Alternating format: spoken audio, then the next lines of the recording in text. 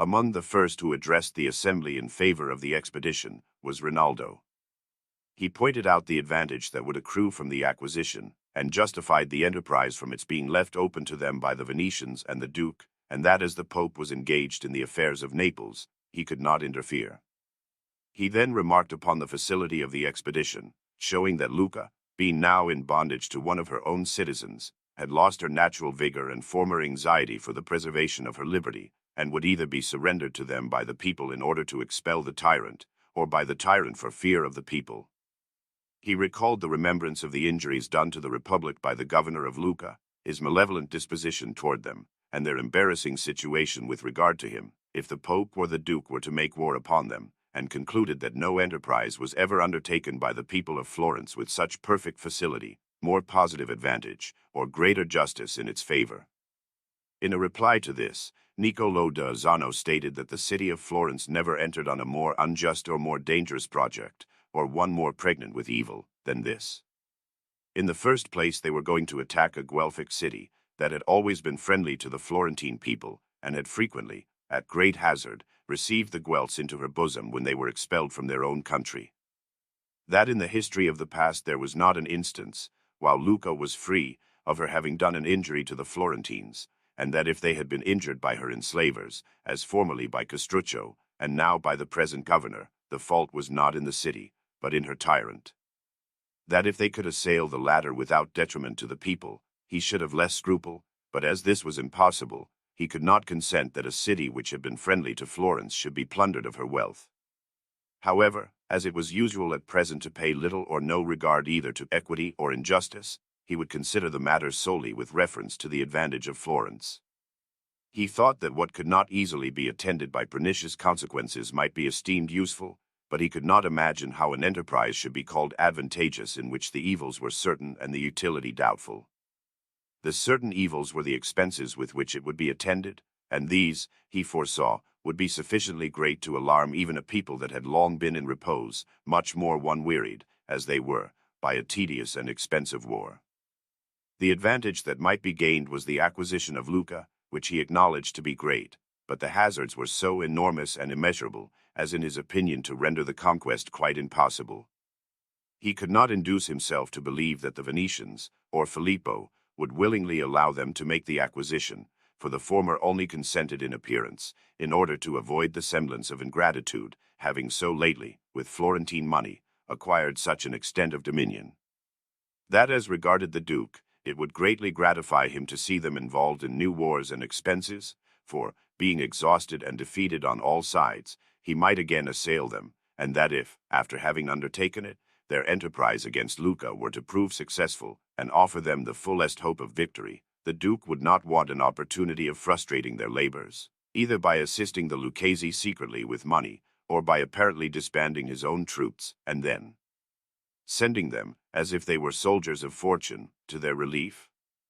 He therefore advised that they should give up the idea, and behave toward the tyrant in such a way as to create him as many enemies as possible, for there was no better method of reducing Lucca than to let them live under the tyrant, oppressed and exhausted by him, for, if prudently managed, that city would soon get into such a condition that he could not retain it, and being ignorant or unable to govern itself, it must of necessity fall into their power. But he saw that his discourse did not please them, and that his words were unheeded. He would, however, predict this to them, that they were about to commence a war in which they would expend vast sums, incur great domestic dangers, and instead of becoming masters of Lucca, they would deliver her from her tyrant, and of a friendly city, feeble and oppressed, they would make one free and hostile, and that in time she would become an obstacle to the greatness of their own republic. The question having been debated on both sides, they proceeded to vote, as usual, and of the citizens present only 98 were against the enterprise. Thus determined in favor of war, they appointed a council of 10 for its management, and hired forces, both horse and foot. Astor Gianni and Rinaldo degli Albizzi were appointed commissaries, and Niccolo Fortebraccio, on agreeing to give up to the Florentines the places he had taken, was engaged to conduct the enterprise as their captain. The commissaries, having arrived with the army in the country of the Lucchese, divided their forces, one part of which, under Astor, extended itself along the plain, toward Camior and Pietrasanta, while Rinaldo, with the other division, took the direction of the hills, presuming that when the citizens found themselves deprived of the surrounding country, they would easily submit. The proceedings of the commissaries were unfortunate, not that they failed to occupy many places, but from the complaints made against them of mismanaging the operations of the war, and Astor Johnny had certainly given very sufficient cause for the charges against him. There is a fertile and populous valley near Pietrasanta, called Seravezza, whose inhabitants, on learning the arrival of the commissary, presented themselves before him and begged he would receive them as faithful subjects of the Florentine Republic. Astor pretended to accept their proposal, but immediately ordered his forces to take possession of all the passes and strong positions of the valley, assembled the men in the principal church, took them all prisoners, and then caused his people to plunder and destroy the whole country, with the greatest avarice and cruelty, making no distinction in favor of consecrated places, and violating the women, both married and single. These things being known in Florence, displeased not only the magistracy, but the whole city. Chapter 5. The inhabitants of Seravezza appeal to the Signory. Complaints against Rinaldo degli Albizzi. The commissaries changed. Filippo Brunelleschi proposes to submerge the country about Lucca. Pagolo Guinigi asks assistance of the Duke of Milan. The Duke sends Francesco Sforza. Pagolo Guinigi expelled. The Florentines routed by the forces of the Duke. The acquisitions of the Lucchese after the victory. Conclusion of the war. A few of the inhabitants of the valley of Seravezza, having escaped the hands of the commissary, came to Florence and acquainted every one in the streets with their miserable situation, and by the advice of those who, either through indignation at his wickedness or from being of the opposite party, wished to punish the commissary, they went to the Council of Ten and requested an audience. This being granted, one of them spoke to the following effect: "We feel assured, magnificent lords, that we shall find credit and compassion from the Signory, when you learn how your commissary has taken possession of our country, and in what manner he has treated us. Our valley, as the memorials of your ancient houses abundantly testify, was always Guelphic, and has often proved the secure retreat to your citizens when persecuted by the Ghibellines. Our forefathers, and ourselves too, have always revered the name of this noble republic as the leader and head of their party. While the Lucchese were Guelphs, we willingly submitted to their government, but when enslaved by the tyrant, who forsook his old friends to join the Ghibelline faction, we have obeyed him more through force than goodwill. And God knows how often we have prayed that we might have an opportunity of showing our attachment to our ancient party. But how blind are mankind in their wishes! That which we desired for our safety has proved our destruction.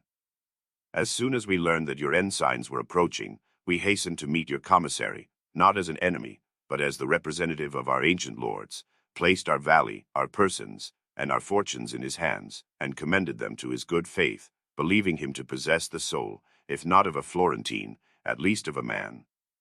Your lordships will forgive us, for, unable to support his cruelties, we are compelled to speak.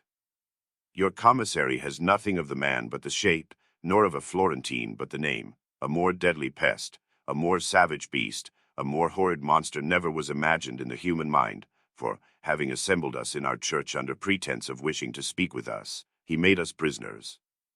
He then burned and destroyed the whole valley, carried off our property, ravaged every place, destroyed everything, violated the women, dishonored the virgins, and dragging them from the arms of their mothers, gave them up to the brutality of his soldiery. If by any injury to the Florentine people we merited such treatment, or if he had vanquished us armed in our defense, we should have less reason for complaint. We should have accused ourselves, and thought that either our mismanagement or our arrogance had deservedly brought the calamity upon us. But after having freely presented ourselves to him unarmed, to be robbed and plundered with such unfeeling barbarity, is more than we can bear. And though we might have filled Lombardy with complaints and charges against this city, and spread the story of our misfortunes over the whole of Italy, we did not wish to slander so just and pious a republic, with the baseness and perfidy of one wicked citizen, whose cruelty and avarice, had we known them before our ruin was complete, we should have endeavored to satiate, though indeed they are insatiable, and with 1/2 of our property have saved the rest. But the opportunity is past. We are compelled to have recourse to you, and beg that you will succor the distresses of your subjects, that others may not be deterred by our example from submitting themselves to your authority. And if our extreme distress cannot prevail with you to assist us, be induced, by your fear of the wrath of God, who has seen his temple plundered and burned, and his people betrayed in his bosom." Having said this, they threw themselves on the ground, crying aloud, and praying that their property and their country might be restored to them, and that if the Signory could not give them back their honor, they would, at least, restore husbands to their wives, and children to their fathers. The atrocity of the affair having already been made known, and now by the living words of the sufferers presented before them, excited the compassion of the magistracy. They ordered the immediate return of Astor, who, being tried, was found guilty, and admonished. They sought the goods of the inhabitants of Saravezza. All that could be recovered was restored to them, and as time and circumstance gave opportunity, they were compensated for the rest.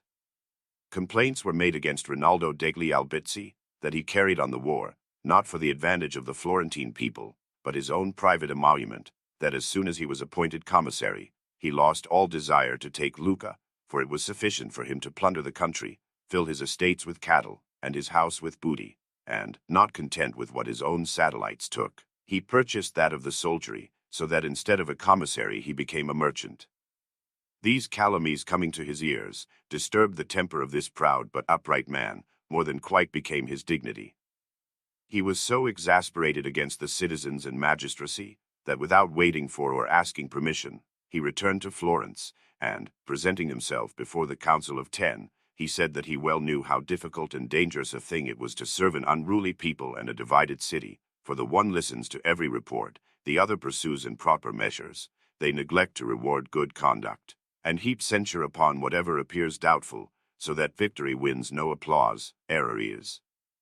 accused by all, and if vanquished, universal condemnation is incurred, from one's own party through envy, and from enemies through hatred, persecution results. He confessed that the baseness of the present calumnies had conquered his patience and changed the temper of his mind, but he would say he had never, for fear of a false accusation, avoided doing what appeared to him beneficial to the city. However, he trusted the magistrates would in future be more ready to defend their fellow citizens, so that the latter might continue anxious to effect the prosperity of their country, that as it was not customary at Florence to award triumphs for success, they ought at least to be protected from calumny, and that being citizens themselves, and at any moment liable to false accusations, they might easily conceive how painful it is to an upright mind to be oppressed with slander. The 10 endeavored, as well as circumstances would admit, to suit the acerbity of his feelings, and confided the care of the expedition to Neri di Gino and Alemanno Salviati, who, instead of overrunning the country, advanced near to Lucca. As the weather had become extremely cold, the forces established themselves at Campanile, which seemed to the commissaries waste of time, and wishing to draw nearer the place, the soldiery refused to comply, although the 10 had insisted they should pitch their camp before the city, and would not hear of any excuse. At that time there lived at Florence a very distinguished architect, named Filippo di Ser Brunelleschi, of whose works our city is full, and whose merit was so extraordinary, that after his death his statue in marble was erected in the principal church, with an inscription underneath, which still bears testimony to those who read it, of his great talents. This man pointed out that in consequence of the relative positions of the river Serchio and the city of Lucca, the wastes of the river might be made to inundate the surrounding country, and place the city in a kind of lake. His reasoning on this point appeared so clear, and the advantage to the besiegers so obvious and inevitable, that the 10 were induced to make the experiment. The result, however, was quite contrary to their expectation, and produced the utmost disorder in the Florentine camp, for the Lucchese raised high embankments in the direction of the ditch made by our people to conduct the waters of the Serchio, and one night cut through the embankment of the ditch itself, so that having first prevented the water from taking the course designed by the architect, they now caused it to overflow the plain, and compelled the Florentines, instead of approaching the city as they wished, to take a more remote position. The design having failed, the Council of 10, who had been re-elected, sent as commissary Giovanni Guicciardini, who encamped before Lucca, with all possible expedition.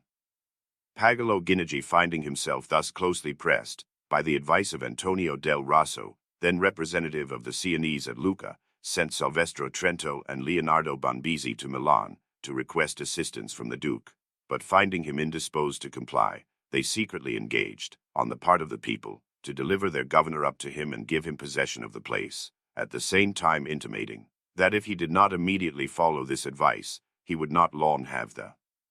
opportunity, since it was the intention of Pagolo to surrender the city to the Florentines, who were very anxious to obtain it. The Duke was so much alarmed with this idea that, setting aside all other considerations, he caused Count Francesco Sforza, who was engaged in his service, to make a public request for permission to go to Naples, and having obtained it, he proceeded with his forces directly to Lucca, though the Florentines, aware of the deception and apprehensive of the consequences, had sent to the Count Boccaccino Alamanni, his friend, to frustrate this arrangement. Upon the arrival of the Count at Lucca, the Florentines removed their camp to Librafada, and the Count proceeded immediately to Pescia, where Pagolo Diaxido was lieutenant governor, who, promoted by fear rather than any better motive, fled to Pistoia, and if the place had not been defended by Giovanni Malavolti, to whom the command was entrusted, it would have been lost. The Count, failing in his attempt, went to Borgo a Buggiano, which he took, and burned the castle of Stigliano, in the same neighborhood. The Florentines, being informed of these disasters, found they must have recourse to those remedies which upon former occasions had often proved useful. Knowing that with mercenary soldiers, when force is insufficient, corruption commonly prevails, they offered the Count a large sum of money on condition that he should quit the city, and give it up to them. The Count, finding that no more money was to be had from Lucca, resolved to take it of those who had it to dispense, and agreed with the Florentines not to give them Lucca, which for decency he could not consent to, but to withdraw his troops, and abandon it, on condition of receiving 50,000 ducats, and having made this agreement, to induce the Lucchese to excuse him to the Duke, he consented that they should expel their tyrant. Antonio del Rosso, as we remarked above, was Sienese ambassador at Lucca, and with the authority of the Count he contrived the ruin of Pagolo Ginigi. The heads of the conspiracy were Piero Senemi and Giovanni de Chivazzano. The Count resided upon the Serchio, at a short distance from the city, and with him was Lanzileo, the son of Pagolo. The conspirators, about 40 in number, went armed at night in search of Pagolo. On hearing the noise they made, came toward them quite astonished, and demanded the cause of their visit, to which Piero Senemi replied that they had long been governed by him, and led about against the enemy, to die either by hunger or the sword, but were resolved to govern themselves for the future, and demanded the keys of the city and the treasure. Pagolo said the treasure was consumed, but the keys and himself were in their power. He only begged that as his command had begun and continued without bloodshed, it might conclude in the same manner. Count Francesco conducted Pagolo and his son to the Duke, and they afterward died in prison. The departure of the Count having delivered Lucca from her tyrant, and the Florentines from their fear of his soldiery, the former prepared for her defense, and the latter resumed the siege. They appointed the Count of Urbino to conduct their forces, and he pressed the Lucchese so closely that they were again compelled to ask the assistance of the Duke, who dispatched Niccolo Piccinino, under the same pretense as he previously sent Count Francesco.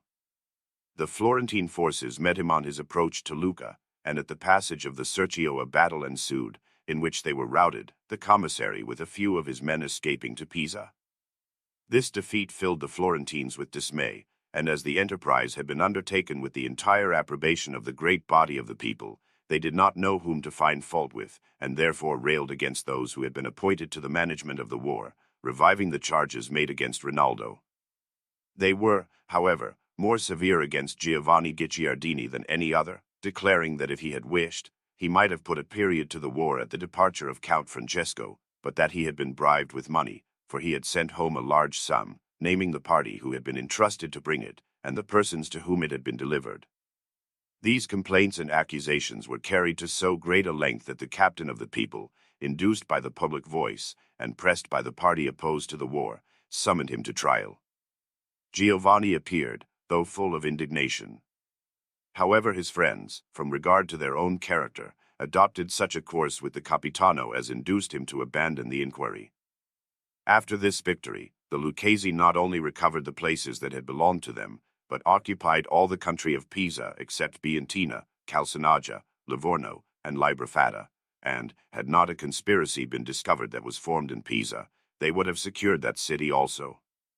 The Florentines again prepared for battle, and appointed Micheletto, a pupil of Sforza, to be their leader. The Duke, on the other hand, followed up this victory, and that he might bring a greater power against the Florentines, induced the Genoese, the Sienese, and the governor of Piombino to enter into a league for the defense of Lucca, and to engage Niccolo Piccinino to conduct their forces. Having by this step declared his design, the Venetians and the Florentines renewed their league, and the war was carried on openly in Tuscany and Lombardy, in each of which several battles were fought with variety of fortune. At length, both sides being wearied out, they came to terms for the cessation of hostilities, in May, 1433.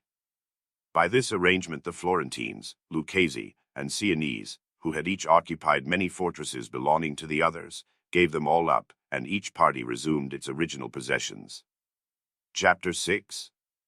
Cosmo de' Medici, his character and mode of proceedings. The greatness of Cosmo excites the jealousy of the citizens. The opinion of Niccolo da Uzzano, scandalous divisions of the Florentines. Death of Niccolo da Uzzano. Bernardo Guadagni, Gonfalonier, adopts measures against Cosmo. Cosmo arrested in a palace. He is apprehensive of attempts against his life. During the war the malignant humors of the city were in constant activity.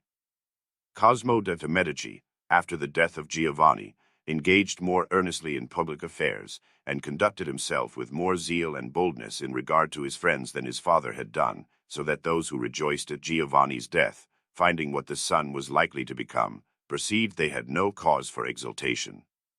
Cosmo was one of the most prudent of men, of grave and courteous demeanor, extremely liberal and humane. He never attempted anything against parties, or against rulers, but was bountiful to all, and by the unwearied generosity of his disposition, made himself partisans of all ranks of the citizens.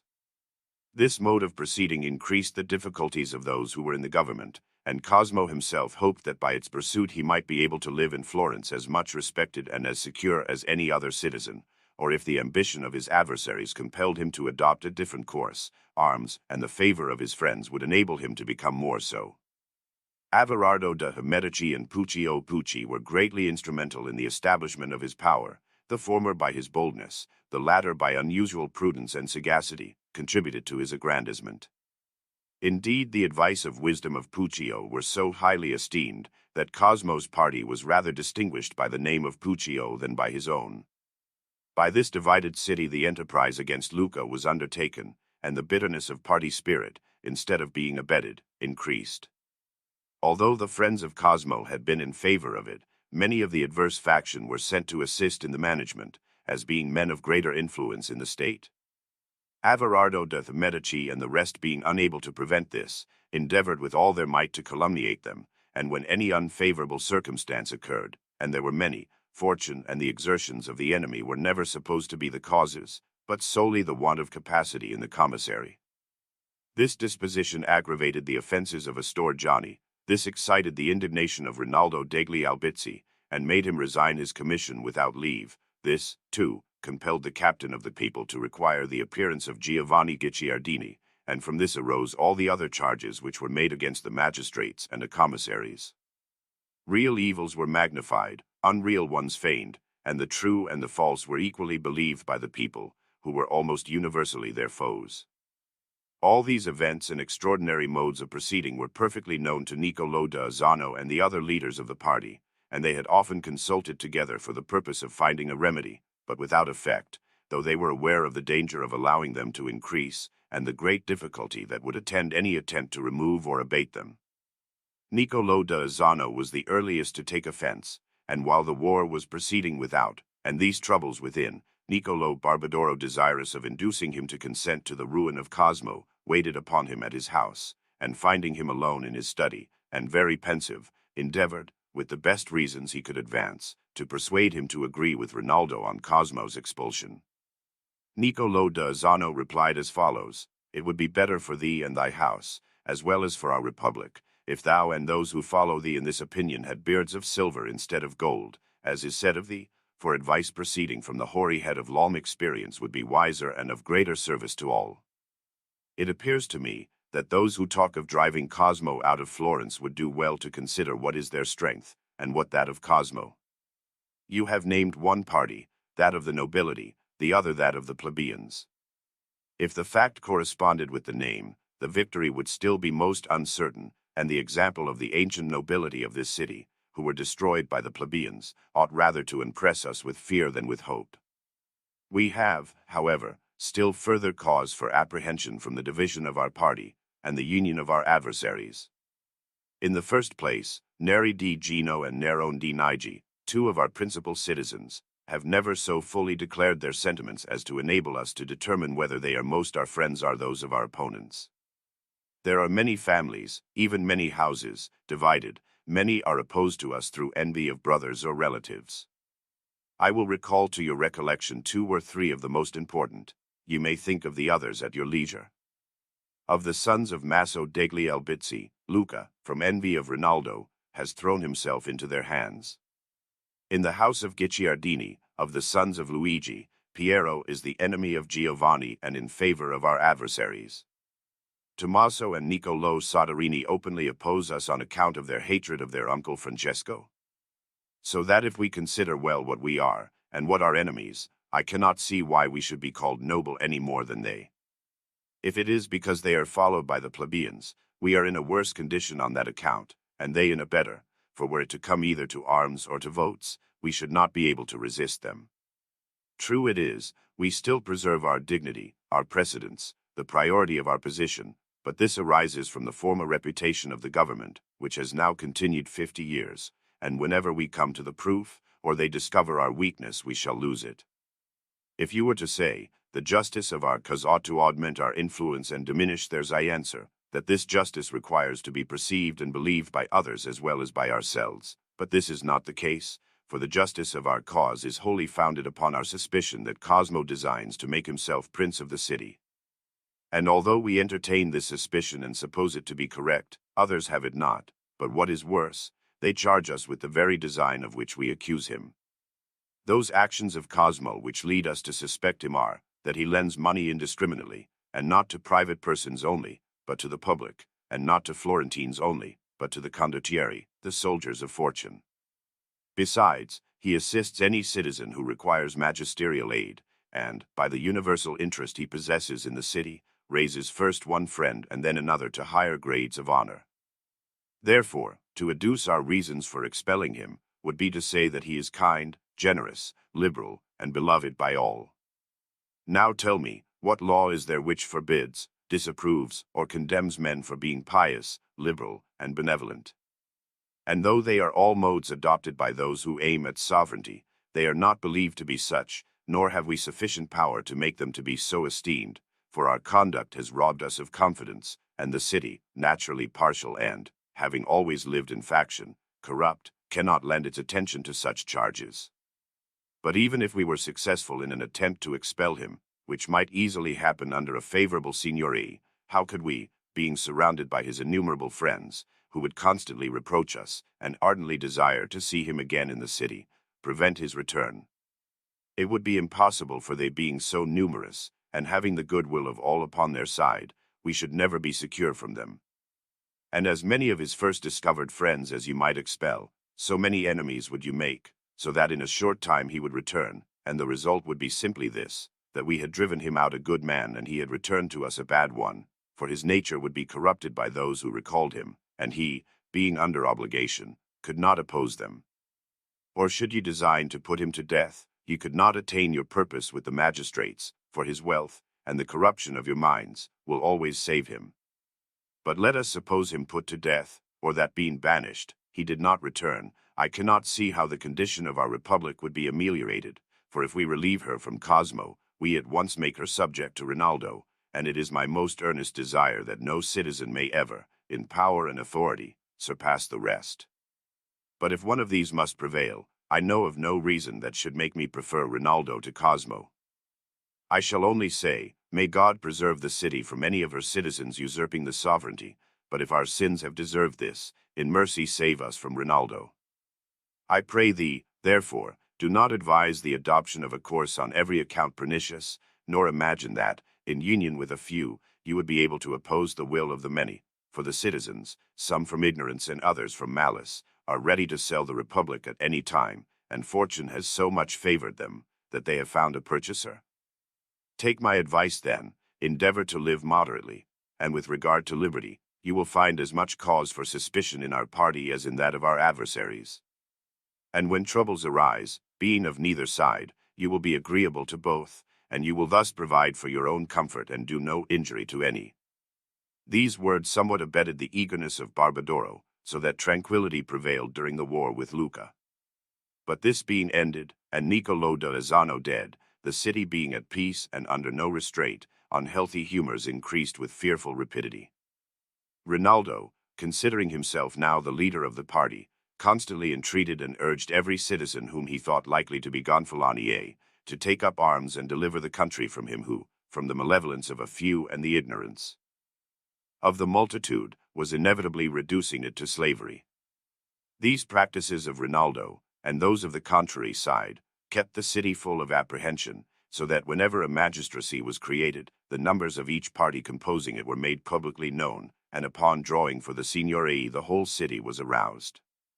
Every case brought before the magistrates, however trivial, was made a subject of contention among them. Secrets were divulged, good and evil alike became objects of favor and opposition, the benevolent and the wicked were alike assailed, and no magistrate fulfilled the duties of his office with integrity.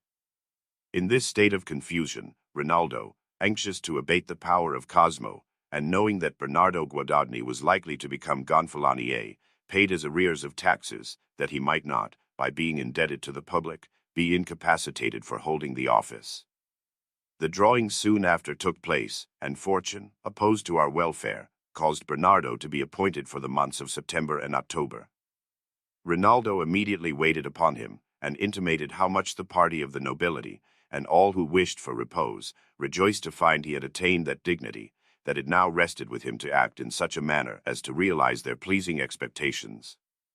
He then enlarged upon the danger of disunion, and endeavored to show that there was no means of attaining the blessing of unity but by the destruction of Cosmo, for he alone, by the popularity acquired with his enormous wealth, kept them depressed, that he was already so powerful, that if not hindered, he would soon become prince, and that it was the part of a good citizen, in order to prevent such a calamity, to assemble the people in the piazza, and restore liberty to his country.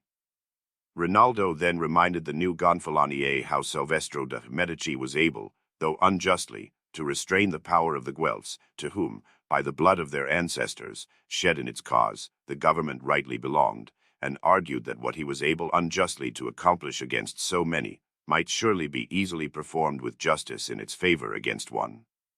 He encouraged him with the assurance that their friends would be ready in arms to support him, that he need not regard the plebeians, who adored Cosmo, since their assistance would be of no greater avail than Giorgio Scali had found it on a similar occasion, and that with regard to his wealth, no apprehension was necessary, for when he was under the power of the Signory, his riches would be so too.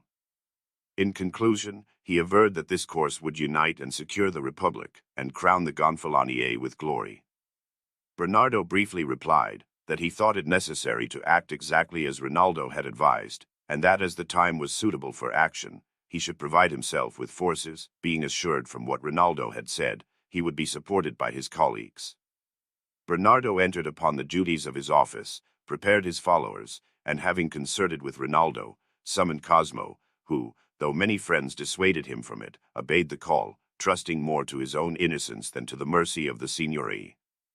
As soon as he had entered the palace, he was arrested. Rinaldo, with a great number of armed men, and accompanied by nearly the whole of his party, proceeded to the piazza, when the Signory assembled the people, and created a balia of 200 persons for the reformation of the city. With the least possible delay they entered upon the consideration of reform, and of the life or death of Cosmo. Many wished him to be banished, others to be put to death, and several were silent, either from compassion toward him or for fear of the rest, so that these differences prevented them from coming to any conclusion. There is an apartment in the tower of the palace which occupies the whole of one floor, and is called the Albertino, in which Cosmo was confined, under the charge of Federigo Malavolti. In this place, hearing the assembly of the councils, the noise of arms which proceeded from the piazza, and the frequent ringing of the bell to assemble the balia, he was greatly apprehensive for his safety, but still more lest his private enemies should cause him to be put to death in some unusual manner. He scarcely took any food, so that in 4 days he ate only a small quantity of bread. Federigo, observing his anxiety, said to him, "Cosmo, you are afraid of being poisoned, and are evidently hastening your end with hunger. You wrong me if you think I would be a party to such an atrocious act. I do not imagine your life to be in much danger, since you have so many friends both within the palace and without, but if you should eventually lose it, be assured they will use some other medium than myself for that purpose, for I will never imbue my hands in the blood of any, still less in yours, who never injured me. Therefore cheer up, take some food, and preserve your life for your friends in your country. And that you may do so with greater assurance, I will partake of your meals with you." These words were of great relief to Cosmo, who, with tears in his eyes, embraced and kissed Federigo, earnestly thanking him for so kind and affectionate conduct, and promising, if ever the opportunity were given him, he would not be ungrateful. Chapter 7.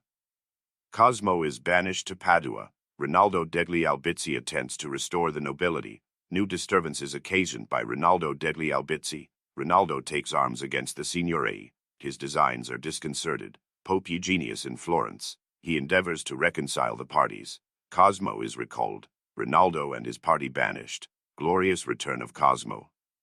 Cosmo in some degree recovered his spirits, and while the citizens were disputing about him, Federigo, by way of recreation, brought an acquaintance of the Gonfalonier to take supper with him, an amusing and facetious person, whose name was Il Farnagaccio. The repast being nearly over, Cosmo, who thought he might turn this visit to advantage, for he knew the man very intimately, gave a sign to Federigo to leave the apartment, and he, guessing the cause, under pretense of going for something that was wanted on the table, left them together. Cosmo, after a few friendly expressions addressed to Il Farnagaccio, gave him a small slip of paper, and desired him to go to the director of the hospital of Santa Maria Nuova, for 1,100 ducats. He was to take the 100 for himself, and carry the 1,000 to the Gonfalonier, and beg that he would take some suitable occasion of coming to see him. Farnagaccio undertook the commission, the money was paid, Bernardo became more humane, and Cosmo was banished to Padua, contrary to the wish of Rinaldo, who earnestly desired his death. Averardo and many others of the House of Medici were also banished, and with them Puccio and Giovanni Pucci. To silence those who were dissatisfied with the banishment of Cosmo, they endowed with the power of Abalia, the aid of war and the capitano of the people. After his sentence, Cosmo on the 3rd of October, 1433, came before the Signory, by whom the boundary to which he was restricted was specified, and they advised him to avoid passing it, unless he wished them to proceed with greater severity both against himself and his property. Cosmo received his sentence with a cheerful look, assuring the Signory that wherever they determined to send him, he would willingly remain. He earnestly begged that as they had preserved his life they would protect it, for he knew there were many in the piazza who were desirous to take it, and assured them that wherever he might be, himself and his means were entirely at the service of the city, the people, and the Signory. He was respectfully attended by the Gonfalonier, who retained him in the palace till night, then conducted him to his own house to supper, and caused him to be escorted by a strong armed force to his place of banishment. Wherever the cavalcade passed, Cosmo was honorably received, and was publicly visited by the Venetians, not as an exile, but with all the respect due to one in the highest station. Florence, widowed of so great a citizen, one so generally beloved, seemed to be universally sunk in despondency. Victors and the vanquished were alike in fear. Rinaldo, as if inspired with a presage of his future calamities, in order not to appear deficient to himself or his party, assembled many citizens, his friends, and informed them that he foresaw their approaching ruin for having allowed themselves to be overcome by the prayers, the tears, and the money of their enemies, and that they did not seem aware they would soon themselves have to entreat and weep, when their prayers would not be listened to, or their tears excite compassion, and that of the money received, they would have to restore the principal, and pay the interest and tortures, exile, and death, that it would have been much better for them to have done nothing than to have left Cosmo alive, and his friends in Florence, for great offenders ought either to remain untouched, or be destroyed, that there was now no remedy but to strengthen themselves in the city, so that upon the renewed attempts of their enemies, which would soon take place, they might drive them out with arms, since they had not sufficient civil authority to expel them. The remedy to be adopted, he said, was one that he had long before advocated, which was to regain the friendship of the grandees, restoring and conceding to them all the honors of the city, and thus make themselves strong with that party, since their adversaries had joined the plebeians. That by this means they would become the more powerful side, for they would possess greater energy, more comprehensive talent, and an augmented share of influence, and that if this last and only remedy were not adopted, he knew not what other means could be made use of to preserve the government among so many enemies, or prevent their own ruin and that of the city. Mariotto Baldovinetti, one of the assembly, was opposed to this plan, on account of the pride and insupportable nature of the nobility, and said that it would be folly to place themselves again under such inevitable tyranny for the sake of avoiding imaginary dangers from the plebeians. Rinaldo, finding his advice unfavorably received, vexed at his own misfortune and that of his party, imputed the whole to heaven itself, which had resolved upon it, rather than to human ignorance and blunders.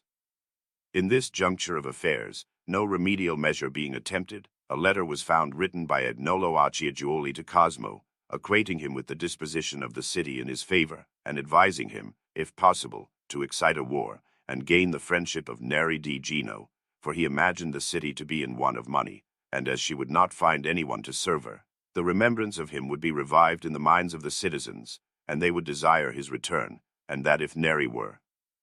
detached from Rinaldo, the party of the latter would be so weakened as to be unable to defend themselves. This letter coming to the hands of the magistrates, Agnolo was taken, put to the torture, and sent into exile. This example, however, did not at all deter Cosmo's party. It was now almost a year since Cosmo had been banished, and the end of August, 1434, being come, Niccolo di Coco was drawn Gonfalonier for the 2 succeeding months, and with him 8 seniors, all partisans of Cosmo. This struck terror into Rinaldo and his party, and as it is usual for 3 days to elapse before the new signory assumed the magistracy and the old resigned their authority, Rinaldo again called together the heads of his party. He endeavored to show them their certain and immediate danger, and that their only remedy was to take arms, and cause Donato Velluti, who was yet Gonfalonier, to assemble the people in the piazza and create a balia. He would then deprive the new signory of the magistracy, appoint another, burn the present balloting purses, and by means of a new squittini, provide themselves with friends. Many thought this course safe and requisite, others, that it was too violent, and likely to be attended with great evil. Among those who disliked it was Palestrozzi, a peaceable, gentle, and humane person, better adapted for literary pursuits than for restraining a party or opposing civil strife. He said that bold and crafty resolutions seem promising at their commencement, but are afterward found difficult to execute and generally pernicious at their conclusion, that he thought the fear of external wars, the Duke's forces being upon the confines of Romagna, would occupy the minds of the Signory more than internal dissensions, but, still, if any attempt should be made, and it could not take place unnoticed, they would have sufficient time to take arms and adopt whatever measures might be found necessary for the common good, which being done upon necessity, would occasion less excitement among the people and less danger to themselves. It was therefore concluded that the new signory should come in, that their proceedings should be watched, and if they were found attempting anything against the party, each should take arms, and meet in the piazza of San Pulinari, situated near the palace, and whence they might proceed wherever it was found necessary. Having come to this conclusion, Rinaldo's friends separated. The new signory entered upon their office, and the Gonfalonier, in order to acquire reputation, and deter those who might intend to oppose him, sent Donato Velluti, his predecessor, to prison, upon the charge of having applied the public money to his own use. He then endeavored to sound his colleagues with respect to Cosmo. Seeing them desirous of his return, he communicated with the leaders of the Medici party, and, by their advice, summoned the hostile chiefs, Rinaldo degli Albizzi, Rodolfo Peruzzi, and Niccolo Barbadoro. After this citation, Rinaldo thought further delay would be dangerous. He therefore left his house with a great number of armed men, and was soon joined by Rodolfo Peruzzi and Niccolo Barbadoro. The force accompanying them was composed of several citizens and a great number of disbanded soldiers then in Florence, and all assembled according to appointment in the piazza of San Pulinari. Palestrozzi and Giovanni Guicciardini, though each had assembled a large number of men, kept in their houses, and therefore Rinaldo sent a messenger to request their attendance and to reprove their delay. Giovanni replied that he should lend sufficient aid against their enemies, if by remaining at home he could prevent his brother Piero from going to the defense of the palace. After many messages, Palla came to San Pulinari on horseback, accompanied by 2 of his people on foot and unarmed. Rinaldo, on meeting him, sharply reproved him for his negligence, declaring that his refusal to come with the others arose either from defect of principle or want of courage, both of which charges should be avoided by all who wished to preserve such a character as he had hitherto possessed, and that if he thought this abominable conduct to his party would induce their enemies when victorious to spare him from death or exile, he deceived himself, but for himself, Rinaldo, whatever might happen. He had the consolation of knowing that previously to the crisis he had never neglected his duty in council, and that when it occurred he had used every possible exertion to repel it with arms, but that Palla and the others would experience aggravated remorse when they considered they had upon 3 occasions betrayed their country, first when they saved Cosmo, next when they disregarded his advice, and now the 3rd time by not coming armed in her defense according to their engagement. To these reproaches Palla made no reply audible to those around, but, muttering something as he left them, returned to his house. The Signory, knowing Rinaldo and his party had taken arms, finding themselves abandoned, caused the palace to be shut up, and having no one to consult they knew not what course to adopt. However, Rinaldo, by delaying his coming to the piazza, having waited in expectation of forces which did not join him, lost the opportunity of victory, gave them courage to provide for their defense, and allowed many others to join them, who advised that means should be used to induce their adversaries to lay down their arms. Thereupon, some of the least suspected went on the part of the Signory to Rinaldo, and said they did not know what occasion they had given his friends for thus assembling in arms, that they never had any intention of offending him, and if they had spoken of Cosmo, they had no design of recalling him, so if their fears were thus occasioned they might at once be dispelled, for that if they came to the palace they would be graciously received, and all their complaints attended to. These words produced no change in Rinaldo's purpose. He bade them provide for their safety by resigning their offices, and said that then the government of the city would be reorganized, for the mutual benefit of all. It rarely happens, where authorities are equal and opinions contrary, that any good resolution is adopted. Rodolfo Peruzzi, moved by the discourse of the citizens, said that all he desired was to prevent the return of Cosmo, and this being granted to them seemed a sufficient victory, nor would he, to obtain a greater, fill the city with blood. He would therefore obey the Signory, and accordingly went with his people to the palace, where he was received with a hearty welcome. Thus Rinaldo's delay at San Pulinari, Palla's want of courage, and Rodolfo's desertion, deprived their party of all chance of success, while the ardor of the citizens abated, and the Pope's authority did not contribute to its revival. Pope Eugenius was at this time at Florence, having been driven from Rome by the people. These disturbances coming to his knowledge, he thought it a duty suitable to his pastoral office to appease them, and sent the Patriarch Giovanni Vidaleschi, Rinaldo's most intimate friend, to entreat the latter to come to an interview with him, as he trusted he had sufficient influence with the Signory to ensure his safety and satisfaction, without injury or bloodshed to the citizens. By his friend's persuasion, Rinaldo proceeded with all his followers to Santa Maria Nuova, where the Pope resided. Eugenius gave him to understand that the Signory had empowered him to settle the differences between them, and that all would be arranged to his satisfaction if he laid down his arms. Rinaldo, having witnessed Palla's want of zeal and the fickleness of Rodolfo Peruzzi, and no better course being open to him, placed himself in the Pope's hands, thinking that at all events the authority of His Holiness would ensure his safety. Eugenius then sent word to Niccolo Barbadoro, and the rest who remained without, that they were to lay down their arms, for Rinaldo was remaining with the pontiff, to arrange terms of agreement with the seniors, upon which they immediately dispersed, and laid aside their weapons. The Signory, seeing their adversaries disarmed, continued to negotiate an arrangement by means of the Pope, but at the same time sent secretly to the mountains of Pistoia for infantry, which, with what other forces they could collect, were brought into Florence by night.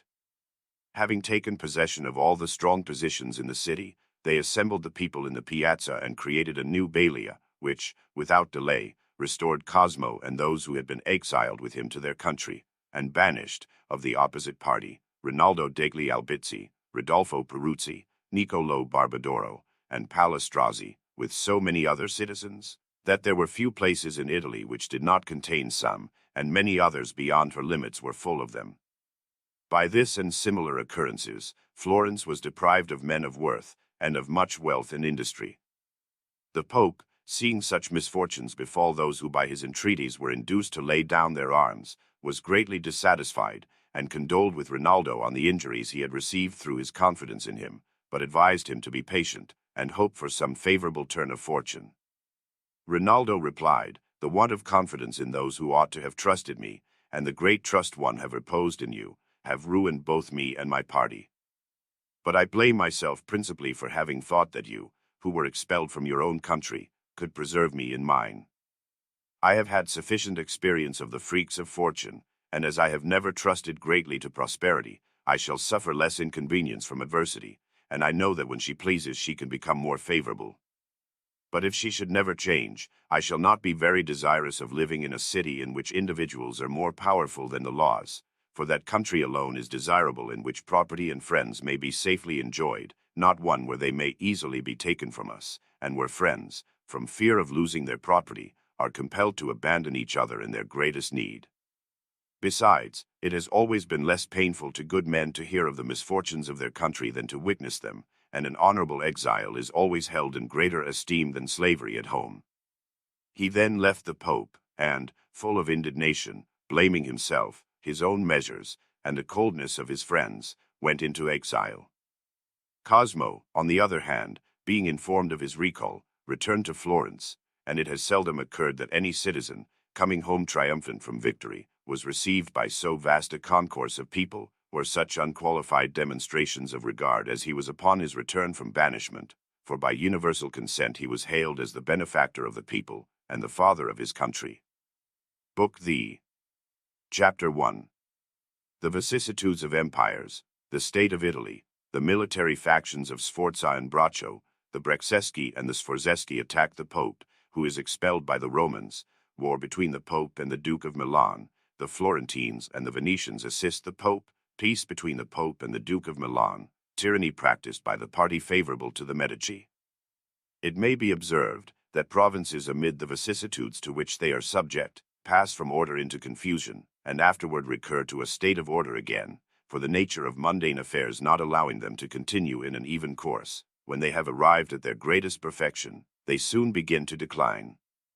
In the same manner, having been reduced by disorder, and sunk to their utmost state of depression, unable to descend lower, they, of necessity, reascend, and thus from good they gradually decline to evil, and from evil again return to good. The reason is, that valor produces peace, peace, repose, repose, disorder, disorder, ruin, so from disorder order springs, from order virtue, and from this, glory and good fortune. Hence, wise men have observed that the age of literary excellence is subsequent to that of distinction in arms, and that in cities and provinces, great warriors are produced before philosophers. Arms having secured victory, and victory peace, the buoyant vigor of the martial mind cannot be enfeebled by a more excusable indulgence than that of letters, nor can indolence, with any greater or more dangerous deceit, enter a well-regulated community. Cato was aware of this when the philosophers, Diogenes and Carneades, were sent ambassadors to the Senate by the Athenians, for perceiving with what earnest admiration the Roman youth began to follow them, and knowing the evils that might result to his country from this specious idleness, he enacted that no philosopher should be allowed to enter Rome. Provinces by this means sink to ruin, from which, men's sufferings having made them wiser, they again recur to order, if they be not overwhelmed by some extraordinary force.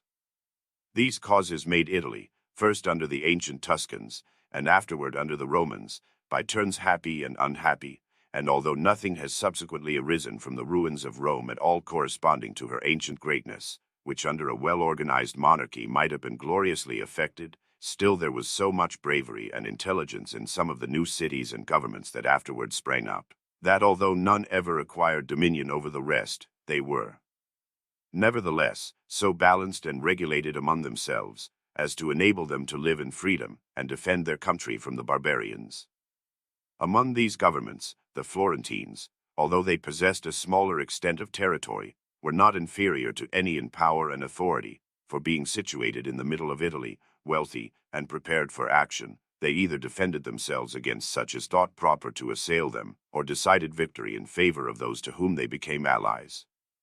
From the valor, therefore, of these new governments, if no seasons occurred of long-continued peace, neither were any exposed to the calamities of war, for that cannot be called peace in which states frequently assail each other with arms, nor can those be considered wars in which no men are slain, cities plundered, or sovereignties overthrown, for the practice of arms fell into such a state of decay, that wars were commenced without fear, continued without danger, and concluded without loss.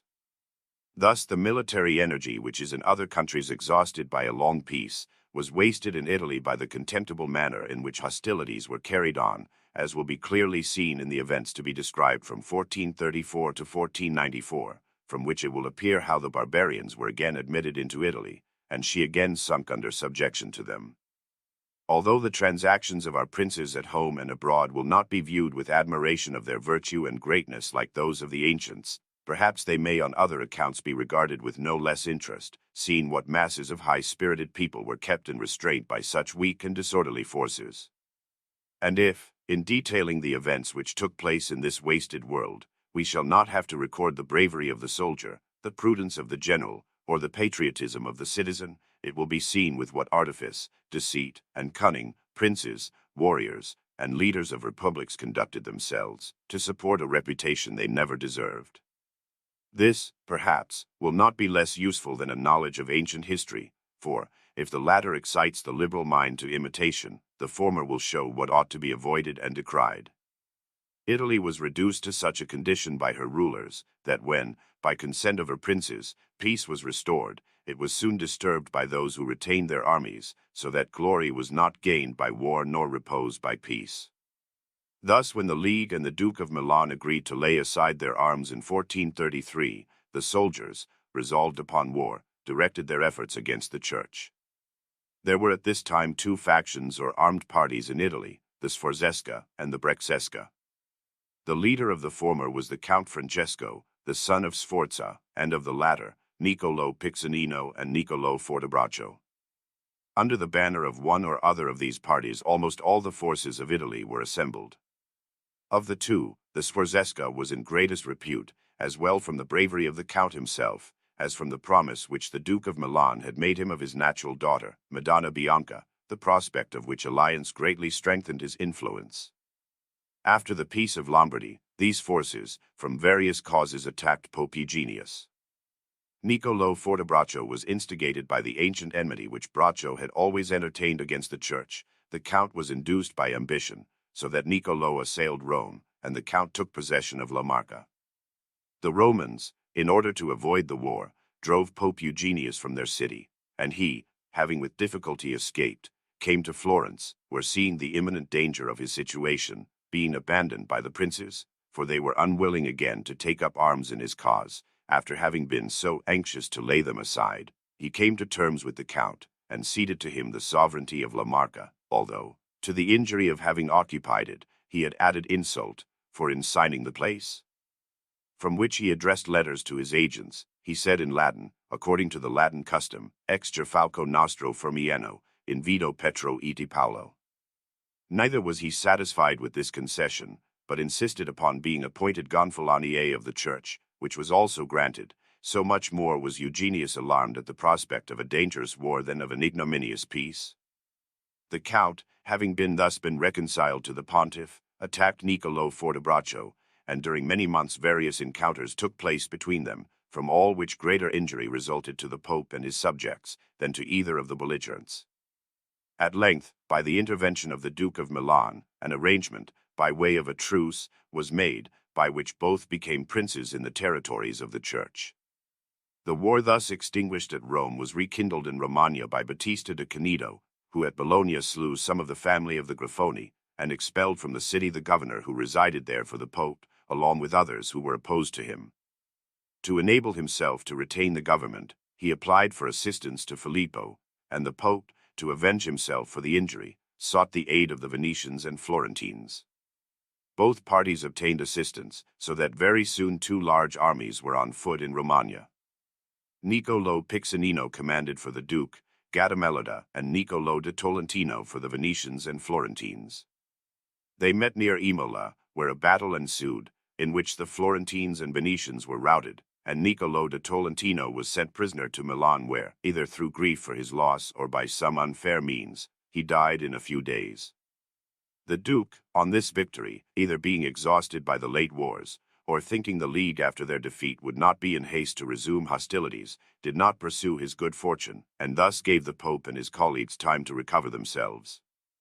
They therefore appointed the Count Francesco for their leader, and undertook to drive Niccolo Fortebraccio from the territories of the Church, and thus terminate the war which had been commenced in favor of the pontiff. The Romans, finding the Pope supported by so large an army, sought a reconciliation with him, and being successful, admitted his commissary into the city. Among the places possessed by Niccolo Fortebraccio were Tivoli, Montefiascone, Città di Castello, and Assisi, to the last of which, not being able to keep the field, he fled, and the Count besieged him there. Niccolo's brave defense making it probable that the war would be of considerable duration, the Duke deemed it necessary to prevent the League from obtaining the victory, and said that if this were not effected he would very soon have to look at the defense of his own territories. Resolving to divert the Count from the siege, he commanded Niccolo Piccinino to pass into Tuscany by way of Romagna, and the League, thinking it more important to defend Tuscany than to occupy Assisi, ordered the Count to prevent the passage of Niccolo, who was already, with his army, at Furli. The Count accordingly moved with his forces, and came to Cesena, having left the war of La Marca and the care of his own territories to his brother Leone, and while Niccolo Piccinino was endeavoring to pass by, and the Count to prevent him, Fortebraccio attacked Leone with great bravery, made him prisoner, routed his forces, and pursuing the advantage of his victory, at once possessed himself of many places in La Marca.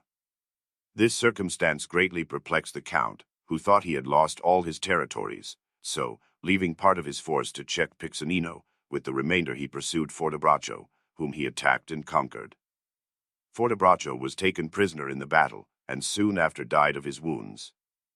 This victory restored to the pontiff all the places that had been taken from him by Fortebraccio, and compelled the Duke of Milan to sue for peace, which was concluded by the intercession of Niccolo d'Este, Marquis of Ferrara, the Duke restoring to the Church the places he had taken from her, and his forces retiring into Lombardy. Battista da Canedo, as in a case with all who retain authority only by the consent and forces of another, when the Duke's people had quitted Romagna, unable with his own power to keep possession of Bologna, fled, and Antonio Bentivogli, the head of the opposite party, returned to his country. All this took place during the exile of Cosmo, after whose return, those who had restored him, and a great number of persons injured by the opposite party, resolved at all events to make themselves sure of the government, and the Signory for the months of November and December, not content with what their predecessors had done in favor of their party, extended the term and changed the residences of several who were banished, and increased the number of exiles. In addition to these evils, it was observed that citizens were more annoyed on account of their wealth, their family connections or private animosities, than for the sake of the party to which they adhered, so that if these proscriptions had been accompanied with bloodshed, they would have resembled those of Octavius and Sylla, though in reality they were not without some stains, for Antonio di Bernardo Guadagni was beheaded, and 4 other citizens, among whom were Zenobi dei Belfratelli and Cosmo Barbadori, passing the confines to which they were limited, proceeded to Venice, where the Venetians, valuing the friendship of Cosmo de' Medici more than their own honor, sent them prisoners to him, and they were basely put to death. This circumstance greatly increased the influence of that party, and struck their enemies with terror, finding that such a powerful republic would so humble itself to the Florentines. This, however, was supposed to have been done, not so much out of kindness to Cosmo, as to excite dissensions in Florence, and by means of bloodshed make greater certainty of division among the citizens, for the Venetians knew there was no other obstacle to their ambition so great as the union of her people. The city being cleared of the enemies, or suspected enemies of the state, those in possession of the government now began to strengthen their party by conferring benefits upon such as were in a condition to serve them, and the family of the Alberti, with all who had been banished by the former government, were recalled. All the nobility, with few exceptions, were reduced to the ranks of the people, and the possessions of the exiles were divided among themselves, upon each paying a small acknowledgment. They then fortified themselves with new laws and provisos, made new squittini, withdrawing the names of their adversaries from the purses and filling them with those of their friends. Taking advice from the ruin of their enemies, they considered that to allow the great offices to be filled by mere chance of drawing did not afford the government sufficient security. They therefore resolved that the magistrates possessing the power of life and death should always be chosen from among the leaders of their own party, and therefore that the accoppiatori, or person selected for the imbrsation of the new squatini, with the signorii who had to retire from office, should make the new appointments. They gave to 8 of the guard authority to proceed capitally, and provided that the exiles, when their term of banishment was complete, should not be allowed to return, unless from the signorii and colleagues, which were 37 in number, the consent of 34 was obtained. It was made unlawful to write to or to receive letters from them. Every word, sign, or action that gave offense to the ruling party was punished with the utmost rigor, and if there was still in Florence any suspected person whom these regulations did not reach, he was oppressed with taxes imposed for the occasion. Thus, in a short time, having expelled or impoverished the whole of the adverse party, they established themselves firmly in the government. Not to be destitute of external assistance, and to deprive others of it, who might use it against themselves, they entered into a league, offensive and defensive, with the Pope, the Venetians, and the Duke of Milan. Chapter 2. Death of Giovanni II. René of Anjou and Alfonso of Aragon aspire to the kingdom. Alfonso is routed and taken by the Genoese. Alfonso, being a prisoner of the Duke of Milan, obtains his friendship. The Genoese, disgusted with the Duke of Milan. Divisions among the Genoese. The Genoese, by means of Francesco Spinola, expel the Duke's governor. League against the Duke of Milan. Rinaldo degli Albizzi advises the Duke to make war against the Florentines. His discourse to the Duke adopts measures injurious to the Florentines. Niccolo Piccinino appointed to command the Duke's forces. Preparations of the Florentines. Piccinino routed before Barga. The affairs of Florence being in this condition, Giovanna, Queen of Naples, died, and by her will appointed René of Anjou to be her successor. Alfonso, King of Aragon, was at this time in Sicily, and having obtained the concurrence of many barons, prepared to take possession of the kingdom. The Neapolitans, with whom a greater number of barons were also associated, favored René. The Pope was unwilling that either of them should obtain it, but desired the affairs of Naples to be administered by a governor of his own appointing. In the meantime Alfonso entered the kingdom, and was received by the Duke of Sessa. He brought with him some princes, whom he had engaged in his service, with the design, already possessing Capua, which the Prince of Taranto held in his name, of subduing the Neapolitans, and sent his fleet to attack Gaeta, which had declared itself in their favor. They therefore demanded assistance of the Duke of Milan, who persuaded the Genoese to undertake their defense, and they, to satisfy the Duke their sovereign, and protect the merchandise they possessed, both at Naples and Gaeta, armed a powerful fleet. Alfonso, hearing of this, augmented his own naval force, went in person to meet the Genoese, and coming up with them near the island of Ponzio, an engagement ensued, in which the Aragonese were defeated, and Alfonso, with many of the princes of his suite, made prisoners, and sent by the Genoese to the Filippo.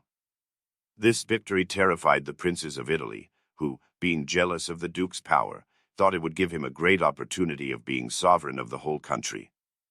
But so contrary are the views of men, that he took a directly opposite course.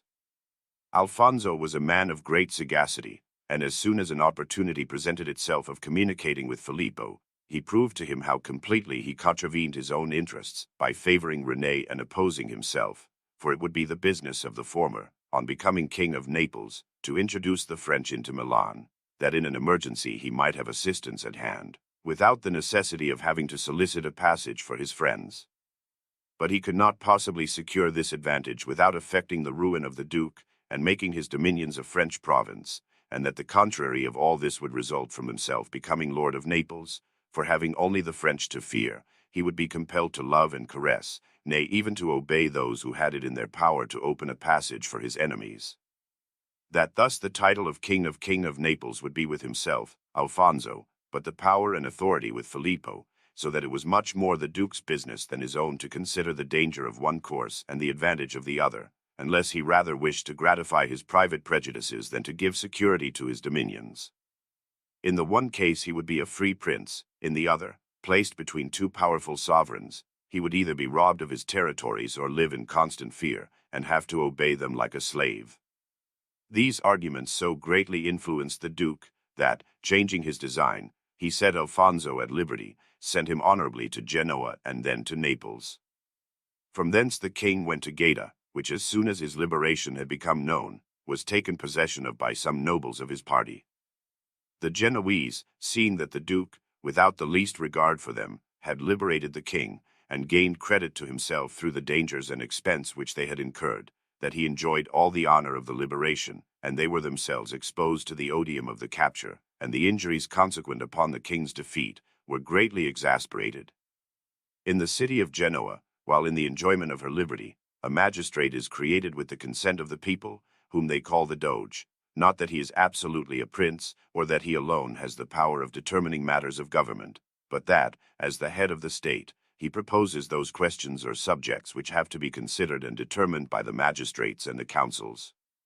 In that city are many noble families so powerful that they are with great difficulty induced to submit to the authority of the law. Of these, the most powerful are the Fregosa and the Adorna, from whom arise the dissensions of the city, and the impotence of her civil regulations, for the possession of this high office being contested by means inadmissible in well-regulated communities, and most commonly with arms in their hands, it always occurs that one party is oppressed and the other triumphant, and sometimes those who fail in the pursuit have recourse to the arms of strangers, and the country they are not allowed to rule they subject to foreign authority. Hence it happens that those who govern in Lombardy most commonly command in Genoa, as occurred at the time Alfonso of Aragon was made prisoner. Among the leading Genoese who had been instrumental in subjecting the Republic to Filippo was Francesco Spinola. Soon after he had reduced his country to bondage, as always happens in such cases, became suspected by the Duke. Indignant at this, he withdrew to a sort of voluntary exile at Gaeta, and being there when the naval expedition was in preparation, and having conducted himself with great bravery in the action, he thought he had again merited so much of the Duke's confidence as would obtain for him permission to remain undisturbed at Genoa. But the Duke still retained his suspicions, for he could not believe that a vacillating defender of his own country's liberty would be faithful to himself, and Francesco Spinola resolved again to try his fortune, and if possible restore freedom to his country, and honorable safety for himself, for there was no probability of regaining the forfeited affection of his fellow citizens, but by resolving at his own peril to remedy the misfortunes which he had been so instrumental in producing. Finding the indignation against the Duke universal, on account of the liberation of the king, he thought the moment propitious for the execution of his design. He communicated his ideas to some whom he knew to be similarly inclined, and his arguments ensured their cooperation. The great festival of St. John the Baptist being come, when Erasmino, the new governor sent by the Duke, was to enter Genoa, and he being already arrived, accompanied by Appuccino, the former governor, and many Genoese citizens, Francesco Spinola thought further delay improper, and, issuing from his house with those acquainted with his design, all armed, they raised the cry of liberty. It was wonderful to see how eagerly the citizens and people assembled at the word, so that those who for any reason might be favorable to Filippo, not only had no time to arm, but scarcely to consider the means of escape. Erasmino, with some Genoese, fled to the fortress which was held for the Duke, Appuccino, thinking that if he could reach the palace, where 2,000 men were in arms, and at his command, he might be able either to effect his own safety, or induce his friends to defend themselves, took that direction, but before he arrived at the piazza he was slain, his body divided into many pieces and scattered about the city. The Genoese, having placed the government in the hands of free magistrates, in a few days recovered the castle, and the other strongholds possessed by the Duke, and delivered themselves entirely from his yoke. These transactions, though at first they had alarmed the princes of Italy with the apprehension that the Duke would become too powerful, now gave them hope, seeing the turn they had taken, of being able to restrain him, and, notwithstanding the recent lead, the Florentines and Venetians entered into alliance with the Genoese. Rinaldo degli Albizzi and the other leading Florentine exiles, observing the altered aspect of affairs, conceived hopes of being able to induce the Duke to make war against Florence, and having arrived at Milan, Rinaldo addressed him in the following manner: "If we, who were once your enemies, come now confidently to supplicate your assistance to enable us to return to our country, neither you, nor anyone who considers the course and vicissitudes of human affairs can be at all surprised, for of our past conduct toward yourself and our present intentions toward our country, we can adduce palpable and abundant reasons. No good man will ever reproach another who endeavors to defend his country, whatever be his mode of doing so, neither have we had any design of injuring you, but only to preserve our country from detriment, and we appeal to yourself, whether, during the greatest victories of our league, when you were really desirous of peace, we were not even more anxious for it than yourself, so that we do not think we have done aught to make us despair altogether of favor from you. Nor can our country itself complain that we now exhort you to use those arms against her, from which we have so pertinaciously defended her, for that state alone merits the love of all her citizens, which cares with equal affection for all, not one that favors a few, and casts from her the great mass of her children. Nor are the arms that men use against their country to be universally condemned, for communities, although composed of many, resemble individual bodies, and as in these, many infirmities arise which cannot be cured without the application of fire or of steel, so in the former, there often occur such numerous and great evils, that a good and merciful citizen, when there is a necessity for the sword, would be much more to blame in leaving her uncured than by using this remedy for her preservation. What greater disease can afflict a republic than slavery? And what remedy is more desirable for adoption than the one by which alone it can be effectually removed? No wars are just but those that are necessary, and force is merciful when it presents the only hope of relief. I know not what necessity can be greater than ours, or what compassion can exceed that which rescues our country from slavery. Our cause is therefore just, and our purpose merciful, as both yourself and we may be easily convinced. The amplest justice is on your side, for the Florentines have not hesitated, after a peace concluded with so much solemnity, to enter into league with those who have rebelled against you, so that if our cause is insufficient to excite you against them, let your own just indignation do so, and the more so, seeing the facility of the undertaking. You need be under no apprehension from the memory of the past, in which you may have observed the power of that people and their pertinency in self-defense, though these might reasonably excite fear, if they were still animated by the valor of former times. But now, all is entirely the reverse, for what power can be expected in a city that has recently expelled the greatest part of her wealth and industry? What indomitable resolution need be apprehended from the people whom so many and such recent enmities have disunited? The disunion which still prevails will prevent wealthy citizens advancing money as they used to do on former occasions, for though men willingly contribute according to their means, when they see their own credit, glory, and private advantage dependent upon it, or when there is a hope of regaining in peace what has been spent in war, but not when equally oppressed under all circumstances, when in war they suffer the injuries of the enemy, and in peace, the insolence of those who govern them. Besides this, the people feel more deeply the avarice of their rulers than the rapacity of the enemy, for there is hope of being ultimately relieved from the latter evil, but none from the former. Thus, in the last war, you had to contend with the whole city, but now with only a small portion. You attempted to take the government from many good citizens, but now you oppose only a few bad ones. You then endeavored to deprive a city of her liberty, now you come to restore it. As it is unreasonable to suppose that under such disparity of circumstances, the result should be the same, you have now every reason to anticipate an easy victory, and how much it will strengthen your own government, you may easily judge, having Tuscany friendly, and bound by so powerful an obligation, in your enterprises, she will be even of more service to you than Milan. And, although, on former occasions, such an acquisition might be looked upon as ambitious and unwarrantable, it will now be considered merciful and just.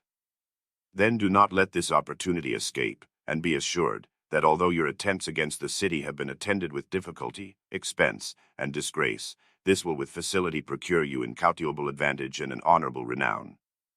Many words were not requisite to induce the Duke to hostilities against the Florentines, for he was incited to it by hereditary hatred and blind ambition, and still more, by the fresh injuries which the league with the Genoese involved. Yet his past expenses, the dangerous measures necessary, the remembrance of his recent losses, and the vain hopes of the exiles, alarmed him.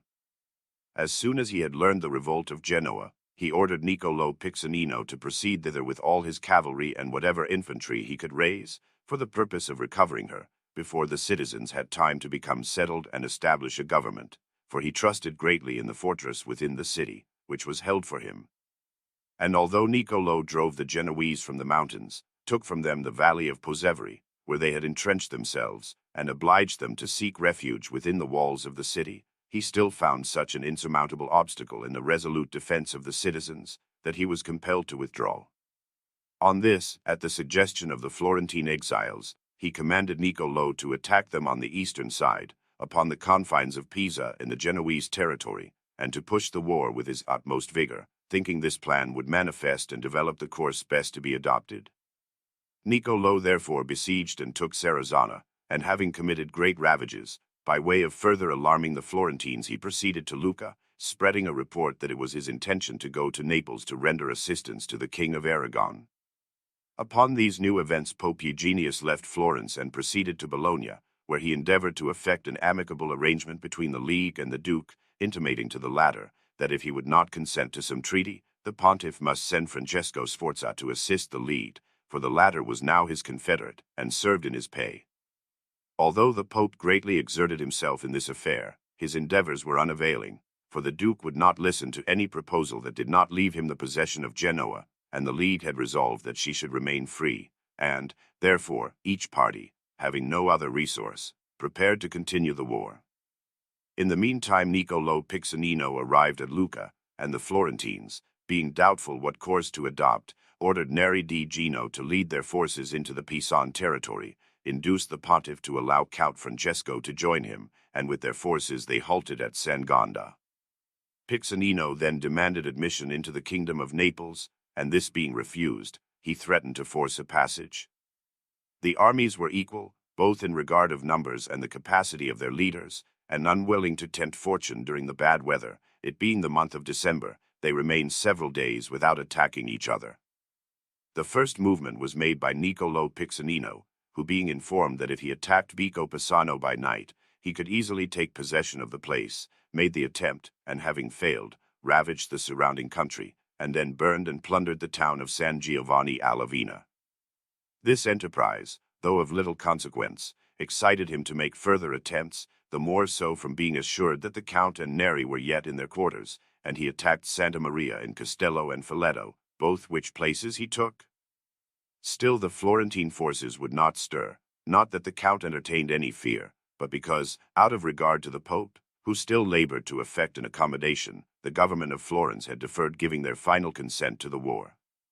This course, which the Florentines adopted from prudence, was considered by the enemy to be only the result of timidity, and with increased boldness they led their forces up to Barga, which they resolved to besiege. This new attack made the Florentines set aside all other considerations, and resolved not only to relieve Barga, but to invade the Lucchese territory. Accordingly the Count proceeded in pursuit of Niccolo, and coming up with him before Barga, an engagement took place, in which Piccinino was overcome and compelled to raise the siege. The Venetians, considering the Duke to have broken the peace, sent Giovan Francesco de Gonzaga, their captain, to Giarodata, who, by severely wasting the Duke's territories, induced him to recall Niccolo Piccinino from Tuscany. This circumstance, together with the victory obtained over Niccolo, emboldened the Florentines to attempt the recovery of Lucca, since the Duke, whom alone they feared, was engaged with the Venetians, and the Lucchese, having received the enemy into their city, and allowed him to attack them, would have no ground of complaint. Chapter 3.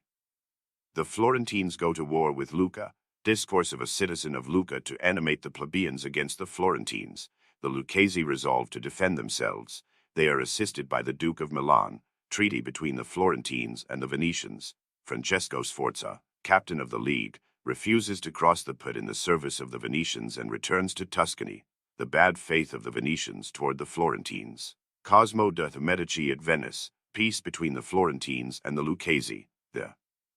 Florentines effect a reconciliation between the Pope and the Count di Papi. The Pope consecrates the Church of Santa Reparata. Council of Florence. The Count commenced operations against Lucca in April 1437, and the Florentines, desirous of recovering what they had themselves lost before they attacked others, retook Santa Maria in Castello, and all the places which Piccinino had occupied. Then, entering the Lucchese territory, they besieged Camior, the inhabitants of which, although faithful to their rulers, being influenced more by immediate danger than by attachment to their distant friends, surrendered. In the same manner, they obtained Massa and Serezana.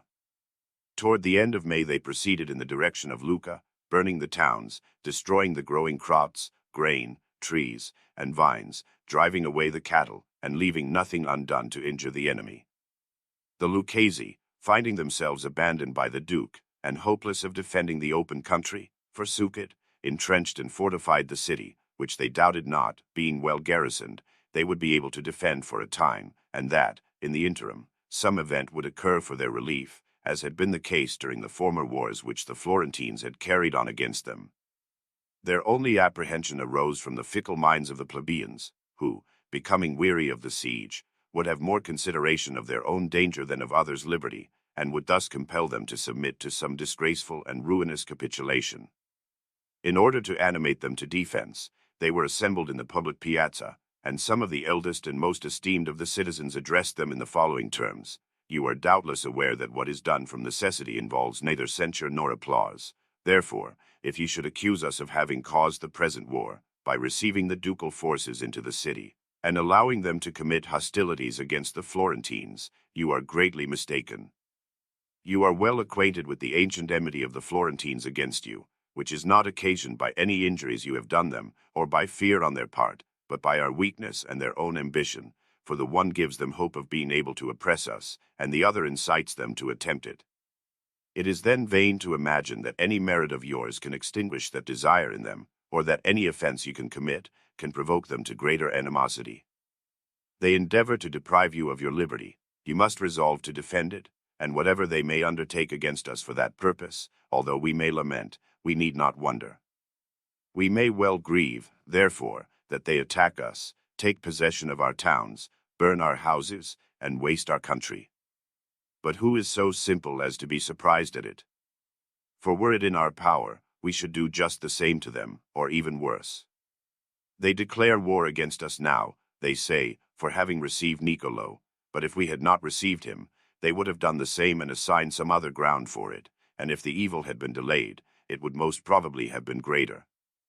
Therefore, you must not imagine it to be occasioned by his arrival, but rather by your own ill fortune and their ambition, for we could not have refused admission to the Duke's forces, and, being come, we could not prevent their aggressions. You know that without the aid of some powerful ally we are incapable of self-defense, and that none can render us this service more powerfully or faithfully than the Duke. He restored our liberty. It is reasonable to expect he will defend it. He has always been the greatest foe of our inveterate enemies. If, therefore, to avoid incensing the Florentines we had excited his anger, we should have lost our best friend, and rendered our enemy more powerful and more disposed to oppress us, so that it is far preferable to have this war upon our hands, and enjoy the favor of the Duke, than to be in peace without it. Besides, we are justified in expecting that he will rescue us from the dangers into which we are brought on his account, if we only do not abandon our own cause. You all know how fiercely the Florentines have frequently assailed us, and with what glory we have maintained our defense. We have often been deprived of every hope, except in God and the casualties which time might produce, and both have proved our friends. And as they have delivered us formerly, why should they not continue to do so? Then we were forsaken by the whole of Italy. Now we have the Duke in our favor. Besides, we have a right to suppose that the Venetians will not hastily attack us, for they will not willingly see the power of Florence increased. On a former occasion the Florentines were more at liberty, they had greater hope of assistance, and were more powerful in themselves, while we were in every respect weaker, for then a tyrant governed us, now we defend ourselves, then the glory of our defense was another's, now it is our own, then they were in harmony, now they are disunited, all Italy being filled with their banished citizens. But were we without the hope which these favorable circumstances present, our extreme necessity should make us firmly resolved on our defense. It is reasonable to fear every enemy, for all seek their own glory in your ruin. Above all others, you have to dread the Florentines, for they would not be satisfied by submission and tribute, or the dominion of our city, but they would possess our entire substance and persons, that they might satiate their cruelty with our blood, and their avarice with our property, so that all ranks ought to dread them. Therefore do not be troubled at seeing our crops destroyed, our towns burned, our fortresses occupied, for if we preserve the city, the rest will be saved as a matter of course. If we lose her, all else would be of no advantage to us, for while retaining our liberty, the enemy can hold them only with the greatest difficulty, while losing it they would be preserved in vain. Arm, therefore, and when in the fight, remember that the reward of victory will be safety, not only to your country, but to your homes, your wives, and your children. The speaker's last words were received with the utmost enthusiasm by the people, who promised one and all to die rather than abandon their cause, or submit to any terms that could violate their liberty. They then made arrangements for the defense of the city. In the meantime, the Florentine forces were not idle, and after innumerable mischiefs done to the country took Monte Carlo by capitulation. They then besieged Azzano, in order that the Lucchese, being pressed on all sides, might despair of assistance, and be compelled to submission by famine. The fortress was very strong, and defended by a numerous garrison, so that its capture would be by no means an easy undertaking. The Lucchese, as might be expected, seeing the imminent peril of their situation, had recourse to the Duke, and employed prayers and remonstrances to induce him to render them aid. They enlarged upon their own merits and the offences of the Florentines, and showed how greatly it would attach the Duke's friends to him to find they were defended, and how much disaffection it would spread among them if they were left to be overwhelmed by the enemy, that if they lost their liberties and their lives, he would lose his honor and his friends, and forfeit the confidence of all who from affection might be induced to incur dangers in his behalf, and added tears to entreaties, so that if he were unmoved by gratitude to them, he might be induced to their defense by motives of compassion. The Duke, influenced by his inveterate hostility against the Florentines, his new obligation to the Lucchese, and, above all, by his desire to prevent so great an acquisition from falling into the hands of his ancient enemies, determined either to send a strong force into Tuscany, or vigorously to assail the Venetians, so as to compel the Florentines to give up their enterprise and go to their relief. It was soon known in Florence that the Duke was preparing to send forces into Tuscany. This made the Florentines apprehensive for the success of their enterprise, and in order to retain the Duke in Lombardy, they requested the Venetians to press him with their utmost strength.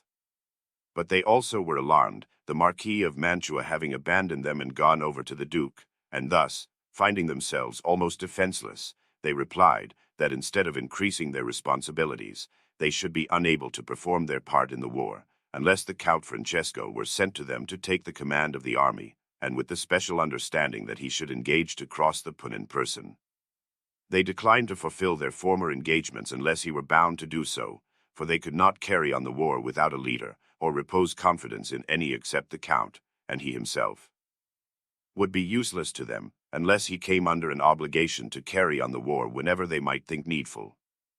The Florentines thought the war ought to be pushed vigorously in Lombardy, but they saw that if they lost the Count their enterprise against Lucca was ruined, and they knew well that the demand of the Venetians arose less from any need they had of the Count than from their desire to frustrate this expedition. The Count, on the other hand, was ready to pass into Lombardy whenever the lead might require him, but would not alter the tenor of his engagement, for he was unwilling to sacrifice the hope of the alliance promised to him by the Duke. The Florentines were thus embarrassed by two contrary impulses, the wish to possess Lucca, and the dread of a war with Milan. As commonly happens, fear was the most powerful, and they consented, after the capture of Azzano, that the Count should go into Lombardy. There still remained another difficulty, which, depending on circumstances beyond the reach of their influence, created more doubts and uneasiness than the former. The Count would not consent to pass the Po, and the Venetians refused to accept him on any other condition. Seeing no other method of arrangement than that each should make liberal concessions, the Florentines induced the Count to cross the river by a letter addressed to the Signory of Florence, intimating that this private promise did not invalidate any public engagement, and that he might still refrain from crossing. Hence it resulted that the Venetians, having commenced the war, would be compelled to proceed, and that the evil apprehended by the Florentines would be averted. To the Venetians, on the other hand, they averred that this private letter was sufficiently binding, and therefore they ought to be content, for if they could save the Count from breaking with his father-in-law, it was well to do so, and that it could be of no advantage either to themselves or the Venetians to publish it without some manifest necessity. It was thus determined that the Count should pass into Lombardy, and having taken Azzano, and raised bastions about Lucca to restrain in her inhabitants, placed the management of the siege in the hands of the commissaries, crossed the Apennines, and proceeded to Reggio, when the Venetians, alarmed at his progress, and in order to discover his intentions, insisted upon his immediately crossing the Po, and joining the other forces. The Count refused compliance, and many mutual recriminations took place between him and Andrea Morosino, their messenger on this occasion, each charging the other with arrogance and treachery. After many protestations, the one of being under no obligation to perform that service, and the other of not being bound to any payment, they parted, the Count to return to Tuscany, the other to Venice. The Florentines had sent the Count to encamp in the Pisan territory, and were in hopes of inducing him to renew the war against the Lucchese, but found him indisposed to do so, for the Duke, having been informed that out of regard to him he had refused to cross the Po, thought that by this means he might also save the Lucchese, and begged the Count to endeavor to effect an accommodation between the Florentines and the Lucchese, including himself in it, if he were able, declaring, at the same time, the promised marriage should be solemnized whenever he thought proper. The prospect of this connection had great influence with the Count, for, as the Duke had no sons, it gave him hope of becoming sovereign of Milan. For this reason he gradually abated his exertions in the war, declared he would not proceed unless the Venetians fulfilled their engagement as to the payment, and also retained him in the command, that the discharge of the debt would not alone be sufficient, for desiring to live peaceably in his own dominions, he needed some alliance other than that of the Florentines, and that he must regard his own interests, shrewdly hinting that if abandoned by the Venetians, he would come to terms with the Duke. These indirect and crafty methods of procedure were highly offensive to the Florentines, for they found their expedition against Lucca frustrated, and trembled for the safety of their own territories if ever the Count and the Duke should enter into a mutual alliance. To induce the Venetians to retain the Count in the command, Cosmo de' Medici went to Venice, hoping his influence would prevail with them, and discussed the subject at great length before the Senate, pointing out the condition of the Italian states, the disposition of their armies, and the great preponderance possessed by the Duke. He concluded by saying that if the Count and the Duke were to unite their forces, they, the Venetians, might return to the sea, and the Florentines would have to fight for their liberty. To this the Venetians replied that they were acquainted with their own strength and that of the Italians, and thought themselves able at all events to provide for their own defense, that it was not their custom to pay soldiers for serving others, that as the Florentines had used the Count's services, they must pay him themselves. With respect to the security of their own states, it was rather desirable to check the Count's pride than to pay him, for the ambition of men is boundless, and if he were now paid without serving, he would soon make some other demand, still more unreasonable and dangerous. It therefore seemed necessary to curb his insolence, and not allow it to increase till it became incorrigible, and that if the Florentines, from fear or any other motive, wished to preserve his friendship, they must pay him themselves. Cosmo returned without having effected any part of his object. The Florentines used the weightiest arguments they could adopt to prevent the Count from quitting the service of the League, a course he was himself reluctant to follow, but his desire to conclude the marriage so embarrassed him that any trivial accident would have been sufficient to determine his course, as indeed shortly happened. The Count had left his territories in La Marca to the care of Il Furlano, one of his principal condottieri, who was so far influenced by the Duke as to take command under him, and quit the Count's service. This circumstance caused the latter to lay aside every idea but that of his own safety, and to come to agreement with the Duke, among the terms of which compact was one that he should not be expected to interfere in the affairs of Romagna and Tuscany. The Count then urged the Florentines to come to terms with the Lucchese, and so convinced them of the necessity of this, that seeing no better course to adopt, they complied in April, 1438, by which treaty the Lucchese retained their liberty, and the Florentines Monte Carlo and a few other fortresses. After this, being full of exasperation, they dispatched letters to every part of Italy, overcharged with complaints, affecting to show that since God and men were averse to the Lucchese coming under their dominion, they had made peace with them. And it seldom happens that any suffer so much for the loss of their own lawful property as they did because they could not obtain the possessions of others. Though the Florentines had now so many affairs in hand, they did not allow the proceedings of their neighbors to pass unnoticed, or neglect the decoration of their city. As before observed, Niccolo Fortebraccio was dead. He had married a daughter of the Count di Papi, who, at the decease of his son-in-law, held the Borgo San Sepolcro and other fortresses of that district, and while Niccolo lived, governed them in his name. Claiming them as his daughter's portion, he refused to give them up to the Pope, who demanded them as property held of the Church, and who, upon his refusal, sent the Patriarch with forces to take possession of them. The Count, finding himself unable to sustain the attack, offered them to the Florentines, who declined them, but the Pope having returned to Florence, they interceded with him in the Count's behalf.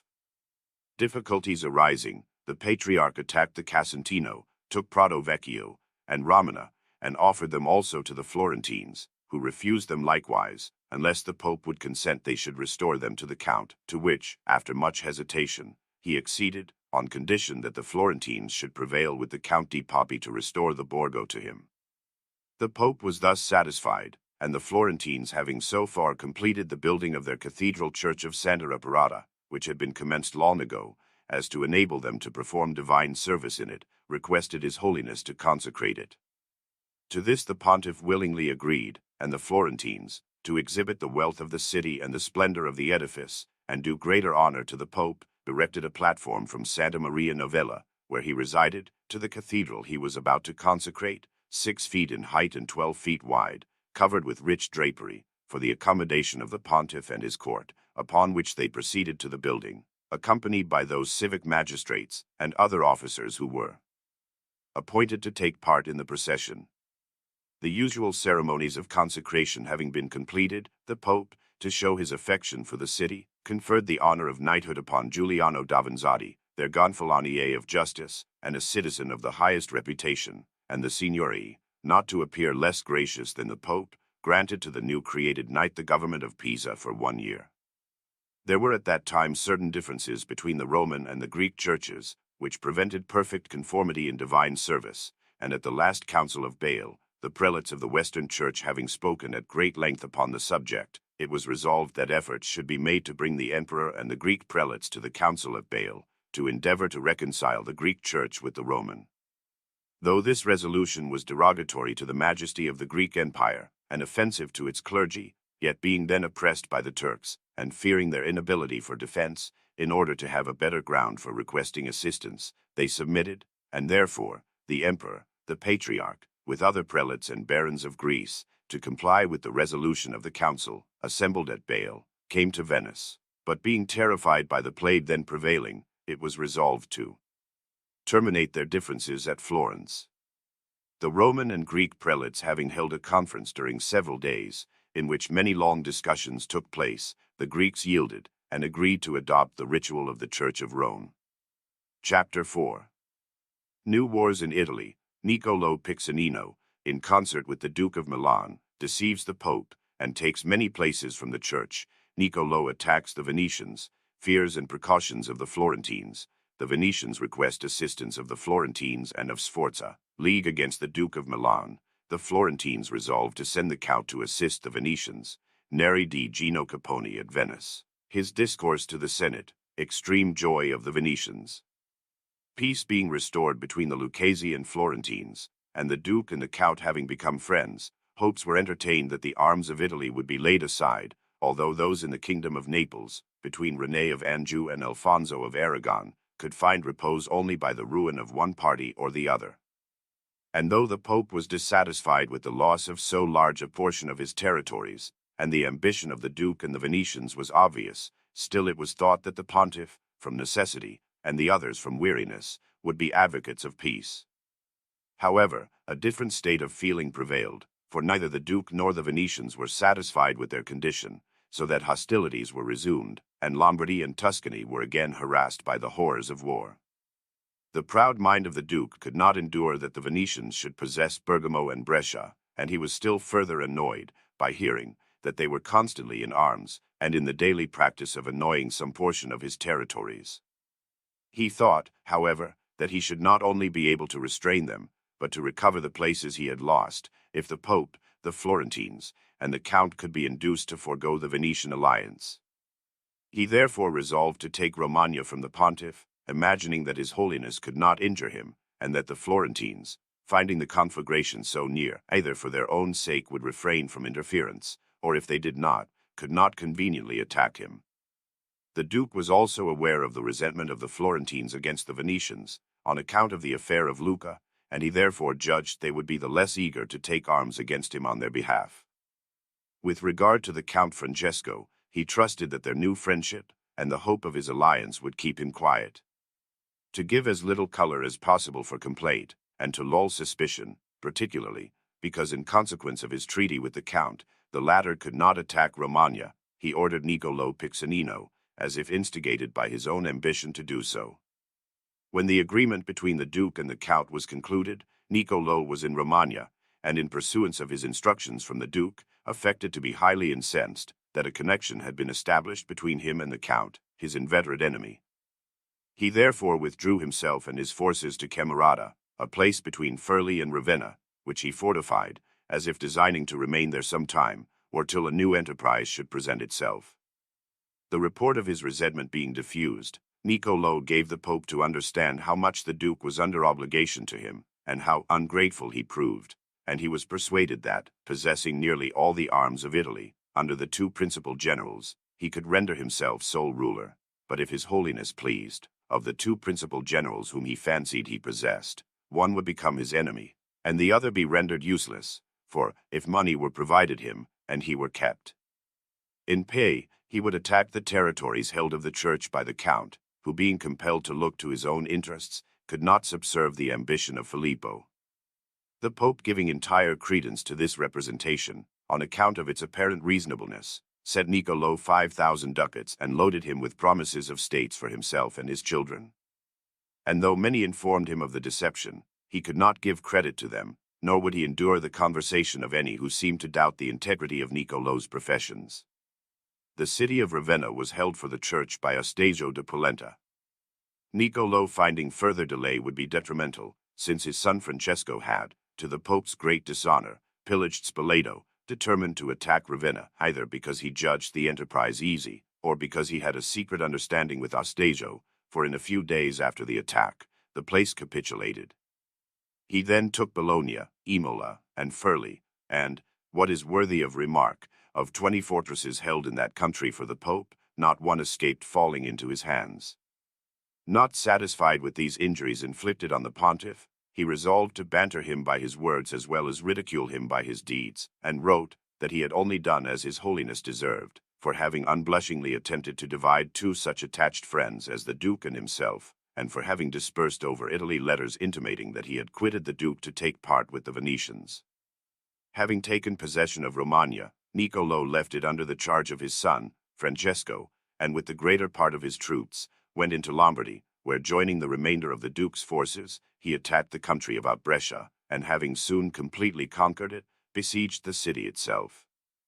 The Duke, who desired the Venetians to be left defenseless, excused himself to the Pope, the Florentines, and the Count, saying that if the doings of Niccolo were contrary to the terms of the treaty, they were equally contrary to his wishes, and by secret messengers assured them that when an occasion presented itself, he would give them a convincing proof that they had been performed in disobedience to his instructions.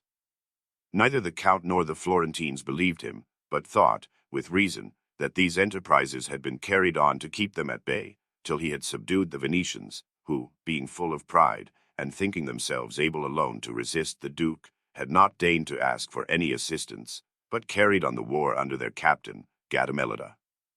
Count Francesco would have wished, with the consent of the Florentines, to go to the assistance of King René, if the events of Romagna and Lombardy had not hindered him, and the Florentines would willingly have consented, from their ancient friendship to the French dynasty, but the Duke was entirely in favor of Alfonso. Each, being engaged in wars near home, refrained from distant undertakings. The Florentines, finding Romagna occupied with the Duke's forces, and the Venetians defeated, as if foreseeing their own ruin in that of others, entreated the Count to come to Tuscany, where they might consider what should be done to resist Filippo's power, which was now greater than it had ever before been, assuring him that if his insolence were not in some way curbed, all the powers of Italy would soon have to submit to him. The Count felt the force of the fears entertained by the Florentines, but his desire to secure the Duke's alliance kept him in suspense, and the Duke, aware of this desire, gave him the greatest assurance that his hopes would be realized as shortly as possible if he abstained from hostilities against him. As the lady was now of marriageable age, the Duke had frequently made all suitable preparations for the celebration of the ceremony, but on one pretext or another they had always been wholly set aside. He now, to give the Count greater confidence, added deeds to his words, and sent him 30,000 florins, which, by the terms of the marriage contract, he had engaged to pay. Still the war in Lombardy proceeded with greater vehemence than ever. The Venetians constantly suffered fresh losses of territory, and the fleets they equipped upon the rivers were taken by the Duke's forces. The country around Verona and Brescia was entirely occupied, and the two cities themselves so pressed that their speedy fall was generally anticipated. The Marquis of Mantua, who for many years had led the forces of their republic, quite unexpectedly resigned his command, and went over to the Duke's service. Thus the course which pride prevented them from adopting at the commencement of the war, fear compelled them to take during its progress, for knowing there was no help for them but in the friendship of the Florentines and a Count, they began to make overtures to obtain it, though with shame and apprehension, for they were afraid of receiving a reply similar to that which they had given the Florentines, when the latter applied for assistance in the enterprise against Lucca and the Count's affairs. However, they found the Florentines more easily induced to render aid than they expected, or their conduct deserved. So much more were the former swayed by hatred of their ancient enemy than by resentment of the ingratitude of their old and habitual friends. Having foreseen the necessity into which the Venetians must come, they had informed the Count that their ruin must involve his own, that he was deceived if he thought the Duke, while fortune, would esteem him more than if he were in adversity, that the Duke was induced to promise him his daughter by the fear he entertained of him, that what necessity occasions to be promised, it also causes to be performed, and it was therefore desirable to keep the Duke in that necessity, which could be done without supporting the power of the Venetians. Therefore he might perceive that if the Venetians were compelled to abandon their inland territories, he would not only lose the advantages derivable from them, but also those to be obtained from such as feared them, and that if he considered well the powers of Italy, he would see that some were poor, and others hostile, that the Florentines alone were not, as he had often said, sufficient for his support, so that on every account it was best to keep the Venetians powerful by land. These arguments, conjoined with the hatred which the Count had conceived against Filippo, by supposing himself duped with regard to the promised alliance, induced him to consent to a new treaty, but still he would not consent to cross the Po. The agreement was concluded in February, 1438, the Venetians agreeing to pay 2/3 of the expense of the war, the Florentines 1/3, and each engaging to defend the states which the Count possessed in La Marca. Nor were these the only forces of the lead, for the Lord of Faenza, the sons of Pandolfo Malatesti de Rimino and Pietro Giampagolo Orsini also joined them. They endeavored, by very liberal offers, to gain over the Marquis of Mantua, but could not prevail against the friendship and stipend of the Duke, and the Lord of Faenza, after having entered into compact with the lead, being tempted by more advantageous terms, went over to him. This made them despair of being able to effect an early settlement of the troubles of Romagna. The affairs of Lombardy were in this condition. Brescia was so closely besieged by the Duke's forces that constant apprehensions were entertained of her being compelled by famine to a surrender, while Verona was so pressed that a similar fate was expected to await her, and if one of these cities were lost, all the other preparations for the war might be considered useless, and the expenses already incurred as completely wasted. For this there was no remedy but to send the Count into Lombardy, and to this measure 3 obstacles presented themselves. The first was to induce him to cross the Po and prosecute the war in whatever locality might be found most advisable. The second, that the Count being at a distance, the Florentines would be left almost at the mercy of the Duke, who, issuing from any of his fortresses, might with part of his troops keep the Count at bay, and with the rest introduce into Tuscany the Florentine exiles, whom the existing government already dreaded. The third was to determine what route the Count should take to arrive safely in the Paduan territory and join the Venetian forces. Of these 3 difficulties, the second, which particularly regarded the Florentines, was the most serious, but, knowing the necessity of the case, and wearied out by the Venetians, who with unceasing importunity demanded the Count, intimating that without him they should abandon all hope, they resolved to relieve their allies rather than listen to the suggestions of their own fears. There still remained the question about the route to be taken, for the safety of which they determined the Venetians should provide, and as they had set Neri Capponi to treat with the Count and induce him to cross the Po, they determined that the same person should also proceed to Venice, in order to make the benefit the more acceptable to the Signory, and see that all possible security were given to the passage of the forces. Neri embarked at Cesena and went to Venice, nor was any prince ever received with so much honor as he was, for upon his arrival, and the matters which his intervention was to decide and determine, the safety of the Republic seemed to depend.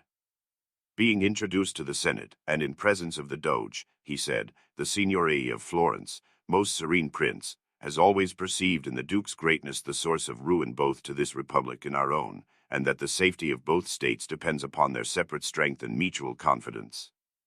If such had been the opinion of this illustrious Signory, we should ourselves have been in better condition, and your Republic would have been free from the dangers that now threaten it.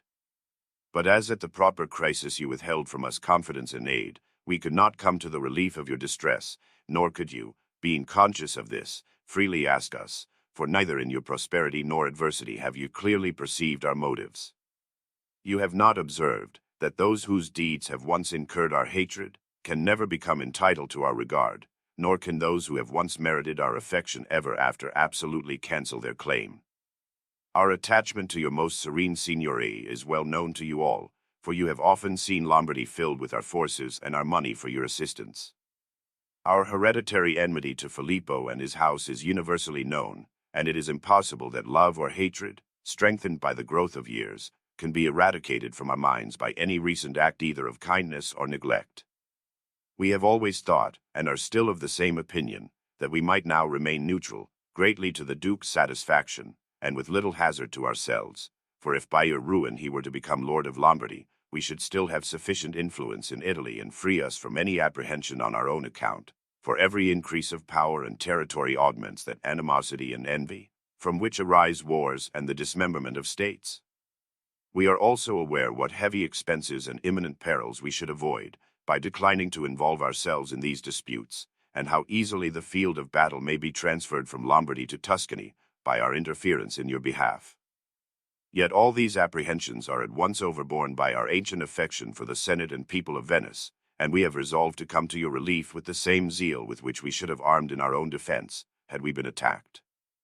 Therefore, the Senate of Florence, judging it primarily necessary to relieve Verona and Brescia, and thinking this impossible without the Count, have sent me, in the first instance, to persuade him to pass into Lombardy, and carry on the war wherever it may be most needful, for you are aware he is under no obligation to cross the Po.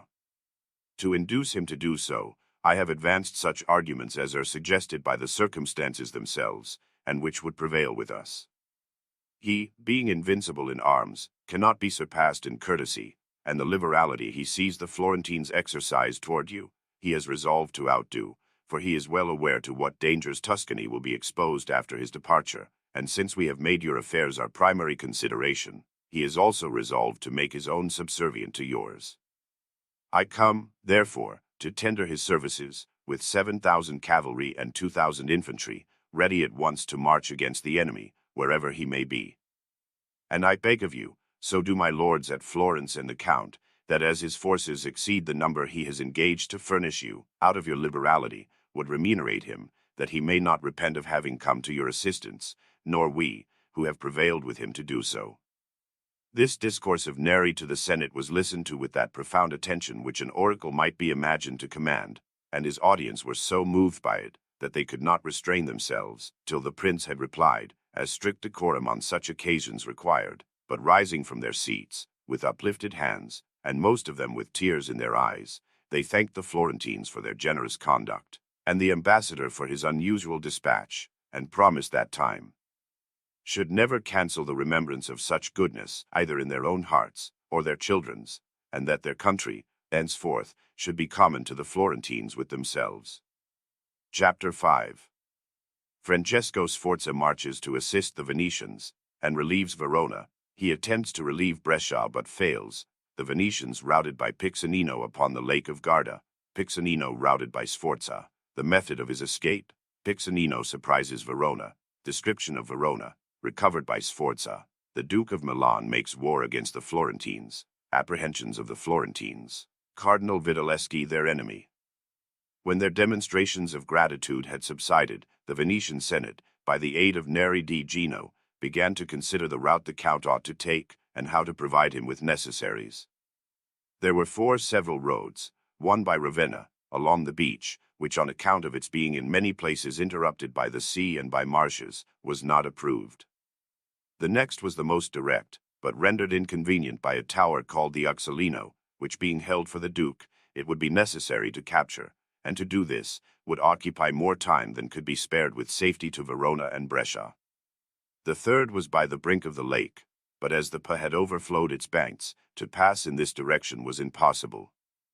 The fourth was by the way of Bologna to Ponte Puledrano, Cento, and Pieve, then between the Bondino and the Finale to Ferrara, and thence they might by land or water enter the Paduan territory, and join the Venetian forces. This route, though attended with many difficulties, and in some parts liable to be disputed by the enemy, was chosen as the least objectionable. The Count, having received his instructions, commenced his march, and by exerting the utmost celerity, reached the Paduan territory on the 20th of June. The arrival of this distinguished commander in Lombardy filled Venice and all her dependencies with hope, for the Venetians, who only an instant before had been in fear for their very existence, began to contemplate new conquests.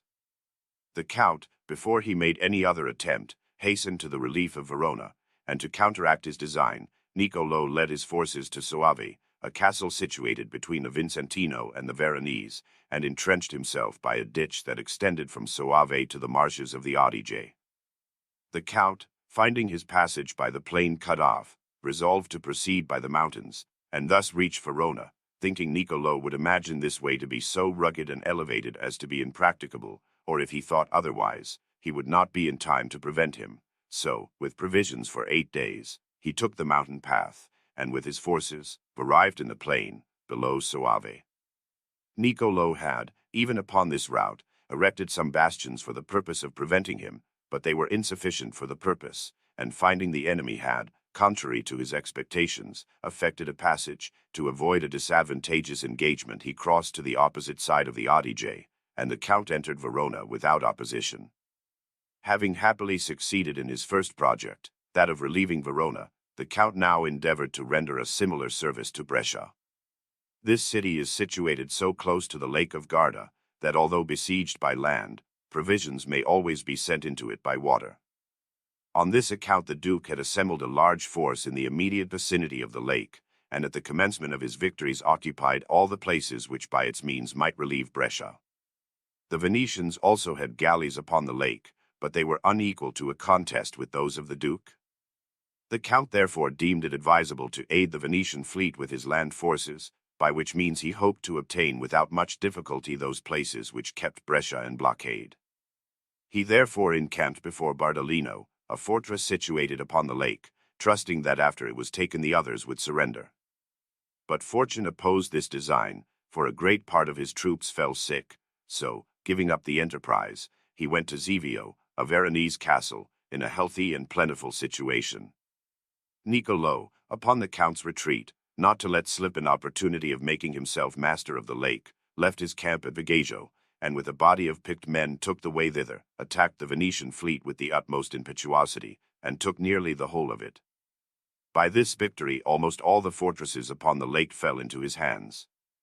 The Venetians, alarmed at this loss, and fearing that in consequence of it Brescia would surrender, solicited the Count, by letters and messengers, to go to its relief, and he, perceiving that all hope of rendering assistance from the lake was cut off, and that to attempt an approach by land, on account of the ditches, bastions, and other defenses erected by Niccolo, was marching to certain destruction, determined that as the passage by the mountains had enabled him to relieve Verona, it should also contribute to the preservation of Brescia. Having taken this resolution, the Count left Zevio, and by way of the Val d'Acri went to the Lake of St. Andrea, and thence to Torboli and Peneda, upon the Lake of Garda. He then proceeded to Tenna, and besieged the fortress, which it was necessary to occupy before he could reach Brescia. Niccolo, on being acquainted with the Count's design, led his army to Peschiera. He then, with the Marquis of Mantua and a chosen body of men, went to meet him, and coming to an engagement, was routed, his people dispersed, and many of them taken, while others fled to the fleet, and some to the main body of his army. It was now nightfall, and Niccolo had escaped to Tenna, but he knew that if he were to remain there till morning, he must inevitably fall into the enemy's hands. Therefore, to avoid a catastrophe which might be regarded as almost fatal, he resolved to make a dangerous experiment. Of all his attendants he had only with him a single servant, a Dutchman, of great personal strength, and who had always been devotedly attached to him. Niccolo induced this man to take him upon his shoulders in a sack, as if he had been carrying property of his master's, and to bear him to a place of security. The enemy's line surrounded Tenna, but on account of the previous day's victory, all was in disorder, and no guard was kept, so that the Dutchman, disguised as a trooper, passed through them without any opposition, and brought his master in safety to his own troops. Had this victory been as carefully improved as it was fortunately obtained, Brescia would have derived from it greater relief and the Venetians more permanent advantage, but they, having thoughtlessly let it slip, the rejoicings were soon over, and Brescia remained in her former difficulties. Niccolo, having returned to his forces, resolved by some extraordinary exertion to cancel the impression of his death, and deprive the Venetians of the change of relieving Brescia. He was acquainted with the topography of the citadel of Verona, and had learned from prisoners whom he had taken that it was badly guarded, and might be very easily recovered. He perceived at once that fortune presented him with an opportunity of regaining the laurels he had lately lost, and of changing the joy of the enemy for their recent victory into sorrow for a succeeding disaster. The city of Verona is situated in Lombardy, at the foot of the mountains which divide Italy from Germany, so that it occupies part both of hill and plain. The river Adige rises in the valley of Trento, and entering Italy, does not immediately traverse the country, but winding to the left, along the base of the hills, enters Verona, and crosses the city, which it divides unequally, giving much the larger portion to the plain.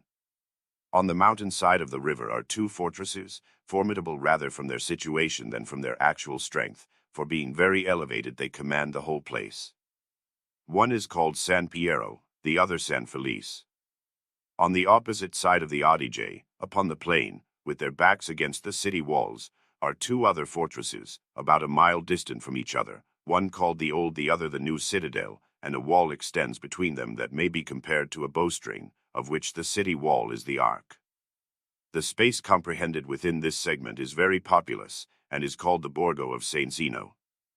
Niccolo Piccinino designed to capture these fortresses and the Borgo, and he hoped to succeed without much difficulty, as well on account of the ordinary negligence of the guard, which their recent successes would probably increase, as because in war no enterprise is more likely to be successful than one which by the enemy is deemed impossible. With a body of picked men, and accompanied by the Marquis of Mantua, he proceeded by night to Verona, silently scaled the walls, and took the new citadel. Then entering the place with his troops, he forced the gate of S. Antonio, and introduced the whole of his cavalry. The Venetian garrison of the old citadel hearing an uproar, when the guards of the new were slaughtered, and again when the gate was forced, being now aware of the presence of enemies, raised an alarm, and called the people to arms. The citizens awaking in the utmost confusion, some of the boldest armed and hastened to the rector's piazza. In the meantime, Niccolo's forces had pillaged the Borgo of San Zeno, and proceeding onward were ascertained by the people to be the Duke's forces, but being defenseless they advised the Venetian rectors to take refuge in the fortresses, and thus save themselves and the place, as it was more advisable to preserve their lives and so rich a city for better fortune, than by endeavoring to repel the present evil, encounter certain death, and incur universal pillage. Upon this the rectors and all the Venetian party fled to the fortress of San Felice. Some of the first citizens, anxious to avoid being plundered by the troops, presented themselves before Niccolo and the Marquis of Mantua, and begged they would rather take possession of a rich city, with honor to themselves, than of a poor one to their own disgrace, particularly as they had not induced either the favor of its former possessors, or the animosity of its present masters, by self-defense. The Marquis and Niccolo encouraged them, and protected their property to the utmost of their power during such a state of military license. As they felt sure the Count would endeavor to recover the city, They made every possible exertion to gain possession of the fortresses, and those they could not seize they cut off from the rest of the place by ditches and barricades, so that the enemy might be shut out. The Count Francesco was with his army at Tenna, and when the report was first brought to him he refused to credit it, but being assured of the fact by parties whom it would have been ridiculous to doubt, he resolved, by the exertion of uncommon celerity, to repair the evil negligence had occasioned, and though all his officers advised the abandonment of Verona and Brescia, and a march to Vicenza, lest he might be besieged by the enemy in his present situation, he refused, but resolved to attempt the recovery of Verona. During the consultation, he turned to the Venetian commissaries and to Bernardo de Medici, who was there as commissary for the Florentines, and promised them the recovery of the place if one of the fortresses should hold out. Having collected his forces, he proceeded with the utmost speed to Verona. Observing his approach, Niccolo thought he designed, according to the advice he had received, to go to Vicenza, but finding him continue to draw near, and taking the direction of San Felice, he prepared for its defense, though too late, for the barricades were not completed. His men were dispersed in quest of plunder, or extorting money from the inhabitants by way of ransom, and he could not collect them in time to prevent the Count's troops from entering the fortress. They then descended into the city, which they happily recovered, to Niccolo's disgrace, and with the loss of great numbers of his men. He himself, with the Marquis of Mantua, first took refuge in the citadel, and thence escaping into the country, fled to Mantua, where, having assembled the relics of their army, they hastened to join those who were at the siege of Brescia. Thus in 4 days Verona was lost and again recovered from the Duke. The Count, after this victory, it being now winter and the weather very severe, having first with considerable difficulty thrown provisions into Brescia, went into quarters at Verona, and ordered that during the cold season, galleys should be provided at Torboli, that upon the return of spring, they might be in a condition to proceed vigorously to effect the permanent relief of Brescia. The Duke, finding the war suspended for a time, the hope he had entertained of occupying Brescia and Verona annihilated, and the money and counsels of the Florentines the cause of this, and seeing that neither the injuries they had received from the Venetians could alienate them, nor all the promises he had made attach them to himself, he determined, in order to make them feel more closely the effects of the course they had adopted, to attack Tuscany, to which he was strenuously advised by the Florentine exiles and Niccolo. The latter advocated this from his desire to recover the states of Braccio and expel the Count from La Marca, the former from their wish to return home, and each by suitable arguments endeavored to induce the Duke to follow the plan congenial to their own views. Niccolo argued that he might be sent into Tuscany and continue the siege of Brescia, for he was master of the lake, the fortresses were well provided, and their officers were qualified to oppose the Count should he undertake any fresh enterprise, which it was not likely he would do without first relieving Brescia, a thing impossible, and thus the Duke might carry on the war in Tuscany, without giving up his attempts in Lombardy, intimating that the Florentines would be compelled, as soon as he entered Tuscany, to recall the Count to avoid complete ruin, and whatever course they took, victory to the Duke must be the result. The exiles affirmed that if Niccolo with his army were to approach Florence, the people oppressed with taxes, and wearied out by the insolence of the great, would most assuredly not oppose him, and pointed out the facility of reaching Florence, for the way by the Casentino would be open to them, through the friendship of Rinaldo and the Count di Papi, and thus the Duke, who was previously inclined to the attempt, was induced by their joint persuasions to make it.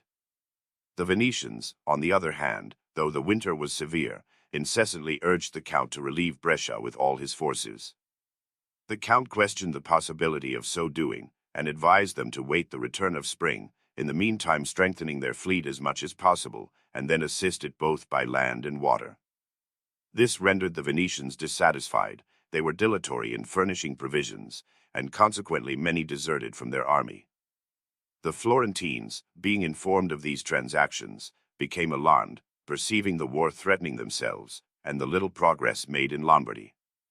Nor did the suspicion entertained by them of the troops of the Church give them less uneasiness, not that the Pope was their enemy, but because they saw those forces more under the sway of the Patriarch, who was their greatest foe. Giovanni Vitelleschi of Corneto was at first apostolic notary, then Bishop of Recanati, and afterward Patriarch of Alexandria, but at last, becoming a cardinal, he was called Cardinal of Florence. He was bold and cunning, and, having obtained great influence, was appointed to command all the forces of the Church and conduct all the enterprises of the pontiff, whether in Tuscany, Romagna, the kingdom of Naples, or in Rome. Hence he acquired so much power over the pontiff and the papal troops that the former was afraid of commanding him, and the latter obeyed no one else.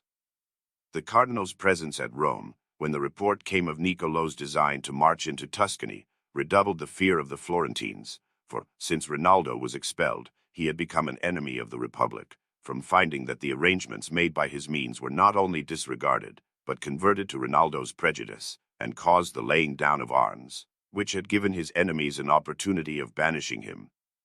In consequence of this, the government thought it would be advisable to restore and indemnify Rinaldo in case Niccolo came into Tuscany and were joined by him.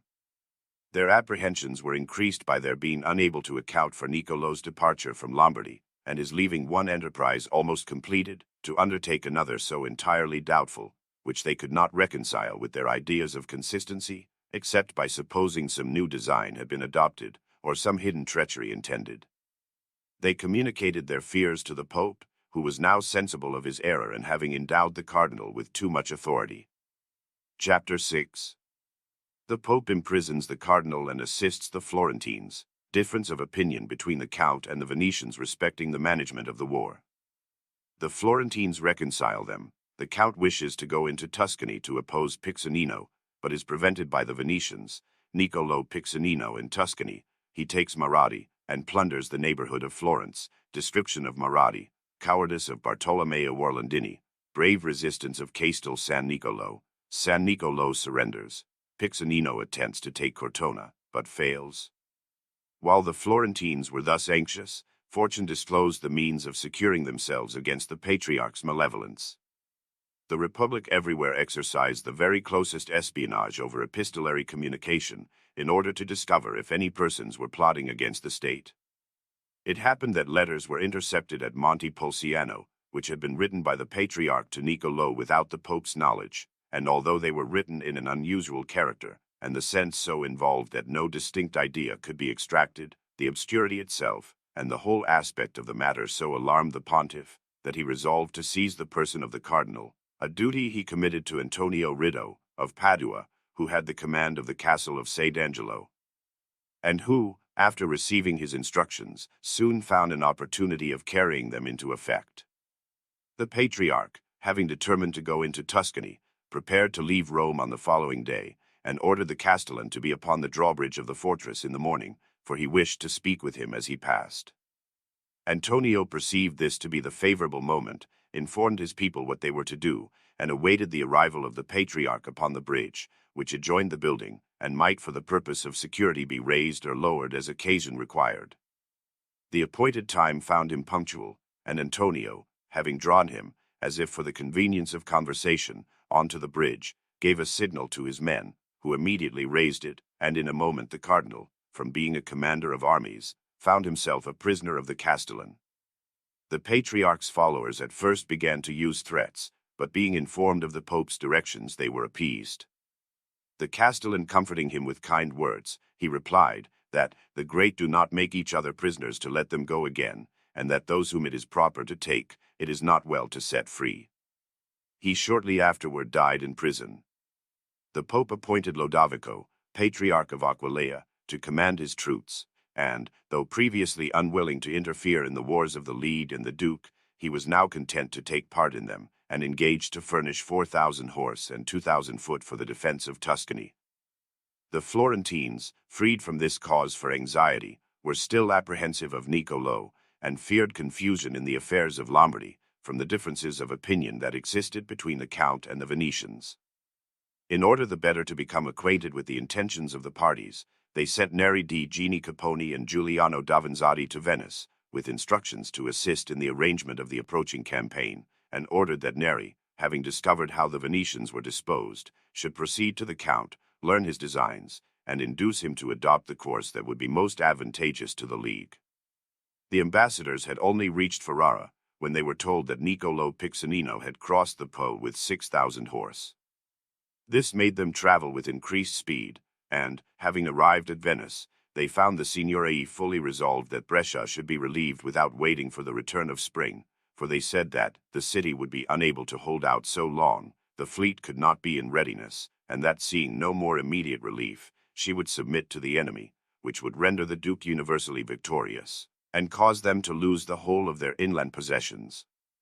Neri then proceeded to Verona to ascertain the Count's opinion, who argued, for many reasons, that to march to Brescia before the return of spring would be quite useless, or even worse, for the situation of Brescia being considered in conjunction with the season. Nothing could be expected to result but disorder and fruitless toil to the troops, so that, when the suitable period should arrive, he would be compelled to return to Verona with his army, to recover from the injuries sustained in the winter, and provide necessaries for the summer, and thus the time available for the war would be wasted in marching and countermarching. Orsado Giustiniani and Giovanni Pisani were deputed on the part of Venice to the Count at Verona, having been sent to consider these affairs, and with them it was agreed that the Venetians should pay the Count 90,000 ducats for the coming year, and to each of the soldiers 40 ducats, that he should set out immediately with the whole army and attack the Duke, in order to compel him, for his own preservation, to recall Niccolo into Lombardy. After this agreement the ambassadors returned to Venice, and the Venetians, having so large an amount of money to raise, were very remiss with their commissariat. In the meantime, Niccolo Piccinino pursued his route, and arrived in Romagna, where he prevailed upon the sons of Pandolfo Malatesti to desert the Venetians and enter the Duke's service. This circumstance occasioned much uneasiness in Venice, and still more at Florence, for they thought that with the aid of the Malatesti they might resist Niccolo, but finding them gone over to the enemy, they were in fear lest their captain, Piero Giampagolo Orsini, who was in the territories of the Malatesti, should be disarmed and rendered powerless. The Count also felt alarmed, for, through Niccolo's presence in Tuscany, he was afraid of losing La Marca, and, urged by a desire to look after his own affairs, he hastened to Venice, and being introduced to the Doge, informed him that the interests of the League required his presence in Tuscany, for the war ought to be carried on where the leader and forces of the enemy were, and not where his garrisons and towns were situated. For when the army is vanquished the war is finished, but to take towns and leave the armament entire usually allowed the war to break out again with greater virulence, that Tuscany and La Marca would be lost if Niccolo were not vigorously resisted, and that, if lost, there would be no possibility of the preservation of Lombardy. But supposing the danger to Lombardy not so imminent, he did not intend to abandon his own subjects and friends, and that having come into Lombardy as a prince, he did not intend to return a mere condottiere. To this the Doge replied, it was quite manifest that, if he left Lombardy, or even recrossed the Po, all their inland territories would be lost. In that case they were unwilling to spend any more money in their defense. For it would be folly to attempt defending a place which must, after all, inevitably be lost, and that it is less disgraceful and less injurious to lose dominions only, than to lose both territory and money. That if the loss of their inland possessions should actually result, it would then be seen how highly important to the preservation of Romagna and Tuscany the reputation of the Venetians had been. On these accounts they were of quite a different opinion from the Count, for they saw that whoever was victor in Lombardy would be so everywhere else, that conquest would be easily attainable now, when the territories of the Duke were left almost defenseless by the departure of Niccolo, and that he would be ruined before he could order Niccolo's recall, or provide himself with any other remedy. That whoever attentively considered these things would see that the Duke had sent Niccolo into Tuscany for no other reason than to withdraw the Count from his enterprise, and cause the war, which was now at his own door, to be removed to a greater distance. That if the Count were to follow Niccolo, unless at the instigation of some very pressing necessity, he would find his plan successful and rejoice in the adoption of it, but if he were to remain in Lombardy, and allow Tuscany to shift for herself, the Duke would, when too late, see the imprudence of his conduct, and find that he had lost his territories in Lombardy and gained nothing in Tuscany. Each party having spoken, it was determined to wait a few days to see what would result from the agreement of the Malatesti with Niccolo, whether the Florentines could avail themselves of Piero Giampagolo, and whether the Pope intended to join the League with all the earnestness he had promised. Not many days after these resolutions were adopted, it was ascertained that the Malatesti had made the agreement more from fear than any ill will toward the League, that Piero Giampagolo had proceeded with his force toward Tuscany, and that the Pope was more disposed than ever to assist them. This favorable intelligence dissipated the Count's fears, and he consented to remain in Lombardy, and that Neri Capponi should return to Florence with 1,000 of his own horse and 500 from the other parties. It was further agreed that if the affairs of Tuscany should require the Count's presence, Neri should write to him, and he would proceed thither to the exclusion of every other consideration. Neri arrived at Florence with his forces in April, and Giampagolo joined them the same day. In the meantime, Niccolo Piccinino, the affairs of Romagna being settled, purposed making a descent into Tuscany, and designing to go by the mountain passes of San Benedetto and the valley of Montoni, found them so well guarded by the contrivance of Niccolo de Pisa that his utmost exertions would be useless in that direction. As the Florentines, upon this sudden attack, were unprovided with troops and officers, they had sent into the defile of these hills many of their citizens, with infantry raised upon the emergency to guard them, among whom was Bartolomeo Orlandini, a cavalier, to whom was entrusted the defense of the castle of Marradi and the adjacent passes. Niccolo Piccinino, finding the route by San Benedetto impracticable, on account of the bravery of its commander, thought the cowardice of the officer who defended that of Marradi would render the passage easy.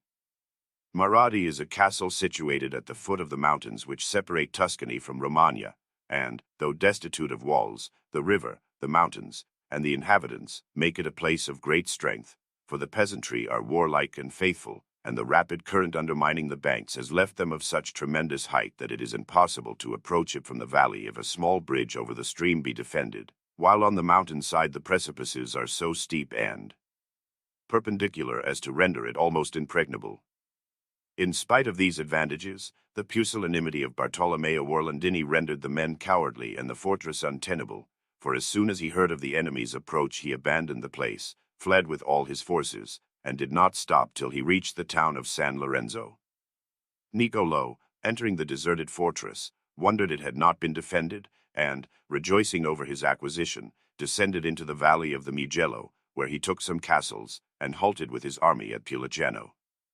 Thence he overran the country as far as the mountains of Fiesole, and his audacity so increased that he crossed the Arno, plundering and destroying everything to within 3 miles of Florence. The Florentines, however, were not dismayed. Their first concern was to give security to the government, for which they had no cause for apprehension, so universal was the goodwill of the people toward Cosmo, and besides this, they had restricted the principal offices to a few citizens of the highest class, who with their vigilance would have kept the populace in order, even if they had been discontented or desirous of change. They also knew by the compact made in Lombardy what forces Neri would bring with him, and expected the troops of the Pope. These prospects sustained their courage till the arrival of Neri di Gino, on account of the disorders and fears of the city, determined to set out immediately and check Niccolo. With the cavalry he possessed, and a body of infantry raised entirely from the people, he recovered Remole from the hands of the enemy, where having encamped, he put a stop to all further depredations, and gave the inhabitants hopes of repelling the enemy from the neighborhood. Niccolo, finding that, although the Florentines were without troops, no disturbance had arisen, and learning what entire composure prevailed in the city, thought he was wasting time, and resolved to undertake some other enterprise to induce them to send forces after him, and give him a chance of coming to an engagement, by means of which, if victorious, he trusted everything would succeed to his wishes. Francesco, Count di Papi, was in the army of Niccolo, having deserted the Florentines, with whom he was in league, when the enemy entered the Mugello, and though with the intention of securing him as soon as they had an idea of his design, they increased his appointments, and made him commissary over all the places in his vicinity, still, so powerful is the attachment to party, that no benefit or fear could eradicate the affection he bore toward Rinaldo and the late government, so that as soon as he knew Niccolo was at hand he joined him, and with the utmost solicitude entreated him to leave the city and pass into the Casentino, pointing out to him the strength of the country, and how easily he might thence harass his enemies. Niccolo followed his advice, and arriving in the Casentino, took Ramena and Bibbiena, and then pitched his camp before Castel San Niccolo. This fortress is situated at the foot of the mountains which divide the Casentino from the Val di Arno, and being in an elevated situation, and well garrisoned, it was difficult to take, though Niccolo, with catapults and other engines, assailed it without intermission. The siege had continued more than 20 days, during which the Florentines had collected all their forces, having assembled under several leaders, 3,000 horse, at Fegheim, commanded by Piero Giampagolo Orsini, their captain, and Neri Caponi and Bernardo de' Medici, commissaries. For messengers from Castel San Niccolo were sent to them to entreat succor. The commissaries, having examined the site, found it could not be relieved, except from the Alpine regions, in the direction of the Val di Arno, the summit of which was more easily attainable by the enemy than by themselves, on account of their greater proximity, and because the Florentines could not approach without observation, so that it would be making a desperate attempt, and might occasion the destruction of the forces.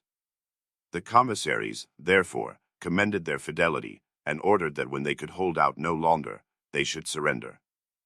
Niccolo took the fortress after a siege of 32 days, and the loss of so much time, for the attainment of so small an advantage, was the principal cause of the failure of his expedition, for had he remained with his forces near Florence, he would have almost deprived the government of all power to compel the citizens to furnish money, nor would they so easily have assembled forces and taken other precautions, if the enemy had been close upon them, as they did while he was at a distance. Besides this, many would have been disposed to quiet their apprehensions of Niccolo by concluding a peace, particularly as the contest was likely to be of some duration. The desire of the Count di Papi to avenge himself on the inhabitants of San Niccolo, long his enemies, occasioned his advice to Piccinino, who adopted it for the purpose of pleasing him, and this caused the ruin of both. It seldom happens that the gratification of private feelings fails to be injurious to the general convenience. Niccolo, pursuing his good fortune, took Resina and Chiusi. The Count di Papi advised him to halt in these parts, arguing that he might divide his people between Chiusi, Caprese, and the Pieve, render himself master of this branch of the Apennines, and descend at pleasure into the Casentino, the Val di Arno, the Val di Chian, or the Val di Tavra, as well as be prepared for every movement of the enemy. But Niccolo, considering the sterility of these places, told him his horses could not eat stones, and went to the Borgo San Sepolcro, where he was amicably received, but found that the people of Città di Castello, who were friendly to the Florentines, could not be induced to yield to his overtures. Wishing to have Perugia at his disposal, he proceeded thither with 40 horse, and being one of her citizens, met with a kind reception. But in a few days he became suspected, and having attempted unsuccessfully to tamper with the legate and people of Perugia, he took 8,000 ducats from them, and returned to his army. He then set on foot secret measures to seduce Cortona from the Florentines, but the affair being discovered, his attempts were fruitless. Among the principal citizens was Bartolomeo di Censo, who being appointed to the evening watch of one of the gates, a countryman, his friend, told him that if he went he would be slain. Bartolomeo, requesting to know what was meant, he became acquainted with the whole affair, and revealed it to the governor of the place, who, having secured the leaders of the conspiracy, and doubled the guards at the gates, waited till the time appointed for the coming of Niccolo, who, finding his purpose discovered, returned to his encampment. Chapter 7. Brescia relieved by Sforza, his other victories. Piccinino is recalled into Lombardy. He endeavors to bring the Florentines to an engagement. He is routed before Anghiari. Serious disorders in the camp of the Florentines after the victory. Death of Rinaldo degli Albizzi. His character. Neri Caponi goes to recover the Casentino. The Count di Papi surrenders. His discourse upon quitting his possessions. While these events were taking place in Tuscany, so little to the advantage of the Duke, his affairs in Lombardy were in a still worse condition. The Count Francesco, as soon as the season would permit, took the field with his army, and the Venetians having again covered the lake with their galleys, he determined first of all to drive the Duke from the water, judging that this once effected, his remaining task would be easy. He therefore, with the Venetian fleet, attacked that of the Duke, and destroyed it. His land forces took the castles held for Filippo, and the ducal troops who were besieging Brescia, being informed of these transactions, withdrew, and thus, the city, after standing a 3 years' siege, was at length relieved. The Count then went in quest of the enemy, whose forces were encamped before Soncino, a fortress situated upon the river Oglio. These he dislodged and compelled to retreat to Cremona, where the Duke again collected his forces, and prepared for his defense. But the Count constantly Pressing him more closely, he became apprehensive of losing either the whole or the greater part of his territories, and perceiving the unfortunate step he had taken in sending Niccolo into Tuscany in order to correct his error, he wrote to acquaint him with what had transpired, desiring him, with all possible dispatch, to leave Tuscany and return to Lombardy. In the meantime, the Florentines, under their commissaries, had drawn together their forces, and being joined by those of the Pope, halted at Anghiari, a castle placed at the foot of the mountains that divide the Val di Tavor from the Val di Chion, distant 4 miles from the Borgo San Sepolcro, on a level road, and in a country suitable for the evolutions of cavalry or a battlefield. As the Signory had heard of the Count's victory and the recall of Niccolo, they imagined that without again drawing a sword or disturbing the dust under their horses' feet, the victory was their own, and the war at an end. They wrote to the commissaries, desiring them to avoid an engagement, as Niccolo could not remain much longer in Tuscany. These instructions coming to the knowledge of Piccinino, and perceiving the necessity of his speedy return, to leave nothing unattempted, he determined to engage the enemy, expecting to find them unprepared, and not disposed for battle. In this determination he was confirmed by Rinaldo, the Count di Papi, and other Florentine exiles, who saw their inevitable ruin in the departure of Niccolo, and hoped that if he engaged the enemy, they would either be victorious or vanquished without dishonor. This resolution being adopted, Niccolo led his army, unperceived by the enemy, from Città di Castello to the Borgo, where he enlisted 2,000 men, who, trusting the general's talents and promises, followed him in hope of plunder. Niccolo then led his forces in battle array toward Anghiari, and had arrived within 2 miles of the place, when Micheletto Attendolo observed great clouds of dust, and conjecturing at once that it must be occasioned by the enemy's approach, immediately called the troops to arms. Great confusion prevailed in the Florentine camp, for the ordinary negligence and want of discipline were now increased by their presuming the enemy to be at a distance, and they were more disposed to fight than to battle, so that everyone was unarmed, and some wandering from the camp, either led by their desire to avoid the excessive heat, or in pursuit of amusement.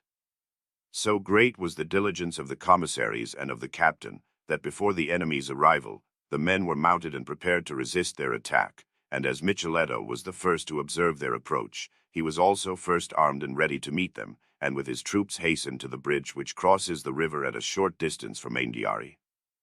Pietro Giampagolo, having previous to the surprise, filled up the ditches on either side of the road, and leveled the ground between the bridge and Anghiari, and Micheletto, having taken his position in front of the former, the legate and Simoncino, who led the troops of the church, took post on the right, and the commissaries of the Florentines, with Pietro Giampagolo, their captain, on the left, the infantry being drawn up along the banks of the river. Thus, the only course the enemy could take was the direct one over the bridge, nor had the Florentines any other field for their exertions, excepting that their infantry were ordered, in case their cavalry were attacked in flank by the hostile infantry, to assail them with their crossbows, and prevent them from wounding the flanks of the horses crossing the bridge. Micheletto bravely withstood the enemy's charge upon the bridge, but Astor and Francesco Piccinino coming up, with a picked body of men, attacked him so vigorously that he was compelled to give way, and was pushed as far as the foot of the hill which rises toward the Borgo di Anghiari, but they were in turn repulsed and driven over the bridge by the troops that took them in flank. The battle continued 2 hours, during which each side had frequent possession of the bridge, and their attempts upon it were attended with equal success, but on both sides of the river the disadvantage of Niccolo was manifest, for when his people crossed the bridge, they found the enemy unbroken, and the ground being leveled, they could maneuver without difficulty, and the weary be relieved by such as were fresh. But when the Florentines crossed, Niccolo could not relieve those that were harassed, on account of the hindrance interposed by the ditches and embankments on each side of the road. Thus, whenever his troops got possession of the bridge, they were soon repulsed by the fresh forces of the Florentines. But when the bridge was taken by the Florentines, and they passed over and proceeded upon the road, Niccolo, having no opportunity to reinforce his troops, being prevented by the impetuosity of the enemy and the inconvenience of the ground, the rear guard became mingled with the van, and occasioned the utmost confusion and disorder. They were forced to flee, and hastened at full speed toward the Borgo. The Florentine troops fell upon the plunder, which was very valuable in horses, prisoners, and military stores, for not more than 1,000 of the enemy's cavalry reached the town. The people of the Borgo, who had followed Niccolo in the hope of plunder, became booty themselves, all of them being taken and obliged to pay a ransom. The colors and carriages were also captured. This victory was much more advantageous to the Florentines than injurious to the Duke, for, had they been conquered, Tuscany would have been his own, but he, by his defeat, only lost the horses and accoutrements of his army, which could be replaced without any very serious expense. Nor was there ever an instance of wars being carried on in an enemy's country with less injury to the assailants than at this, for in so great a defeat, and in a battle which continued 4 hours, only one man died, and he, not from wounds inflicted by hostile weapons, or any honorable means, but, having fallen from his horse, was trampled to death. Combatants then engaged with little danger, being nearly all mounted, covered with armor, and preserved from death whenever they chose to surrender. There was no necessity for risking their lives. While fighting, their armor defended them, and when they could resist no longer, they yielded and were safe. This battle, from the circumstances which attended and followed it, presents a striking example of the wretched state of military discipline in those times.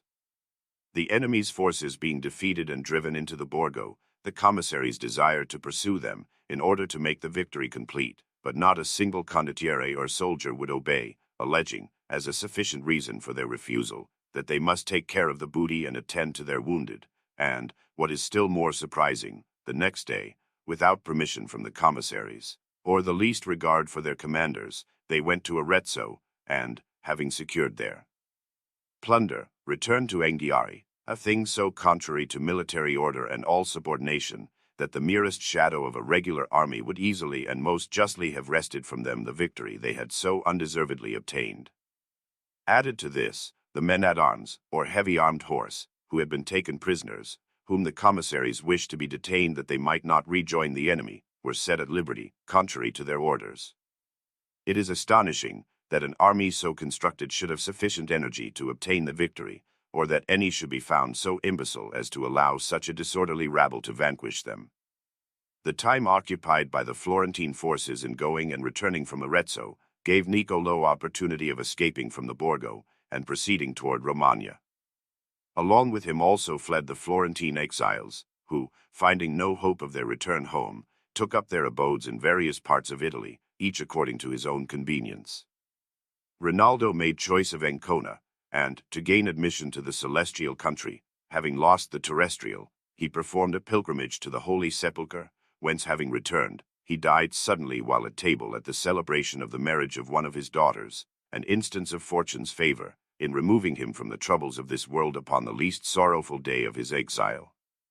Rinaldo di Albizzi appeared respectable under every change of condition, and would have been more so had he lived in a united city, for many qualities were injurious to him in a factious community, which in an harmonious one would have done him honor. When the forces returned from Arezzo, Niccolo being then gone, the commissaries presented themselves at the Borgo, the people of which were willing to submit to the Florentines, but their offer was declined, and while negotiations were pending, the Pope's legate imagined the commissaries designed to take it from the church. Hard words were exchanged and hostilities might have ensued between the Florentine and ecclesiastical forces, if the misunderstanding had continued much longer, but as it was brought to the conclusion desired by the legate, peace was restored. While the affair of the Borgo San Sepolcro was in progress, Niccolo Piccinino was supposed to have marched toward Rome, other accounts said La Marca, and hence the legate and the count's forces moved toward Perugia to relieve La Marca or Rome, as the case might be, and Bernardo de' Medici accompanied them. Neri led the Florentine forces to recover the Casentino, and pitched his camp before Rassina, which he took, together with Bibbiena, Prato Vecchio, and Ramena. From thence he proceeded to Poppi and invested it on 2 sides with his forces, in one direction toward the plain of Sertomondo, in the other upon the hill extending to Franzol. The Count, finding himself abandoned to his fate, had shut himself up in Poppi, not with any hope of assistance, but with a view to make the best terms he could. Neri pressing him, he offered to capitulate, and obtained reasonable conditions, namely, security for himself and family, with leave to take whatever he could carry away, on condition of ceding his territories and government to the Florentines. When he perceived the full extent of his misfortune, standing upon the bridge which crosses the Arno, Close to Poppy, he turned to Neri in great distress, and said, "Had I well considered my own position and the power of the Florentines, I should now have been a friend of the Republic and congratulating you on your victory, not an enemy compelled to supplicate some alleviation of my woe. The recent events which to you bring glory and joy, to me are full of wretchedness and sorrow. Once I possessed horses, arms, subjects, grandeur, and wealth. Can it be surprising that I part with them reluctantly? But as you possess both the power and the inclination to command the whole of Tuscany, we must of necessity obey you, and had I not committed this error, my misfortune would not have occurred, and your liberality could not have been exercised, so that if you were to rescue me from entire ruin, you would give the world a lasting proof of your clemency. Therefore, let your pity pass by my fault, and allow me to retain this single house to leave to the descendants of those from whom your fathers have received innumerable benefits." To this Neri replied, that his having expected great results from men who were capable of doing only very little, had led him to commit so great a fault against the Republic of Florence, that, every circumstance considered, he must surrender all those places to the Florentines, as an enemy, which he was unwilling to hold as a friend, that he had set such an example, as it would be most highly impolitic to encourage. For, upon a change of fortune, it might injure the Republic, and it was not. Himself they feared, but his power while lord of the Casentino. If, however, he could live as a prince in Germany, the citizens would be very much gratified, and out of love to those ancestors of whom he had spoken, they would be glad to assist him. To this, the Count, in great anger, replied, he wished the Florentines at a much greater distance. Attempting no longer to preserve the least urbanity of demeanor, he ceded the place and all its dependencies to the Florentines, and with his treasure, wife, and children, took his departure, mourning the loss of a territory which his forefathers had held during 400 years. When all these victories were known at Florence, the government and people were transported with joy. Benedetto de' Medici, finding the report of Niccolo having proceeded either to Rome or to La Marca incorrect, returned with his forces to Neri, and they proceeded together to Florence, where the highest honors were decreed to them which it was customary with the city to bestow upon her victorious citizens, and they were received by the Signory, the Capitani di Parte, and the whole city, in triumphal pomp. Book 6. Chapter 1.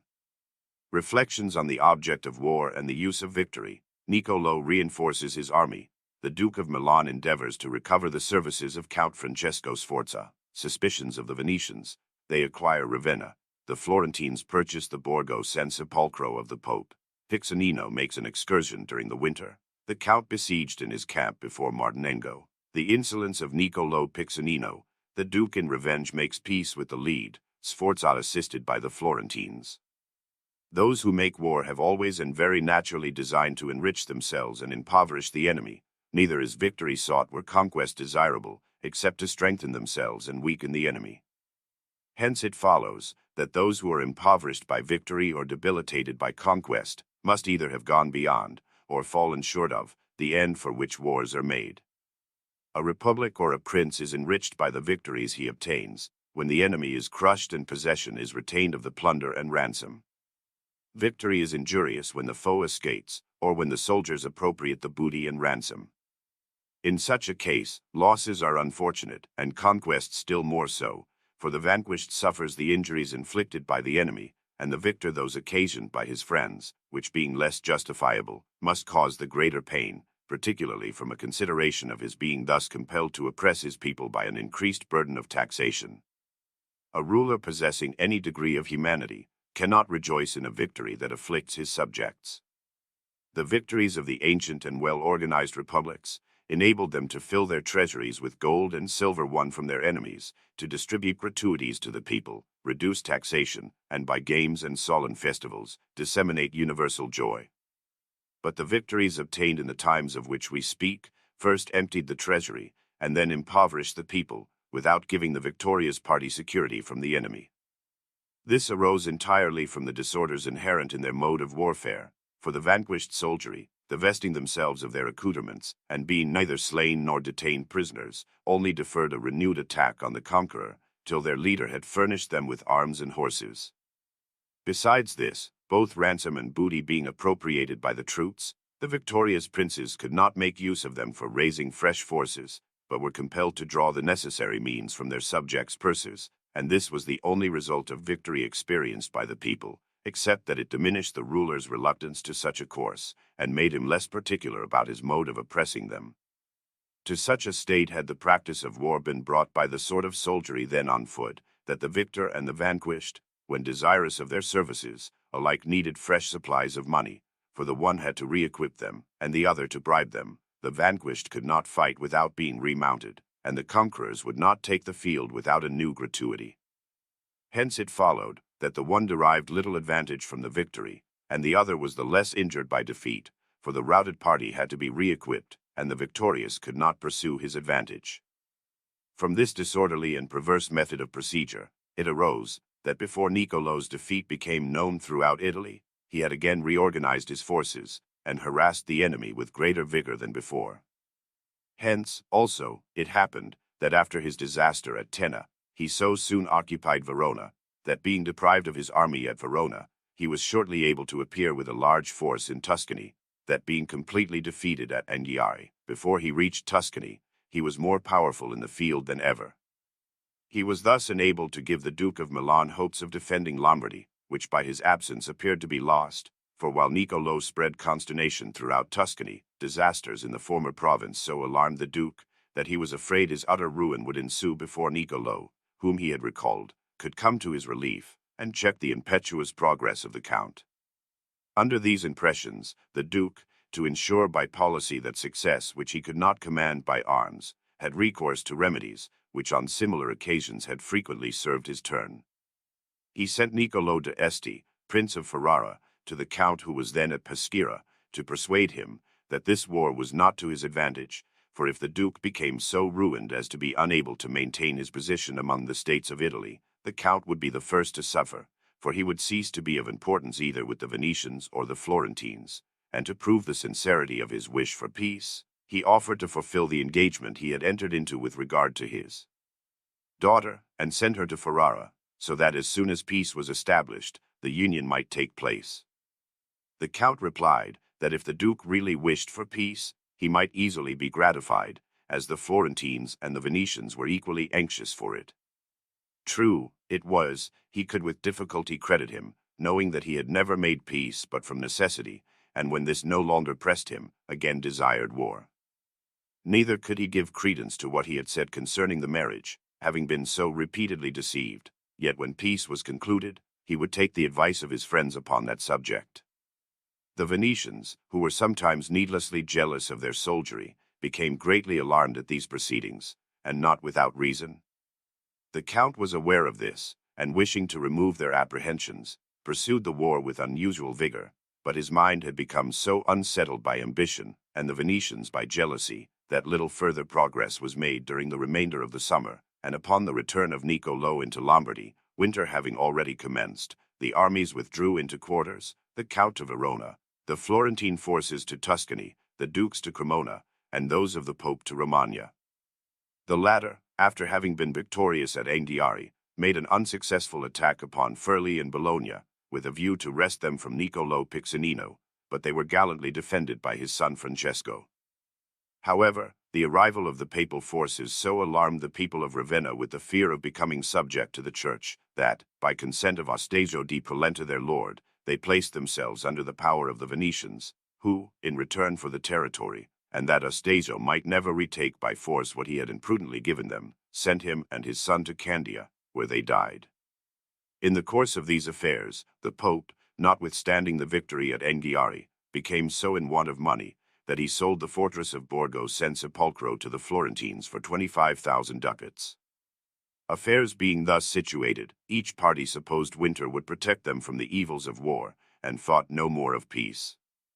This was particularly the case with the Duke, who, being rendered doubly secure by the season and by the presence of Niccolo, broke off all attempts to effect a reconciliation with the Count, reorganized Niccolo's forces, and made every requisite preparation for the future struggle. The Count, being informed of this, went to Venice to consult with the Senate on the course to be pursued during the next year. Niccolo, on the other hand, being quite prepared, and seeing the enemy unprovided, did not await the return of spring, but crossed the Adda during severe weather, occupied the whole Brescian territory, except Augila and Acre, and made prisoners 2,000 horse belonging to Francesco's forces, who had no apprehension of an attack. But the greatest source of anxiety to the Count, and alarm to the Venetians, was the desertion of his service by Sciarpellone, one of his principal officers. Francesco, on learning these matters, immediately left Venice, and, arriving at Brescia, found that Niccolo, after doing all the mischief he could, had retired to his quarters, and therefore, finding the war concluded for the present, was not disposed to rekindle it, but rather to use the opportunity afforded by the season and his enemies, of reorganizing his forces, so as to be able, when spring arrived, to avenge himself for his former injuries. To this end he induced the Venetians to recall the forces they had in Tuscany, in the Florentine service, and to order that to succeed Gattamelata, who was dead, Micheletto Attendolo should take the command. On the approach of spring, Niccolo Piccinino was the first to take the field, and encamped before Signano, a fortress 12 miles from Brescia. The Count marched to its relief, and the war between them was conducted in the usual manner. The Count, apprehensive for the city of Bergamo, besieged Martinengo, a castle so situated that the possession of it would enable him to relieve the former, which was closely pressed by Niccolo, who, having foreseen that the enemy could impede him only from the direction of Martinengo, had put the castle into a complete state of defense, so that the Count was obliged to lend his whole force to the siege. Upon this, Niccolo placed his troops in a situation calculated to intercept the Count's provisions, and fortified himself with trenches and bastions in such a manner that he could not be attacked without the most manifest hazard to his assailant. Hence the besiegers were more distressed than the people of Martinengo whom they besieged. The Count could not hold his position for want of food, nor quit it without imminent danger, so that the Duke's victory appeared certain, and defeat equally inevitable to the Count and the Venetians. But fortune, never destitute of means to assist her favorites, or to injure others, caused the hope of victory to operate so powerfully upon Niccolo Piccinino, and made him assume such a tone of unbounded insolence, that, losing all respect for himself and the Duke, he sent him word that, having served under his ensign for so long, without obtaining sufficient land to serve him for a grave, he wished to know from himself what was to be the reward of his labors, for it was in his power to make him master of Lombardy, and place all his enemies in his power, and, as a certain victory ought to be attended by a sure remuneration, he desired the Duke to concede to him the city of Piacenza, that when weary with his lengthened services he might at last betake himself to repose. Nor did he hesitate, in conclusion, to threaten, if his request were not granted, to abandon the enterprise. This injurious and most insolent mode of proceeding highly offended the Duke, and, on further consideration, he determined rather to let the expedition altogether fail, than consent to his general's demand. Thus, what all the dangers he had incurred, and the threats of his enemies, could not draw from him, the insolent behavior of his friends made him willing to propose. He resolved to come to terms with the Count, and sent Antonio Guido Buono, of Tortona, to offer his daughter and conditions of peace, which were accepted with great pleasure by the Count, and also by the colleagues as far as themselves were concerned. The terms being secretly arranged, the Duke sent to command Niccolo to make a truce with the Count for 1 year, intimating that being exhausted with the expense, he could not forego a certain peace for a doubtful victory. Niccolo was utterly astonished at this resolution, and could not imagine what had induced the Duke to lose such a glorious opportunity, nor could he surmise that, to avoid rewarding his friends, he would save his enemies, and therefore to the utmost of his power he opposed this resolution, and the Duke was obliged, in order to induce his compliance, to threaten that if he did not obey he would give him up to his soldiers and his enemies. Niccolo submitted, with the feelings of one compelled to leave country and friends, complaining of his hard fate, that fortune and the Duke were robbing him of the victory over his enemies. The truce being arranged, the marriage of the Duke's daughter, Bianca, to the Count was solemnized, the Duke giving Cremona for her portion. This being over, peace was concluded in November, 1441, at which Francesco Barbatico and Pagolo Trano were present for the Venetians, and for the Florentines Agnolo Acciajuoli. Peschiera, Asola, and Larnato, castles in the Mantuan territory, were assigned to the Venetians. The war in Lombardy was concluded, but the dissensions in the kingdom of Naples continued, and the inability to compose them occasioned the resumption of those arms which had been so recently laid aside. Alfonso of Aragon had, during these wars, taken from René the whole kingdom except Naples, so that, thinking he had the victory in his power, he resolved during the siege of Naples to take Benevento and his other possessions in that neighborhood from the count, and thought he might easily accomplish this while the latter was engaged in the wars of Lombardy. Having heard of the conclusion of peace, Alfonso feared the count would not only come for the purpose of recovering his territories, but also to favor René, and René himself had hope of his assistance for the same reason. The latter, therefore, sent to the count, begging he would come to the relief of a friend and avenge himself of an enemy.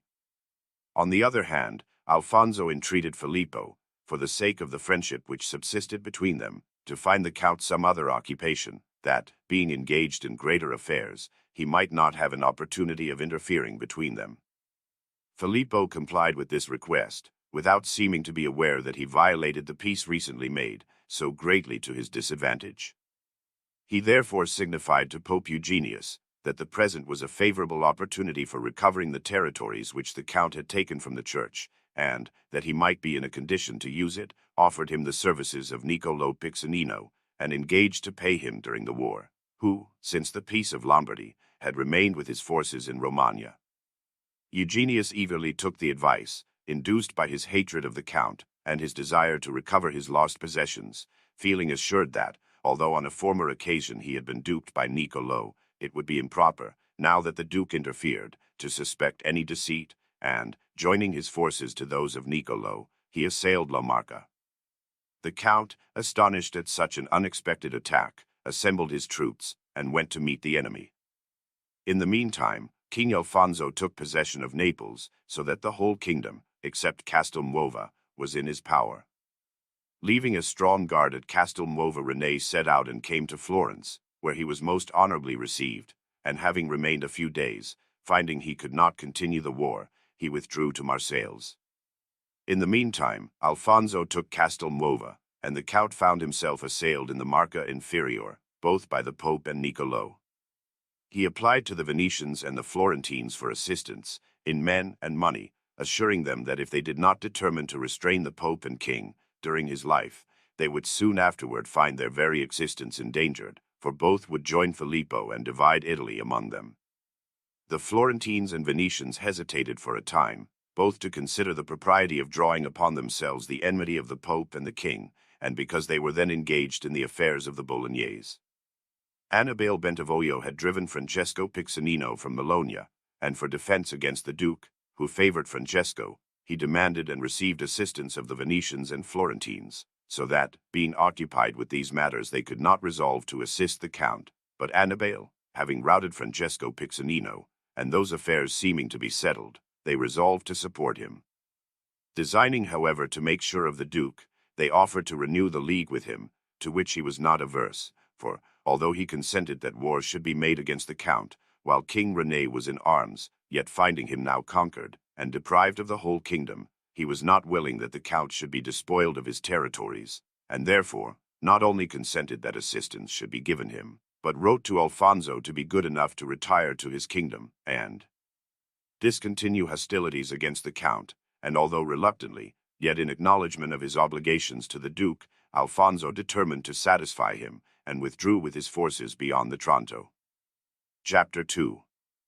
Discords of Florence, jealousy excited against Neri di Gino Capponi, Baldaccio di Anghiari murdered, reform of government in favor of the Medici, enterprises of Sforza and Piccinino, death of Niccolo Piccinino, end of the war, disturbances in Bologna, Annibale Bentivoglio slain by Battista Cenci, and the latter by the people. Sandy, supposed to be the son of Ercole Bentivoglio, is called to govern the city of Bologna. Discourse of Cosmo de' Medici to him, perfidious designs of the Duke of Milan against Sforza, general war in Italy, losses of the Duke of Milan. The Duke has recourse to the Count, who makes peace with him, offers of the Duke and the Venetians to the Count. The Venetians furtively deprive the Count of Cremona. While the affairs of Romagna proceeded thus, the city of Florence was not tranquil. Among the citizens of highest reputation in the government was Neri di Gino Capponi, of whose influence Cosmo de' Medici had more apprehension than any other, for to the great authority which he possessed in the city was added his influence with the soldiery. Having been often leader of the Florentine forces, he had won their affection by his courage and talents, and the remembrance of his own and his father's victories, the latter having taken Pisa, and he himself having overcome Niccolo Piccinino at Anghiari, caused him to be beloved by many, and feared by those who were averse to having associates in the government. Among the leaders of the Florentine army was Baldaccio di Anghiari, an excellent soldier, for in those times there was not one in Italy who surpassed him in vigor either of body or mind, and possessing so much influence with the infantry, whose leader he had always been, many thought they would follow him wherever he chose to lead them. Baldaccio was the intimate friend of Neri, who loved him for his talents, of which he had been a constant witness. This excited great suspicion in the other citizens, who, thinking it alike dangerous either to discharge or retain him in their service, determined to destroy him, and fortune seemed to favor their design. Bartolomeo Orlandini was Gonfalonier of Justice, the same person who was sent to the defense of Marradi, when Niccolo Piccinino came into Tuscany, as we have related above, and so basely abandoned the pass, which by its nature was almost impregnable. So flagrant an instance of cowardice was very offensive to Baldaccio. On many occasions, both by words and letters, had contributed to make the disgraceful fact known to all. The shame and vexation of Bartolomeo were extreme, so that of all things he wished to avenge himself, thinking, with the death of his accuser, to efface the stain upon his character.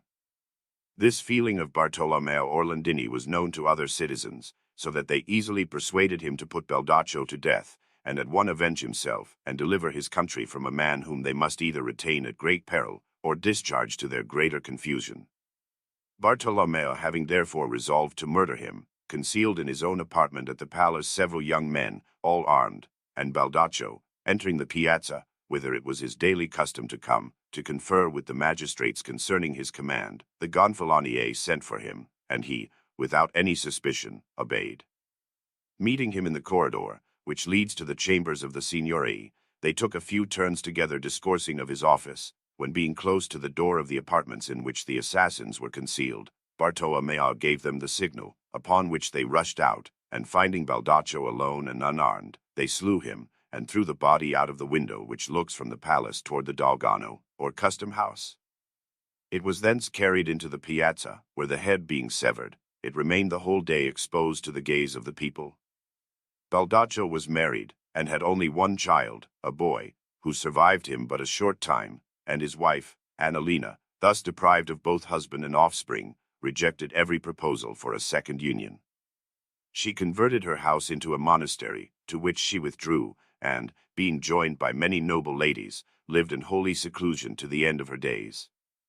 The convent she founded, and which is named from her, preserves her story in perpetual remembrance. This circumstance served to weaken Neri's power, and made him lose both influence and friends. Nor did this satisfy the citizens who held the reins of government, for it being 10 years since their acquisition of power, and the authority of the Balia expired, many began to exhibit more boldness, both in words and deeds, than seemed consistent with their safety, and the leaders of the party judged that if they wished to preserve their influence, some means must be adopted to increase it. To this end, in 1444 the councils created a new Balia, which reformed the government, gave authority to a limited number to create the Signory, re-established the Chancery of Reformations, depriving Filippo Peruzzi of his office of president in it, and appointing another wholly under their influence.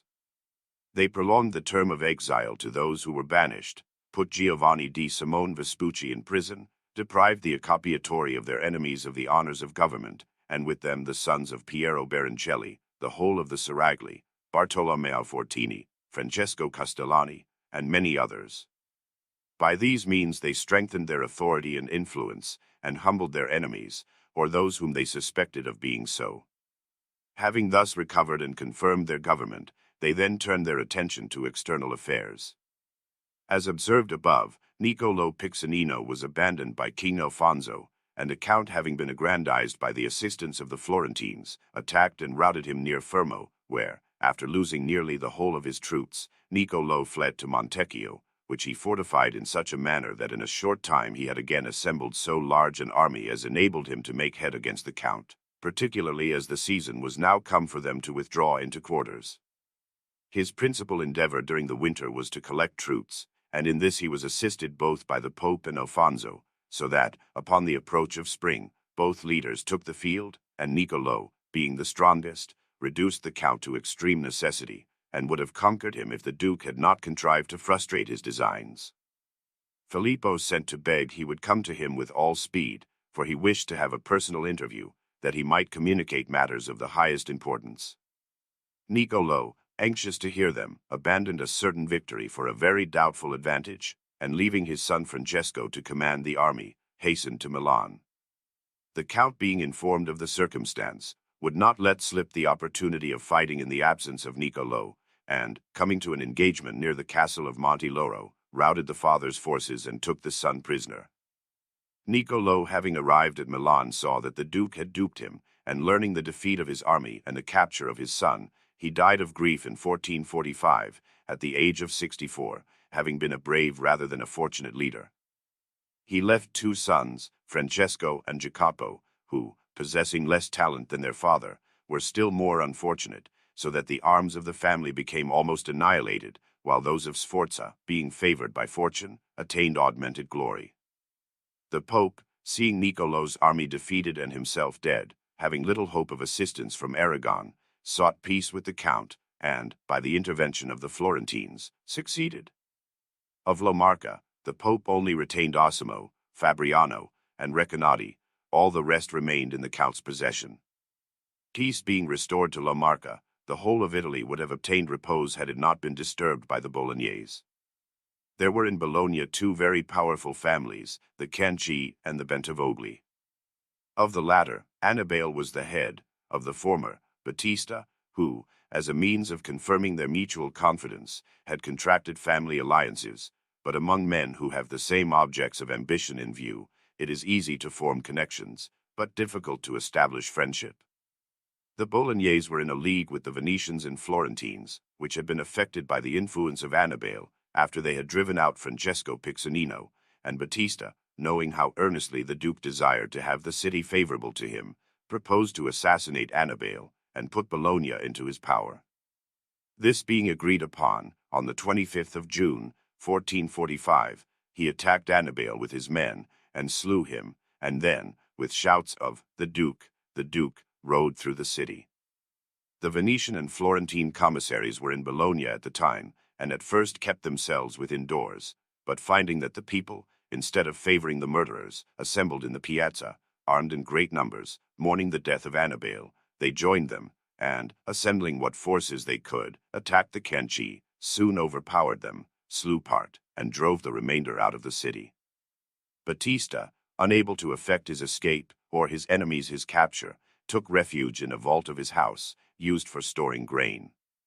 The friends of the Bentivogli, having sought him all day, and knowing he had not left the city, so terrified his servants, that one of them, a groom, disclosed the place of his concealment, and being drawn forth in complete armor he was slain, his body dragged about the streets, and afterward burned. Thus the Duke's authority was sufficient to prompt the enterprise, but his force was not at hand to support it. The tumults being settled by the death of Battista, and the flight of the Canci, Bologna still remained in the greatest confusion. There not being one of the house of Bentivogli of age to govern, Annibale having left but one son whose name was Giovanni, only 6 years old, it was apprehended that disunion would ensue among the Bentivogli, and cause the return of the Canci, and the ruin both of their own country and party.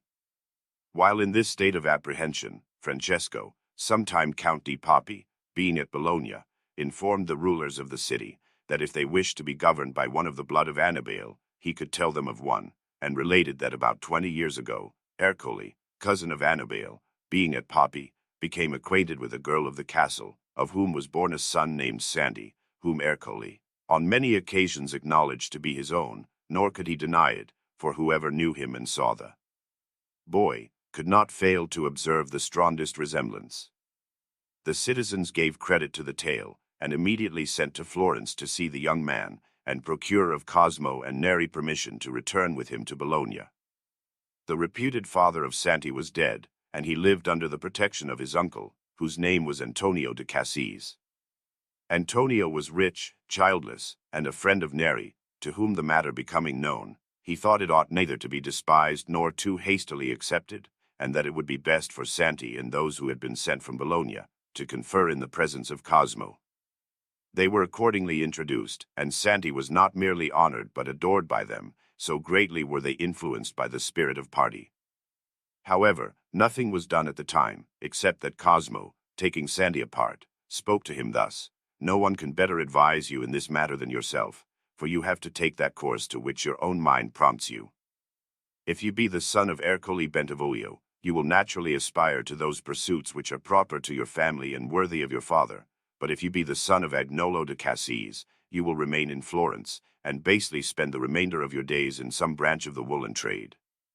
These words greatly influenced the youth, who, though he had at first almost refused to adopt such a course, said he would submit himself wholly to what Cosmo and Neri should determine.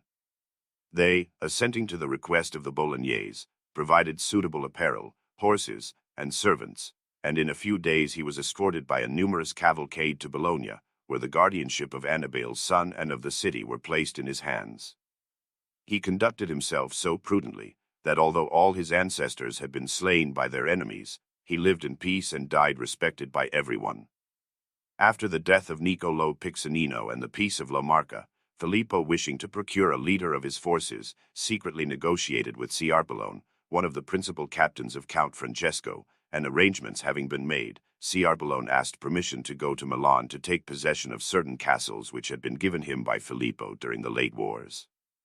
The Count, suspecting what was in progress, in order to prevent the Duke from accommodating himself at his expense, caused Ciarpellone to be arrested and soon afterward put to death, alleging that he had been detected plotting against him. Filippo was highly annoyed and indignant, which the Venetians and the Florentines were glad to observe, for their greatest fear was that the Duke and the Count should become friends. The Duke's anger caused the renewal of war in La Marca. Gismondo Malatesti, Lord of Rimino, being son-in-law of the Count, expected to obtain Pesaro, but the Count, having obtained possession, gave it to his brother, Alessandro.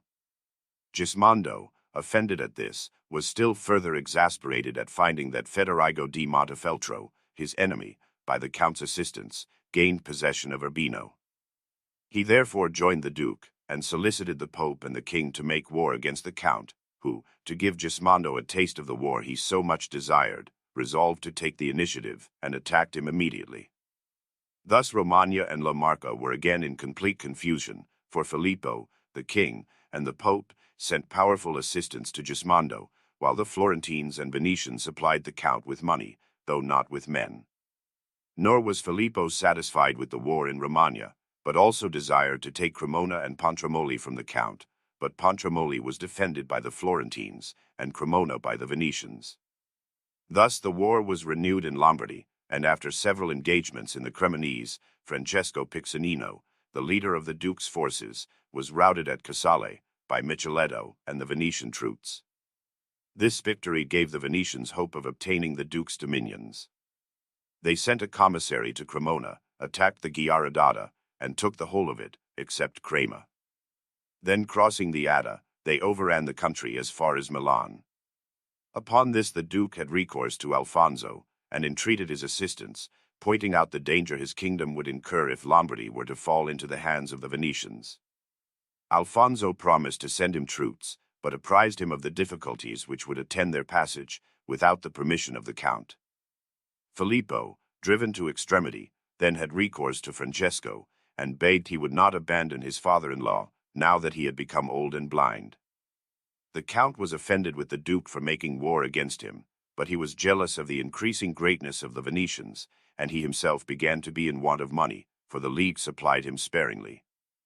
The Florentines, being no longer in fear of the Duke, ceased to stand in need of the Count, and the Venetians desired his ruin, for they thought Lombardy could not be taken from him except by this means. Yet while Filippo sought to gain him over, and offered him the entire command of his forces, on condition that he should restore La Marca to the Pope and quit the Venetian alliance, ambassadors were sent to him by that republic, promising him Milan, if they took it, and the perpetual command of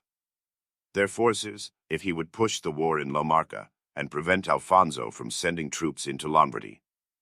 The offers of the Venetians were great, as also were their claims upon him, having begun the war in order to save him from losing Cremona, while the injuries received from the Duke were fresh in his memory, and his promises had lost all influence. Still the Count hesitated, for on the one hand were to be considered his obligations to the League, his pledged faith, their recent services, and his hopes of the future, all which had their influence on him. On the other were the entreaties of his father-in-law, and above all, the bane which he feared would be concealed under the specious offers of the Venetians, for he doubted not that both with regard to Milan and their other promises, if they were victorious, he would be at their mercy, to which no prudent men would ever submit if he could avoid it. These difficulties in the way of his forming a determination were obviated by the ambition of the Venetians, seeing a chance of occupying Cremona, from secret intelligence with that city, under a different pretext, sent troops into its neighborhood. But the affair was discovered by those who commanded Cremona for the Count, and measures were adopted which prevented its success. Thus, without obtaining Cremona, they lost the Count's friendship, who, now being free from all other considerations, joined the Duke. Chapter 3.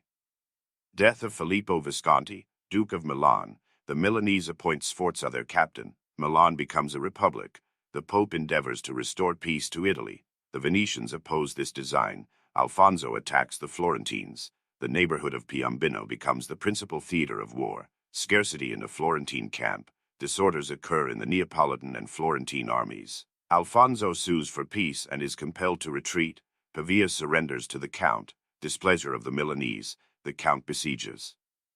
Caravaggio. The Venetians endeavor to relieve the place. They are routed by the Count before Caravaggio. Pope Eugenius, being dead, was succeeded by Nicholas V. The Count had his whole army at Codognola, ready to pass into Lombardy, when intelligence was brought him of the death of Filippo, which happened on the last day of August, 1447. This event greatly afflicted him, for he doubted whether his troops were in readiness, on account of their arrears of pay. He feared the Venetians, who were his armed enemies, he having recently forsaken them and taken part with the Duke. He was in apprehension from Alfonso, his inveterate foe. He had no hope from the Pontiff or the Florentines, for the latter were allies of the Venetians, and he had seized the territories of the former. However, he resolved to face his fortune and be guided by circumstances, for it often happens that when engaged in business valuable ideas are suggested, which in a state of inaction would never have occurred. He had great hopes that if the Milanese were disposed to defend themselves against the ambition of the Venetians, they could make use of no other power but his. Therefore, he proceeded confidently into the Bolognese territory, thence to Medina and Reggio, halted with his forces upon the Lenza, and sent to offer his services at Milan. On the death of the Duke, part of the Milanese were inclined to establish a republic, others wished to choose a prince, and of these, one part favored the Count, and another Alfonso. However, the majority being in favor of freedom, they prevailed over the rest, and organized a republic, to which many cities of the duchy refused obedience, for they, too, desired to live in the enjoyment of their liberty, and even those who did not embrace such views, refused to submit to the sovereignty of the Milanese. Lodi and Piacenza surrendered themselves to the Venetians. Pavia and Parma became free. This confused state of things being known to the Count, he proceeded to Cremona, where his ambassadors and those of the Milanese arranged for him to command the forces of the new republic, with the same remuneration he had received from the Duke at the time of his decease. To this they added the possession of Brescia, until Verona was recovered, when he should have that city and restore Brescia to the Milanese. Before the Duke's death, Pope Nicholas, after his assumption of the pontificate, sought to restore peace among the princes of Italy, and with this object endeavored, in conjunction with the ambassadors sent by the Florentines to congratulate him on his accession, to appoint a diet at Ferrara to attempt either the arrangement of a long truce or the establishment of peace. A congress was accordingly held in that city, of the Pope's legate and the Venetian, ducal, and Florentine representatives. King Alfonso had no envoy there. He was at Tivoli with a great body of horse and foot, and favorable to the Duke, both having resolved that having gained the Count over to their side, they would openly attack the Florentines and Venetians, and till the arrival of the Count in Lombardy, take part in the treaty for peace at Ferrara, at which, though the king did not appear, he engaged to concur in whatever course the Duke should adopt. The conference lasted several days, and after many debates, resolved on either a truce for 5 years, or a permanent peace, whichsoever the Duke should approve, and the ducal ambassadors, having returned to Milan to learn his decision, found him dead. Notwithstanding this, the Milanese were disposed to adopt the resolutions of the Assembly, but the Venetians refused, indulging great hopes of becoming masters of Lombardy, particularly as Lodi and Piacenza, immediately after the Duke's death, had submitted to them. They trusted that either by force or by treaty they could strip Milan of her power, and then so press her as to compel her also to surrender before any assistance could arrive, and they were the more confident of this from seeing the Florentines involved in war with King Alfonso. The king being at Tivoli, and designing to pursue his enterprise against Tuscany, as had been arranged between himself and Filippo, judging that the war now commenced in Lombardy would give him both time and opportunity, and wishing to have a footing in the Florentine state before he openly commenced hostilities, opened a secret understanding with the fortress of Cennina, in the Val d'Arno Superior, and took possession of it.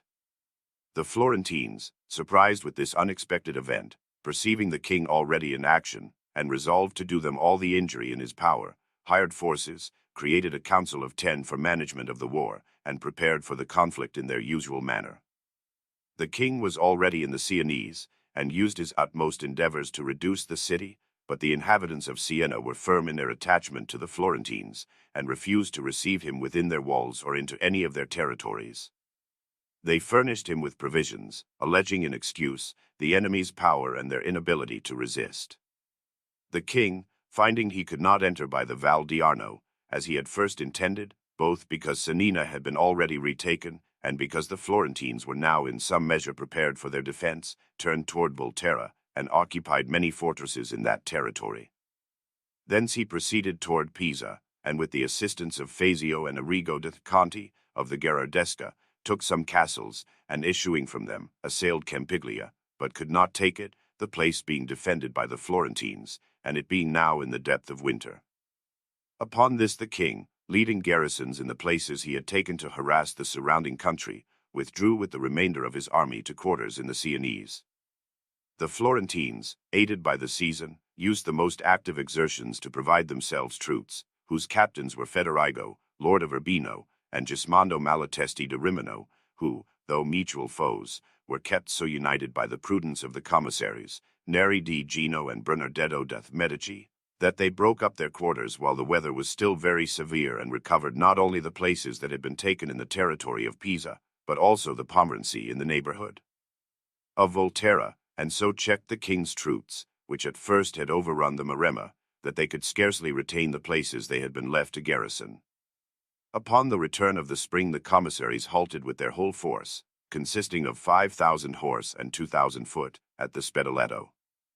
The king approached with his army, amounting to 15,000 men, within 3 miles of Campiglia, but when it was expected he would attack the place he fell upon Piombino, hoping, as it was insufficiently provided, to take it with very little trouble, and thus acquire a very important position, the loss of which would be severely felt by the Florentines, for from it he would be able to exhaust them with a long war, obtain his own provision by sea, and harass the whole territory of Pisa.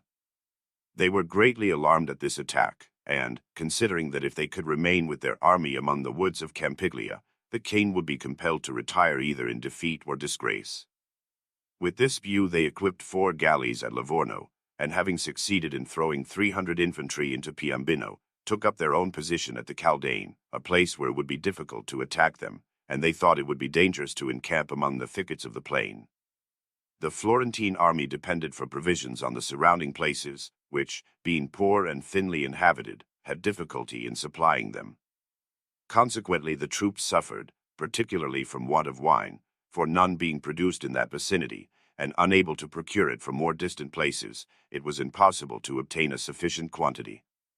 But the king, though closely pressed by the Florentines, was well provided except in forage, for he obtained everything else by sea. The Florentines, desirous to supply themselves in the same manner, loaded 4 vessels with provisions, but, upon their approach, they were attacked by 7 of the king's galleys, which took 2 of them and put the rest to flight. This disaster made them despair of procuring provisions, so that 200 men of a foraging party, principally for want of wine, deserted to the king, and the rest complained that they could not live without it, in a situation where the heat was so excessive and the water bad. The commissaries therefore determined to quit the place, and endeavor to recover those castles which still remained in the enemy's power, who, on his part, though not suffering from want of provisions, and greatly superior in numbers, found his enterprise a failure, from the ravages made in his army by those diseases which the hot season produces in marshy localities, and which prevailed to such an extent that many died daily, and nearly all were affected. These circumstances occasioned overtures of peace. The king demanded 50,000 florins, and the possession of Piombino. When the terms were under consideration, many citizens, desirous of peace, would have accepted them, declaring there was no hope of bringing to a favorable conclusion a war which required so much money to carry it on. But Neri Caponi, going to Florence, placed the matter in a more correct light, and it was then unanimously determined to reject the proposal, and take the Lord of Piombino under their protection, with an alliance offensive and defensive, provided he did not abandon them, but assist in their defense as hitherto. The king, being informed of this resolution, saw that, with his reduced army, he could not gain the place, and withdrew in the same condition as if completely routed, leaving behind him 2,000 dead. With the remainder of his sick troops he retired to the Sienese territory, and thence to his kingdom, incensed against the Florentines, and threatening them with new wars upon the return of spring. While these events were proceeding in Tuscany, the Count Sforza, having become leader of the Milanese forces, strenuously endeavored to secure the friendship of Francesco Piccinino, who was also in their service, that he might support him in his enterprises, or be less disposed to do him injury. He then took the field with his army, upon which the people of Pavia, conscious of their inability to resist him, and unwilling to obey the Milanese, offered to submit themselves to his authority, on condition that he should not subject them to the power of Milan. The Count desired the possession of Pavia, and considered the circumstance a happy omen, as it would enable him to give a color to his designs. He was not restrained from treachery either by fear or shame, for great men consider failure disgraceful, a fraudulent success the contrary. But he was apprehensive that his possession of the city would excite the animosity of the Milanese, and perhaps induce them to throw themselves under the power of the Venetians. If he refused to accept the offer, he would have occasion to fear the Duke of Savoy, to whom many citizens were inclined to submit themselves, and either alternative would deprive him of the sovereignty of Lombardy. Concluding there was less danger in taking possession of the city than in allowing another to have it, he determined to accept the proposal of the people of Pavia, trusting he would be able to satisfy the Milanese, to whom he pointed out the danger they must have incurred had he not complied with it, for her citizens would have surrendered themselves to the Venetians or to the Duke of Savoy, so that in either case they would have been deprived of the government, and therefore they ought to be more willing to have himself as their neighbor and friend, than a hostile power such as either of the others, and their enemy. The Milanese were upon this occasion greatly perplexed, imagining they had discovered the Count's ambition, and the end he had in view, but they thought it desirable to conceal their fears, for they did not know, if the Count were to desert them, to whom they could have recourse except the Venetians, whose pride and tyranny they naturally dreaded. They therefore resolved not to break with the Count, but by his assistance remedy the evils with which they were threatened, hoping that when freed from them they might rescue themselves from him also, for at that time they were assailed not only by the Venetians but by the Genoese and the Duke of Savoy, in the name of Charles of Orleans, the son of a sister of Filippo, but whom the Count easily vanquished. Thus their only remaining enemies were the Venetians, who, with a powerful army, determined to occupy their territories, and had already taken possession of Lodi and Piacenza, before which latter place the Count encamped, and, after a long siege, took and pillaged the city. Winter being set in, he led his forces into quarters, and then withdrew to Cremona, where, during the cold season, he remained in repose with his wife. In the spring, the Venetian and Milanese armies again took the field. It was the design of the Milanese, first to recover Lodi and then to come to terms with the Venetians, for the expenses of the war had become very great, and they were doubtful of their general sincerity, so that they were anxious alike for the repose of peace and for security against the Count. They therefore resolved that the army should march to the siege of Caravaggio, hoping that Lodi would surrender, on that fortress being wrested from the enemy's hands. The Count obeyed, though he would have preferred crossing the Adda and attacking the Brescian territory. Having encamped before Caravaggio, He so strongly entrenched himself that if the enemy attempted to relieve the place, they would have to attack him at a great disadvantage. The Venetian army, led by Micheletto, approached within 2 bowshots of the enemy's camp, and many skirmishes ensued.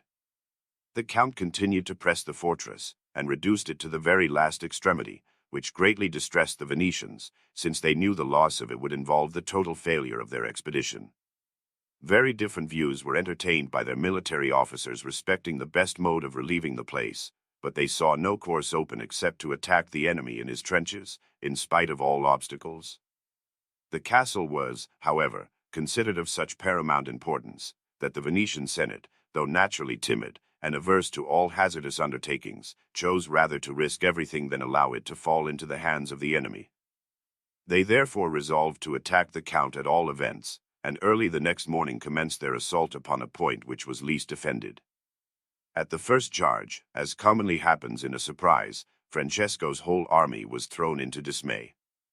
Order, however, was soon so completely restored by the Count that the enemy, after various efforts to gain the outworks, were repulsed and put to flight, and so entirely routed that of 12,000 horse only 1,000 escaped the hands of the Milanese, who took possession of all the carriages and military stores, nor had the Venetians ever before suffered such a thorough rout and overthrow. Among the plunder and prisoners, crouching down, as if to escape observation, was found a Venetian commissary, who, in the course of the war and before the fight, had spoken contemptuously of the Count, calling him bastard and baseborn. Being made prisoner, he remembered his faults, and fearing punishment, being taken before the Count, was agonized with terror, and, as is usual with mean minds, in prosperity insolent, in adversity abject and cringing, prostrated himself, weeping and begging pardon for the offenses he had committed. The Count, taking him by the arm, raised him up, and encouraged him to hope for the best. He then said he wondered how a man so prudent and respectable as himself could so far err as to speak disparagingly of those who did not merit it, and as regarded the insinuations which he had made against him, he really did not know how Sforza his father, and Madonna Lucia his mother, had proceeded together, not having been there, and having no opportunity of interfering in the matter, so that he was not liable either to blame or praise. However, he knew very well that in regard to his own actions he had conducted himself so that no one could blame him, and in proof of this he would refer both the Venetian Senate and himself to what had happened that day. He then advised him in future to be more respectful in speaking of others, and more cautious in regard to his own proceedings. Chapter 4. The Count's successes, the Venetians come to terms with him, views of the Venetians, indignation of the Milanese against the Count, their ambassadors addressed to him, the Count's moderation and reply, the Count and the Milanese prepare for war, Milanese ambassadors at Venice, lead of the Venetians and Milanese, the Count dupes the Venetians and Milanese, he applies for assistance to the Florentines. Diversity of opinions in Florence on the subject, Neri di Gino Capponi averse to assisting the Count, Cosmo de' Medici disposed to do so, the Florentines sent ambassadors to the Count. After this victory, the Count marched into the Brescian territory, occupied the whole country, and then pitched his camp within 2 miles of the city. The Venetians, having well-grounded fears that Brescia would be next attacked, provided the best defense in their power.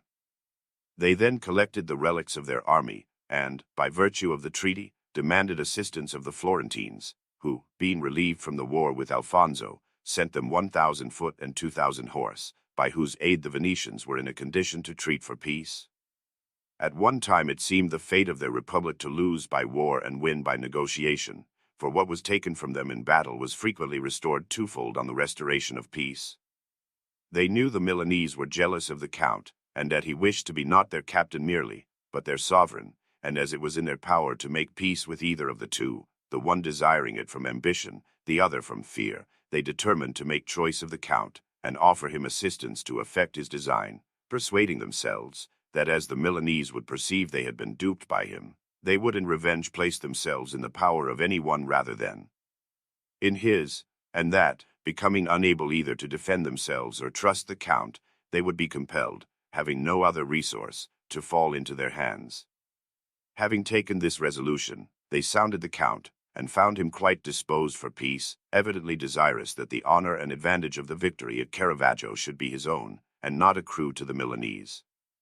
The parties therefore entered into an agreement, in which the Venetians undertook to pay the Count 13,000 florins per month, till he should obtain Milan, and to furnish him, during the continuance of the war, 4,000 horse and 2,000 foot.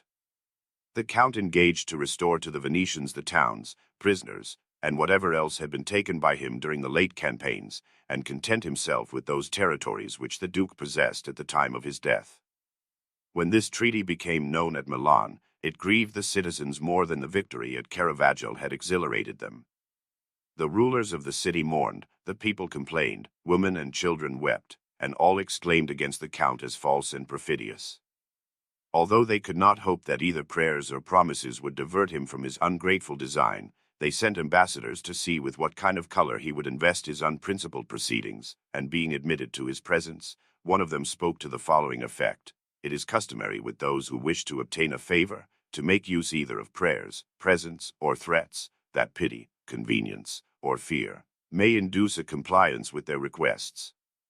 But as with cruel, avaricious, or, in their own conceit, powerful men, these arguments have no weight. It is vain to hope either to soften them by prayers, win them by presents, or alarm them by menaces. We, therefore, being now, though late, aware of thy pride, cruelty, and ambition, come hither, not to ask aught, nor with the hope, even if we were so disposed, of obtaining it, but to remind thee of the benefits thou hast received from the people of Milan, and to prove with what heartless ingratitude thou hast repaid them, that at least, under the many evils oppressing us, we may derive some gratification from telling thee how and by whom they have been produced.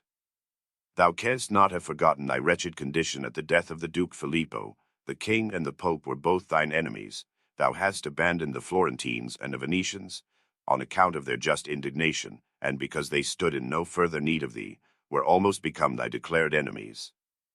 Thou wert exhausted by thy wars against the Church, with few followers, no friends, or any money, hopeless of being able to preserve either thy territories or thy reputation. From these circumstances thy ruin must have ensued, but for our simplicity, we received thee to our home, actuated by reverence for the happy memory of our Duke, with whom, being connected by marriage and renewed alliance, we believed thy affection would descend to those who had inherited his authority, and that, if to the benefits he had conferred on thee, our own were added, the friendship we sought to establish would not only be firm, but inseparable. With this impression, we added Verona or Brescia to thy previous appointments. What more could we either give or promise thee? What else couldst thou, not from us merely, but from any others, have either had or expected? Thou receivest from us an unhoped for benefit, and we, in return, an unmerited wrong. Neither hast thou deferred until now the manifestation of thy base designs, for no sooner wert thou appointed to command our armies, than, contrary to every dictate of propriety, thou didst accept Pavia, which plainly showed what was to be the result of thy friendship. But we bore with the injury, in hope that the greatness of the advantage would satisfy thy ambition. Alas! Those who grasp at all cannot be satisfied with a part. Thou didst promise that we should possess the conquests which thou might afterward make, for thou wert well aware that what was given at many times might be withdrawn at once, as was the case after the victory at Caravaggio, purchased by our money and blood, and followed by our ruin. Oh! Unhappy states, which have to guard against their oppressor, but much more wretched those who have to trust to mercenary and faithless arms like thine. May our example instruct posterity, since that of Thebes and Philip of Macedon, who, after victory over her enemies, from being her captain became her foe and her prince, could not avail us. The only fault of which we are conscious is our overweening confidence in one whom we ought not to have trusted. For thy past life, thy restless mind, incapable of repose, ought to have put us on our guard. Neither ought we to have confided in one who betrayed the Lord of Lucca, set a fine upon the Florentines and the Venetians, defied the Duke, despised the king, and besides all this, persecuted the Church of God, and the divinity himself with innumerable atrocities. We ought not to have fancied that so many potentates possessed less influence over the mind of Francesco Sforza than the Milanese, or that he would preserve unblemished that faith towards us which he had on so many occasions broken with them. Still this want of caution in us does not excuse the perfidy in thee, nor can it obliterate the infamy with which our just complaints will blacken thy character throughout the world, or prevent the remorse of thy conscience, when our arms are used for our own destruction. For thou wilt see that the sufferings due to parricides are fully deserved by thee. And though ambition should blind thine eyes, the whole world, witness to thine iniquity, will compel thee to open them. God himself will unclose them, if perjuries, if violated faith, if treacheries displease him, and if, as ever, he is still the enemy of the wicked. Do not, therefore, promise thyself any certainty of victory, for the just wrath of the Almighty will weigh heavily upon thee, and we are resolved to lose our liberty only with our lives. But if we found we could not ultimately defend it, we would submit ourselves to anyone rather than to thee. And if our sins be so great that in spite of our utmost resolution, we should still fall into thy hands, be quite assured that the sovereignty which is commenced in deceit and villainy will terminate either in thyself or thy children with ignominy and blood. The Count, though not insensible to the just reproaches of the Milanese, did not exhibit either by words or gestures any unusual excitement, and replied that he willingly attributed to their angry feelings all the serious charges of their indiscreet harangue, and he would reply to them in detail, were he in the presence of anyone who could decide their differences, for it would be evident that he had not injured the Milanese, but only taken care that they should not injure him.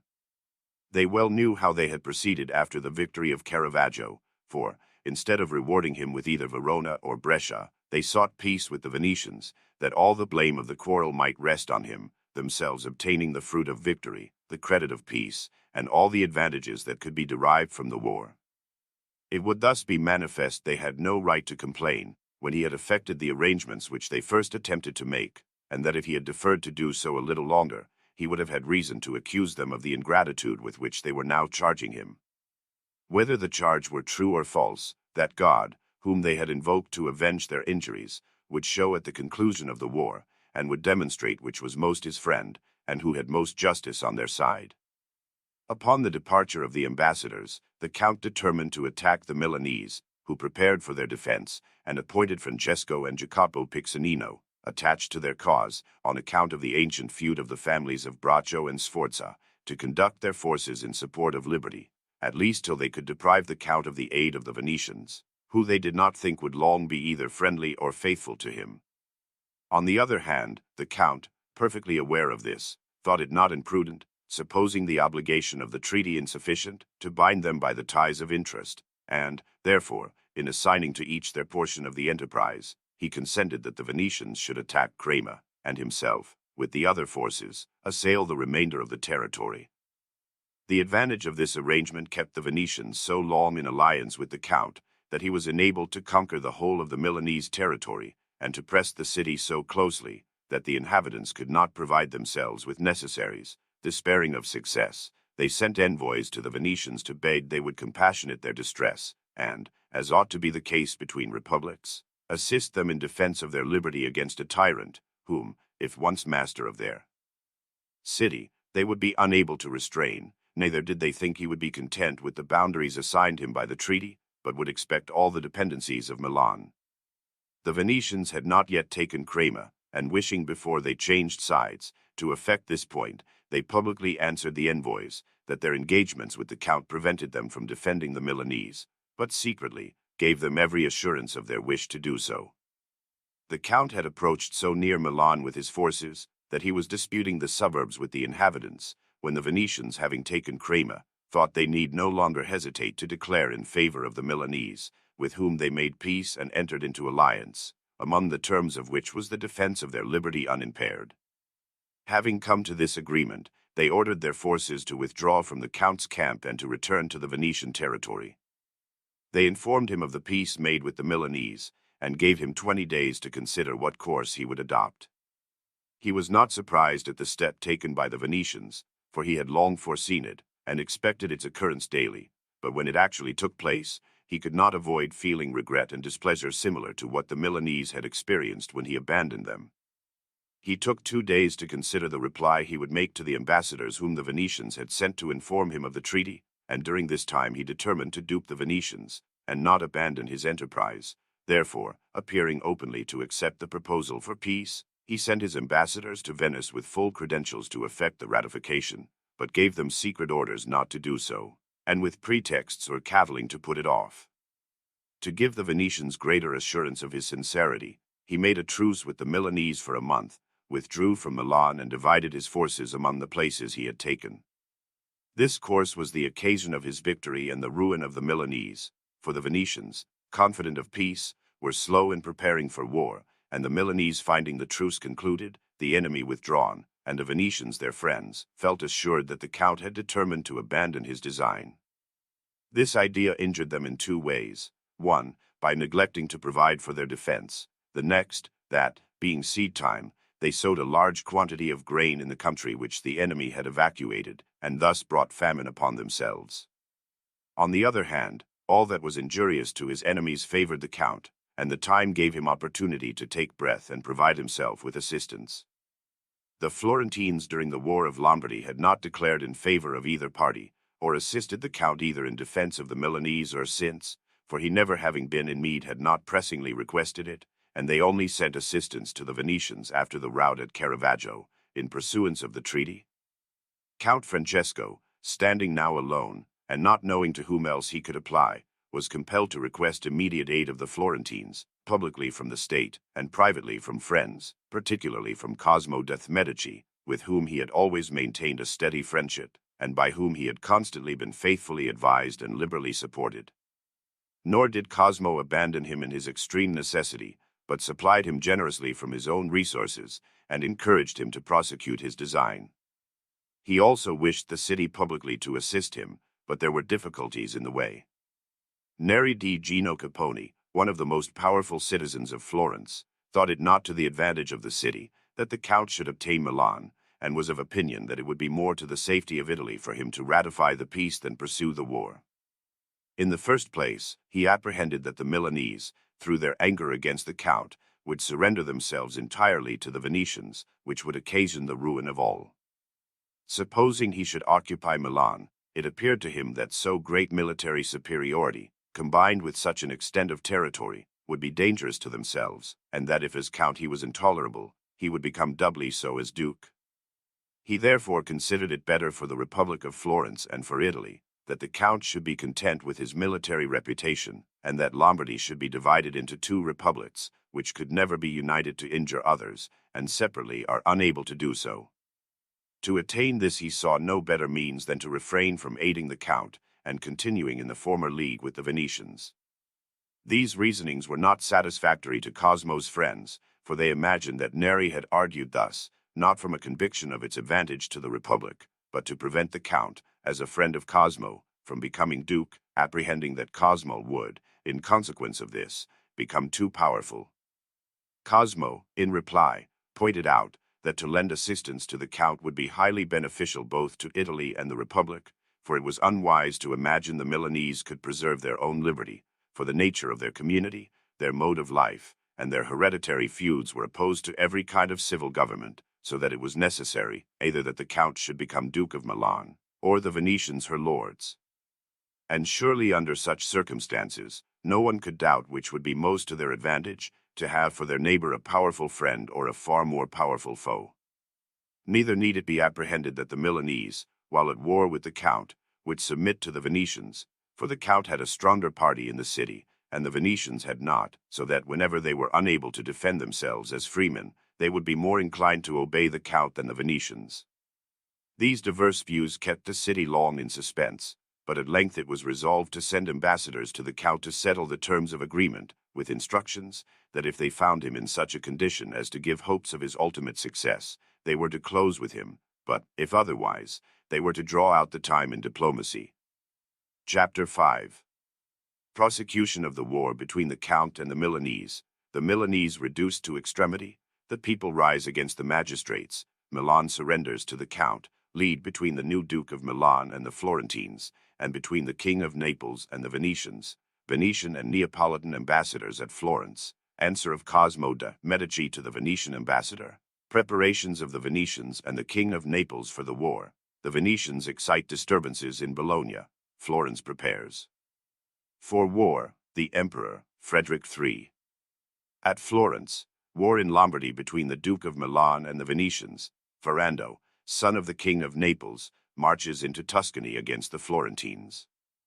The ambassadors were at Reggio when they heard that the Count had become Lord of Milan, for as soon as the truce had expired, he approached the city with his forces, hoping quickly to get possession of it in spite of the Venetians, who could bring no relief except from the side of the Adda, which route he could easily obstruct, and therefore had no apprehension, being then winter, of their arrival, and he trusted that, before the return of spring, he would be victorious, particularly, as by the death of Francesco Piccinino, there remained only Jacopo his brother, to command the Milanese. The Venetians had sent an ambassador to Milan to confirm the citizens in their resolution of defense, promising them powerful and immediate aid. During the winter a few slight skirmishes had taken place between the Count and the Venetians, but on the approach of milder weather, the latter, under Pandolfo Malatesti, halted with their army upon the Adda, and considering whether, in order to succor the Milanese, they ought to risk a battle, Pandolfo, their general, aware of the Count's abilities, and the courage of his army, said it would be unadvisable to do so, and that, under the circumstances, it was needless, for the Count, being in great want of forage, could not keep the field, and must soon retire. He therefore advised them to remain encamped, to keep the Milanese in hope, and prevent them from surrendering. This advice was approved by the Venetians, both as being safe, and because, by keeping the Milanese in this necessity, they might be the sooner compelled to submit to their dominion, for they felt quite sure that the injuries they had received would always prevent their submission to the Count. In the meantime, the Milanese were reduced to the utmost misery, and as the city usually abounded with poor, many died of hunger in the streets, hence arose complaints and disturbances in several parts, which alarmed the magistrates, and compelled them to use their utmost exertions to prevent popular meetings. The multitude are always slow to resolve on commotion, but the resolution once formed, any trivial circumstance excites it to action. Two men in humble life, talking together near the Porta Nuova of the calamities of the city, their own misery, and the means that might be adopted for their relief, others beginning to congregate, there was soon collected a large crowd. In consequence of it a report was spread that the neighborhood of Porta Nuova had risen against the government. Upon this, all the lower orders, who only waited for an example, assembled in arms, and chose Gaspar de Vicomercato to be their leader. They then proceeded to the place where the magistrates were assembled, and attacked them so impetuously that all who did not escape by flight were slain, among the number, as being considered a principal cause of the famine, and gratified at their distress, fell Leonardo Veniero, the Venetian ambassador. Having thus almost become masters of the city, they considered what course was next to be adopted to escape from the horrors surrounding them, and to procure peace. A feeling universally prevailed, that as they could not preserve their own liberty, they ought to submit to a prince who could defend them. Some proposed King Alfonso, some the Duke of Savoy, and others the King of France, but none mentioned the Count, so great was the general indignation against him. However, disagreeing with the rest, Gaspar de Vicomercato proposed him, and explained in detail that if they desired relief from war, no other plan was open, since the people of Milan required a certain and immediate peace, and not a distant hope of succor. He apologized for the Count's proceedings, accused the Venetians, and all the powers of Italy, of which some from ambition and others from avarice were averse to their possessing freedom.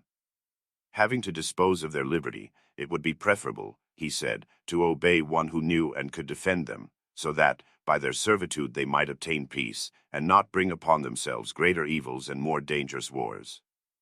He was listened to with the most profound attention, and, having concluded his harangue, it was unanimously resolved by the assembly that the Count should be called in, and Gaspar was appointed to wait upon him and signify their desire. By the people's command he conveyed the pleasing and happy intelligence to the Count, who heard it with the utmost satisfaction, and entered Milan as prince on the 26th of February, 1450, where he was received with the greatest possible joy by those who, only a short time previously, had heaped on him all the slanders that hatred could inspire.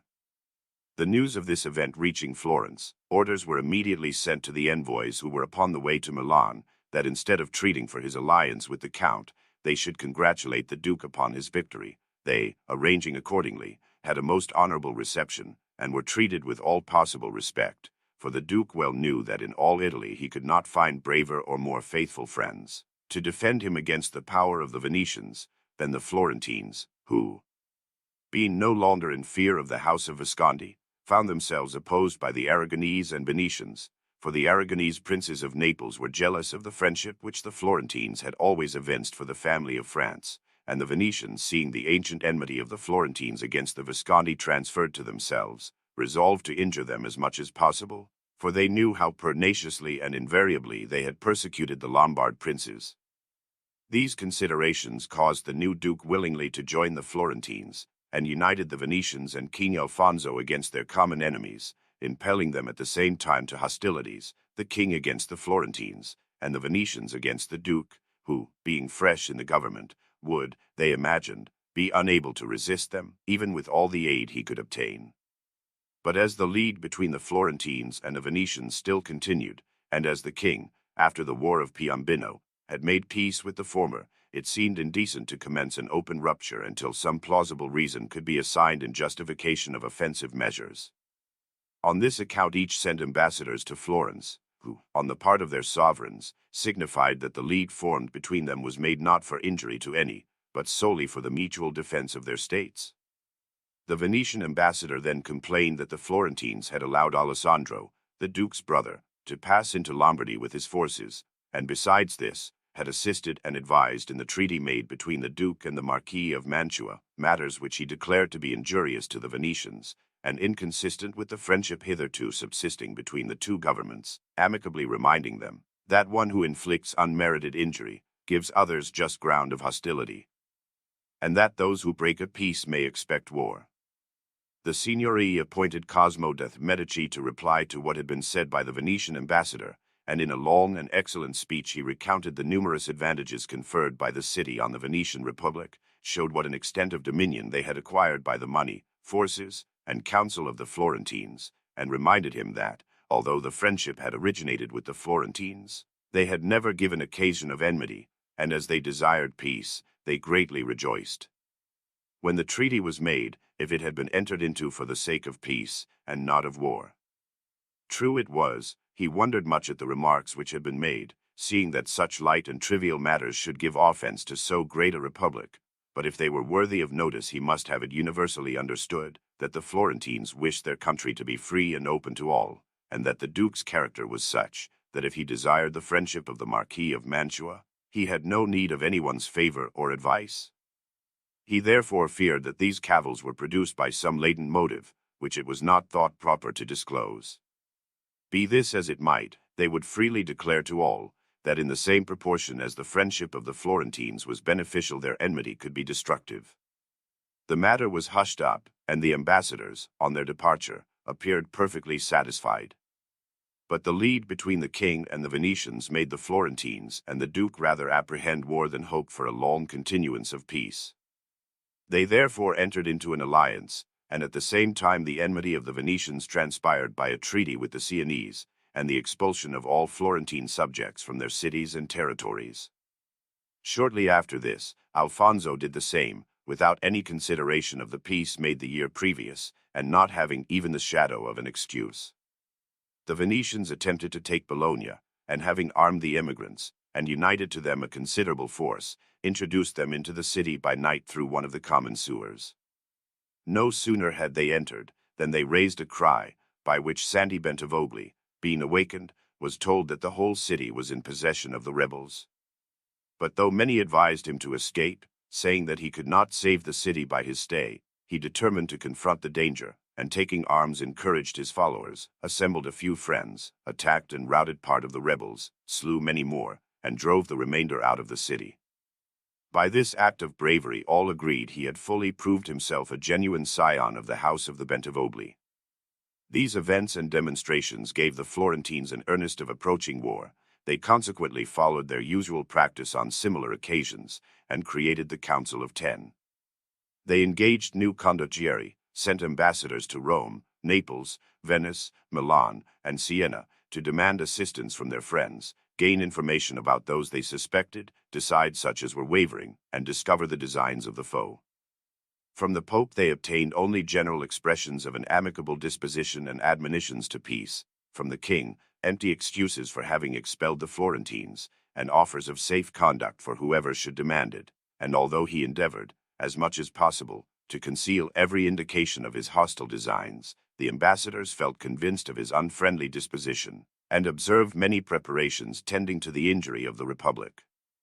The league with the Duke was strengthened by mutual obligations, and through his means they became friends with the Genoese, the old differences with them respecting reprisals and other small matters of dispute being composed, although the Venetians used every possible means to prevent it, and entreated the Emperor of Constantinople to expel all Florentines from his dominions. So fierce was the animosity with which they entered on this war, and so powerful their lust of dominion, that without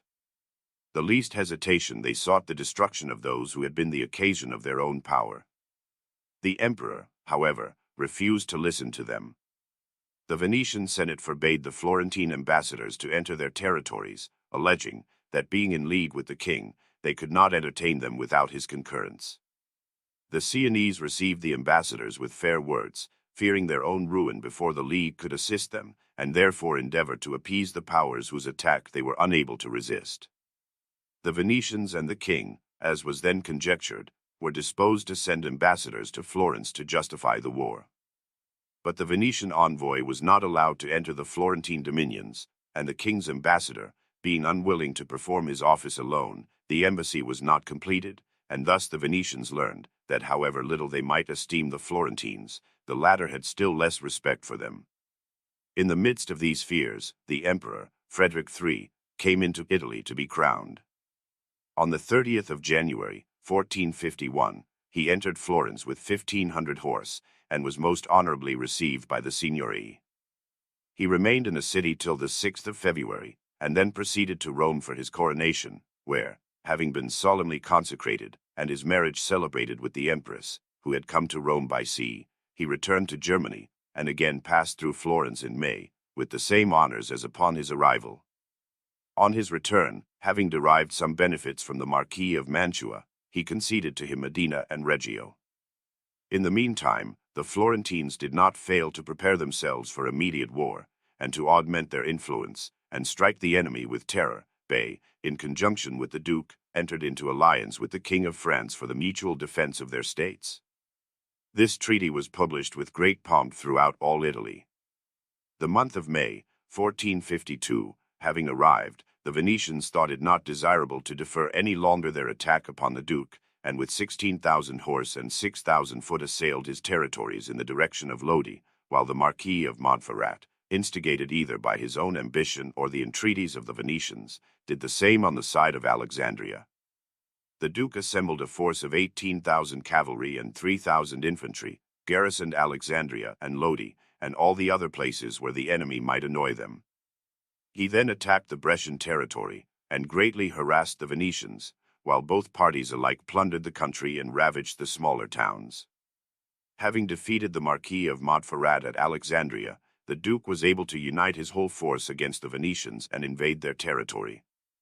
While the war in Lombardy proceeded thus, giving rise to various trifling incidents unworthy of recital, King Alfonso and the Florentines carried on hostilities in Tuscany, but in a similarly inefficient manner, evincing no greater talent, and incurring no greater danger. Ferrando, the illegitimate son of Alfonso, entered the country with 12,000 troops, under the command of Federigo, Lord of Urbino. Their first attempt was to attack Foggiano, in the Val di Chian, for, having the Sienese in their favor, they entered the Florentine territory in that direction. The walls of the castle were weak, and it was small, and consequently poorly manned, but the garrison were, among the soldiers of that period, considered brave and faithful. 200 infantry were also sent by the Signory for its defense. Before this castle, thus provided, Ferrando sat down, and either from the valor of its defenders or his own deficiencies, 36 days elapsed before he took it.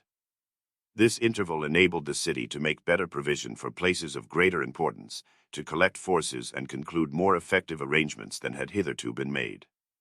The enemy next proceeded into the district of Chian, where they attacked two small towns, the property of private citizens, but could not capture them. They then encamped before the Castellina, a fortress upon the borders of the Chianti, within 10 miles of Siena, weak from its defective construction, and still more so by its situation. But, notwithstanding these defects, the assailants were compelled to retire in disgrace, after having lain before it 44 days. So formidable were those armies, and so perilous those wars, that places now abandoned as untenable were then defended as impregnable.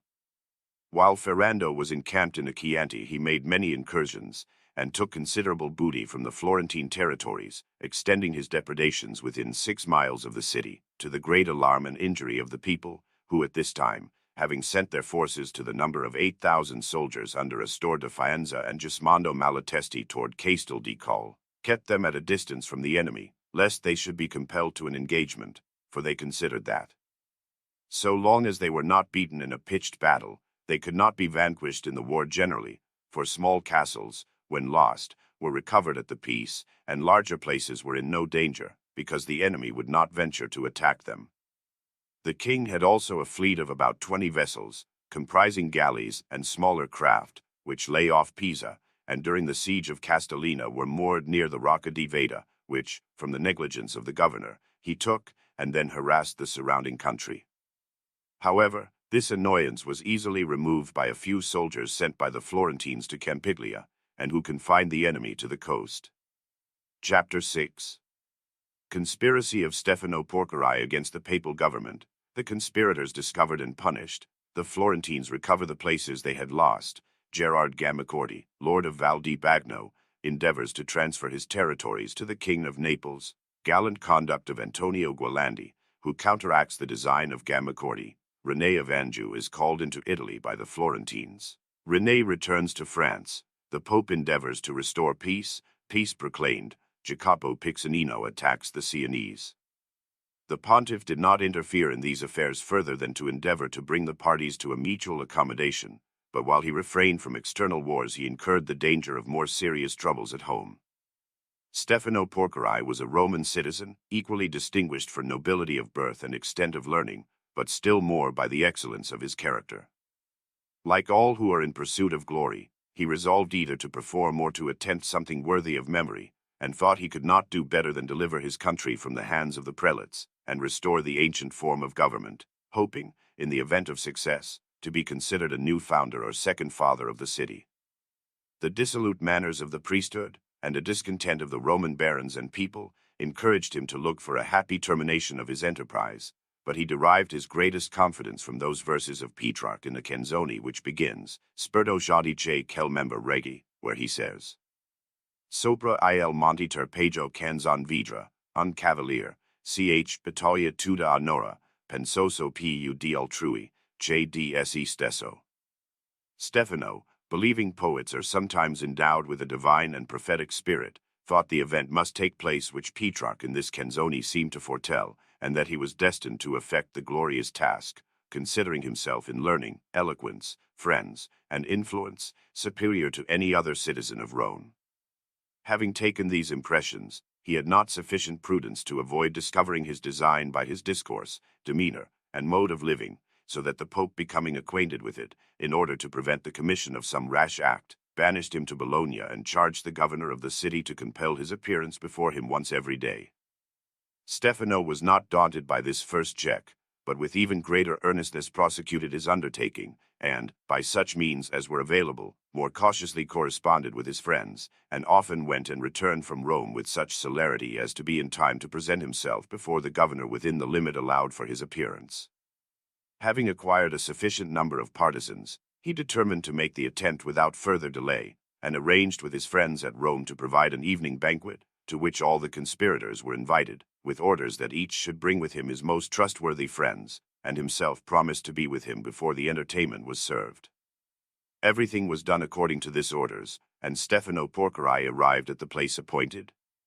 Supper being brought in, he entered the apartment dressed in cloth of gold, with rich ornaments about his neck, to give him a dignified appearance and commanding aspect. Having embraced the company, he delivered a long oration to dispose their minds to the glorious undertaking. He then arranged the measures to be adopted, ordering that one part of them should, on the following morning, take possession of the pontiff's palace, and that the other should call the people of Rome to arms. The affair came to the knowledge of the Pope the same night, some say by treachery among the conspirators, and others that he knew of Porcari's presence at Rome. Be this as it may, on the night of the supper Stefano, and the greater part of his associates, were arrested, and afterward expiated their crime by death. Thus ended his enterprise, and though some may applaud his intentions, he must stand charged with deficiency of understanding, for such undertakings, though possessing some slight appearance of glory, are almost always attended with ruin. Gerard Gambacordi was lord of Val di Bagno, and his ancestors as well as himself had always been in the pay or under the protection of the Florentines. Alfonso endeavored to induce him to exchange his territory for another in the kingdom of Naples. This became known to the Signory, who, in order to ascertain his designs, sent an ambassador to Gambacordi to remind him of the obligations of his ancestors and himself to their republic, and induce him to continue faithful to them. Gerard affected the greatest astonishment, assured the ambassador with solemn oaths that no such treacherous thought had ever entered his mind, and that he would gladly go to Florence and pledge himself for the truth of his assertions, but being unable, from indisposition, he would send his son as an hostage. These assurances, and the proposal with which they were accompanied, induced the Florentines to think Gerard had been slandered, and that his accuser must be alike weak and treacherous. Gerard, however, hastened his negotiation with redoubled zeal, and having arranged the terms, Alfonso sent Frate Puccio, a knight of Jerusalem, with a strong body of men to the Val di Bagno, to take possession of the fortresses and towns, the people of which, being attached to the Florentine Republic, submitted unwillingly. Frate Puccio had already taken possession of nearly the whole territory, except the fortress of Corzano. Gambacordi was accompanied, while transferring his dominions, by a young Pisan of great courage and address, named Antonio Gualandi, who, considering the whole affair, the strength of the place, the well-known bravery of the garrison, their evident reluctance to give it up, and the baseness of Gambacordi, at once resolved to make an effort to prevent the fulfillment of his design, and Gerard being at the entrance, for the purpose of introducing the Aragonese, he pushed him out with both his hands, and commanded the guards to shut the gate upon such a scoundrel, and hold the fortress for the Florentine Republic. When this circumstance became known in Bagno and the neighboring places, the inhabitants took up arms against the king's forces, and, raising the Florentine standard, drove them out. The Florentines, learning these events, imprisoned Gerard's son, and sent troops to Bagno for the defense of the territory, which, having hitherto been governed by its own prince, now became a vicariate. The traitor Gerard escaped with difficulty, leaving his wife, family, and all his property in the hands of those whom he had endeavored to betray. This affair was considered by the Florentines of great importance, for had the king succeeded in securing the territory, he might have overrun the Val di Tavra and the Casentino at his pleasure, and would have caused so much annoyance that they could no longer have allowed their whole force to act against the army of the Aragonese at Siena. In addition to the preparations made by the Florentines in Italy to resist the hostile league, they sent as ambassador Agnolo Acciajuoli to request that the King of France would allow René of Anjou to enter Italy in favor of the Duke and themselves, and also that by his presence in the country he might defend his friends and attempt the recovery of the kingdom of Naples, for which purpose they offered him assistance in men and money. While the war was proceeding in Lombardy and Tuscany, the ambassador effected an arrangement with King René, who promised to come into Italy during the month of June, the League engaging to pay him 30,000 florins upon his arrival at Alexandria, and 10,000 per month during the continuance of the war. In pursuance of this treaty, King René commenced his march into Italy, but was stopped by the Duke of Savoy and the Marquis of Montferrat, who, being in alliance with the Venetians, would not allow him to pass. The Florentine ambassador advised that in order to uphold the influence of his friends, he should return to Provence and conduct part of his forces into Italy by sea, and, in the meantime, endeavor, by the authority of the King of France, to obtain a passage for the remainder through the territories of the Duke. This plan was completely successful, for René came into Italy by sea, and his forces, by the mediation of the King of France, were allowed a passage through Savoy. King René was most honorably received by Duke Francesco, and joining his French with the Italian forces, they attacked the Venetians with so much impetuosity that they shortly recovered all the places which had been taken in the Cremonese. Not content with this, they occupied nearly the whole Brescian territory, so that the Venetians, unable to keep the field, withdrew close to the walls of Brescia. Winter coming on, the Duke deemed it advisable to retire into quarters, and appointed Cacenza for the forces of René, where, having passed the whole of the cold season of 1453, without attempting anything, The Duke thought of taking the field on the approach of spring and stripping the Venetians of the remainder of their possessions by land, but was informed by the king that he was obliged of necessity to return to France. This determination was quite new and unexpected to the Duke, and caused him the utmost concern, but though he immediately went to dissuade René from carrying it into effect, he was unable either by promises or entreaties to divert him from his purpose. He engaged, however, to leave part of his forces and send his son for the service of the League. The Florentines were not displeased at this, for having recovered their territories and castles, they were no longer in fear of Alfonso, and on the other hand, they did not wish the Duke to obtain any part of Lombardy but what belonged to him. René took his departure, and sent his son John into Italy, according to his promise, who did not remain in Lombardy, but came direct to Florence, where he was received with the highest respect. The king's departure made the Duke desirous of peace. The Venetians, Alfonso, and the Florentines, being all weary of the war, were similarly disposed, and the Pope continued to wish it as much as ever, for during this year the Turkish Emperor, Mohammed, had taken Constantinople and subdued the whole of Greece. This conquest alarmed the Christians, more especially the Venetians and the Pope, who already began to fancy the Mohammedans at their doors. The Pope therefore begged the Italian potentates to send ambassadors to himself, with authority to negotiate a general peace, with which all complied, but when the particular circumstances of each case came to be considered, many difficulties were found in the war of effecting it. King Alfonso required the Florentines to reimburse the expenses he had incurred in the war, and the Florentines demanded some compensation from him. The Venetians thought themselves entitled to Cremona from the Duke, while he insisted upon the restoration of Bergamo, Brescia, and Crema, so that it seemed impossible to reconcile such conflicting claims. But what could not be effected by a number at Rome was easily managed at Milan and Venice by two, for while the matter was under discussion at Rome, the Duke and the Venetians came to an arrangement on the 9th of April, 1454, by virtue of which each party resumed what they possessed before the war, the Duke being allowed to recover from the princes of Montferrat and Savoy the places they had taken. To the other Italian powers a month was allowed to ratify the treaty. The Pope and the Florentines, and with them the Sienese and other minor powers, acceded to it within the time. Besides this, the Florentines, the Venetians, and the Duke concluded a treaty of peace for 25 years. King Alfonso alone exhibited dissatisfaction at what had taken place, thinking he had not been sufficiently considered, that he stood, not on the footing of a principal, but only ranked as an auxiliary, and therefore kept aloof, and would not disclose his intentions. However, after receiving a legate from the Pope, and many solemn embassies from other powers, he allowed himself to be persuaded, principally by means of the pontiff, and with his son joined the League for 30 years. The Duke and the King also contracted a twofold relationship and double marriage, each giving a daughter to a son of the other. Notwithstanding this, that Italy might still retain the seeds of war, Alfonso would not consent to the peace, unless the League would allow him, without injury to themselves, to make war upon the Genoese, Gismondo Malatesti, and Astor, Prince of Faenza.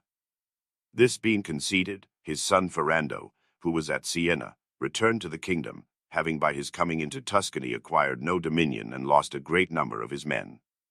Upon the establishment of a general peace, the only apprehension entertained was that it would be disturbed by the animosity of Alfonso against the Genoese, yet it happened otherwise.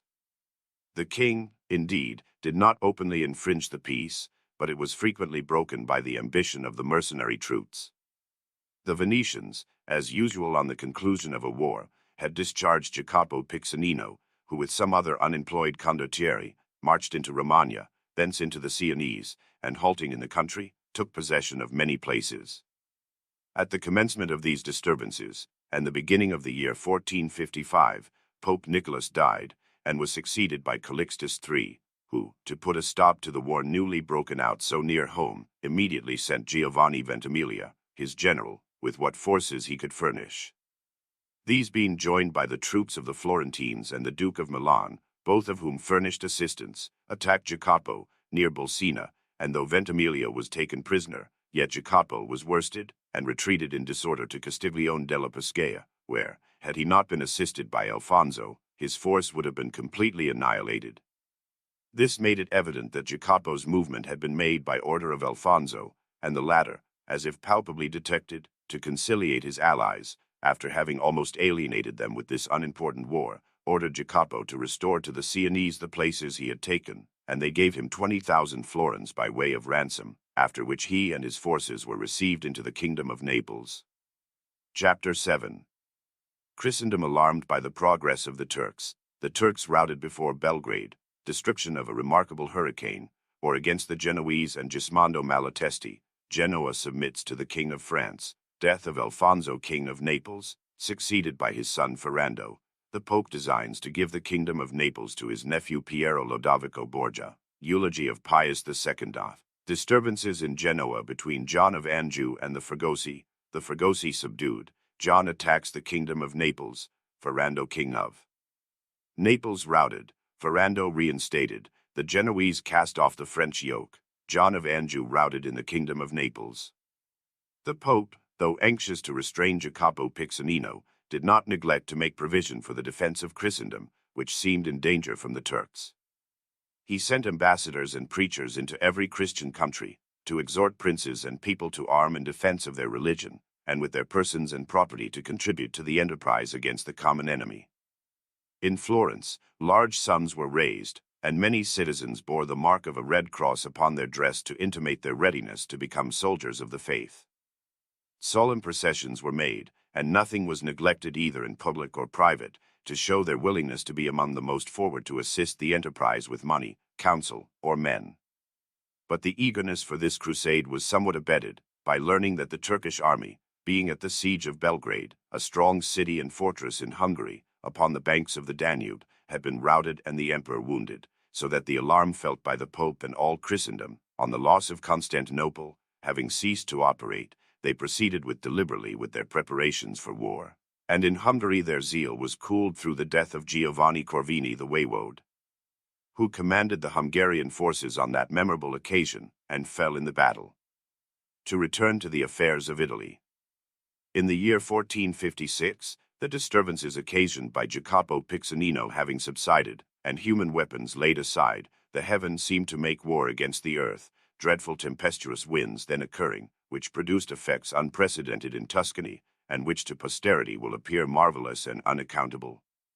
On the 24th of August, about an hour before daybreak, there arose from the Adriatic near Ancona, a whirlwind, which crossing from east to west, again reached the sea near Pisa, accompanied by thick clouds, and the most intense and impenetrable darkness, covering a breadth of about 2 miles in the direction of its course.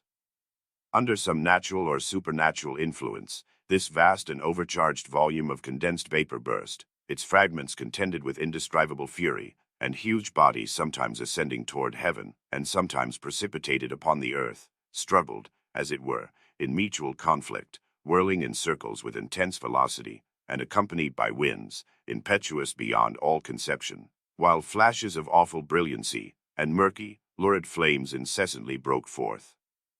From these confused clouds, furious winds, and momentary fires, sounds issued, of which no earthquake or thunder ever heard could afford the least idea, striking such awe into all, that it was thought the end of the world had arrived, that the earth, waters, heavens, and entire universe, mingling together, were being resolved into their ancient chaos. Wherever this awful tempest passed, it produced unprecedented and marvelous effects, but these were more especially experienced near the castle of St. Casciano, about 8 miles from Florence, upon the hill which separates the valleys of Pisa and Greve.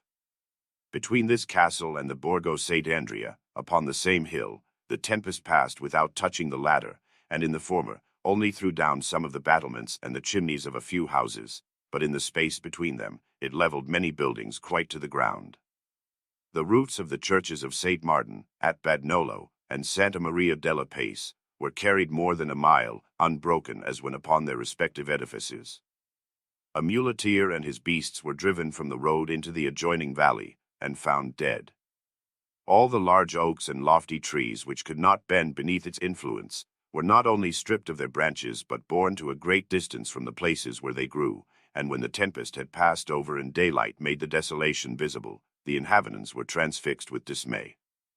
The country had lost all its habitable character, churches and dwellings were laid in heaps, nothing was heard but the lamentations of those whose possessions had perished, or whose cattle or friends were buried beneath the ruins, and all who witnessed the scene were filled with anguish or compassion. It was doubtless the design of the Omnipotent, rather to threaten Tuscany than to chastise her, for had the hurricane been directed over the city, filled with houses and inhabitants, instead of proceeding among oaks and elms, or small and thinly scattered dwellings, it would have been such a scourge as the mind, with all its ideas of horror, could not have conceived. But the Almighty desired that this slight example should suffice to recall the minds of men to a knowledge of himself and of his power. To return to our history. King Alfonso was dissatisfied with the peace, and as the war which he had unnecessarily caused Jacopo Piccinino to make against the Sienese had produced no important result, he resolved to try what could be done against those whom the conditions of the league permitted him to attack.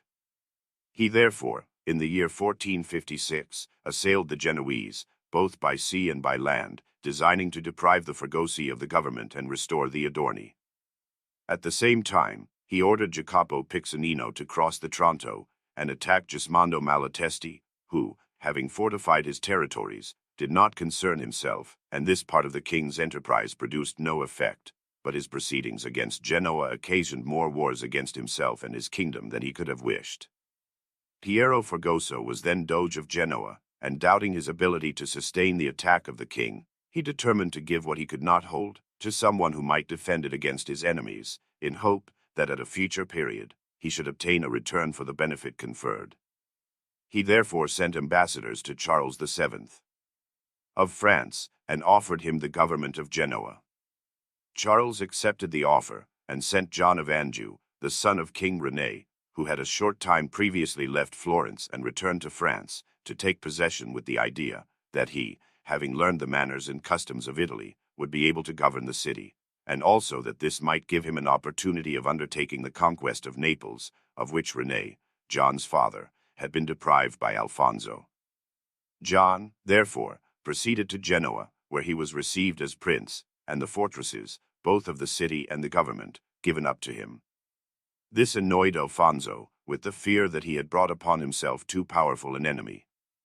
He was not, however, dismayed, but pursued his enterprise vigorously, and had led his fleet to Porto, below Villa Marina, when he died after a sudden illness, and thus John and the Genoese were relieved from the war. Ferrando, who succeeded to the kingdom of his father Alfonso, became alarmed at having so powerful an enemy in Italy, and was doubtful of the disposition of many of his barons, who being desirous of change, he feared would take part with the French. He was also apprehensive of the Pope, whose ambition he well knew, and who seeing him new in the government, might design to take it from him. He had no hope except from the Duke of Milan, who entertained no less anxiety concerning the affairs of the kingdom than Ferrando, for he feared that if the French were to obtain it, they would endeavor to annex his own dominions, which he knew they considered to be rightfully their own. He, therefore, soon after the death of Alfonso, sent letters and forces to Ferrando, the latter to give him aid and influence, the former to encourage him with an intimation that he would not, under any circumstances, forsake him. The pontiff intended, after the death of Alfonso, to give the kingdom of Naples to his nephew Piero Lodovico Borgia, and to furnish a decent pretext for his design and obtain the concurrence of the powers of Italy in its favor, he signified a wish to restore that realm to the dominion of the Church of Rome, and therefore persuaded the Duke not to assist Ferrando. But in the midst of these views and opening enterprises, Calixtus died, and Pius II, of Sienese origin, of the family of the Piccolomini, and by name Aeneas, succeeded to the pontificate.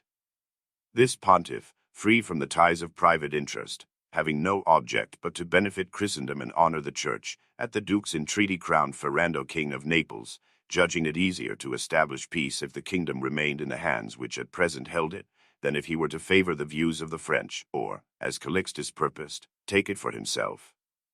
Ferrando, in acknowledgment of the benefit, created Antonio, one of the Pope's nephews, Prince of Malfi, gave him an illegitimate daughter of his own in marriage, and restored Benevento and Terracina to the Church. It thus appeared that the internal dissensions of Italy might be quelled, and the pontiff prepared to induce the powers of Christendom to unite in an enterprise against the Turks, as Calixtus had previously designed, when differences arose between the Fregosi and John of Anjou, the Lord of Genoa, which occasioned greater and more important wars than those recently concluded. Pietrino Fregoso was at his castle of Riviera, and thought he had not been rewarded by John in proportion to his family's merits, for it was by their means the latter had become prince of the city. This impression drove the parties into open enmity, a circumstance gratifying to Ferrando, who saw in it relief from his troubles, and the sole means of procuring his safety. He therefore assisted Pietrino with money and men, trusting to drive John out of the Genoese territory. The latter, being aware of his design, sent for aid to France, and, on obtaining it, attacked Pietrino, who, through his numerous friends, entertained the strongest assurance of success, so that John was compelled to keep within the city, into which Pietrino, having entered by night, took possession of some parts of it, but upon the return of day, his people were all either slain or made prisoners by John's troops, and he himself was found among the dead. This victory gave John hopes of recovering the kingdom, and in October 1459, he sailed thither from Genoa, with a powerful fleet, and landed at Baia, whence he proceeded to Sessa, by the Duke of which place he was favorably received. The Prince of Taranto, the Aquilani, with several cities and other princes, also joined him, so that a great part of the kingdom fell into his hands.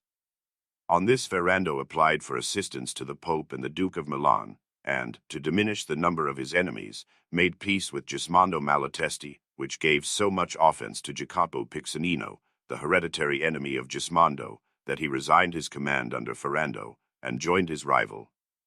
Ferrando also sent money to Federigo, lord of Urbino, and collected with all possible speed what was in those times considered a tolerable army, which, meeting the enemy upon the river Sarni, an engagement ensued in which Ferrando was routed, and many of his principal officers taken. After this defeat, the city of Naples alone, with a few smaller places and princes of inferior note, adhered to Ferrando, the greater part having submitted to John. Jacopo Piccinino, after the victory, advised an immediate march upon Naples, but John declined this, saying he would first reduce the remainder of the kingdom, and then attack the seat of government. This resolution occasioned the failure of his enterprise, for he did not consider how much more easily the members follow the head than the head the members. After his defeat, Ferrando took refuge in Naples, whither the scattered remnants of his people followed him, and by soliciting his friends, he obtained money and a small force. He sent again for assistance to the Pope and the Duke, by both of whom he was supplied more liberally and speedily than before, for they began to entertain most serious apprehensions of his losing the kingdom. His hopes were thus revived, and, marching from Naples, he regained his reputation in his dominions, and soon obtained the places of which he had been deprived. While the war was proceeding in the kingdom, a circumstance occurred by which John of Anjou lost his influence, and all chance of success in the enterprise. The Genoese had become so weary of the haughty and avaricious dominion of the French, that they took arms against the viceroy, and compelled him to seek refuge in the Castelletto. The Fregosi and the Adorni united in the enterprise against him, and were assisted with money and troops by the Duke of Milan, both for the recovery and preservation of the government. At the same time, King René, coming with a fleet to the assistance of his son, and hoping to recover Genoa by means of the Castelletto, upon landing his forces was so completely routed that he was compelled to return in disgrace to Provence. When the news of his father's defeat reached Naples, John was greatly alarmed, but continued the war for a time by the assistance of those barons who, being rebels, knew they would obtain no terms from Ferrando. At length, after various trifling occurrences, the two royal armies came to an engagement, in which John was routed near Troia, in the year 1463. He was, however, less injured by his defeat than by the desertion of Jacopo Piccinino, who joined Ferrando, and, being abandoned by his troops, he was compelled to take refuge in Istria, and thence withdrew to France. This war continued 4 years. John's failure was attributable to negligence, for victory was often within his grasp, but he did not take proper means to secure it. The Florentines took no decisive part in this war. John, King of Aragon, who succeeded upon the death of Alfonso, sent ambassadors to request their assistance for his nephew Ferrando, in compliance with the terms of the treaty recently made with his father Alfonso. The Florentines replied that they were under no obligation, that they did not think proper to assist the son in a war commenced by the father with his own forces, and that as it was begun without either their counsel or knowledge, it must be continued and concluded without their help. The ambassadors affirmed the engagement to be binding on the Florentines, and themselves to be answerable for the event of the war, and then in great anger left the city. Thus, with regard to external affairs, the Florentines continued tranquil during this war, but the case was otherwise with their domestic concerns, as will be particularly shown in the following book. Book 7. Chapter 1. Connection of the other Italian governments with the history of Florence. Republics always disunited. Some differences are injurious, others not so. The kind of dissensions prevailing at Florence, Cosmo de' Medici and Neri Caponi become powerful by dissimilar means. Reform in the election of magistrates favorable to Cosmo. Complaints of the principal citizens against the reform in elections. Luca Pitti. Gonfalonier of justice, restrains the imbersations by force. Tyranny and pride of Luca Pitti end. His party, Palace of the Pitti. Death of Cosmo de' Medici. His liberality and magnificence. His modesty. His prudence. Sayings of Cosmo. It will perhaps appear to the readers of the preceding book that, professing only to write of the affairs of Florence, I have dilated too much in speaking of those which occurred in Lombardy and Naples. But as I have not already avoided, so it is not my intention in future to forbear similar digressions. For although we have not engaged to give an account of the affairs of Italy, still it would be improper to neglect noticing the most remarkable of them. If they were wholly omitted, our history would not be so well understood, neither would it be so instructive or agreeable, since from the proceedings of the other princes and states of Italy have most commonly arisen those wars in which the Florentines were compelled to take part. Thus, from the war between John of Anjou and King Ferrando, originated those serious enmities and hatreds which ensued between Ferrando and the Florentines, particularly the House of Medici. The king complained of a want of assistance during the war, and of the aid afforded to his enemy, and from his anger originated the greatest evils, as will be hereafter seen. Having, in speaking of external affairs, come down to the year 1463, it will be necessary, in order to make our narrative of the contemporaneous domestic transactions clearly understood, to revert to a period several years back. But first, according to custom, I would offer a few remarks referring to the events about to be narrated, and observe that those who think a republic may be kept in perfect unity of purpose are greatly deceived. True it is that some divisions injure republics, while others are beneficial to them. When accompanied by factions and parties they are injurious, but when maintained without them they contribute to their prosperity. The legislator of a republic, since it is impossible to prevent the existence of dissensions, must at least take care to prevent the growth of faction. It may therefore be observed that citizens acquire reputation and power in two ways, the one public, the other private. Influence is acquired publicly by winning a battle, taking possession of a territory, fulfilling the duties of an embassy with care and prudence, or by giving wise counsel attended by a happy result. Private methods are conferring benefits upon individuals, defending them against the magistrates, supporting them with money, and raising them to undeserved honors, or with public games and entertainments gaining the affection of the populace. This mode of procedure produces parties and cliques, and in proportion as influence thus acquired is injurious, so is the former beneficial, if quite free from party spirit, because it is founded upon the public good, and not upon private advantage. And though it is impossible to prevent the existence of inveterate feuds, still if they be without partisans to support them for their own individual benefit, they do not injure a republic, but contribute to its welfare, since none can attain distinction, but as he contributes to her good, and each party prevents the other from infringing her liberties. The dissensions of Florence were always accompanied by factions, and were therefore always pernicious, and the dominant party only remained united so long as its enemies held it in check.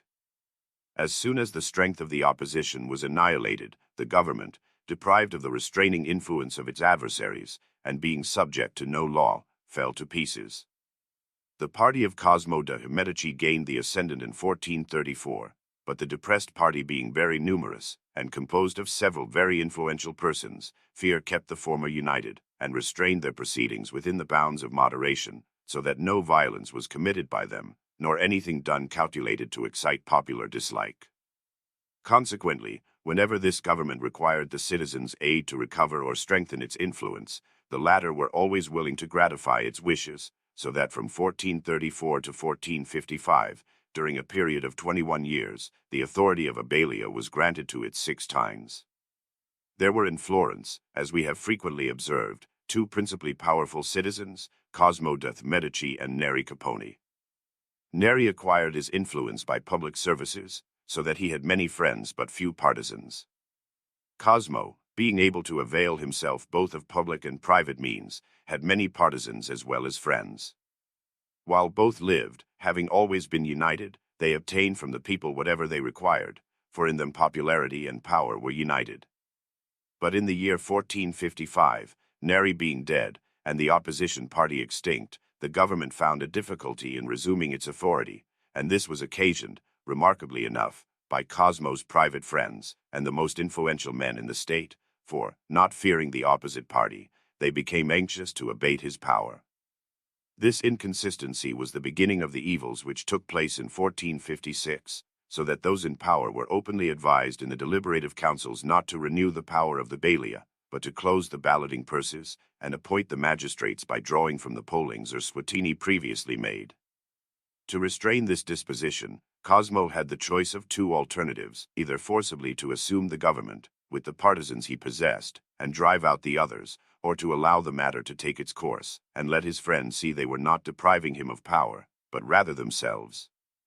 He chose the latter, for he well knew that at all events the purses being filled with the names of his own friends, he incurred no risk, and could take the government into his own hands whenever he found occasion. The chief offices of state being again filled by lot, the mass of the people began to think they had recovered their liberty, and that the decisions of the magistrates were according to their own judgments, unbiased by the influence of the great. At the same time, the friends of different grandees were humbled, and many who had commonly seen their houses filled with suitors and presents, found themselves destitute of both. Those who had previously been very powerful were reduced to an equality with men whom they had been accustomed to consider inferior, and those formerly far beneath them were now become their equals. No respect or deference was paid to them. They were often ridiculed and derided, and frequently heard themselves and the Republic mentioned in the open streets without the least deference. Thus they found it was not Cosmo but themselves that had lost the government. Cosmo appeared not to notice these matters, and whenever any subject was proposed in favor of the people he was the first to support it. But the greatest cause of alarm to the higher classes, and his most favorable opportunity of retaliation, was the revival of the catasto, or property tax of 1427, so that individual contributions were determined by statute, and not by a set of persons appointed for its regulation. This law being re-established, and a magistracy created to carry it into effect, the nobility assembled, and went to Cosmo to beg he would rescue them and himself from the power of the plebeians, and restore to the government the reputation which had made himself powerful and them respected. He replied, he was willing to comply with their request, but wished the law to be obtained in a regular manner, by consent of the people, and not by force, of which he would not hear on any account. They then endeavored in the councils to establish a new balia, but did not succeed. On this the grandees again came to Cosmo, and most humbly begged he would assemble the people in a general council or parliament, but this he refused, for he wished to make them sensible of their great mistake, and when Donato Cocchi, being Gonfalonier of Justice, proposed to assemble them without his consent, the seniors who were of Cosmo's party ridiculed the idea so unmercifully, that the man's mind actually became deranged, and he had to retire from office in consequence. However, since it is undesirable to allow matters to proceed beyond recovery, the Gonfalon of Justice being in the hands of Luca Pitti, a bold-spirited man, Cosmo determined to let him adopt what course he thought proper, that if any trouble should arise it might be imputed to Luca and not to himself. Luca, therefore, in the beginning of his magistracy, several times proposed to the people the appointment of a new balia, and, not succeeding, he threatened the members of the councils with injurious and arrogant expressions, which were shortly followed by corresponding conduct. For in the month of August, 1458, on the eve of St. Lorenzo, having filled the piazza, and compelled them to assent to a measure to which he knew them to be averse. Having recovered power, created a new balia, and filled the principal offices according to the pleasure of a few individuals, in order to commence the government with terror which they had obtained by force. They banished Girolamo Machiavelli, with some others, and deprived many of the honors of government. Girolamo, having transgressed the confines to which he was limited, was declared a rebel. Traveling about Italy, with the design of exciting the princes against his country, he was betrayed while at Lunigiana, and, being brought to Florence, was put to death in prison. This government, during the 8 years it continued, was violent and insupportable, for Cosmo, being now old, and through ill health unable to attend to public affairs as formerly, Florence became a prey to a small number of her own citizens. Luca Pitti, in return for the services he had performed for the Republic, as made a knight, and to be no less grateful than those who had conferred the dignity upon him, he ordered that the priors, who had hitherto been called priors of the trades, should also have a name to which they had no kind of claim, and therefore called them priors of liberty. He also ordered that, as it had been customary for the gonfalonier to sit upon the right hand of the rectors, he should in future take his seat in the midst of them. And that the deity might appear to participate in what had been done, public processions were made and solemn services performed, to thank him for the recovery of the government. The Signorii and Cosmo made Luca Pitti rich presents, and all the citizens were emulous in imitation of them, so that the money given amounted to no less a sum than 20,000 ducats. He thus attained such influence, that not Cosmo but himself now governed the city, and his pride so increased that he commenced 2 superb buildings, one in Florence, the other at Rusciano, about a mile distant, both in a style of royal magnificence, that in the city, being larger than any hitherto built by a private person. To complete them, he had recourse to the most extraordinary means, for not only citizens and private individuals made him presents and supplied materials, but the mass of people, of every grade, also contributed. Besides this, any exiles who had committed murders, thefts, or other crimes which made them amenable to the laws, found a safe refuge within their walls, if they were able to contribute toward their decoration or completion. The other citizens, though they did not build like him, were no less violent or rapacious, so that if Florence were not harassed by external wars, she was ruined by the wickedness of her own children. During this period the wars of Naples took place. The Pope also commenced hostilities in Romagna against the Malatesti, from whom he wished to take Rimino and Cesena, held by them. In these designs, and his intentions of a crusade against the Turks, was passed the pontificate of Pius II. Florence continued in disunion and disturbance. The dissensions continued among the party of Cosmo, in 1455, from the causes already related, which by his prudence, as we have also before remarked, he was enabled to tranquilize, but in the year 1464, his illness increased, and he died. Friends and enemies alike grieved for his loss, for his political opponents, perceiving the rapacity of the citizens, even during the life of him who alone restrained them and made their tyranny supportable, were afraid, lest after his decease, nothing but ruin would ensue. Nor had they much hope of his son Piero, who, though a very good man, was of infirm health, and new in the government, and they thought he would be compelled to give way, so that, being unrestrained, their rapacity would pass all bounds. On these accounts, the regret was universal. Of all who have left memorials behind them, and who were not of the military profession, Cosmo was the most illustrious and the most renowned.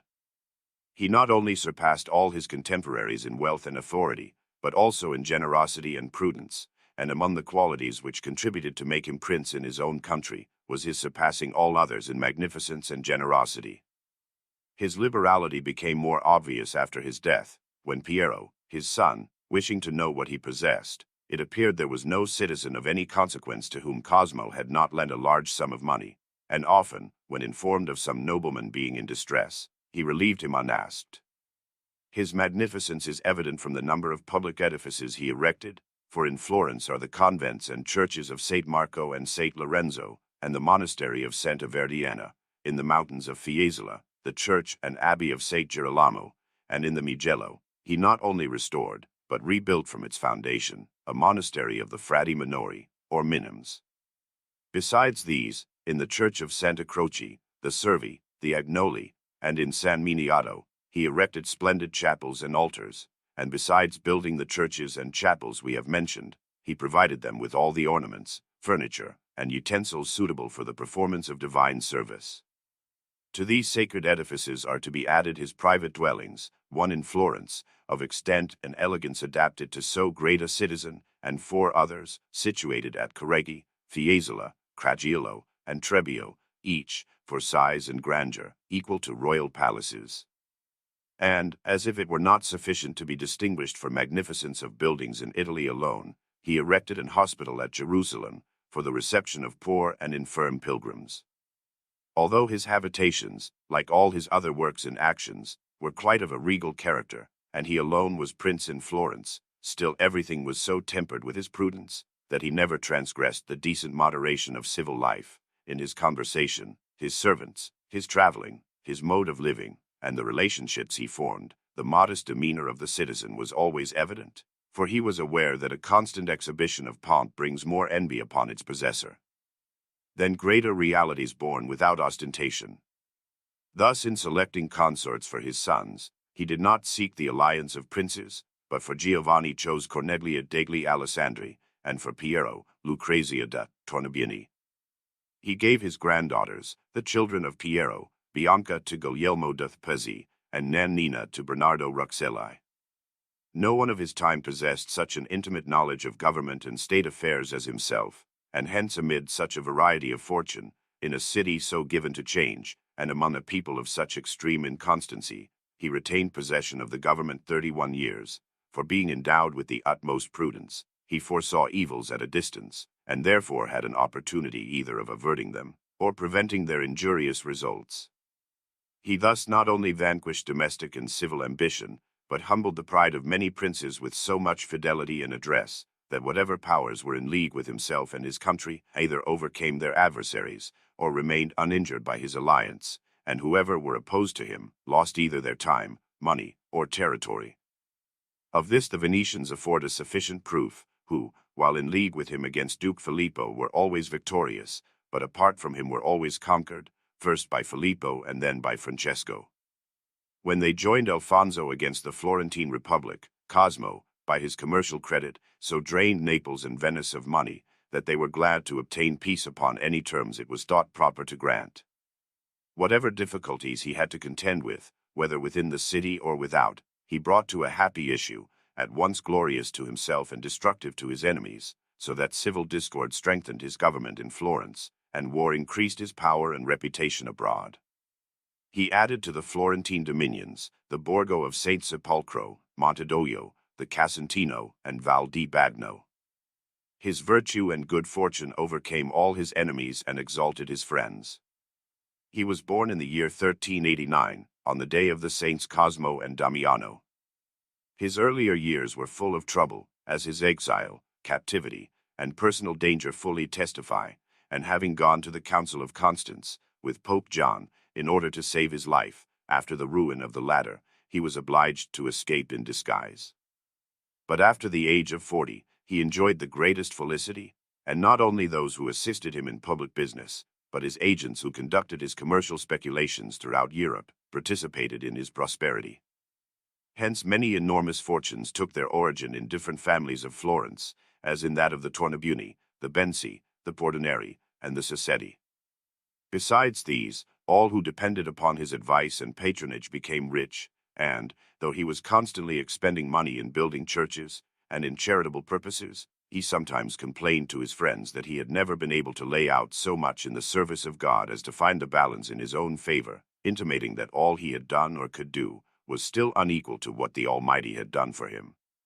He was of middle stature, olive complexion, and venerable aspect, not learned but exceedingly eloquent, endowed with great natural capacity, generous to his friends, kind to the poor, comprehensive in discourse, cautious in advising, and in his speeches and replies, grave and witty.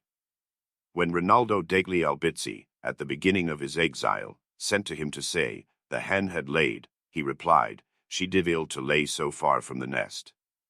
Some other of the rebels gave him to understand they were not dreaming. He said he believed it, for he had robbed them of their sleep.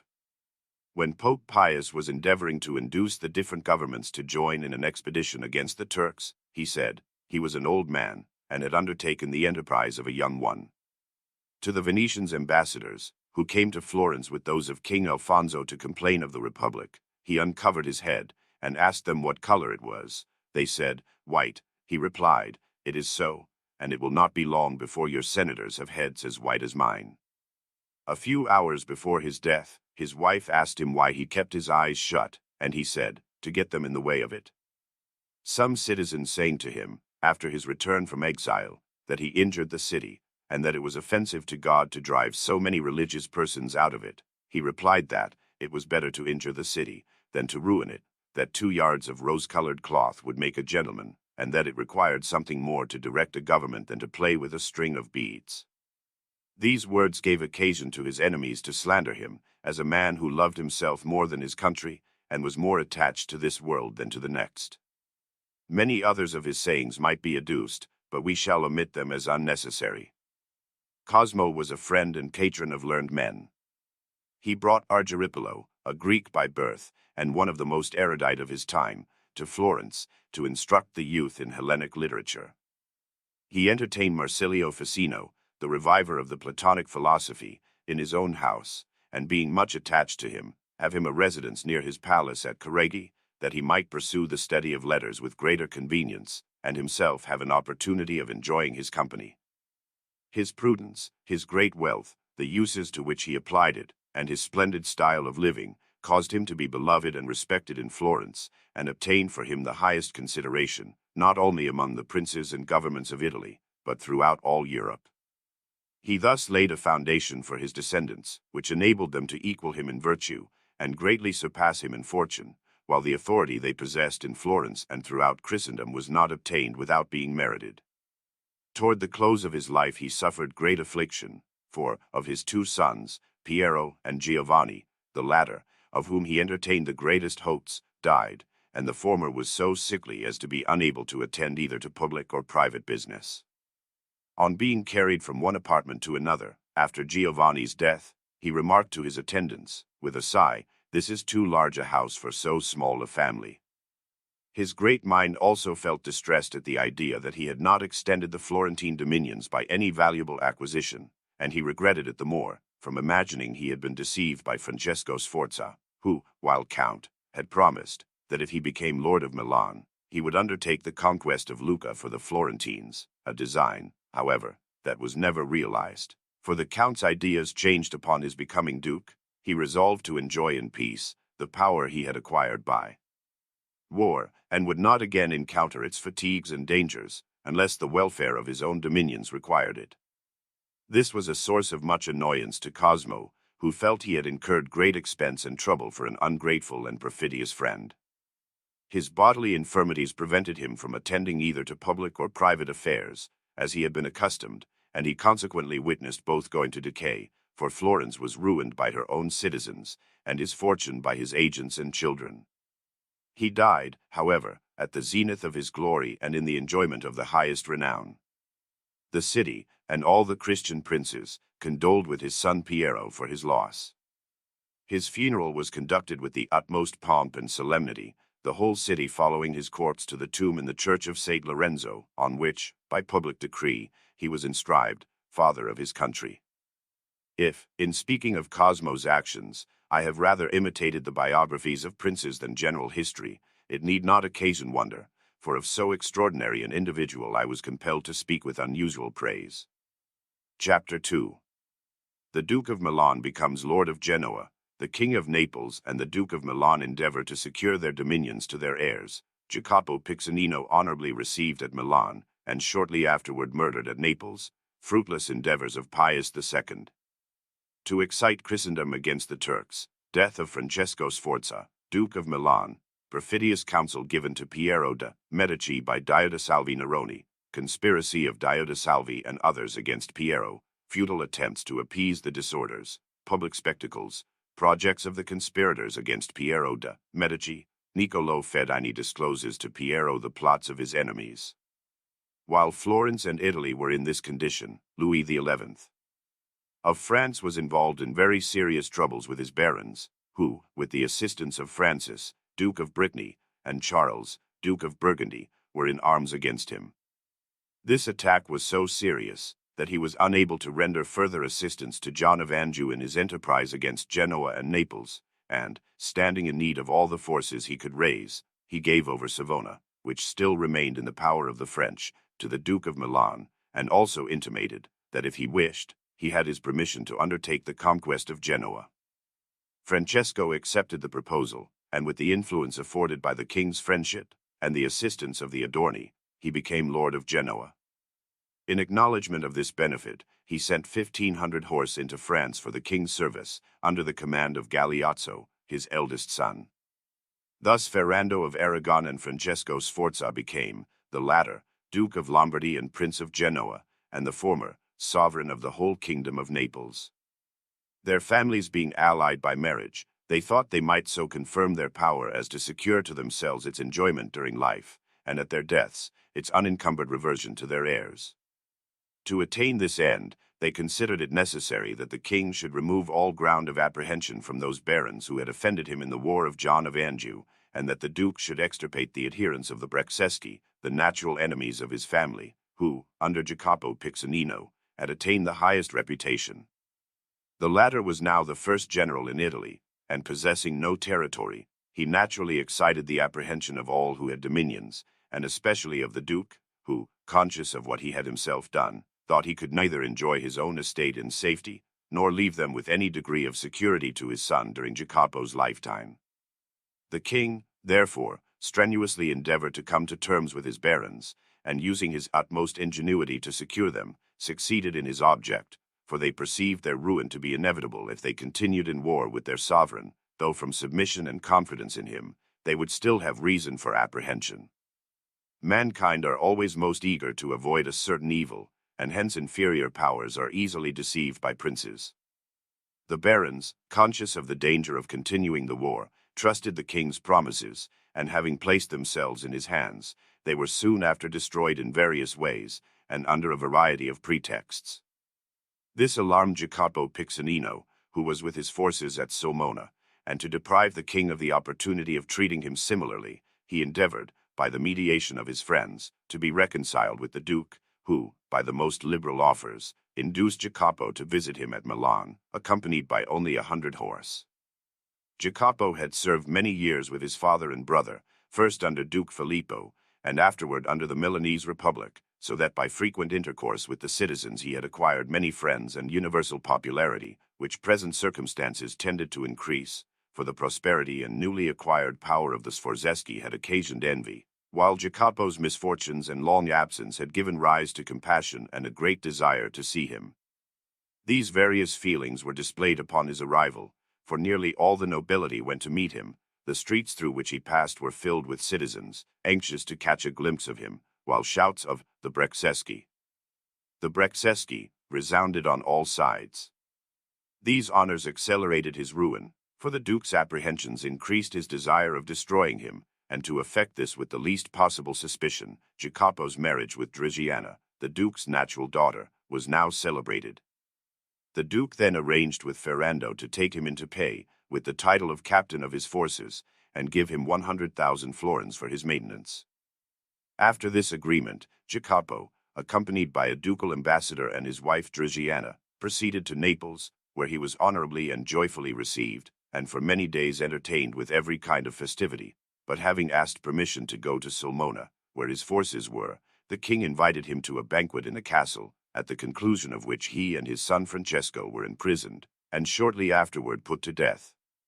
It was thus our Italian princes, fearing those virtues and others which they themselves did not possess, extirpated them, and hence the country became a prey to the efforts of those by whom it was not long afterward oppressed and ruined. At this time, Pope Pius II, having settled the affairs of Romagna, and witnessing a universal peace, thought it a suitable opportunity to lead the Christians against the Turks, and adopted measures similar to those which his predecessors had used. All the princes promised assistance either in men or money, while Matthias, King of Hungary, and Charles, Duke of Burgundy, intimated their intention of joining the enterprise in person, and were by the Pope appointed leaders of the expedition. The pontiff was so full of expectation that he left Rome and proceeded to Ancona, where it had been arranged that the whole army should be assembled, and the Venetians engaged to send ships thither to convey the forces to Sclavonia. Upon the arrival of the Pope in that city, there was soon such a concourse of people that in a few days all the provisions it contained, or that could be procured from the neighborhood, were consumed, and famine began to impend. Besides this, there was no money to provide those who were in want of it, nor arms to furnish such as were without them. Neither Matthias nor Charles made their appearance. The Venetians sent a captain with some galleys, but rather for ostentation and the sake of keeping their word, than for the purpose of conveying troops. During this position of affairs, the Pope, being old and infirm, died, and the assembled troops returned to their homes. The death of the pontiff occurred in 1465, and Paul II, of Venetian origin, was chosen to succeed him, and that nearly all the principalities of Italy might change their rulers about the same period. In the following year Francesco Sforza, Duke of Milan, also died, having occupied the dukedom 16 years, and Galeazzo, his son, succeeded him. The death of this prince infused redoubled energy into the Florentine dissensions, and caused them to produce more prompt effects than they would otherwise have done.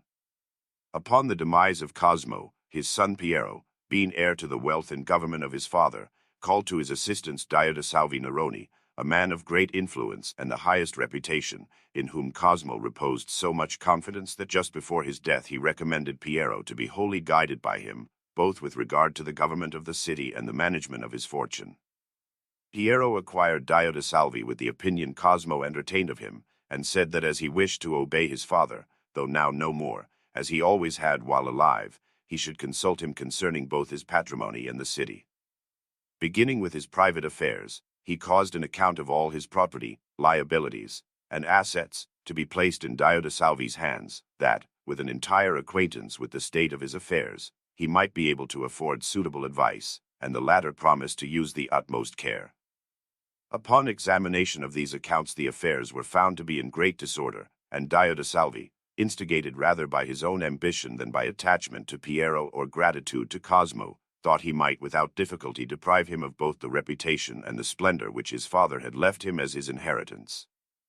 In order to realize his views, he waited upon Piero, and advised him to adopt a measure which, while it appeared quite correct in itself, and suitable to existing circumstances, involved a consequence destructive to his authority.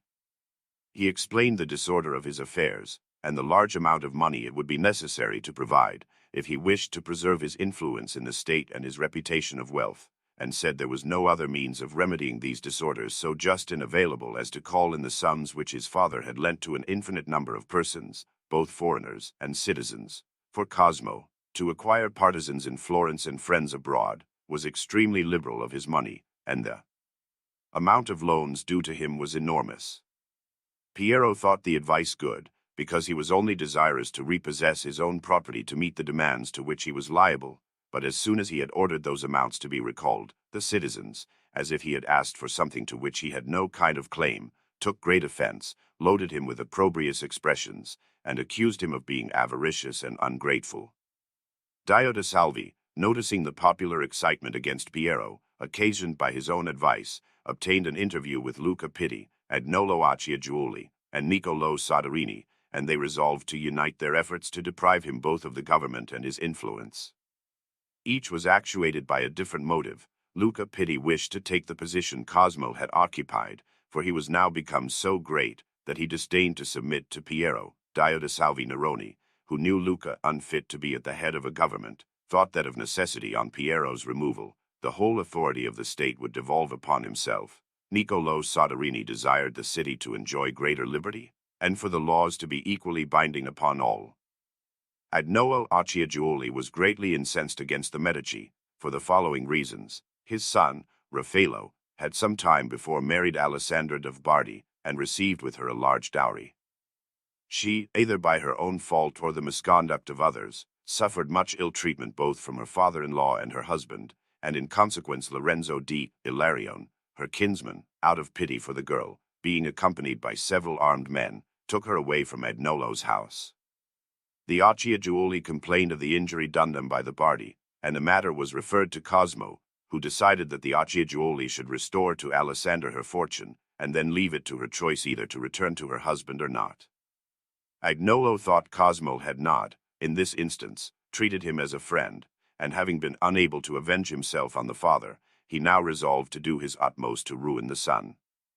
These conspirators, though each was influenced by a different motive from the rest, affected to have only one object in view, which was that the city should be governed by the magistrates, and not be subjected to the counsels of a few individuals.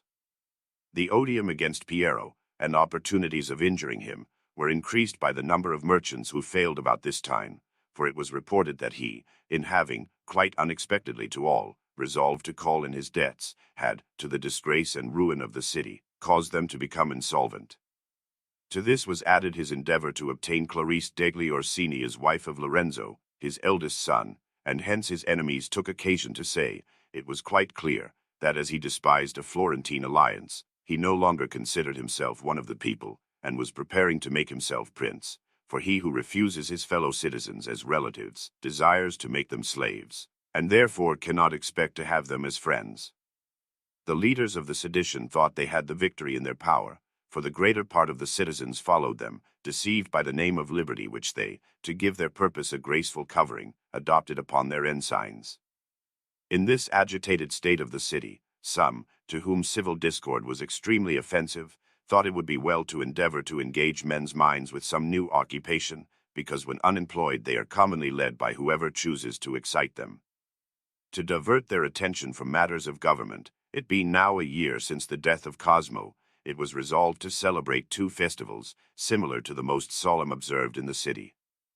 At one of them was represented the arrival of the three kings from the east, led by the star which announced the nativity of Christ, which was conducted with such pomp and magnificence that the preparations for it kept the whole city occupied many months.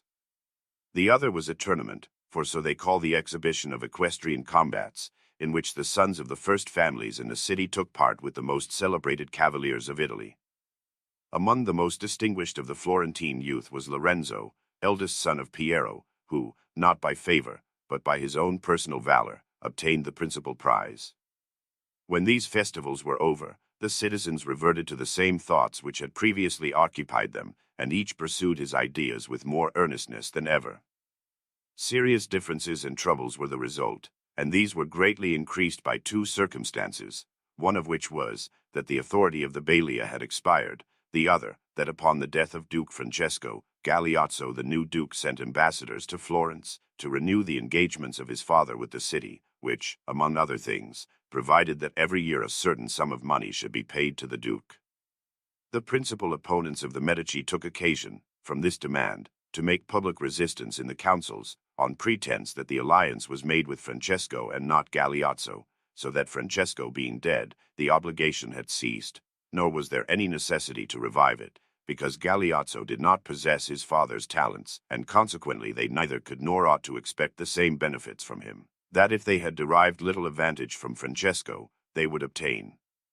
still less from Galeazzo, and that if any citizen wished to hire him for his own purposes, it was contrary to civil rule, and inconsistent with the public liberty.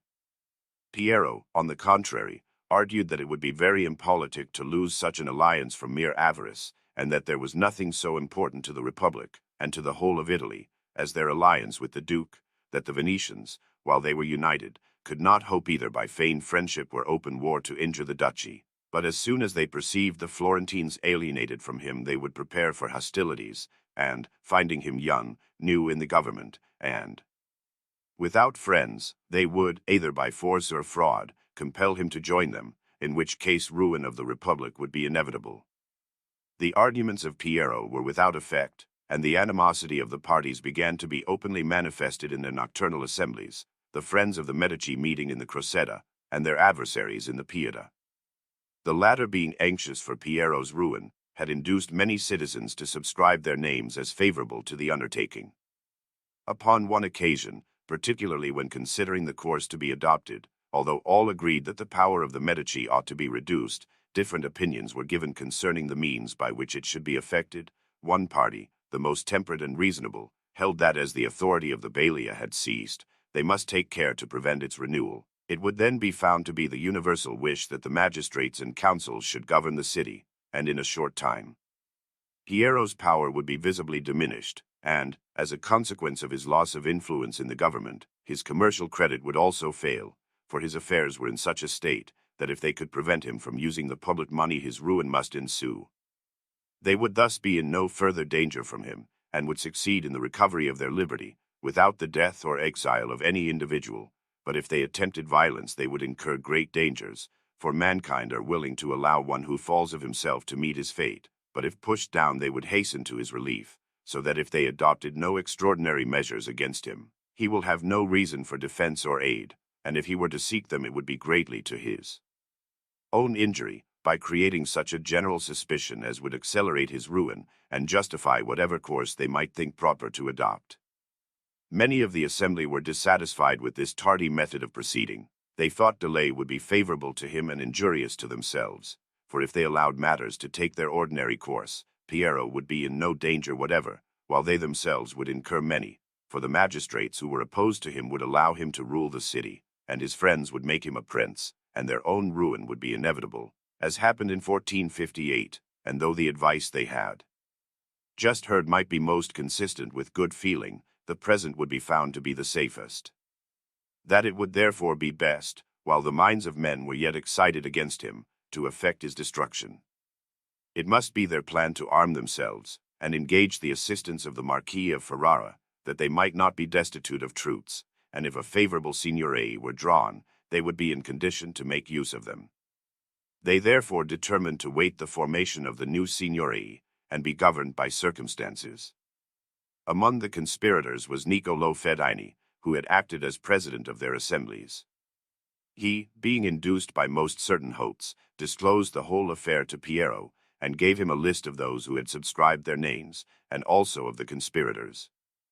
Piero was alarmed on discovering the number and quality of those who were opposed to him, and by the advice of his friends he resolved to take the signatures of those who were inclined to favor him.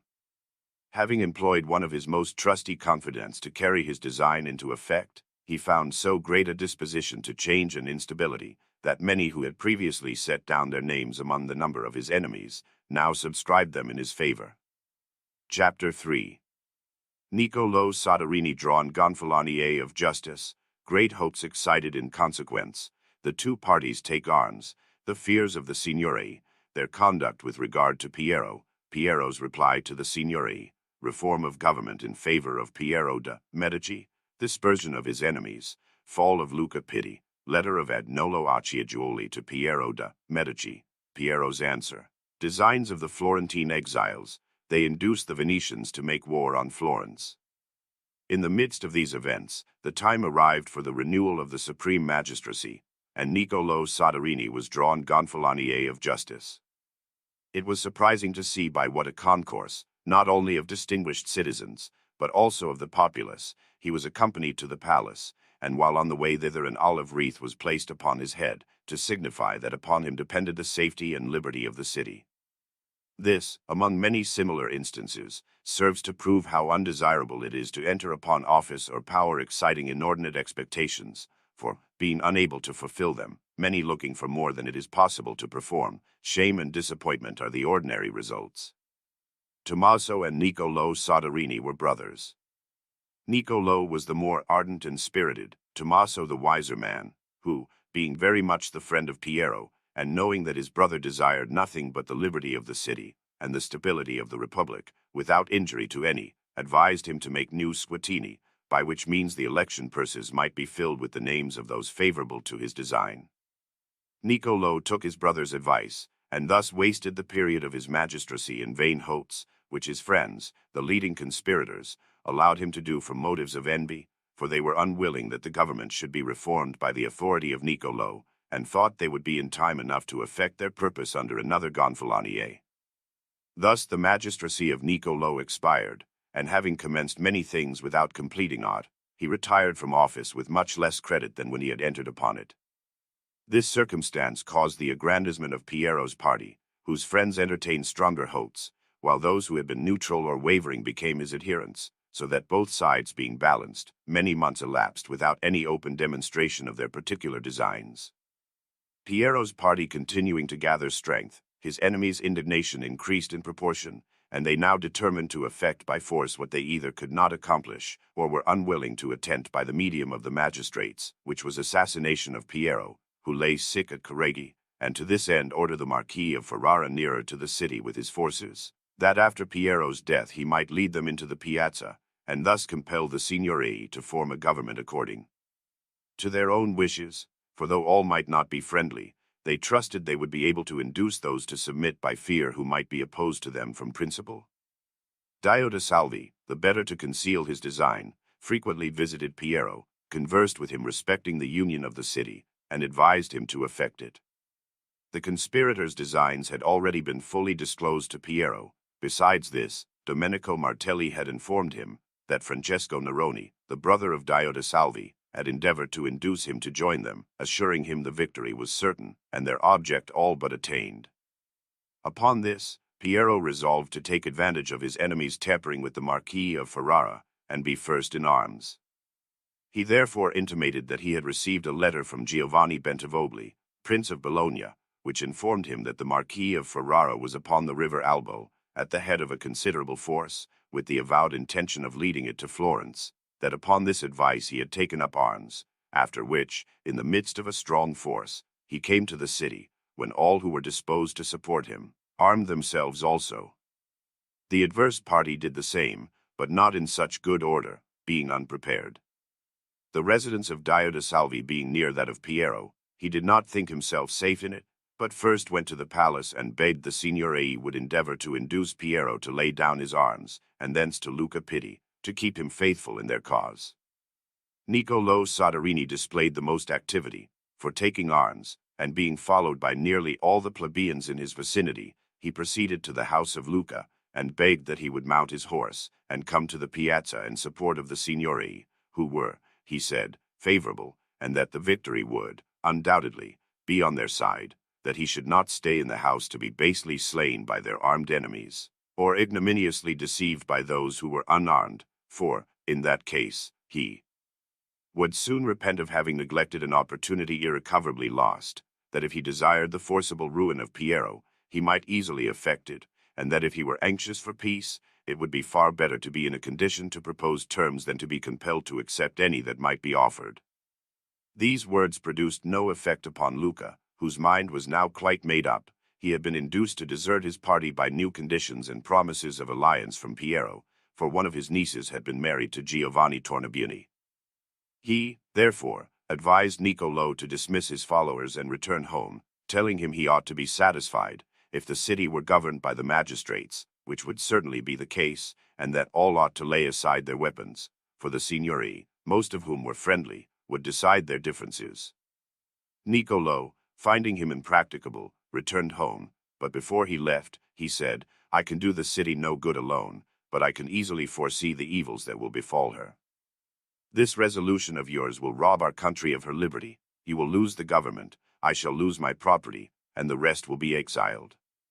During this disturbance the Signorii closed the palace and kept their magistrates about them, without showing favor to either party. The citizens, especially those who had followed Luca Pitti, finding Piero fully prepared and his adversaries unarmed, began to consider, not how they might injure him, but how, with least observation, glide into the ranks of his friends. The principal citizens, the leaders of both factions, assembled in the palace in the presence of the Signorii, and spoke respecting the state of the city and the reconciliation of parties, and as the infirmities of Piero prevented him from being present, they, with one exception, unanimously determined to wait upon him at his house. Niccolo Soderini, having first placed his children and his effects under the care of his brother Tommaso, withdrew to his villa, there to await the event, but apprehended misfortune to himself and ruin to his country. The other citizens coming into Piero's presence, one of them who had been appointed spokesman, complained of the disturbances that had arisen in the city, and endeavored to show that those must be most to blame who had been first to take up arms, and not knowing what Piero, who was evidently the first to do so, intended, they had come in order to be informed of his design, and if it had in view the welfare of the city, they were desirous of supporting it.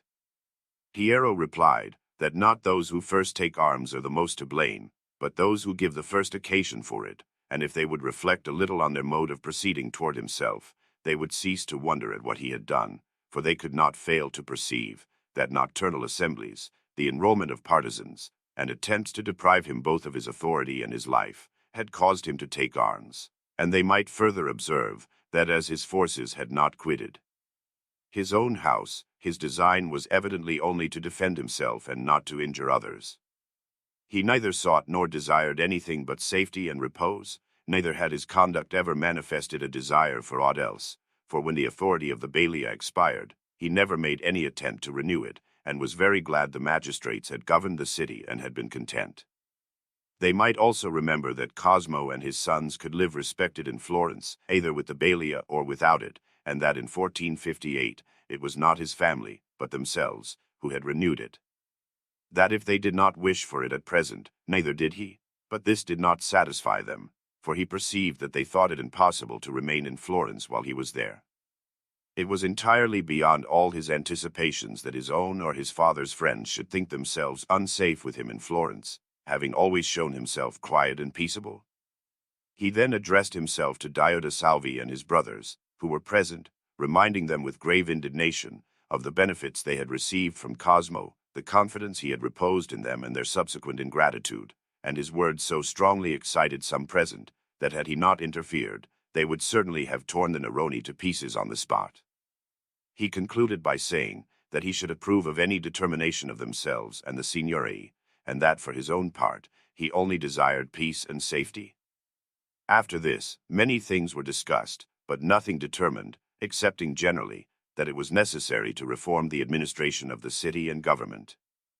The gonfalon of justice was then in the hands of Bernardo Lodi, a man not in the confidence of Piero, who was therefore disinclined to attempt aught while he was in office, but no inconvenience would result from the delay, as his magistracy was on the point of expiring.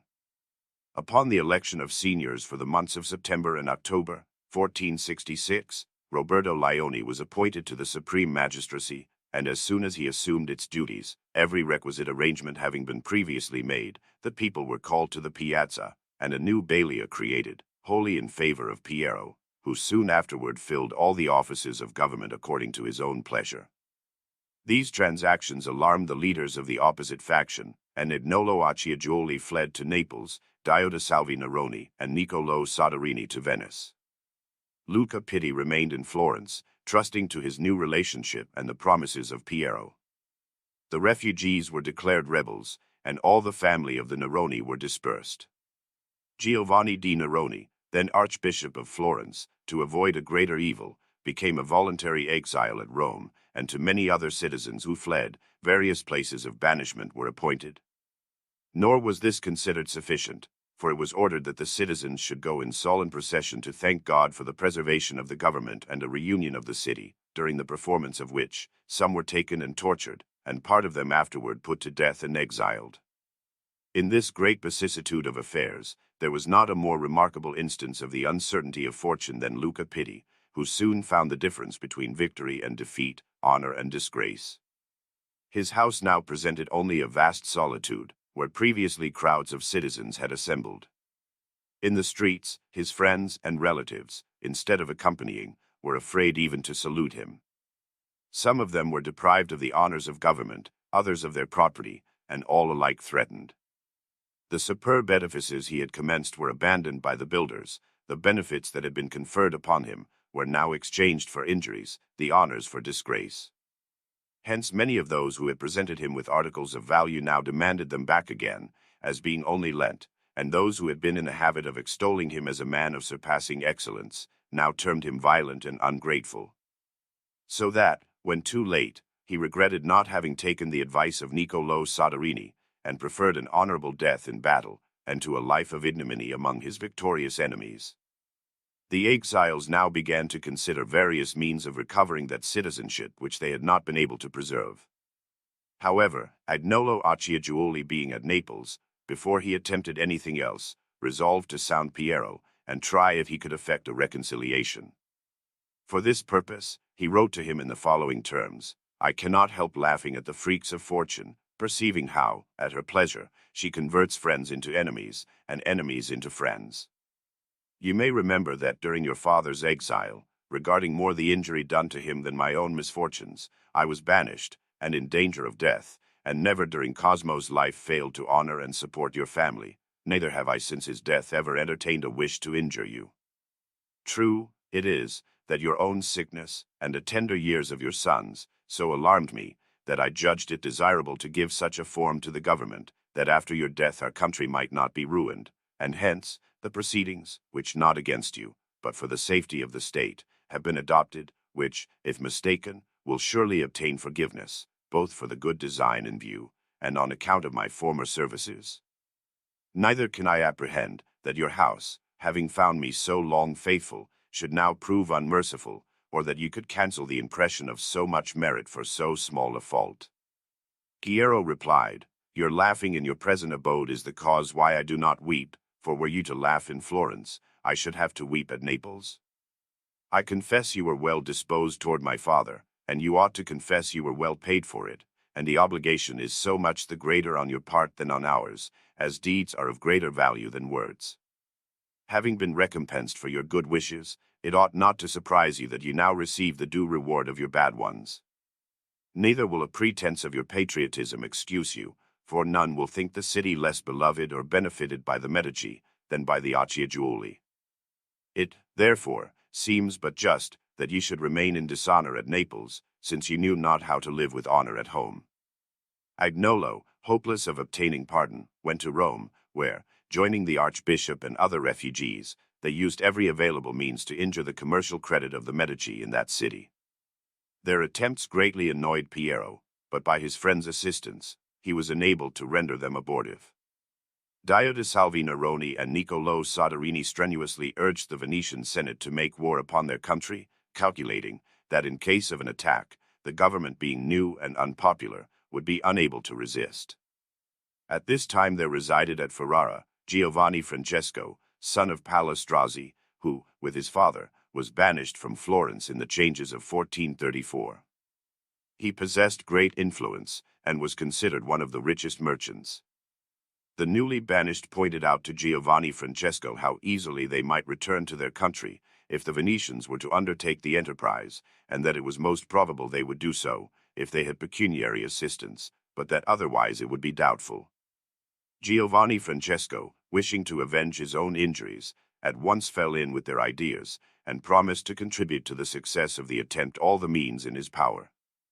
On this they went to the Doge, and complained of the exile they were compelled to endure, for no other reason, they said, than for having wished their country should be subject to equal laws, and that the magistrates should govern, not a few private individuals, that Piero de' Medici, with his adherents, who were accustomed to act tyrannically, had secretly taken up arms, deceitfully induced them to lay their own aside, and thus, by fraud, expelled them from their country, that, not content with this, they made the Almighty himself a means of oppression to several, who, trusting to their promises, had remained in the city and were there betrayed, for, during public worship and solemn supplications, that the deity might seem to participate in their treachery, many citizens had been seized, imprisoned, tortured, and put to death, thus affording to the world a horrible and impious precedent. To avenge themselves for these injuries, they knew not where to turn with so much hope of success as to the Senate, which, having always enjoyed their liberty, ought to compassionate those who had lost it. They therefore called upon them as free men to assist them against tyrants, as pious against the wicked, and would remind the Venetians that it was the family of the Medici who had robbed them of their dominions in Lombardy, contrary to the wish of the other citizens, and who, in opposition to the interests of the Senate, had favored and supported Francesco, so that if the exiles' distresses could not induce them to undertake the war, the just indignation of the people of Venice, and their desire of vengeance ought to prevail. Chapter 4. War between the Venetians and the Florentines, peace re-established, death of Niccolo Soderini, his character, excesses in Florence, various external events from 1468 to 1471, accession of Sixtus IV. His character, grief of Piero de' Medici for the violence committed in Florence, his speech to the principal citizens, plans of Piero de' Medici for the restoration of order, his death and character. Tommaso Soderini, a citizen of great reputation, declares himself in favor of the Medici, disturbances at Prato. Occasioned by Bernardo Nardi. The concluding words of the Florentine exiles produced the utmost excitement among the Venetian senators, and they resolved to send Bernardo Coglione, their general, to attack the Florentine territory. The troops were assembled, and joined by Ercole d'Este, who had been sent by Borgo, Marquis of Ferrara. At the commencement of hostilities, the Florentines not being prepared, their enemies burned the Borgo of Dovadola and plundered the surrounding country. But having expelled the enemies of Piero, renewed their league with Galeazzo, Duke of Milan, and Ferrando, King of Naples, they appointed to the command of their forces Federigo, Count of Urbino, and being thus on good terms with their friends, their enemies occasioned them less anxiety. Ferrando sent Alfonso, his eldest son, to their aid, and Galeazzo came in person, each at the head of a suitable force, and all assembled at Castrocaro, a fortress belonging to the Florentines, and situated among the roots of the Apennines which descend from Tuscany to Romagna. In the meantime, the enemy withdrew toward Imola. A few slight skirmishes took place between the armies, yet, in accordance with the custom of the times, neither of them acted on the offensive, besieged any town, or gave the other an opportunity of coming to a general engagement, but each kept within their tents, and conducted themselves with most remarkable cowardice. This occasioned general dissatisfaction among the Florentines, for they found themselves involved in an expensive war, from which no advantage could be derived.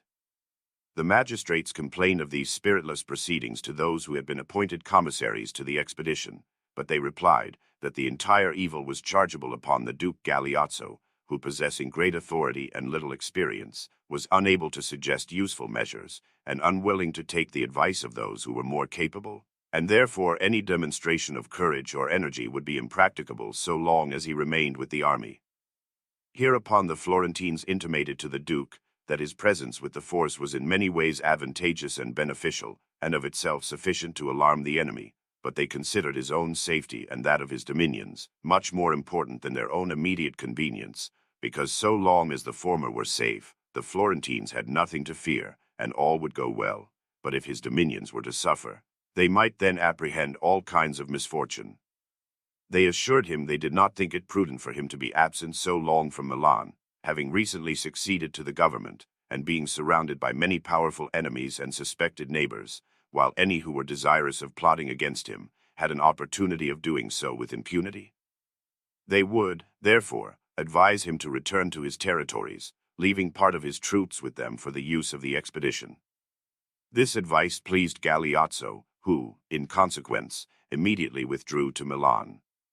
The Florentine generals being now left without any hindrance, to show that the cause assigned for their inaction was the true one, pressed the enemy more closely, so that they came to a regular engagement, which continued half a day, without either party yielding. Some horses were wounded and prisoners taken, but no death occurred.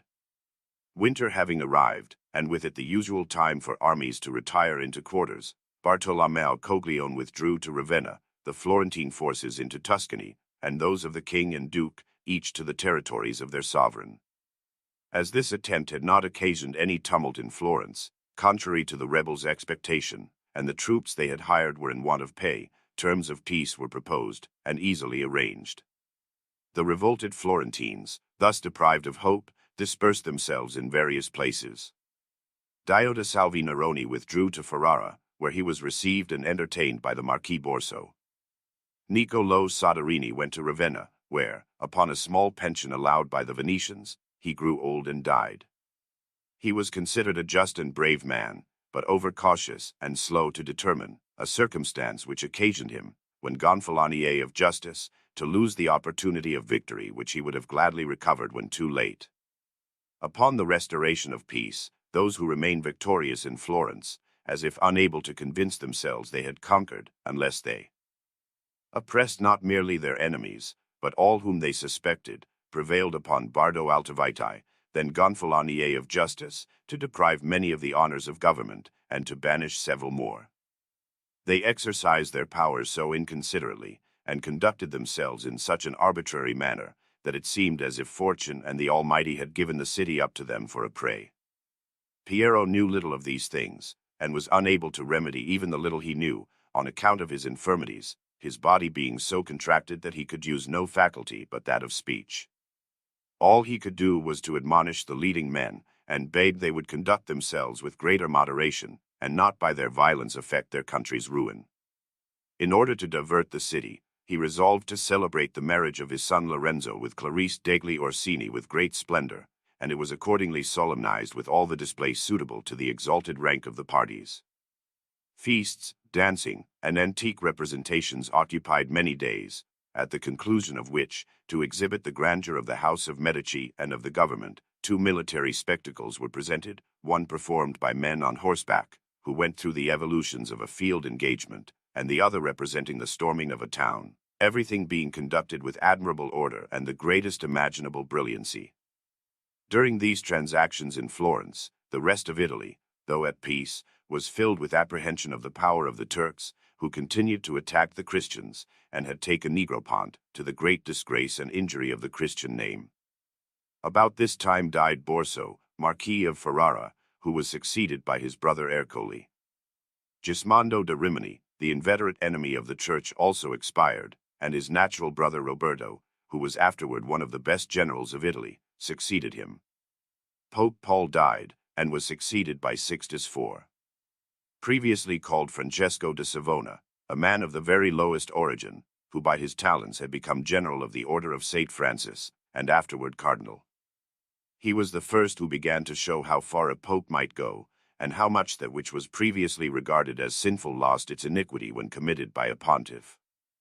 Among others of his family were Piero and Girolamo, who, according to universal belief, were his sons, though he designated them by terms reflecting less scandal on his character. Piero, being a priest, was advanced to the dignity of a cardinal, with the title of Saint Sixtus. To Girolamo he gave the city of Furli, taken from Antonio Ordelaffi, whose ancestors had held that territory for many generations. This ambitious method of procedure made him more regarded by the princes of Italy, and all sought to obtain his friendship. The Duke of Milan gave his natural daughter Caterina to Girolamo, with the city of Imola, which he had taken from Taddeo degli Aladossi, as her portion. New matrimonial alliances were formed between the Duke and King Ferrando, Elisabetta, daughter of Alfonso, the king's eldest son, being united to Giovan Galeazzo, the eldest son of the Duke. Italy being at peace, the principal employment of her princes was to watch each other and strengthen their own influence by new alliances, leagues, or friendships. But in the midst of this repose, Florence endured great oppression from her principal citizens, and the infirmities of Piero incapacitated him from restraining their ambition.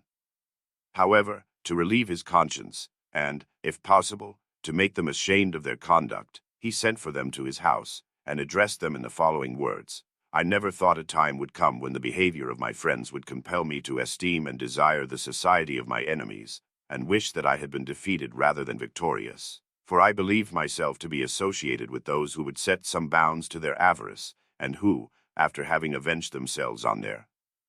enemies, and lived in their country with security and honor, would be satisfied. But now I find myself greatly deceived, unacquainted with the ambition of mankind, and least of all with yours, for, not satisfied with being masters of so great a city, and possessing among yourselves those honors, dignities, and emoluments which used to be divided among many citizens, not contented with having shared among a few the property of your enemies, or with being able to oppress all others with public burdens, while you yourselves are exempt from them, and enjoy all the public offices of profit, you must still further load everyone with ill usage. You plunder your neighbors of their wealth, you sell justice, you evade the law, you oppress the timid and exalt the insolent. Nor is there, throughout all Italy, so many and such shocking examples of violence and avarice as in this city. Has our country fostered us only to be her destroyer? Have we been victorious only to effect her ruin? Has she honored us that we may overwhelm her with disgrace? Now, by that faith which is binding upon all good men, I promise you, that if you still conduct yourselves so as to make me regret my victory, I will adopt such measures as shall cause you bitterly to repent of having misused it." The reply of the citizens accorded with the time and circumstances, but they did not forego their evil practices, so that, in consequence, Piero sent for Agnolo Acciaiuoli to come secretly to Cafaggiolo, and discussed with him at great length the condition of the city, and doubtless, had he not been prevented by death, he would have called home the exiles as a check upon the rapine of the opposite party. But these honorable designs were frustrated, for, sinking under bodily infirmities and mental anguish, he expired in the 53rd year of his age. His goodness and virtue were not duly appreciated by his country, principally from his having, until almost the close of his life, been associated with Cosmo, and the few years he survived being spent in civil discord and constant debility. Piero was buried in the church of St. Lorenzo, near his father, and his obsequies were performed with all the pomp and solemnity due to his exalted station. He left 2 sons, Lorenzo and Giuliano, whose extreme youth excited alarm in the minds of thinking men, though each gave hopes of future usefulness to the Republic. Among the principal citizens in the government of Florence, and very superior to the rest, was Tommaso Soderini, whose prudence and authority were well known not only at home, but throughout Italy. After Piero's death, the whole city looked up to him. Many citizens waited upon him at his own house, as the head of the government, and several princes addressed him by letter, but he, impartially estimating his own fortune and that of the House of Medici, made no reply to the prince's communications, and told the citizens it was not his house, but that of the Medici they ought to visit. To demonstrate by his actions the sincerity and integrity of his advice, he assembled all the heads of noble families in the convent of St. Antonio, whither he also brought Lorenzo and Giuliano de' Medici, and in a long and serious speech upon the state of the city, the condition of Italy, and the views of her princes, he assured them that if they wished to live in peace and unity in Florence, free both from internal dissensions and foreign wars, it would be necessary to respect the sons of Piero and support the reputation of their house, for men never regret their continuance in a course sanctioned by custom, while new methods are soon adopted and as speedily set aside, and it has always been found easier to maintain a power which by its continuance has outlived envy, than to raise a new one, which innumerable unforeseen causes may overthrow. When Tommaso had concluded, Lorenzo spoke, and, though young, with such modesty and discretion that all present felt a presentiment of his becoming what he afterward proved to be, and before the citizens departed they swore to regard the youths as their sons, and the brothers promised to look upon them as their parents. After this, Lorenzo and Giuliano were honored as princes, and resolved to be guided by the advice of Tommaso Soderini. While profound tranquility prevailed both at home and abroad, no wars disturbing the general repose, there arose an unexpected disturbance, which came like a presage of future evils. Among the ruined families of the party of Luca Pitti was that of the Nardi, for Silvestro and his brothers, the heads of the house, were banished and afterward declared rebels for having taken part in the war under Bartolomeo Coglione. Bernardo, the brother of Silvestro, was young, prompt, and bold, and on account of his poverty being unable to alleviate the sorrows of exile, while the peace extinguished all hopes of his return to the city, he determined to attempt some means of rekindling the war, for a trifling commencement often produces great results, and men more readily prosecute what is already begun than originate new enterprises. Bernardo had many acquaintances at Prato, and still more in the district of Pistoia, particularly among the Palandra, a family which, though rustic, was very numerous, and, like the rest of the Pistolesi, brought up to slaughter and war. These he knew to be discontented, on account of the Florentine magistrates having endeavored, perhaps too severely, to check their partiality for inveterate feuds and consequent bloodshed. He was also aware that the people of Prato considered themselves injured by the pride and avarice of their governors, and that some were ill-disposed toward Florence. Therefore, all things considered, he hoped to be able to kindle a fire in Tuscany, should Prato rebel, which would be fostered by so many, that those who might wish to extinguish it would fail in the attempt. He communicated his ideas to Dio de Salvi Neroni, and asked him, in case they should succeed in taking possession of Prato, what assistance might be expected from the princes of Italy, by his means.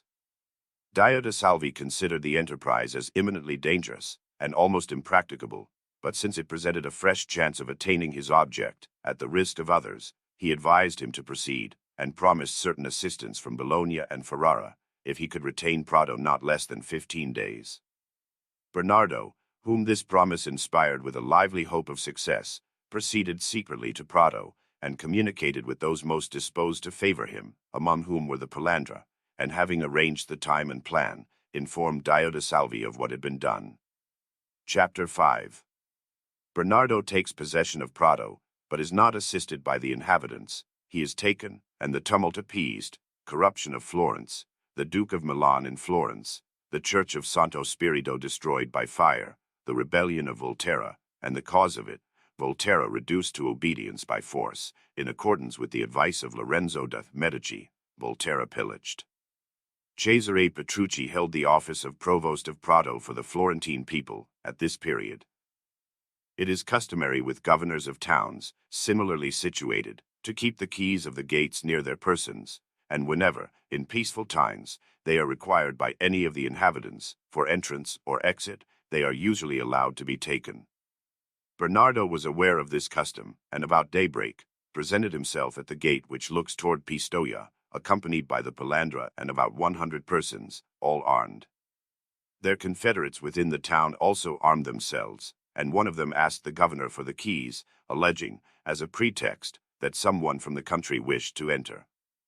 The governor, not entertaining the slightest suspicion, sent a servant with them.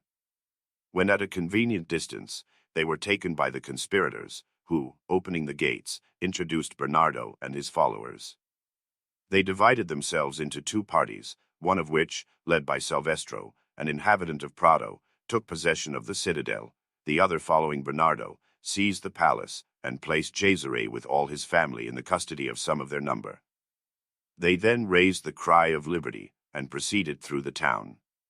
It was now day, and many of the inhabitants, hearing the disturbance, ran to the piazza where, learning that the fortress and a palace were taken and the governor with all his people made prisoners, they were utterly astonished and could not imagine how it had occurred. The 8 citizens, possessing the supreme authority, assembled in their palace to consider what was best to be done. In the meantime, Bernardo and his followers, on going round the town, found no encouragement, and being told that the 8 had assembled, went and declared the nature of their enterprise, which he said was to deliver the country from slavery, reminding them how glorious it would be for those who took arms to effect such an honorable object, for they would thus obtain permanent repose and everlasting fame. He called to recollection their ancient liberty and present condition, and assured them of certain assistance, if they would only, for a few days, aid in resisting the forces the Florentines might send against them. He said he had friends in Florence who would join them as soon as they found the inhabitants resolved to support him. His speech did not produce the desired effect upon the 8, who replied that they knew not whether Florence was free or enslaved, for that was a matter which they were not called upon to decide, but this they knew very well, that for their own part, they desired no other liberty than to obey the magistrates who governed Florence, from whom they had never received any injury sufficient to make them desire a change. They therefore advised him to set the governor at liberty, clear the place of his people, and, as quickly as possible, withdraw from the danger he had so rashly incurred.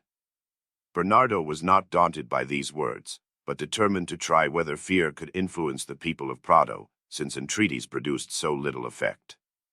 In order to terrify them, he determined to put Cesare to death, and having brought him out of prison, ordered him to be hanged at the windows of the palace. He was already led to the spot with a halter around his neck, when seeing Bernardo giving directions to hasten his end, he turned to him and said, "Bernardo, you put me to death, thinking that the people of Prato will follow you, but the direct contrary will result, for the respect they have for the rectors which the Florentine people send here is so great, that as soon as they witness the injury inflicted upon me, they will conceive such a disgust against you as will inevitably affect your ruin. Therefore, it is not by my death, but by the preservation of my life, that you can attain the object you have in view, for if I deliver your commands, they will be much more readily obeyed, and following your directions, we shall soon attain the completion of your design." Bernardo, whose mind was not fertile in expedients, thought the advice good, and commanded Cesare, on being conducted to a veranda which looked upon the piazza, to order the people of Prato to obey him, and having done which, Cesare was led back to prison. The weakness of the conspirators was obvious, and many Florentines residing in the town assembled together, among whom Giorgio Ginori, a knight of Rhodes, took arms first against them and attacked Bernardo, who traversed the piazza, alternately entreating and threatening those who refused to obey him, and being surrounded by Giorgio's followers, he was wounded and made prisoner. This being done, it was easy to set the governor at liberty and subdue the rest, who being few, and divided into several parties, were nearly all either secured or slain. An exaggerated report of these transactions reached Florence, it being told there that Prato was taken, the governor and his friends put to death, and the place filled with the enemy, and that Pistoia was also in arms, and most of the citizens in a conspiracy. In consequence of this alarming account, the palace as quickly filled with citizens, who consulted with the Signorii what course ought to be adopted. At this time, Roberto de San Severino, one of the most distinguished generals of this period, was at Florence, and it was therefore determined to send him, with what forces could be collected, to Prato, with orders that he should approach the place, particularly observe what was going on, and provide such remedies as the necessity of the case and his own prudence should suggest. Roberto had scarcely passed the fortress of Campi when he was met by a messenger from the governor, who informed him that Bernardo was taken, his followers either dispersed or slain, and everything restored to order. He consequently returned to Florence, whither Bernardo was shortly after conveyed, and when questioned by the magistracy concerning the real motives of such a weak conspiracy, he said he had undertaken it because, having resolved to die in Florence rather than live in exile, he wished his death to be accompanied by some memorable action. This disturbance having been raised and quelled almost at the same time, the citizens returned to their accustomed mode of life, hoping to enjoy, without anxiety, the state they had now established and confirmed. Hence arose many of those evils which usually result from peace, for the youth having become more dissolute than before, more extravagant in dress, feasting, and other licentiousness, and being without employment, wasted their time and means on gaming and women, their principal study being how to appear splendid in apparel, and attain a crafty shrewdness in discourse, he who could make the most poignant remark being considered the wisest, and being most respected. These manners derived additional encouragement from the followers of the Duke of Milan, who, with his Duchess and the whole ducal court, as it was said, to fulfill a vow, came to Florence, where he was received with all the pomp and respect due to so great a prince, and one so intimately connected with the Florentine people. Upon this occasion the city witnessed an unprecedented exhibition, for, during Lent, when the Church commands us to abstain from animal food, the Milanese, without respect for either God or his Church, ate of it daily. Many spectacles were exhibited in honor of the Duke, and among others, in the Temple of Santo Spirito, was represented the descent of the Holy Ghost among the apostles, and in consequence of the numerous fires used upon the occasion, some of the woodwork became ignited, and the church was completely destroyed by the flames. Many thought that the Almighty, being offended at our misconduct, took this method of signifying his displeasure. If, therefore, the Duke found the city full of courtly delicacies, and customs unsuitable to well-regulated conduct, he left it in a much worse state. Hence the good citizens thought it necessary to restrain these improprieties, and made a law to put a stop to extravagance in dress, feasts, and funerals. In the midst of this universal peace, a new and unexpected disturbance arose in Tuscany. Certain citizens of Volterra had discovered an alamine in their district, and being aware of the profit derivable from it, in order to obtain the means of working and securing it, they applied to some Florentines, and allowed them to share in the profits. This, as is frequently the case with new undertakings, at first excited little attention from the people of Volterra, but in time, finding the profits derived from it had become considerable, they fruitlessly endeavored to effect what at first might have been easily accomplished. They began by agitating the question in their councils, declaring it grossly improper that a source of wealth discovered in the public lands should be converted to the emolument of private individuals. They next sent advocates to Florence, and the question was referred to the consideration of certain citizens, either through being bribed by the party in possession, or from a sincere conviction, declared the aim of the people of Volterra to be unjust in desiring to deprive their citizens of the fruit of their labor, and decided that the Allen pit was the rightful property of those who had hitherto wrought it, but, at the same time, recommended them to pay an annual sum by way of acknowledgment to the city.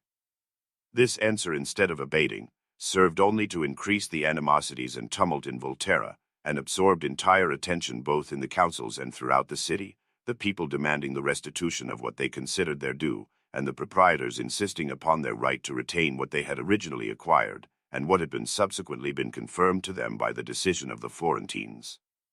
In the midst of these disturbances, a respectable citizen, named Il Pecorino, was killed, together with several others, who had embraced the same side, whose houses were also plundered and burned, and the fury of the mob rose to such a height that they were with difficulty restrained from putting the Florentine rectors to death.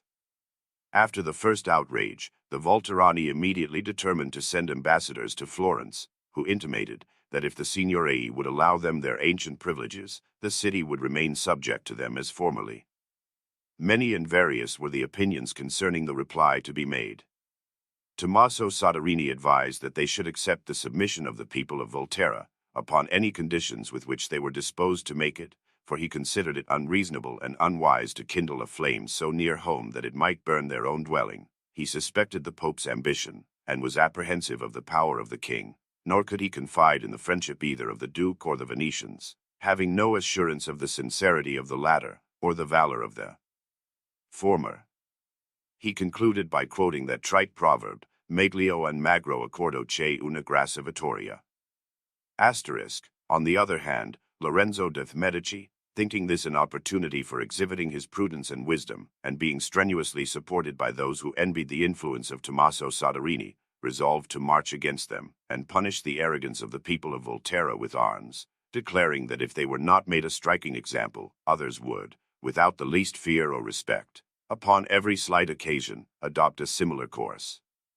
The enterprise being resolved on, the Volterrani were told that they could not demand the observance of conditions which they themselves had broken, and therefore must either submit to the direction of the Signorii or expect war.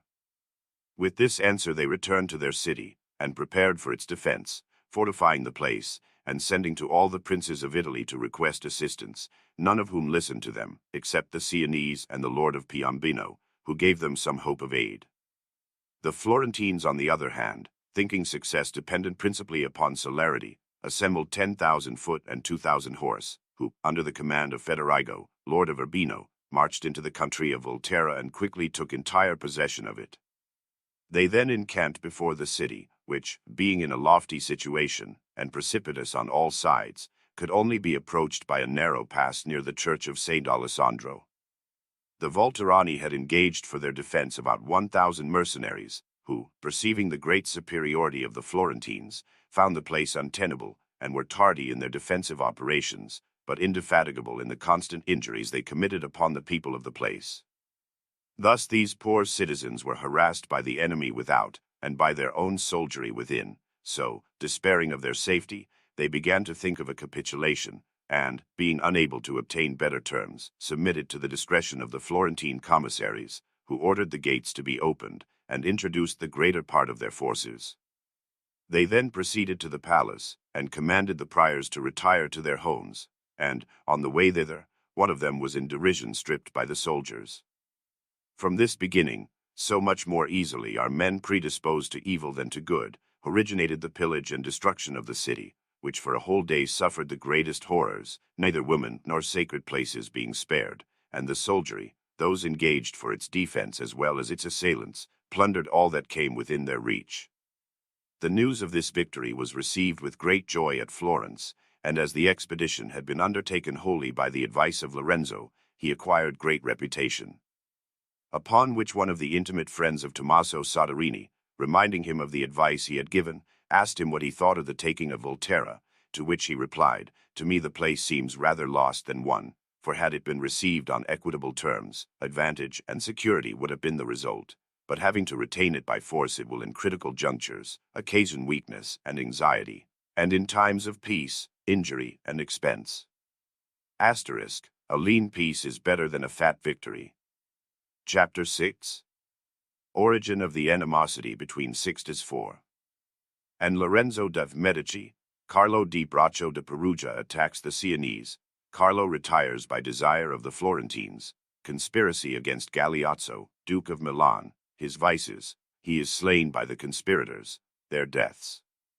The Pope, anxious to retain the territories of the Church in obedience, had caused Spoleto to be sacked for having, through internal factions, fallen into rebellion. Città di Castello being in the same state of contumacy, he besieged that place, and Niccolo Vitelli its prince, being on intimate terms with Lorenzo de' Medici, obtained assistance from him, which, though inadequate, was quite enough to originate that enmity between Sixtus IV and the Medici afterward productive of such unhappy results. Nor would this have been so long in development had not the death of Fra Piero, Cardinal of St. Sixtus, taken place, who, after having traveled over Italy and visited Venice and Milan, under the pretense of doing honor to the marriage of Ercole, Marquis of Ferrara, went about sounding the minds of the princes to learn how they were disposed toward the Florentines. But upon his return he died, not without suspicion of having been poisoned by the Venetians, who found they would have reason to fear Sixtus if he were allowed to avail himself of the talents and exertions of Fra Piero. Although of very low extraction, and meanly brought up within the walls of a convent, he had no sooner attained the distinction of the scarlet hat than he exhibited such inordinate pride and ambition that the pontificate seemed too little for him, and he gave a feast in Rome which would have seemed extraordinary even for a king, the expense exceeding 20,000 florins. Deprived of this minister, the designs of Sixtus proceeded with less promptitude. The Florentines, the Duke, and the Venetians having renewed their lead, and allowed the Pope and the King to join them if they thought proper, the two latter also entered into a league, reserving an opening for the others if they were desirous to become parties to it. Italy was thus divided in two factions, for circumstances daily arose which occasioned ill feeling between the two leads, as occurred with respect to the island of Cyprus, to which Ferrando laid claim, and the Venetians occupied. Thus the Pope and the King became more closely united. Federigo, Prince of Urbino, was at this time one of the first generals of Italy, and had long served the Florentines. In order, if possible, to deprive the hostile league of their captain, the Pope advised, and the King requested him to pay a visit to them. To the surprise and displeasure of the Florentines, Federigo complied, for they thought the same fate awaited him as had befallen Niccolo Piccinino. However, the result was quite different, for he returned from Naples and Rome greatly honored, and with the appointment of general to their forces.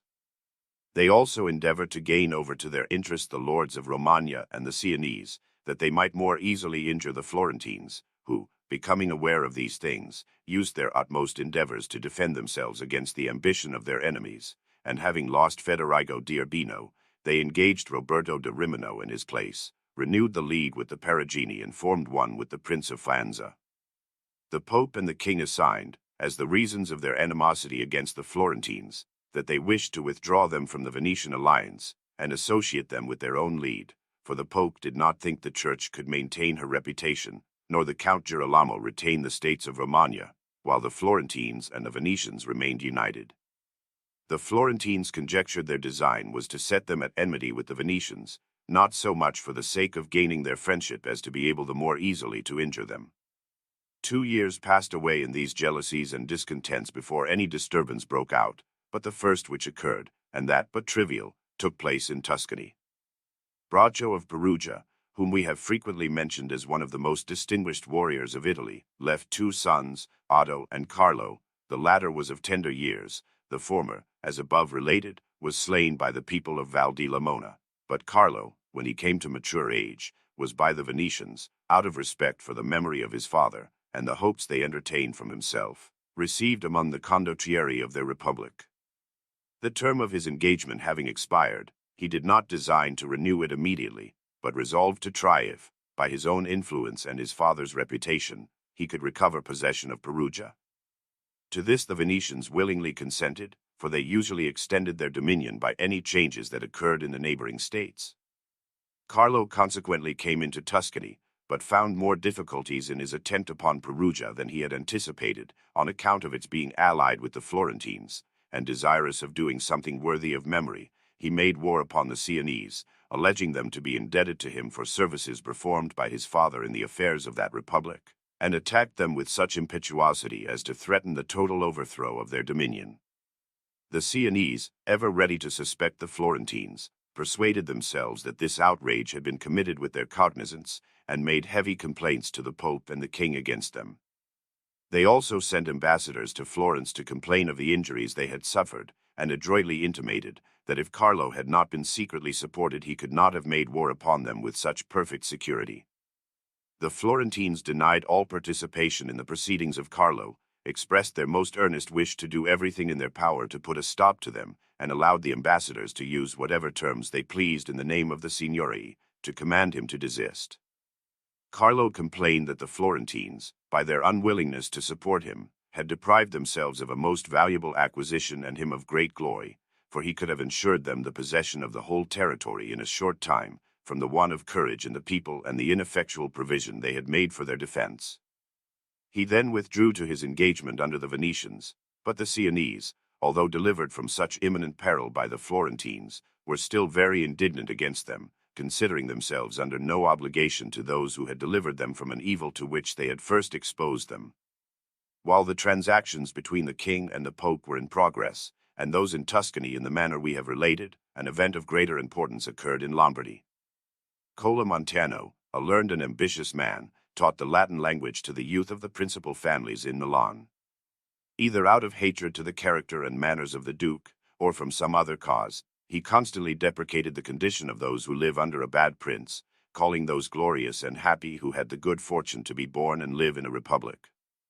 He endeavored to show that the most celebrated men had been produced in republics, and not reared under princes, that the former cherish virtue, while the latter destroy it, the one deriving advantage from virtuous men, while the latter naturally fear them. The youths with whom he was most intimate were Giovanni Andrea Lampagnano, Carlo Visconti, and Girolamo Agliato. He frequently discussed with them the faults of their prince, and the wretched condition of those who were subject to him, and by constantly inculcating his principles, acquired such an ascendancy over their minds as to induce them to bind themselves by oath to effect the duke's destruction, as soon as they became old enough to attempt it. Their minds being fully occupied with this design, which grew with their years, the duke's conduct and their own private injuries served to hasten its execution. Galeazzo was licentious and cruel, of both which vices he had given such repeated proofs that he became odious to all. Not content with corrupting the wives of the nobility, he also took pleasure in making it notorious, nor was he satisfied with murdering individuals unless he effected their deaths by some unusual cruelty. He was suspected of having destroyed his own mother, for, not considering himself prince while she was present, he conducted himself in such a manner as induced her to withdraw from his court, and, traveling toward Cremona, which she obtained as part of her marriage portion, she was seized with a sudden illness, and died upon the road, which made many think her son had caused her death. The duke had dishonored both Carlo and Girolamo in respect to their wives or other female relatives, and had refused to concede to Giovanandrea possession of the monastery of Miramondo, of which he had obtained a grant from the Pope for a near relative.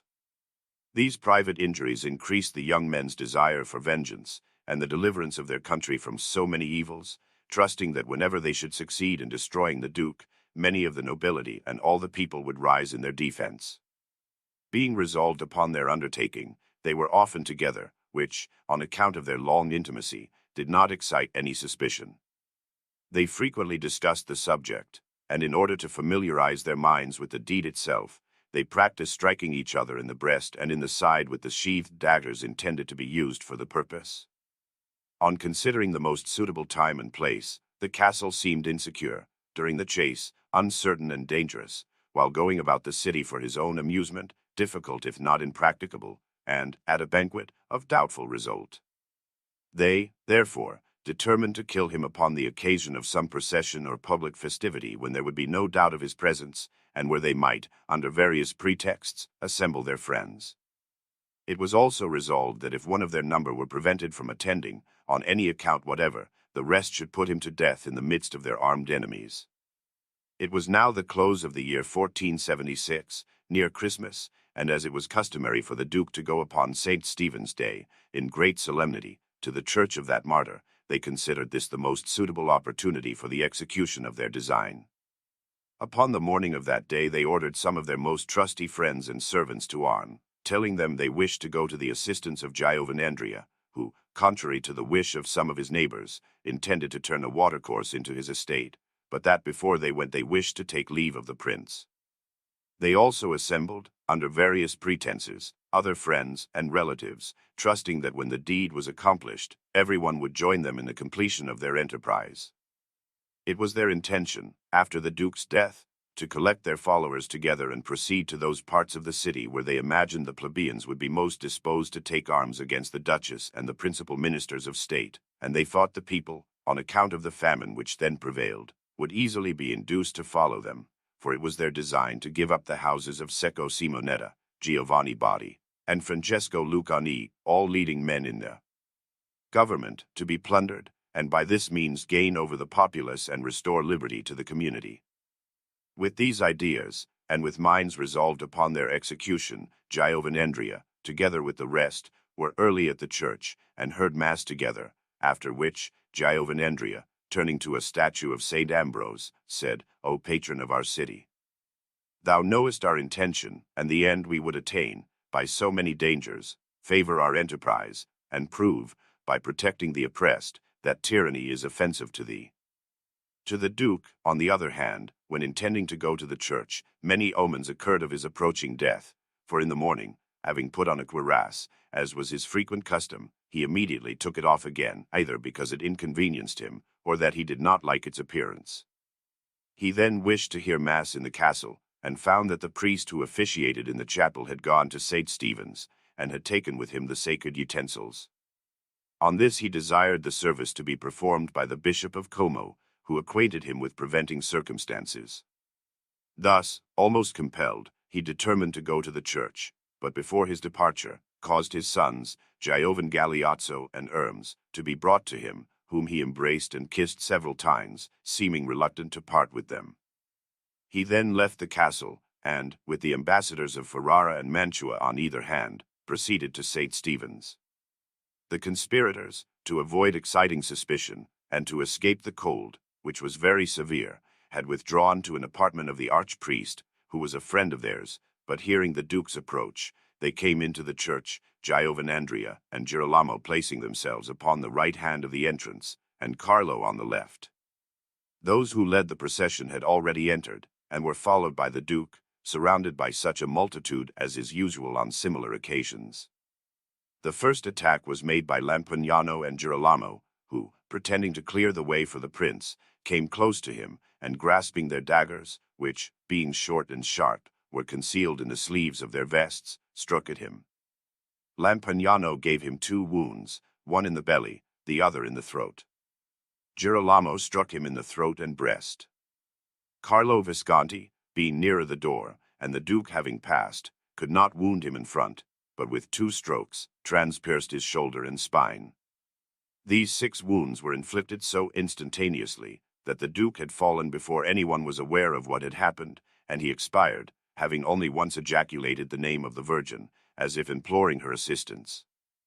A great tumult immediately ensued, several swords were drawn, and as often happens in sudden emergencies, some fled from the church, and others ran toward the scene of tumult, both without any definite motive or knowledge of what had occurred. Those, however, who were nearest the Duke and had seen him slain, recognizing the murderers, pursued them. Giovanandria, endeavoring to make his way out of the church, proceeded among the women, who being numerous, and according to their custom, seated upon the ground, was prevented in his progress by their apparel, and being overtaken, he was killed by a Moor, one of the Duke's footmen. Carlo was slain by those immediately around him.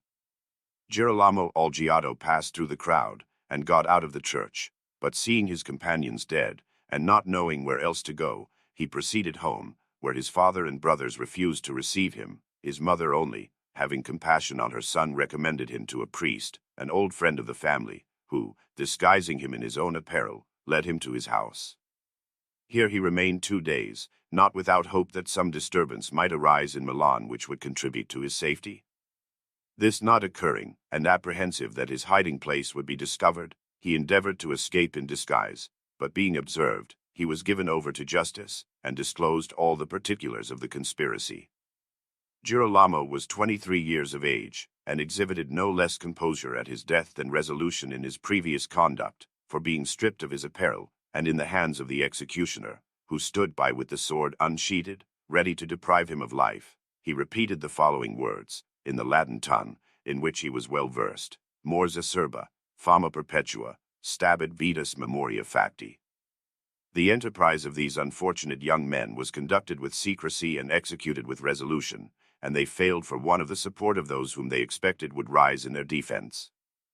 Let princes therefore learn to live, so as to render themselves beloved and respected by their subjects, that none may have hope of safety after having destroyed them, and let others see how vain is the expectation which induces them to trust so much to the multitude, as to believe, that even when discontented, they will either embrace or ward off their dangers.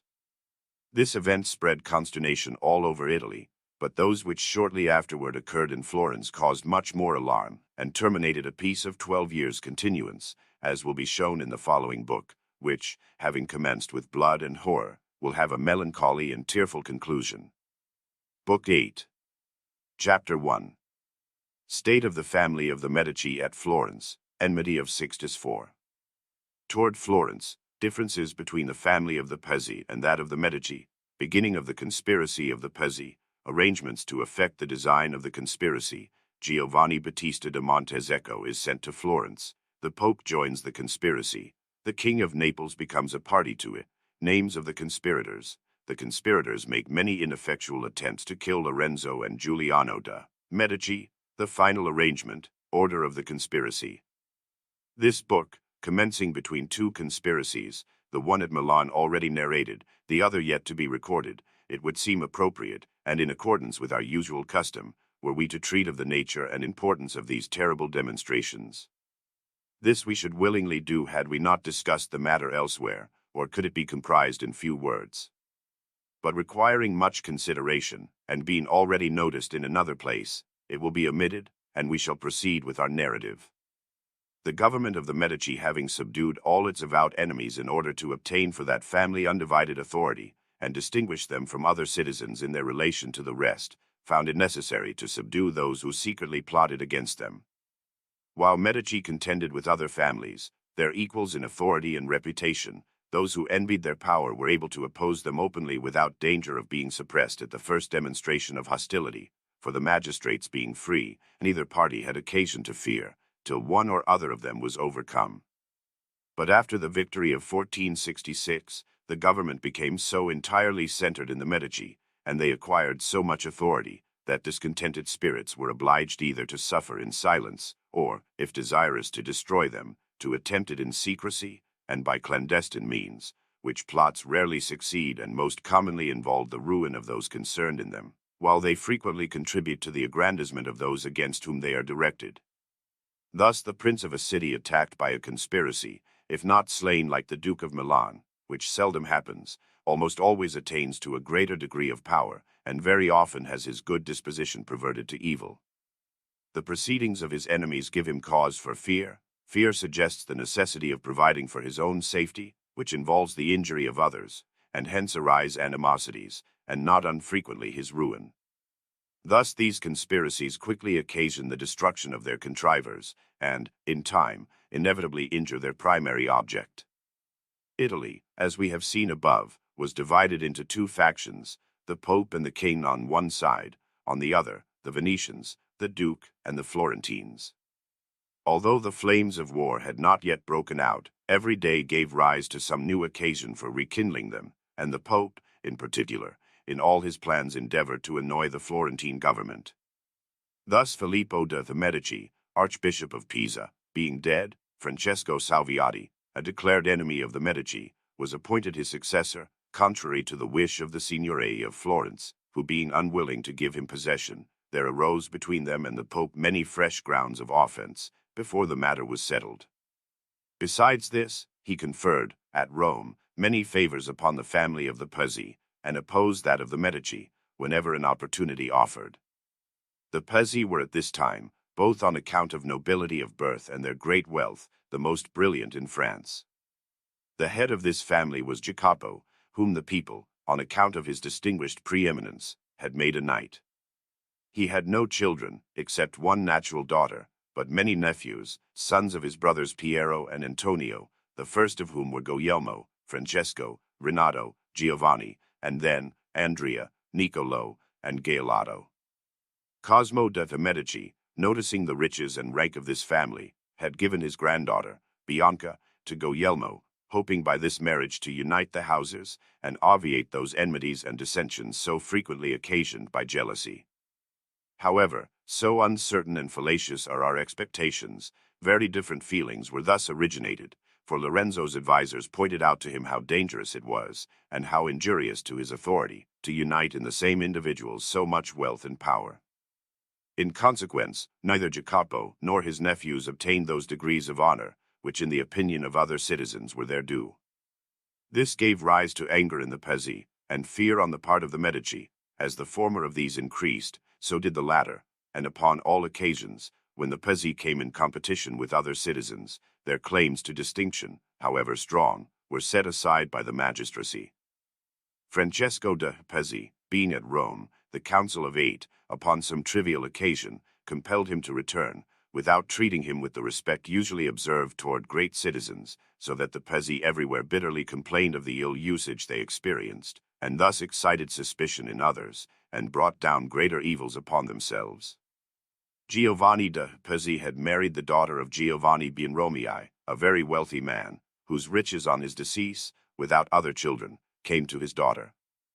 His nephew, Carlo, however, took possession of part, and the question being litigated, a law was passed, by virtue of which the wife of Giovanni de' Pezzi was robbed of her inheritance, and it was given to Carlo. In this piece of injustice the Pezzi at once recognized the influence of the Medici. Giuliano de' Medici often complained to his brother Lorenzo of the affair, saying he was afraid that by grasping it too much they would lose all. Lorenzo, flushed with youth and power, would assume the direction of everything, and resolved that all transactions should bear an impress of his influence. The Pezzi, with their nobility and wealth unable to endure so many affronts, began to devise some means of vengeance. The first who spoke of any attempt against the Medici was Francesco, who, being more sensitive and resolute than the others, determined either to obtain what was withheld from him, or lose what he still possessed. As the government of Florence gave him great offense, he resided almost constantly at Rome, where, like other Florentine merchants, he conducted extensive commercial operations, and being a most intimate friend of Count Girolamo, they frequently complained to each other of the conduct of the Medici. After a while they began to think that for the Count to retain his estates, or the Pezzi their rights in the city, it would be necessary to change the government of Florence, and this they considered could not be done without the death of Giuliano and Lorenzo. They imagined the Pope and the King would be easily induced to consent, because each could be convinced of the facility of the enterprise. Having acquired these ideas, they communicated them to Francesco Salviati, Archbishop of Pisa, who, being ambitious and recently offended by the Medici, willingly adopted their views. Considering their next step, they resolved, in order to facilitate the design, to obtain the consent of Jacopo de' Pezzi, without whose concurrence they feared it would be impracticable. With this view, it was resolved that Francesco de' Pezzi should go to Florence, while the Archbishop and the Count were to remain at Rome, to be ready to communicate with the Pope when a suitable opportunity occurred. Francesco found Jacopo de' Pezzi more cautious and difficult to persuade than he could have wished, and on imparting this to his friends at Rome, it was thought he desired the sanction of some greater authority to induce him to adopt their views. Upon this, the Archbishop and the Count communicated the whole affair to Giovanni Battista de Montezecco, a leader of the papal forces, possessing military reputation, and under obligations to the Pope and the Count. To him the affair seemed difficult and dangerous, while the Archbishop endeavored to obviate his objections by showing how much assistance the Pope and the King would lend to the enterprise, the hatred of the Florentines toward the Medici, the numerous friends the Salviati and the Pezzi would bring with them, the readiness with which the young men might be slain, on account of their going about the city unaccompanied and without suspicion, and the facility with which the government might then be changed. These things Giovanni Battista did not in reality believe, for he had heard from many Florentines quite contrary statements. While occupied with these deliberations, Carlo, Lord of Faenza, was taken ill, and tears were entertained for his life. This circumstance seemed to the Archbishop and the Count to offer an opportunity for sending Giovanni Battista to Florence, and thence to Romagna, under pretense of recovering certain territories belonging to the latter, of which the Lord of Faenza had taken possession. The Count therefore commissioned Giovanni Battista to have an interview with Lorenzo de' Medici, and on his part request his advice how to proceed with respect to the affair of Romagna, that he should then see Francesco de' Pezzi, and in conjunction with him endeavor to induce his uncle Jacopo to adopt their ideas. To render the Pope's authority available in their behalf, Giovanni Battista was ordered, before his departure, to communicate with the Pontiff, who offered every means at his disposal in favor of their enterprise. Giovanni Battista, having arrived at Florence, obtained an interview with Lorenzo, by whom he was most graciously received, and with regard to the advice he was commissioned to ask, obtained a wise and friendly answer, so that he was astonished at finding him quite a different character from what he had been represented, and considered him to possess great sagacity, an affectionate heart, and most amicably disposed toward the Count. He found Francesco da Pezzi had gone to Lucca, and spoke to Jacopo, who was at first quite opposed to their design, but before they parted the Pope's authority seemed to have influenced him, for he told Giovanni Battista that he might go to Romagna, and that before his return Francesco would be with him, and they would then consult more particularly upon the subject. Giovanni Battista proceeded to Romagna, and soon returned to Florence. After a pretended consultation with Lorenzo upon the Count's affairs, he obtained an interview with Francesco and Jacopo de' Pezzi, when the latter gave his consent to their enterprise. They then discussed the means of carrying it into effect. Jacopo de' Pezzi was of opinion that it could not be effected while both the brothers remained at Florence, and therefore it would be better to wait till Lorenzo went to Rome, whither it was reported he had an intention of going, for then their object would be more easily attained. Francesco de' Pezzi had no objection to Lorenzo being at Rome, but if he were to forego the journey, he thought that both the brothers might be slain either at a marriage, or at a play, or in a church. With regard to foreign assistance, he supposed the Pope might assemble forces for the conquest of the fortress of Montoni, being justified in taking it from Count Carlo, who had caused the tumults already spoken of in Siena and Perugia. Still no definite arrangement was made, but it was resolved that Giovanni Battista and Francesco da Pezzi should go to Rome and settle everything with the pontiff. The matter was again debated at Rome, and at length it was concluded that besides an expedition against Montoni, Giovan Francesco da Tolentino, a leader of the papal troops, should go into Romagna, and Lorenzo de Castello to the Val di Tavere, that each, with the forces of the country, should hold himself in readiness to perform the commands of the Archbishop de Salviati and Francesco de' Pezzi, both of whom were to come to Florence, and provide for the execution of their design, with the assistance of Giovanni Battista de Montezecco. King Ferrando promised, by his ambassador, to contribute all in his power to the success of their undertaking. Francesco de' Pezzi and the Archbishop having arrived at Florence, prevailed upon Jacopo di Poggio, a well-educated youth, but ambitious and very desirous of change, to join them, and two others, each of the name of Jacopo Salviati, one a brother, the other a kinsman, of the Archbishop. They also gained over Bernardo Bandini and Napoleon Franzini, two bold young men, under great obligations to the family of the Pezzi. Besides those already mentioned, they were joined by Antonio de Volterra and a priest named Stefano, who taught Latin to the daughter of Jacopo de' Pezzi. Renato de' Pezzi, a grave and prudent man, being quite aware of the evils resulting from such undertakings, refused all participation in the conspiracy. He held it in abhorrence, and as much as possible, without betraying his kinsman, endeavored to counteract it.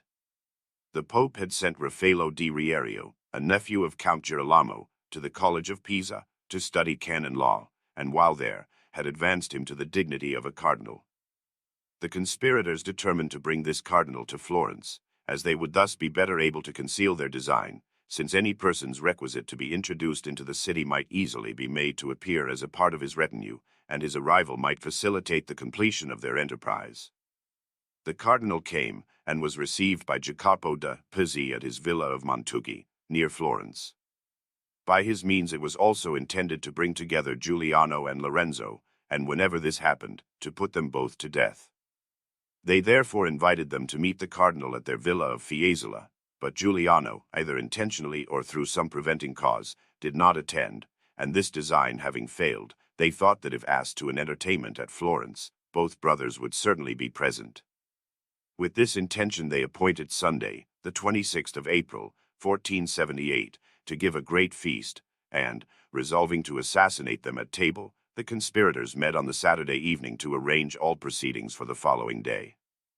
In the morning it was intimated to Francesco that Giuliano would be absent, on which the conspirators again assembled, and finding they could no longer defer the execution of their design, since it would be impossible among so many to preserve secrecy, they determined to complete it in the cathedral church of Santa Reparata, where the cardinal attending, the two brothers would be present as usual.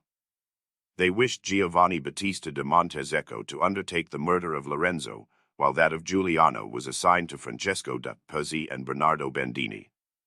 Giovanni Battista refused, either because his familiarity with Lorenzo had created feelings in his favor, or from some other reason, saying he should not have resolution sufficient to commit such a deed in a church, and thus add sacrilege to treachery. This caused the failure of their undertaking. For time pressing, they were compelled to substitute Antonio de Volterra and Stefano, the priest, 2 men, who, from nature and habit, were the most unsuitable of any. For if firmness and resolution joined with experience in bloodshed be necessary upon any occasion, it is on such as these, and it often happens that those who are expert in arms, and have faced death in all forms on the field of battle, still fail in an affair like this. Having now decided upon the time, they resolved that the signal for the attack should be the moment when the priest who celebrated high mass should partake of the sacrament, and that, in the meantime, the Archbishop de Salviati, with his followers, and Jacopo di Poggio, should take possession of the palace, in order that the Signory, after the young men's death, should voluntarily, or by force, contribute to their assistance. Chapter 2. Giuliano de' Medici slain, Lorenzo escapes. The Archbishop Salviati endeavors to seize the palace of the Signory. He is taken and hanged. The enterprise of the conspirators entirely fails. Manifestations of the Florentines in favor of Lorenzo de' Medici. The conspirators punished. The funeral of Giuliano. The Pope and the King of Naples make war upon the Florentines. Florence excommunicated. Speech of Lorenzo de' Medici to the citizens of Florence. The conspirators proceeded to Santa Reparata, where the Cardinal and Lorenzo had already arrived. The church was crowded, and divine service commenced before Giuliano's arrival. Francesco de' Pazzi and Bernardo Bandini, who were appointed to be his murderers, went to his house, and finding him, they, by earnest entreaties, prevailed upon him to accompany them. It is surprising that such intense hatred, and designs so full of horror as those of Francesco and Bernardo, could be so perfectly concealed, for while conducting him to the church, and after they had reached it, they amused him with jests and playful discourse. Nor did Francesco forget, under pretense of endearment, to press him in his arms, so as to ascertain whether under his apparel he wore a cuirass or other means of defense. Giuliano and Lorenzo were both aware of the animosity of the Pazzi, and their desire to deprive them of the government, but they felt assured that any design would be attempted openly, and in conjunction with the civil authority. Thus, being free from apprehension for their personal safety, both affected to be on friendly terms with them. The murderers being ready, each in his appointed station, which they could retain without suspicion, on account of the vast numbers assembled in the church, the preconcerted moment arrived, and Bernardo Bandini, with a short dagger provided for the purpose, struck Giuliano in the breast, who, after a few steps, fell to the earth. Francesco de' Pazzi threw himself upon the body and covered him with wounds, while, as if blinded by rage, he inflicted a deep incision upon his own leg. Antonio and Stefano, the priest, attacked Lorenzo, and after dealing many blows, effected only a slight incision in the throat, for either their want of resolution, the activity of Lorenzo, who, finding himself attacked, used his arms in his own defense, or the assistance of those by whom he was surrounded, rendered all attempts futile. They fled and concealed themselves, but being subsequently discovered, were put to death in the most ignominious manner, and their bodies dragged about the city. Lorenzo, with the friends he had about him, took refuge in the sacristy of the church. Bernardo Bandini, after Giuliano's death, also slew Francesco Nori, a most intimate friend of the Medici, either from some previous hatred or for having endeavored to render assistance to Giuliano, and not content with these murders, he ran in pursuit of Lorenzo, intending, by his own promptitude, to make up for the weakness and inefficiency of the others, but finding he had taken refuge in the vestry, he was prevented. In the midst of these violent and fearful deeds, during which the uproar was so terrible that it seemed almost sufficient to bring the church down upon its inmates, the Cardinal Rierio remained close to the altar, where he was with difficulty kept in safety by the priests, until the Signory, upon the abatement of the disturbance, could conduct him to their palace, where he remained in the utmost terror till he was set at liberty. There were at this time in Florence some people of Perugia, whom party feuds had compelled to leave their homes, and the Pazzi, by promising to restore them to their country, obtained their assistance. The Archbishop de' Salviati, going to seize the palace, together with Jacopo di Poggio, and the Salviati, his friends, took these Perugini with him. Having arrived, he left part of his people below, with orders that when they heard a noise they should make themselves masters of the entrance, while himself, with the greater part of the Perugini, proceeded above, and finding the Signore at dinner, for it was now late, was admitted after a short delay, by Cesare Petrucci, the Gonfalonier of Justice. He entered with only a few of his followers, the greater part of them being shut up in the cancelleria into which they had gone, whose doors were so contrived that upon closing they could not be opened from either side, without the key. The archbishop being with the Gonfalonier, under pretense of having something to communicate on the part of the Pope, addressed him in such an incoherent and hesitating manner, that the Gonfalonier at once suspected him, and rushing out of the chamber to call assistance, found Jacopo di Poggio, whom he seized by the hair of the head, and gave into the custody of his attendants. The Signore, hearing the tumult, snatched such arms as they could at the moment obtain, and all who had gone up with the archbishop, part of them being shut up and part overcome with terror, were immediately slain or thrown alive out of the windows of the palace, at which the archbishop, the two Jacopi Salviati, and Jacopo di Poggio were hanged. Those whom the archbishop left below, having mastered the guard and taken possession of the entrance, occupied all the lower floors, so that the citizens, who in the uproar hastened to the palace, were unable to give either advice or assistance to the Signore. Francesco da Pezzi and Bernardo Bandini, perceiving Lorenzo's escape, and the principal agent in the enterprise seriously wounded, became immediately conscious of the imminent peril of their position. Bernardo, using the same energy in his own behalf that had served him against the Medici, finding all lost, saved himself by flight. Francesco, wounded as he was, got to his house, and endeavored to get on horseback, for it had been arranged they should ride through the city and call the people to arms and liberty, but he found himself unable, from the nature of his wound, and, throwing himself naked upon his bed, begged Jacopo da Pezzi to perform the part for which he was himself incapacitated. Jacopo, though old and unaccustomed to such business, by way of making a last effort, mounted his horse, and, with about 100 armed followers, collected without previous preparation, hastened to the piazza of the palace, and endeavored to assemble adherents by cries of "People" and "Liberty," but the former, having been rendered deaf by the fortune and liberty of the Medici, the latter was unknown in Florence, and he found no followers. The signors, who held the upper part of the palace, saluted him with stones and threats. Jacopo, while hesitating, was met by Giovanni Serristori, his brother-in-law, who upbraided him with the troubles he had occasioned, and then advised him to go home, for the people and liberty were as dear to other citizens as to himself. Thus deprived of every hope, Lorenzo being alive, Francesco seriously wounded, and none disposed to follow him, not knowing what to do, he resolved, if possible, to escape by flight, and, accompanied by those whom he had led into the piazza, left Florence with the intention of going into Romagna. In the meantime the whole city was roused to arms, and Lorenzo de' Medici, accompanied by a numerous escort, returned to his house.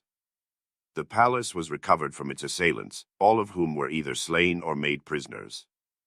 The name of the Medici echoed everywhere, and portions of dead bodies were seen borne on spears and scattered through the streets, while everyone was transported with rage against the Pezzi, and pursued them with relentless cruelty.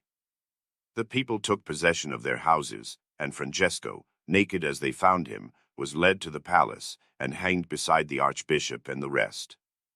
He could not be induced, by any injurious words or deeds, to utter a syllable, but regarding those around with a steady look, he silently sighed. Guglielmo de' Pezzi, brother-in-law to Lorenzo, fled to the latter's house, and by his innocence and the intercession of his wife, Bianca, he escaped death. There was not a citizen of any rank whatever who did not, upon this occasion, wait upon Lorenzo with an offer of his services, so great were the popularity and good fortune which this family had acquired by their liberality and prudence. Renato da Pezzi was at his villa when the event took place, and on being informed of it, he endeavored to escape in disguise, but was arrested upon the road and brought to Florence. Jacopo da Pezzi was taken while crossing the mountains of Romagna, for the inhabitants of these parts, having heard what had occurred, and seeing him in flight, attacked and brought him back to the city, nor could he, though he frequently endeavored, prevail with them to put him to death upon the road. Jacopo and Renato were condemned within 4 days after the murder of Giuliano. And though so many deaths had been inflicted that the roads were covered with fragments of human bodies, not one excited a feeling of regret, except that of Renato, for he was considered a wise and good man, and possessed none of the pride for which the rest of his family were notorious.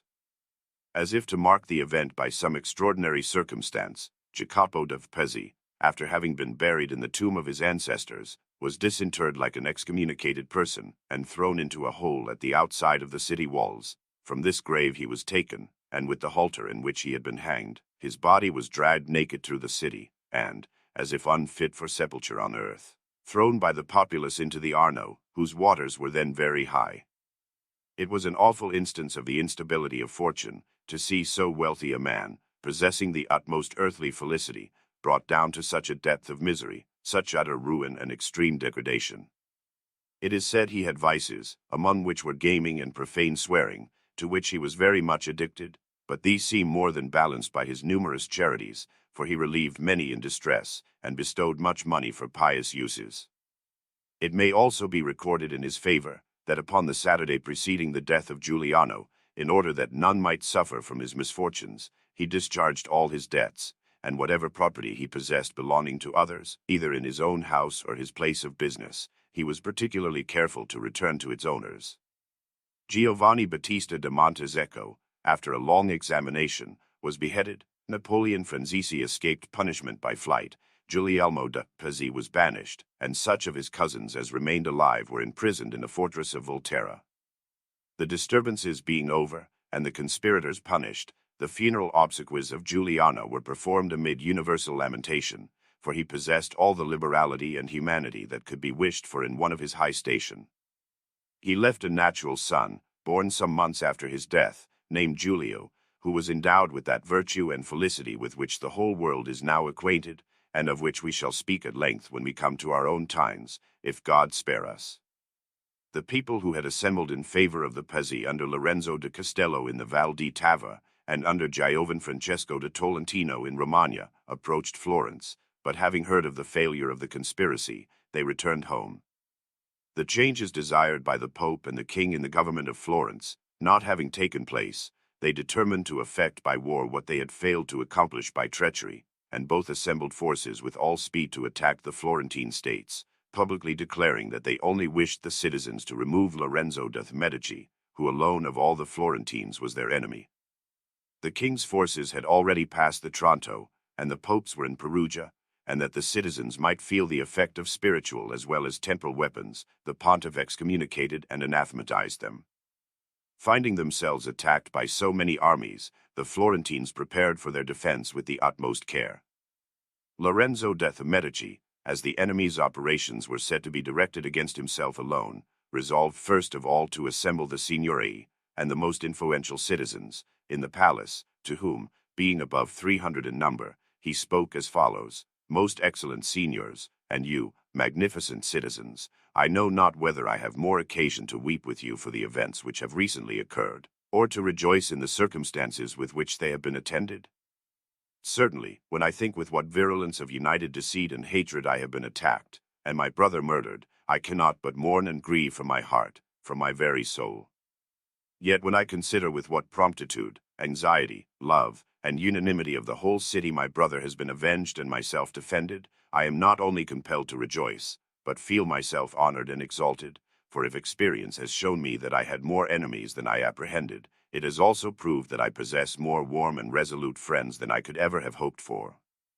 I must therefore grieve with you for the injuries others have suffered, and rejoice in the attachment you have exhibited toward myself, but I feel more aggrieved by the injuries committed, since they are so unusual, so unexampled, and, as I trust you believe, so undeserved on our part. Think, magnificent citizens, to what a dreadful point ill fortune has reduced our family, when among friends, amidst our own relatives, nay, in God's holy temple, we have found our greatest foes. Those who are in danger turn to their friends for assistance, they call upon their relatives for aid, but we found ours armed, and resolved on our destruction. Those who are persecuted, either from public or private motives, flee for refuge to the altars, but where others are safe, we are assassinated. Where parasites and assassins are secure, the Medici find their murderers. But God, who has not hitherto abandoned our house, again saved us, and has undertaken the defense of our just cause. What injury have we done to justify so intense desire of our destruction? Certainly those who have shown themselves so much our enemies never received any private wrong from us, for, had we wished to injure them, they would not have had an opportunity of injuring us. If they attribute public grievances to ourselves, supposing any had been done to them, they do the greater injustices to you, to this palace, to the majesty of this government, by assuming that on our account you would act unfairly to any of your citizens, and such a supposition, as we all know, is contradicted by every view of the circumstances, for we, had we been able, and you, had we wished it, would never have contributed to so abominable a design. Whoever inquires into the truth of these matters will find that our family has always been exalted by you, and from this sole cause, that we have endeavored by kindness, liberality, and beneficence to do good to all, and if we have honored strangers, when did we ever injure our relatives? If our enemies' conduct has been adopted to gratify their desire for power, as would seem to be the case from their having taken possession of the palace and brought an armed force into the piazza, the infamous, ambitious, and detestable motive is at once disclosed. If they were actuated by envy and hatred of our authority, they offend you rather than us, for from you we have derived all the influence we possess. Certainly usurped power deserves to be detested, but not distinctions conceded for acts of kindness, generosity, and magnificence. And you all know that our family never attained any rank to which this palace and your united consent did not raise it. Cosmo, my grandfather, did not return from exile with arms and violence, but by your unanimous desire and approbation. It was not my father, old and infirm, who defended the government against so many enemies, but yourselves by your authority and benevolence defended him, neither could I, after his death, being then a boy, have maintained the position of my house except by your favor and advice. Nor should we ever be able to conduct the affairs of this republic, if you did not contribute to our support. Therefore, I know not the reason of their hatred toward us, or what just cause they have of envy. Let them direct their enmity against their own ancestors, who, by their pride and avarice, lost the reputation which ours, by very opposite conduct, were enabled to acquire. But let it be granted we have greatly injured them, and that they are justified in seeking our ruin. Why do they come and take possession of the palace? Why enter into league with the Pope and the King against the liberties of this republic? Why break the long-continued peace of Italy? They have no excuse for this. They ought to confine their vengeance to those who do them wrong, and not confound private animosities with public grievances. Hence it is that since their defeat our misfortune is the greater, for on their account the Pope and the King make war upon us, and this war, they say, is directed against my family and myself. And would to God that this were true, then the remedy would be sure and unfailing, for I would not be so base a citizen as to prefer my own safety to yours. I would at once resolve to ensure your security, even though my own destruction were the immediate and inevitable consequence. But as the wrongs committed by princes are usually concealed under some less offensive covering, they have adopted this plea to hide their more abominable purpose. If, however, you think otherwise, I am in your hands. It is with you to do with me what you please. You are my fathers, my protectors, and whatever you command me to do I will perform most willingly, nor will I ever refuse, when you find occasion to require, to close the war with my own blood which was commenced with that of my brother. While Lorenzo spoke, the citizens were unable to refrain from tears, and the sympathy with which he had been heard was extended to their reply, delivered by one of them in the name of the rest, who said that the city acknowledged many advantages derived from the good qualities of himself and his family, and encouraged them to hope that with as much promptitude as they had used in his defense, and in avenging his brother's death, they would secure to him his influence in the government, which he should never lose while they retained possession of the country. And that their deeds might correspond with their words, they immediately appointed a number of armed men as a guard for the security of his person against domestic enemies. Chapter 3. The Florentines prepare for war against the Pope. They appeal to a future council. Papal and Neapolitan movements against the Florentines. The Venetians refuse to assist the Florentines. Disturbances in Milan. Genoa revolts from the Duke. Futile endeavors to effect peace with the Pope. The Florentines repulse their enemies from the territory of Pisa. They attack the Papal States. the papal forces routed upon the borders of the Lake of Perugia. The Florentines now prepared for war by raising money and collecting as large a force as possible. Being in league with the Duke of Milan and the Venetians, they applied to both for assistance. As the Pope had proved himself a wolf rather than a shepherd, to avoid being devoured under false accusations, they justified their cause with all available arguments and filled Italy with accounts of the treachery practiced against their government, exposing the impiety and injustice of the pontiff, and assured the world that the pontificate which he had wickedly attained, he would as impiously fill, for he had sent those whom he had advanced to the highest order of prelacy, in the company of traitors and parricides, to commit the most horrid treachery in the Church in the midst of divine service and during the celebration of the Holy Sacrament, and that then, having failed to murder the citizens, change the government, and plunder the city, according to his intention, he had suspended the performance of all religious offices, and injuriously menaced and injured the Republic with pontifical maledictions. But if God was just, and violence was offensive to him, he would be displeased with that of his vice-regent, and allow his injured people who were not admitted to communion with the latter to offer up their prayers to himself. The Florentines, therefore, instead of receiving or obeying the interdict, compelled the priests to perform divine service, assembled a council in Florence of all the Tuscan prelates under their jurisdiction, and appealed against the injuries suffered from the pontiff to a future general council. The Pope did not neglect to assign reasons in his own justification, and maintained it was the duty of a pontiff to suppress tyranny, depress the wicked, and exalt the good, and that this ought to be done by every available means, but that secular princes had no right to detain cardinals, hang bishops, murder, mangle, and drag about the bodies of priests, destroying without distinction the innocent with the guilty. Notwithstanding these complaints and accusations, the Florentines restored to the Pope the cardinal whom they had detained, in return for which he immediately assailed them with his own forces and those of the king. The two armies, under the command of Alfonso, eldest son of Ferrando, and Duke of Calabria, who had as his general, Federigo, Count of Urbino, entered the Chianti, by permission of the Sienese, who sided with the enemy, occupied Radda with many other fortresses, and having plundered the country, besieged the Castellina.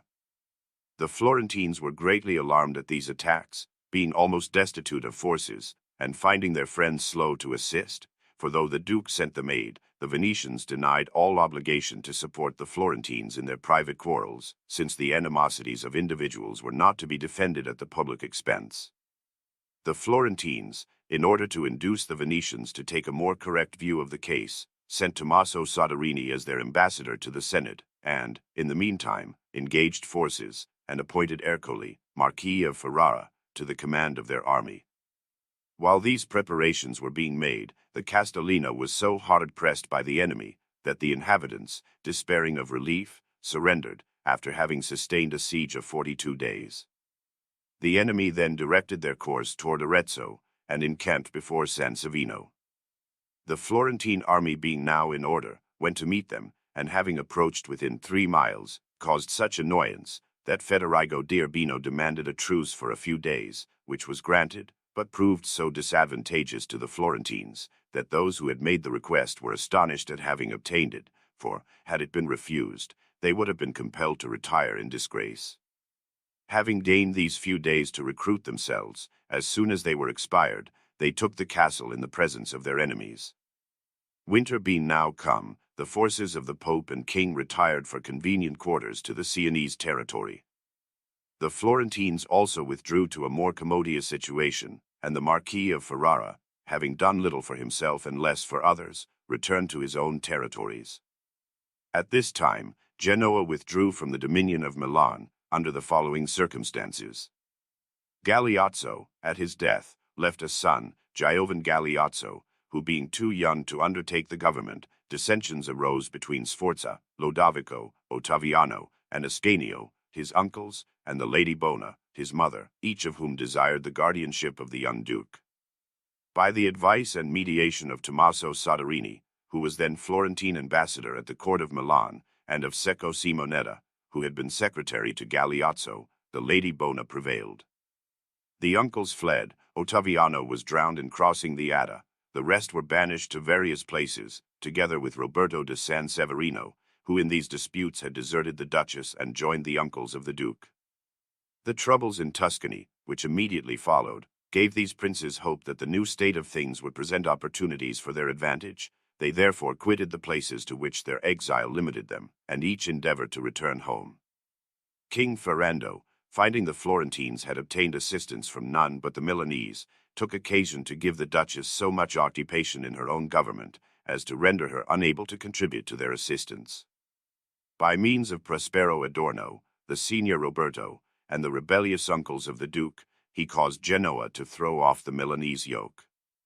The Castelletto was the only place left, confiding in which the Duchess sent a strong force to recover the city, but it was routed by the enemy, and perceiving the danger which might arise to her son and herself if the war were continued, Tuscany being in confusion, and the Florentines, in whom alone she had hoped, themselves in trouble, she determined, as she could not retain Genoa in subjection, to secure it as an ally, and agreed with Battistino Fregoso, the enemy of Prospero Adorno, to give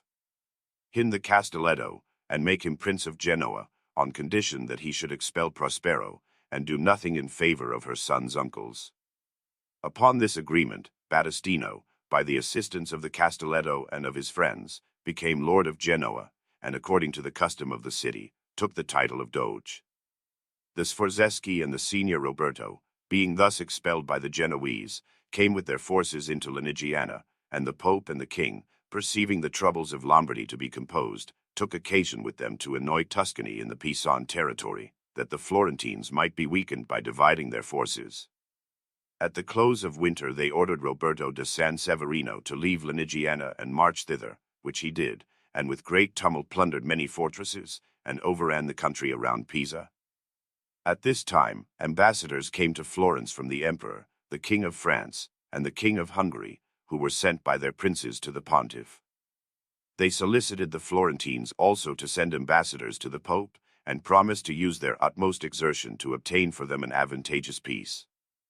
The Florentines did not refuse to make trial, both for the sake of publicly justifying their proceedings, and because they were really desirous of peace. Accordingly, the ambassadors were sent, but returned without coming to any conclusion of their differences. The Florentines, to avail themselves of the influence of the King of France, since they were attacked by one part of the Italians and abandoned by the other, sent to him as their ambassador, Donato Acciajuoli, a distinguished Latin and Greek scholar, whose ancestors had always ranked high in the city, but while on his journey he died at Milan. To relieve his surviving family and pay a deserved tribute to his memory, he was honorably buried at the public expense, provision was made for his sons, and suitable marriage portions given to his daughters, and Guid Antonio Vespucci, a man well acquainted with pontifical and imperial affairs, was sent as ambassador to the king in his stead.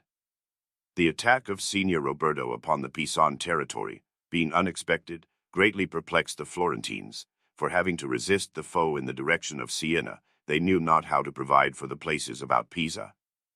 To keep the Lucchese faithful, and prevent them from furnishing the enemy either with money or provisions, they sent as ambassador Piero di Gino Capponi, who was received with so much jealousy, on account of the hatred which that city always cherishes against the Florentines from former injuries and constant fear, that he was on many occasions in danger of being put to death by the mob, and thus his mission gave fresh cause of animosity rather than of union. The Florentines recalled the Marquis of Ferrara, and engaged the Marquis of Mantua. They also as earnestly requested the Venetians to send them Count Carlo, son of Braccio, and Diofobo, son of Count Jacopo, and after many delays, they complied, for having made a truce with the Turks, they had no excuse to justify a refusal, and could not break through the obligation of the League without the utmost disgrace.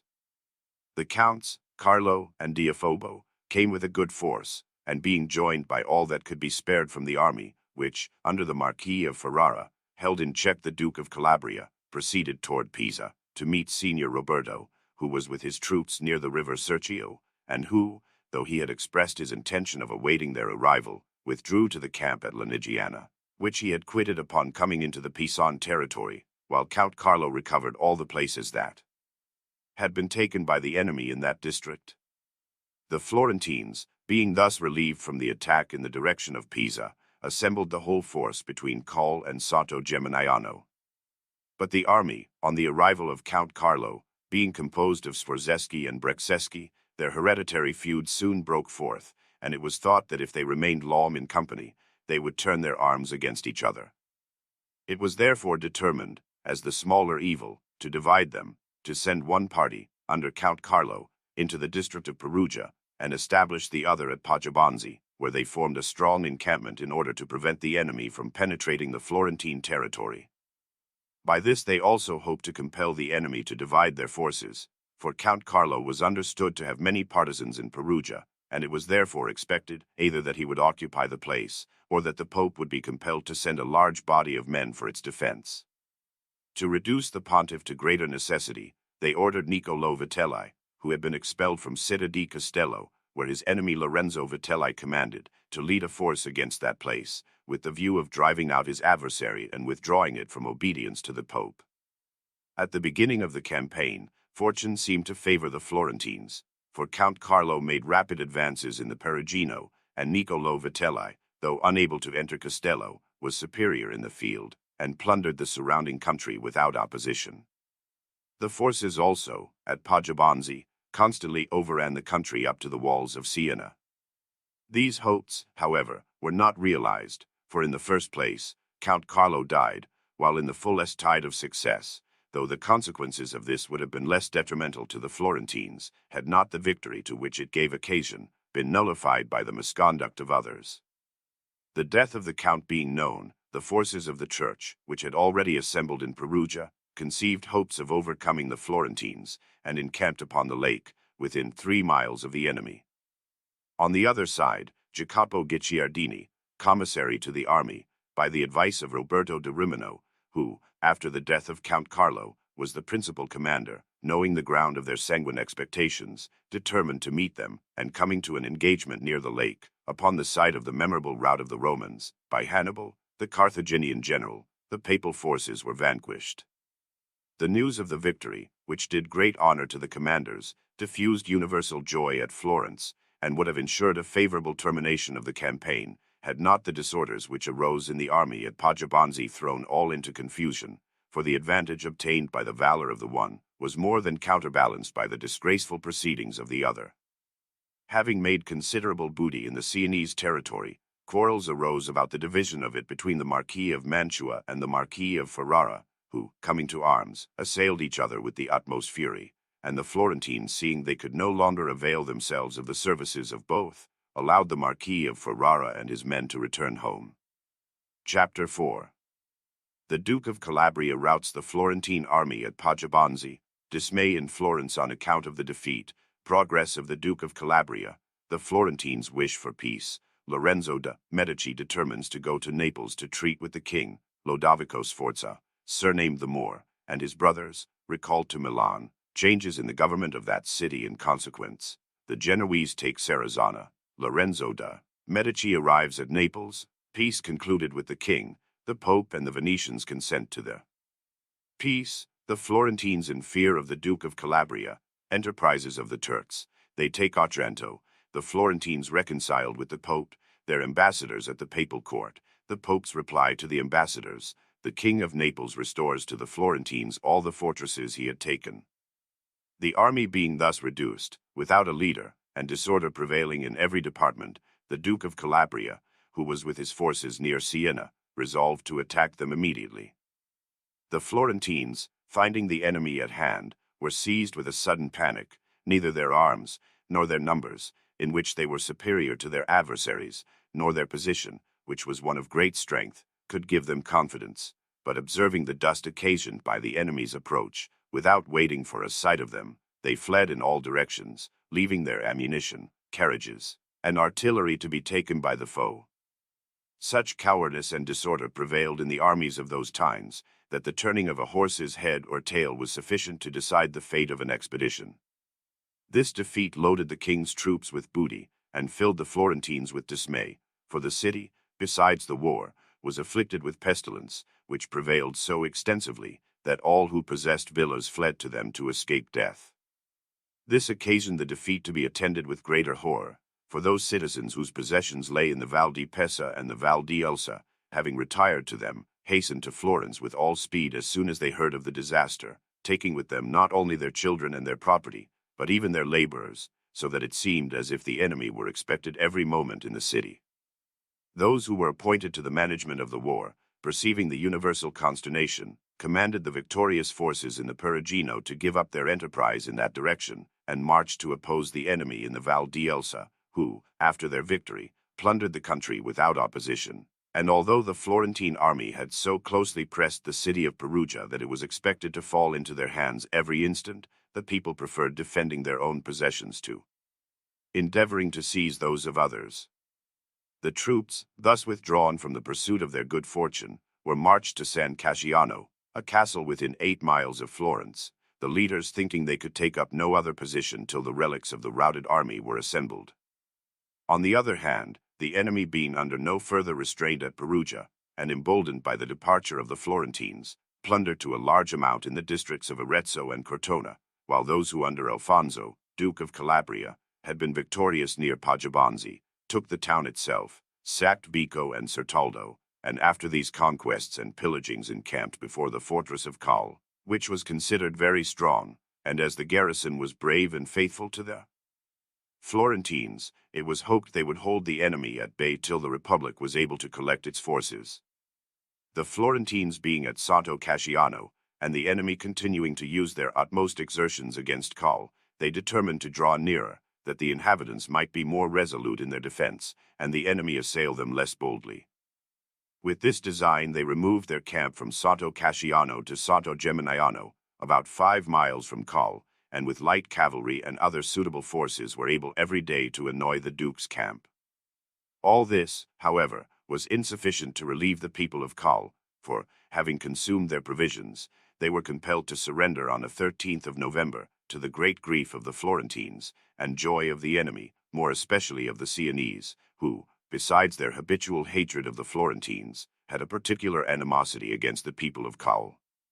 It was now the depth of winter, and the weather so unsuitable for war, that the Pope and the King, either designing to hold out a hope of peace, or more quietly to enjoy the fruit of their victories, proposed a truce for 3 months to the Florentines, and allowed them 10 days to consider the reply.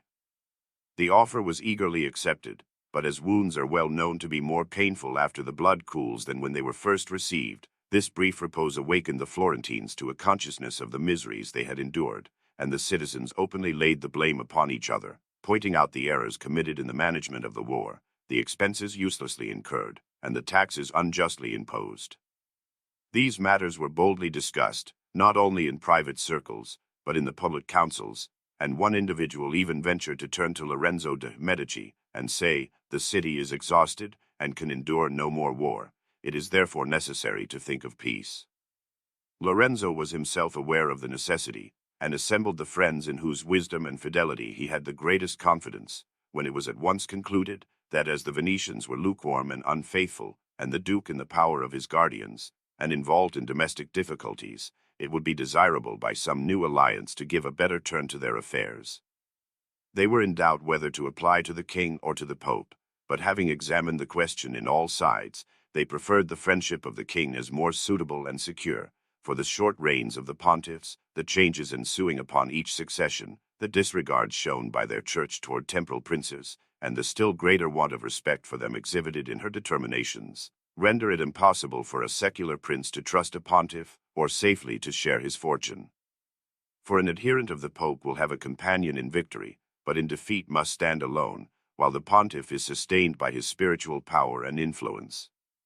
Having therefore decided that the king's friendship would be of the greatest utility to them, they thought it would be most easily and certainly obtained by Lorenzo's presence, for in proportion to the confidence they evinced toward him, the greater they imagined would be the probability of removing his impressions of past enmities.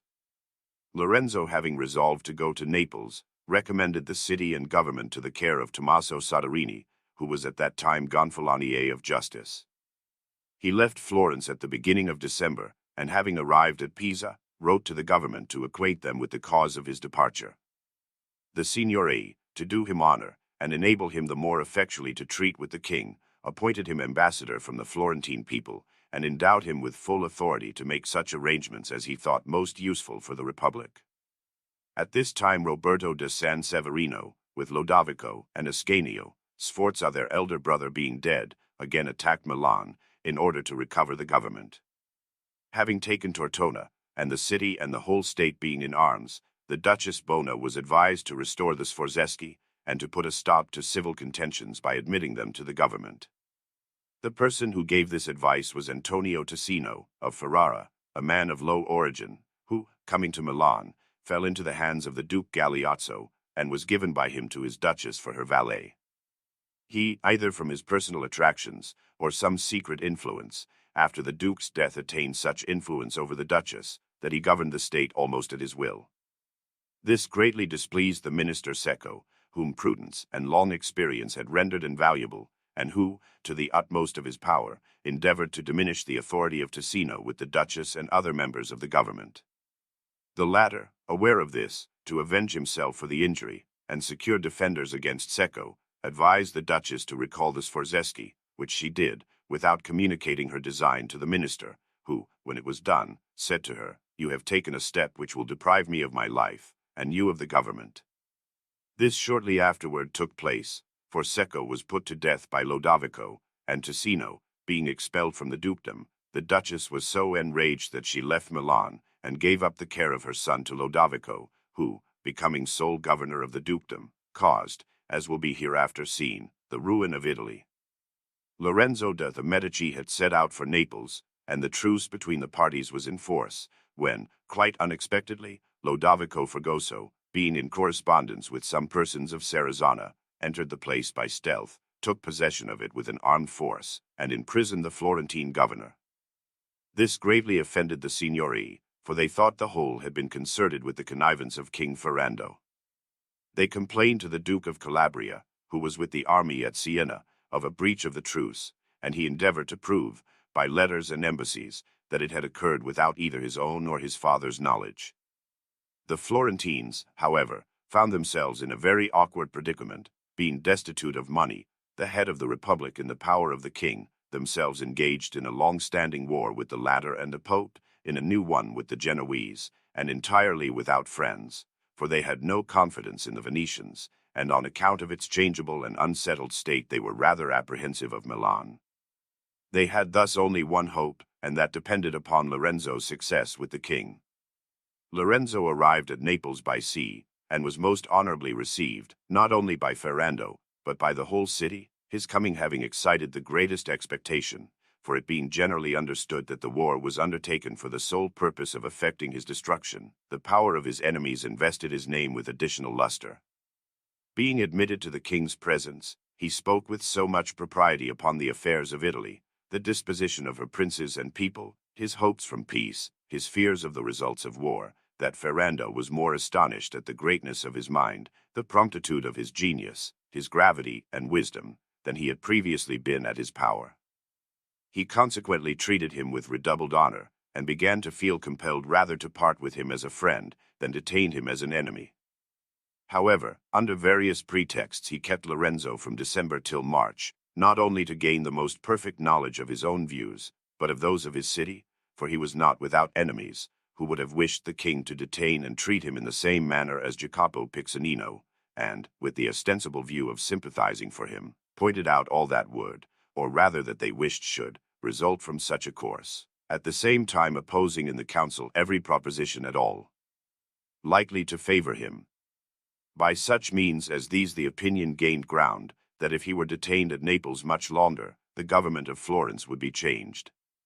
This caused the king to postpone their separation more than he would have otherwise done, to see if any disturbance were likely to arise.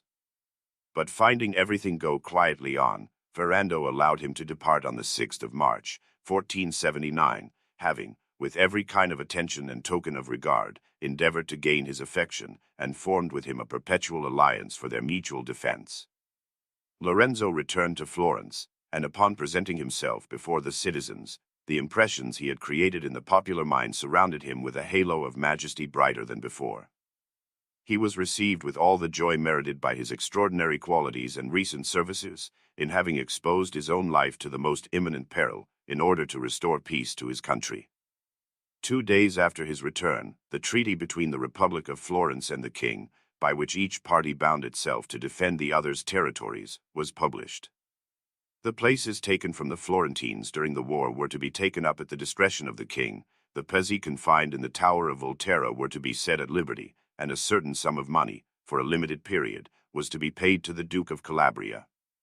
As soon as this peace was publicly known, the Pope and the Venetians were transported with rage. The Pope thought himself neglected by the king. The Venetians entertained similar ideas with regard to the Florentines, and complained that, having been companions in the war, they were not allowed to participate in the peace. Reports of this description being spread abroad, and received with entire credence at Florence, caused a general fear that the peace thus made would give rise to greater wars, and therefore the leading members of the government determined to confine the consideration of the most important affairs to a smaller number, and form the Council of 70 citizens, in whom the principal authority was invested. This new regulation calmed the minds of those desirous of change, by convincing them of the futility of their efforts. To establish their authority, they in the first place ratified the treaty of peace with the king, and sent as ambassadors to the Pope Antonio Ridolfi and Piero Nasi. But, notwithstanding the peace, Alfonso, Duke of Calabria, still remained at Siena with his forces, pretending to be detained by discords among the citizens, which, he said, had risen so high, that while he resided outside the city they had compelled him to enter and assume the office of arbitrator between them. He took occasion to draw large sums of money from the wealthiest citizens by way of fines, imprisoned many, banished others, and put some to death. He thus became suspected, not only by the Sienese but by the Florentines, of a design to usurp the sovereignty of Siena, nor was any remedy then available, for the Republic had formed a new alliance with the king, and were at enmity with the Pope and the Venetians. This suspicion was entertained not only by the great body of the Florentine people, who were subtle interpreters of appearances, but by the principal members of the government, and it was agreed, on all hands, that the city never was in so much danger of losing her liberty. But God, who in similar extremities has always been her preserver, caused an unhoped-for event to take place, which gave the Pope, the King, and the Venetians other matters to think of than those in Tuscany. The Turkish Emperor, Mahomet II,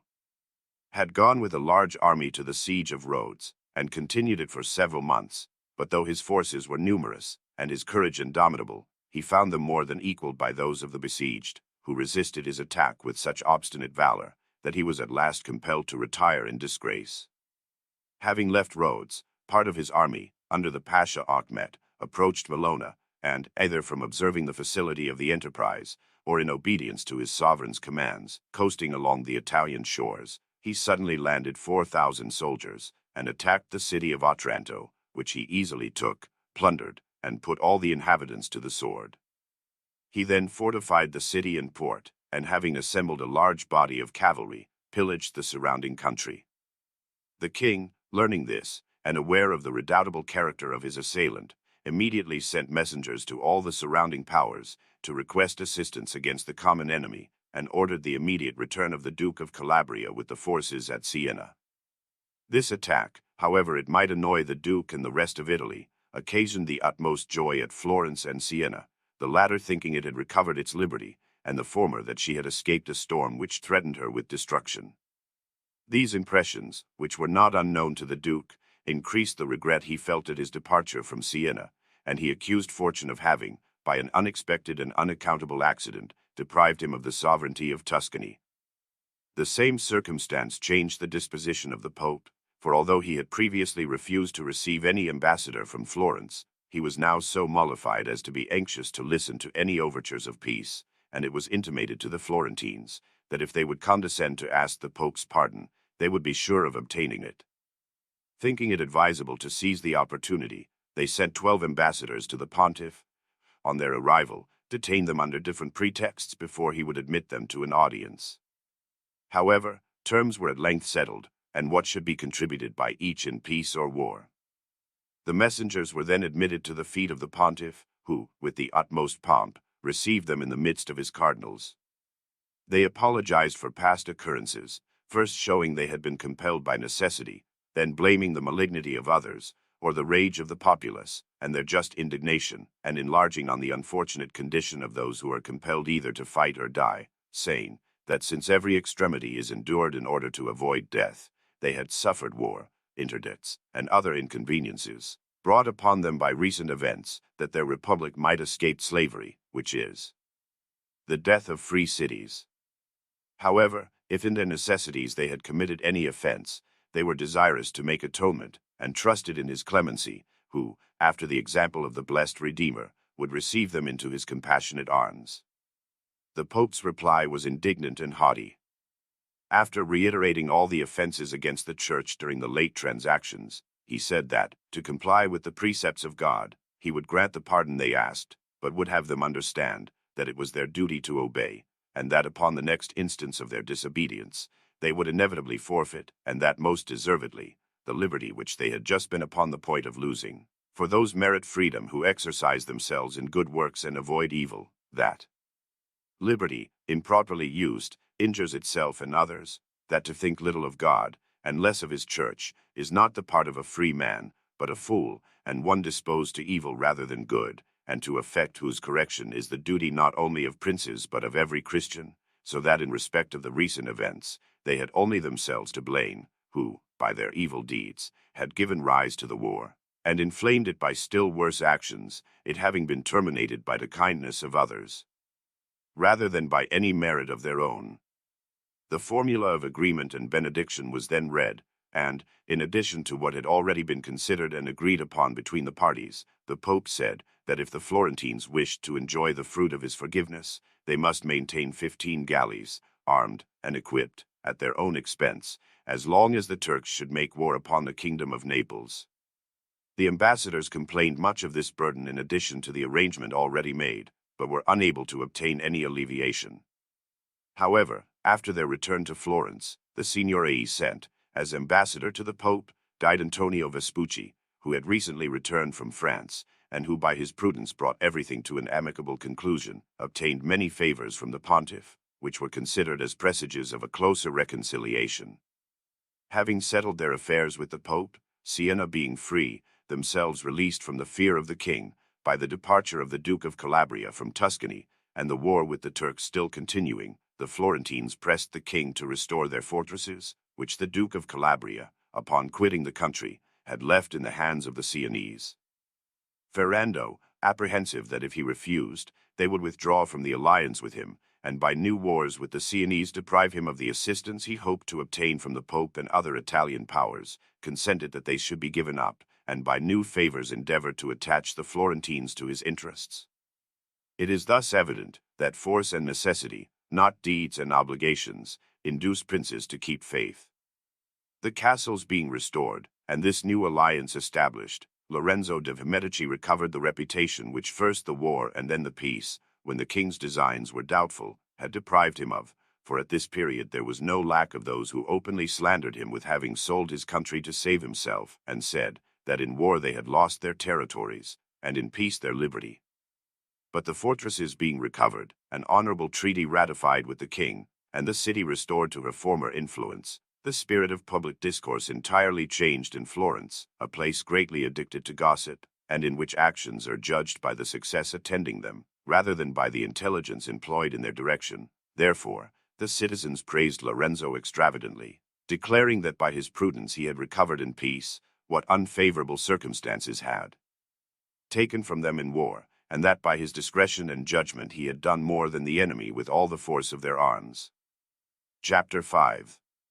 New occasions of war in Italy, differences between the Marquis of Ferrara and the Venetians, the King of Naples and the Florentines attacked the Papal States, the Pope's defensive arrangements, the Neapolitan army routed by the Papal forces, progress of the Venetians against the Marquis of Ferrara, the Pope makes peace, and enters into a league against the Venetians, operations of the league against the Venetians, the Venetians routed at Bondino, their losses, disunion among the league, Lodovico Sforza makes peace with the Venetians, ratified by the other parties. The invasion of the Turks had deferred the war which was about to break forth from the anger of the Pope and the Venetians at the peace between the Florentines and the king. But as the beginning of that invasion was unexpected and beneficial, its conclusion was equally unlooked for and injurious, for Mahomet dying suddenly, dissensions arose among his sons, and the forces which were in Puglia being abandoned by their commander, surrendered Otranto to the king. The fears which restrained the Pope and the Venetians being thus removed, everyone became apprehensive of new troubles. On the one hand was the league of the Pope and the Venetians, and with them the Genoese, Sienese, and other minor powers. On the other, the Florentines, the king, and the duke, with whom were the Bolognese and many princes. The Venetians wished to become lords of Ferrara, and thought they were justified by circumstances in making the attempt and hoping for a favorable result.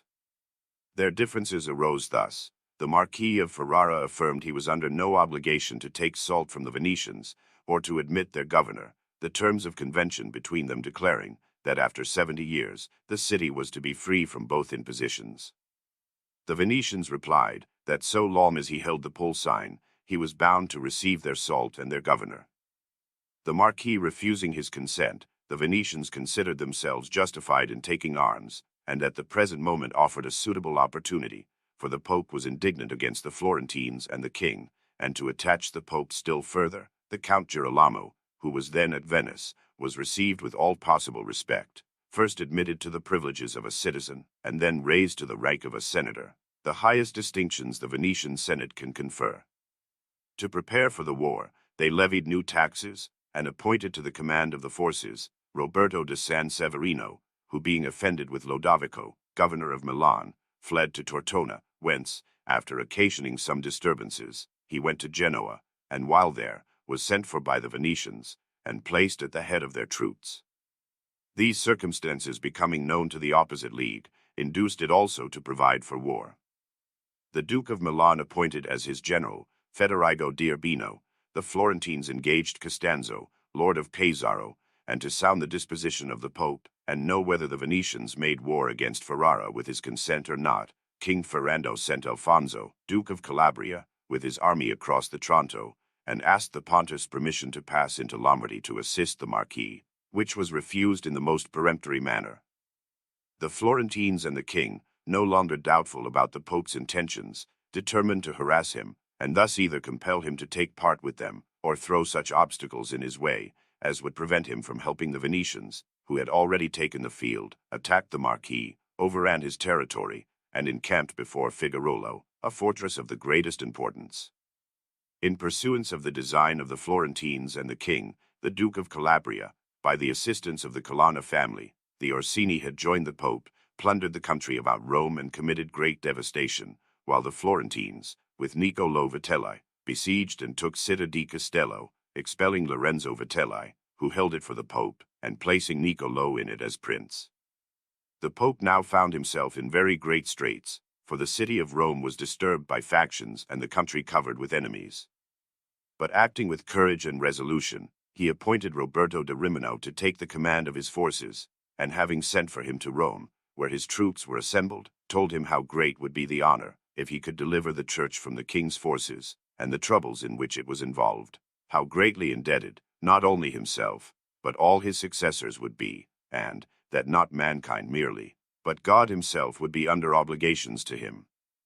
The magnificent Roberto, having considered the forces and preparations already made, advised the Pope to raise as numerous a body of infantry as possible, which was done without delay.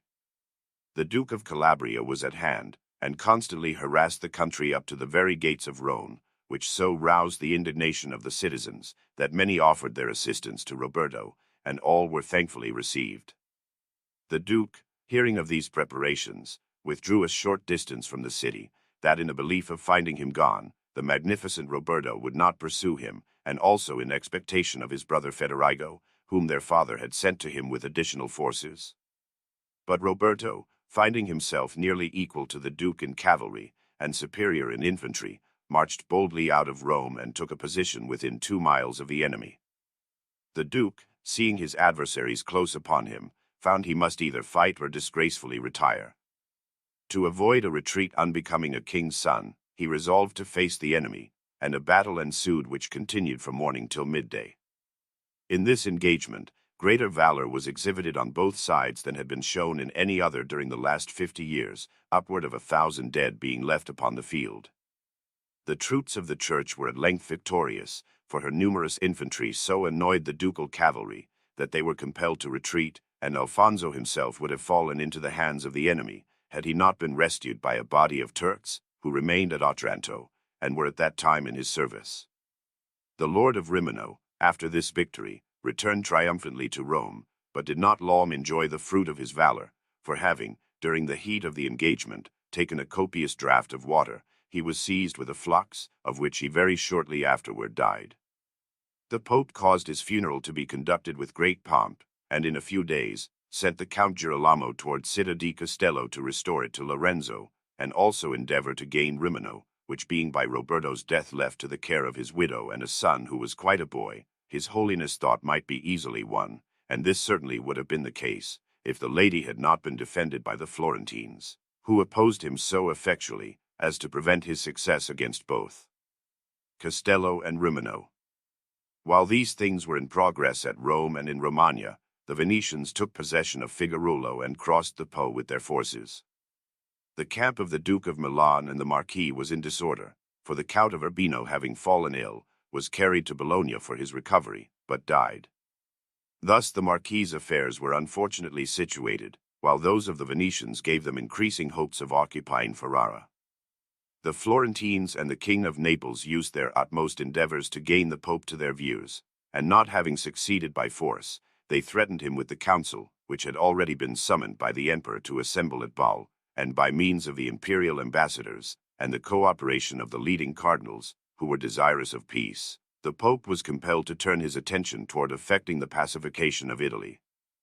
With this view, at the instigation of his fears, and with the conviction that the aggrandizement of the Venetians would be the ruin of the Church and of Italy, he endeavored to make peace with the League, and sent his nuncios to Naples, where a treaty was concluded for 5 years, between the Pope, the King, the Duke of Milan, and the Florentines, with an opening for the Venetians to join them if they thought proper. When this was accomplished, the Pope intimated to the Venetians that they must desist from war against Ferrara. They refused to comply, and made preparations to prosecute their design with greater vigor than they had hitherto done, and having routed the forces of the Duke and the Marquis at Argenta, they approached Ferrara so closely as to pitch their tents in the Marquis' park. The League found they must no longer delay rendering him efficient assistance, and ordered the Duke of Calabria to march to Ferrara with his forces and those of the Pope, the Florentine troops also moving in the same direction. In order to direct the operations of the war with greater efficiency, the League assembled a diet at Cremona, which was attended by the Pope's legate, the Count Girolamo, the Duke of Calabria, the Signor Lodovico Sforza, and Lorenzo de' Medici, with many other Italian princes, and when the measures to be adopted were fully discussed, having decided that the best way of relieving Ferrara would be to effect the division of the enemy's forces, the League desired Lodovico to attack the Venetians on the side of Milan, but this he declined, for fear of bringing a war upon the Duke's territories, which it would be difficult to quell. It was therefore resolved to proceed with the united forces of the League to Ferrara, and having assembled 4,000 cavalry and 8,000 infantry, they went in pursuit of the Venetians, whose force amounted to 2,200 men at arms, and 6,000 foot. They first attacked the Venetian flotilla, then lying upon the river Po, which they routed with the loss of above 200 vessels, and took prisoner Antonio Giustiniano, the purveyor of the fleet. The Venetians, finding all Italy united against them, endeavored to support their reputation by engaging in their service the Duke of Lorraine, who joined them with 200 men at arms, and having suffered so great a destruction of their fleet, they sent him, with part of their army, to keep their enemies at bay, and Roberto de San Severino to cross the Adda with the remainder, and proceed to Milan, where they were to raise the cry of the Duke and the Lady Bona, his mother, hoping by this means to give a new aspect to affairs there, believing that Lodovico and his government were generally unpopular. This attack at first created great consternation, and roused the citizens in arms, but eventually produced consequences unfavorable to the designs of the Venetians, for Lodovico was now desirous to undertake what he had refused to do at the entreaty of his allies. Leaving the Marquis of Ferrara to the defense of his own territories, he, with 4,000 horse and 2,000 foot, and joined by the Duke of Calabria with 12,000 horse and 5,000 foot, entered the territory of Bergamo, then Brescia, next that of Verona, and, in defiance of the Venetians, plundered the whole country, for it was with the greatest difficulty that Roberto and his forces could save the cities themselves. In the meantime, the Marquis of Ferrara had recovered a great part of his territories, for the Duke of Lorraine, by whom he was attacked, having only at his command 2,000 horse and 1,000 foot, could not withstand him. Hence, during the whole of 1483, the affairs of the League were prosperous. The winter having passed quietly over, the armies again took the field. To produce the greater impression upon the enemy, the League united their whole force, and would easily have deprived the Venetians of all they possessed in Lombardy, if the war had been conducted in the same manner as during the preceding year, for by the departure of the Duke of Lorraine, whose term of service had expired, they were reduced to 6,000 horse and 5,000 foot, while the Allies had 13,000 horse and 5,000 foot at their disposal. But, as is often the case where several of equal authority are joined in command, their want of unity decided the victory to their enemies. Federigo, Marquis of Mantua, whose influence kept the Duke of Calabria and Lodovico Sforza within bounds, being dead, differences arose between them which soon became jealousies.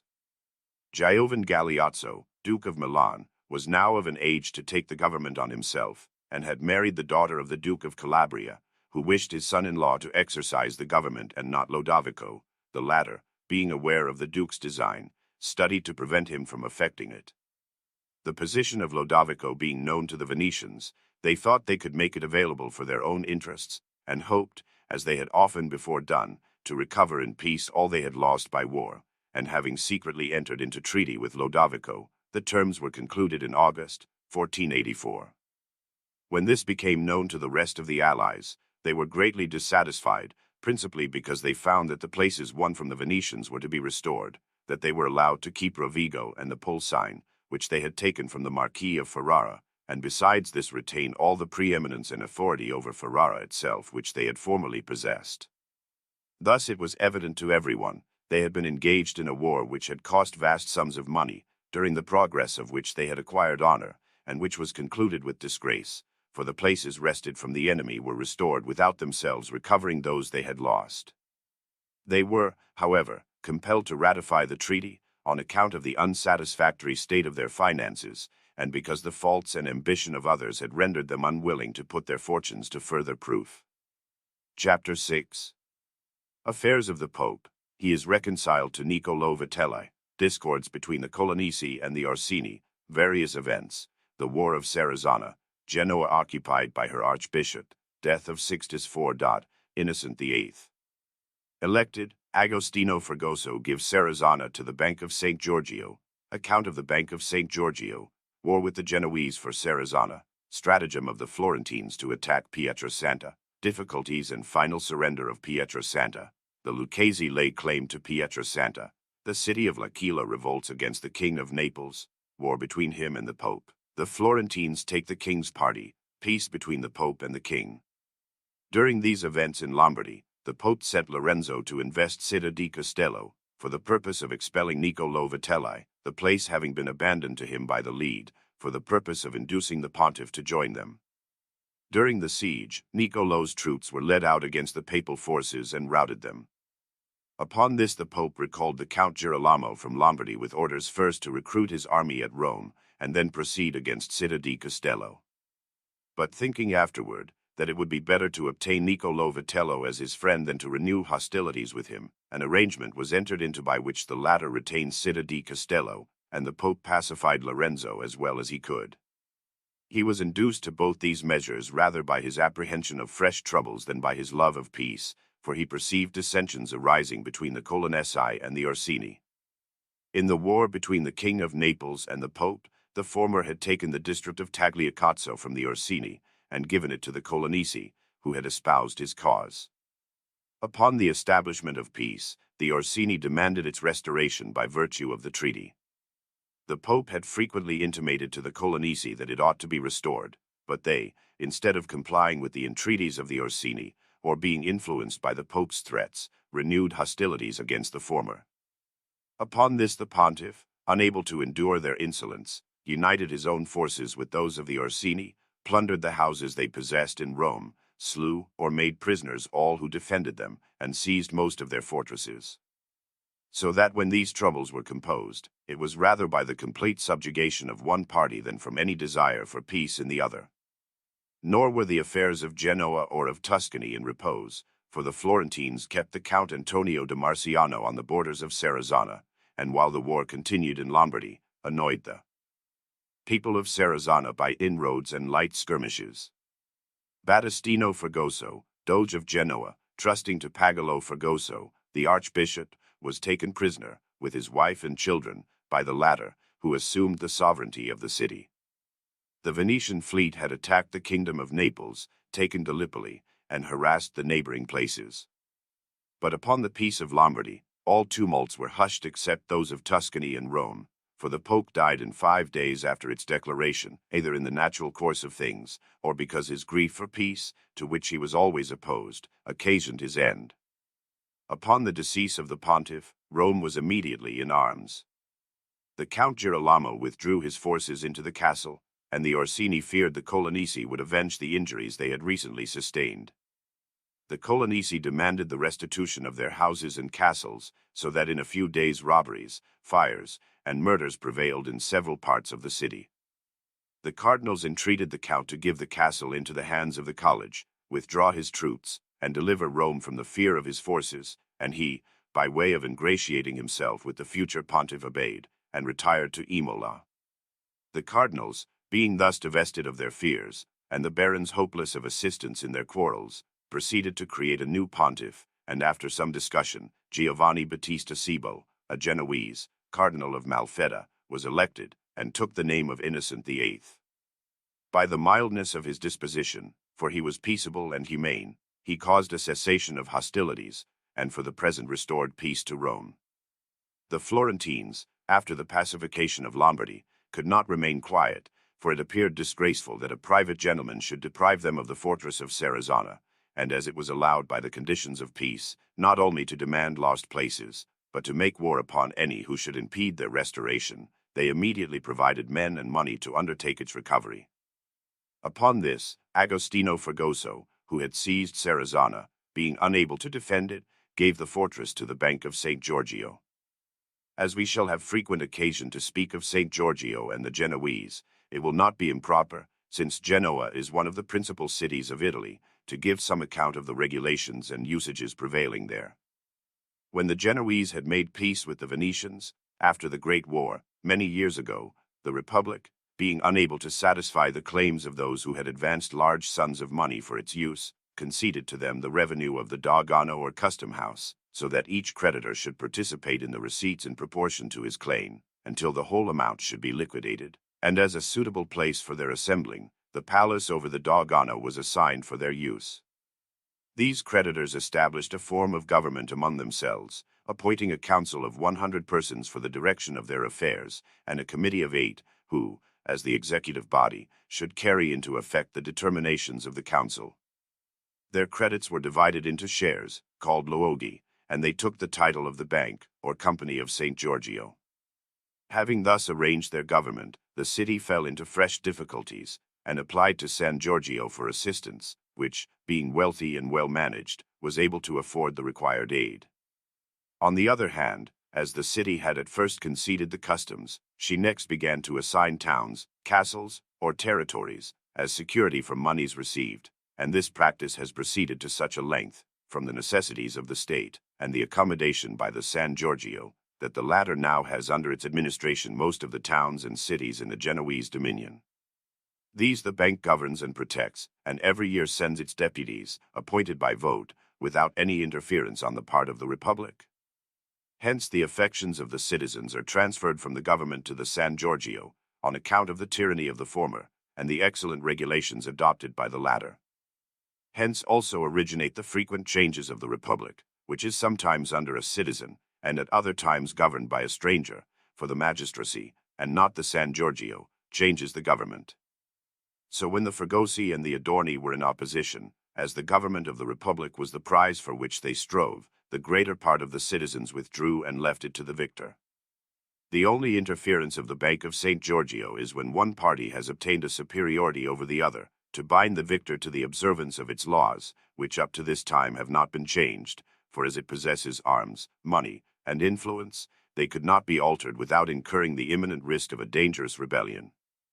This establishment presents an instance of what in all the republics, either described or imagined by philosophers, has never been thought of, exhibiting within the same community, and among the same citizens, liberty and tyranny, integrity and corruption, justice, and injustice, for this establishment preserves in a city many ancient and venerable customs, and should it happen, as in time it easily may, that the San Giorgio should have possession of the whole city, the Republic will become more distinguished than that of Venice. Agostino Fregoso conceded Serezana to the San Giorgio, which readily accepted it, undertook its defense, put a fleet to sea, and sent forces to Pietrasanta to prevent all attempts of the Florentines, whose camp was in the immediate vicinity. The Florentines found it would be essentially necessary to gain possession of Pietrasanta, for without it the acquisition of Serezana lost much of its value, being situated between the latter place and Pisa, but they could not, consistently with the treaty, besiege it, unless the people of Pietrasanta, or its garrison, were to impede their acquisition of Serezana. To induce the enemy to do this, the Florentines sent from Pisa to the camp a quantity of provisions and military stores, accompanied by a very weak escort, that the people of Pietrasanta might have little cause for fear, and by the richness of the booty be tempted to the attack. The plan succeeded according to their expectation, for the inhabitants of Pietrasanta, attracted by the rich prize, took possession of it.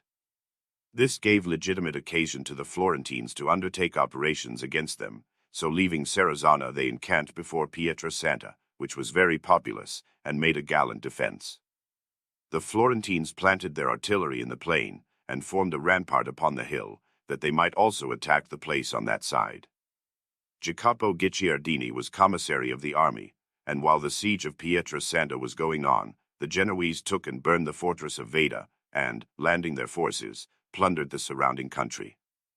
Biongianni Gianfigliazzi was sent against them, with a body of horse and foot, and checked their audacity, so that they pursued their depredations less boldly. The fleet, continuing its efforts, went to Livorno, and by pontoons and other means approached the new tower, playing their artillery upon it for several days, but being unable to make any impression they withdrew. In the meantime the Florentines proceeded slowly against Pietrasanta, and the enemy, taking courage, attacked and took their works upon the hill. This was effected with so much glory, and struck such a panic into the Florentines, that they were almost ready to raise the siege, and actually retreated a distance of 4 miles, for their generals thought that they would retire to winter quarters, it being now October, and make no further attempt till the return of spring.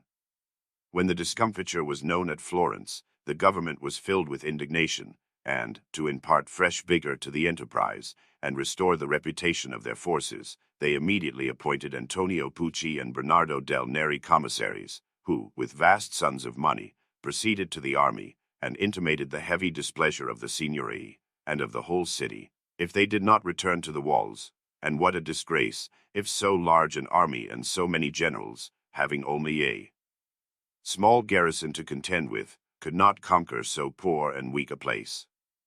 They explained the immediate and future advantages that would result from the acquisition, and spoke so forcibly upon the subject, that all became anxious to renew the attack.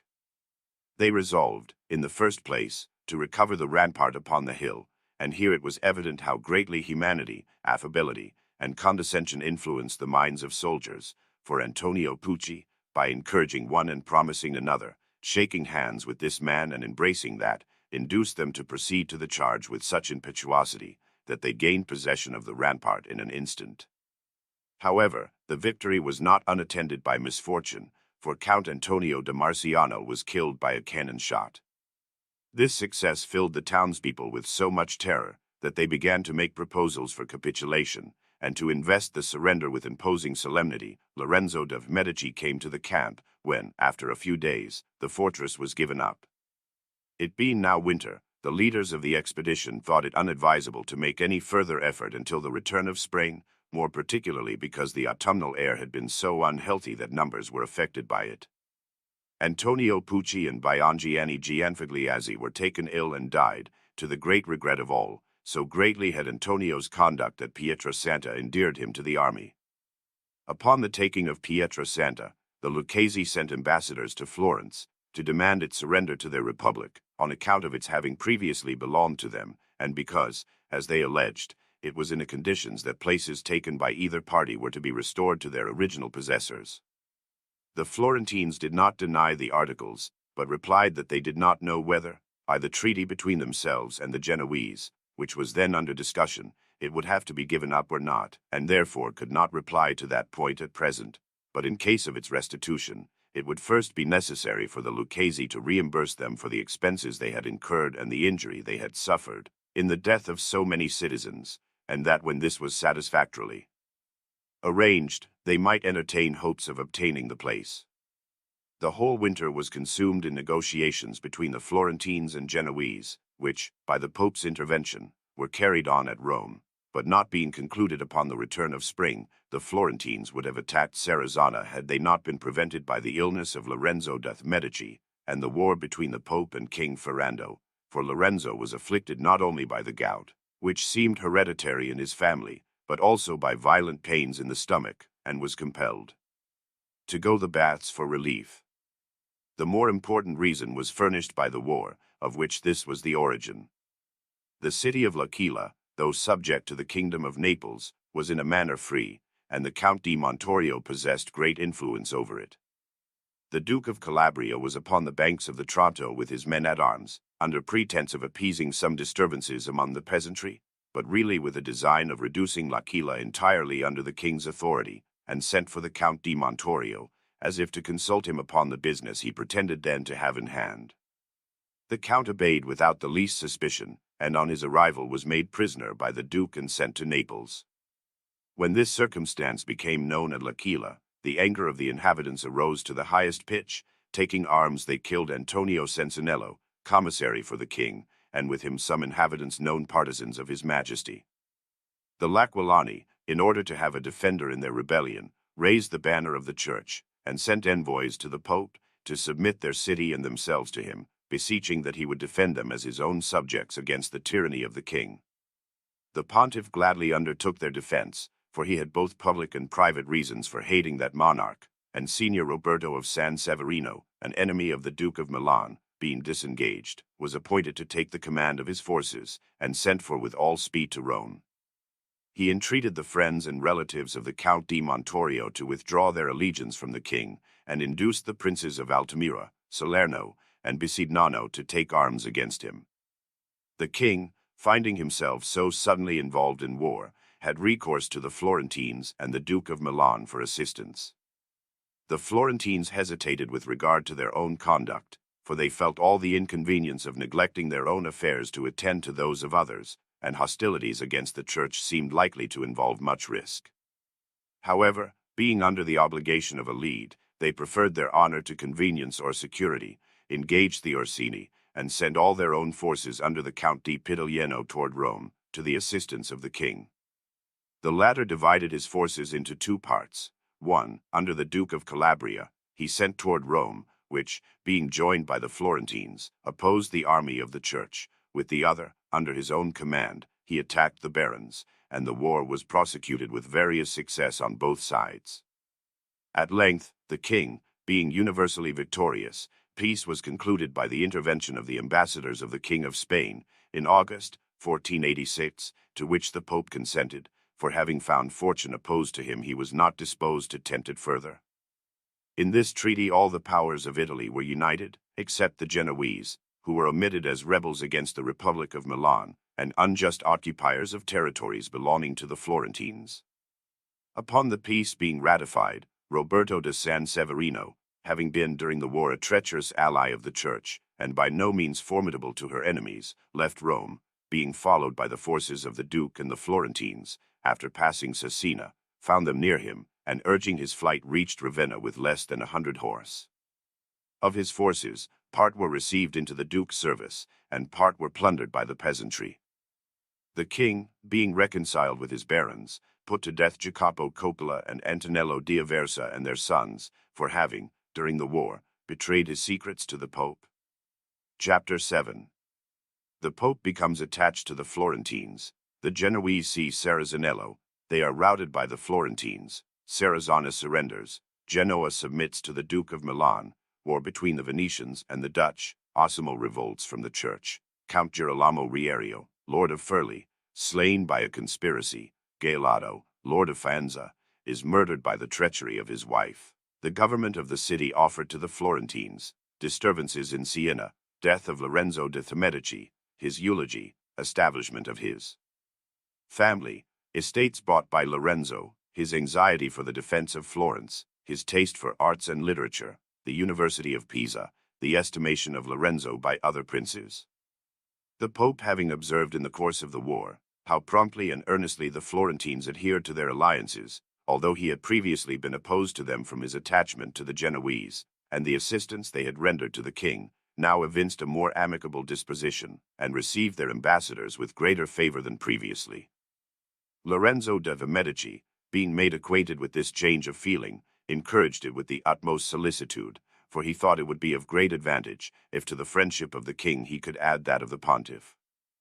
The Pope had a son named Francesco, upon whom, designing to bestow states and attach friends who might be useful to him after his own death, saw no safer connection in Italy than Lorenzo's, and therefore induced the latter to give him one of his daughters in marriage. Having formed this alliance, the Pope desired the Genoese to concede Serezana to the Florentines, insisting that they had no right to detain what Agostino had sold, nor was Agostino justified in making over to the Bank of San Giorgio what was not his own. However, His Holiness did not succeed with them, for the Genoese, during these transactions at Rome, armed several vessels, and, unknown to the Florentines, landed 3,000 foot, attacked Serezanello, situated above Serezana, plundered and burnt the town near it, and then, directing their artillery against the fortress, fired upon it with their utmost energy. This assault was new and unexpected by the Florentines, who immediately assembled their forces under Virginio Orsino at Pisa, and complained to the Pope that while he was endeavoring to establish peace, the Genoese had renewed their attack upon them. They then sent Piero Corsini to Lucca, that by his presence he might keep the city faithful, and Pagal Antonio Soderini to Venice, to learn how that republic was disposed. They demanded assistance of the king and of Signor Lodovico, but obtained it from neither, for the king expressed apprehensions of the Turkish fleet, and Lodovico made excuses, but sent no aid. Thus the Florentines in their own wars are almost always obliged to stand alone, and find no friends to assist them with the same readiness they practice toward others. Nor did they, on this desertion of their allies, it being nothing new to them, give way to despondency, for having assembled a large army under Jacopo Guicciardini and Pietro Vettori, they sent it against the enemy, who had encamped upon the river Magra, at the same time pressing Serezanello with mines and every species of attack. The commissaries being resolved to relieve the place, an engagement ensued, when the Genoese were routed, and Lodovico dal Fiesco, with several other principal men, made prisoners. The Serezanesi were not so depressed at their defeat as to be willing to surrender, but obstinately prepared for their defense, while the Florentine commissaries proceeded with their operations, and instances of valor occurred on both sides.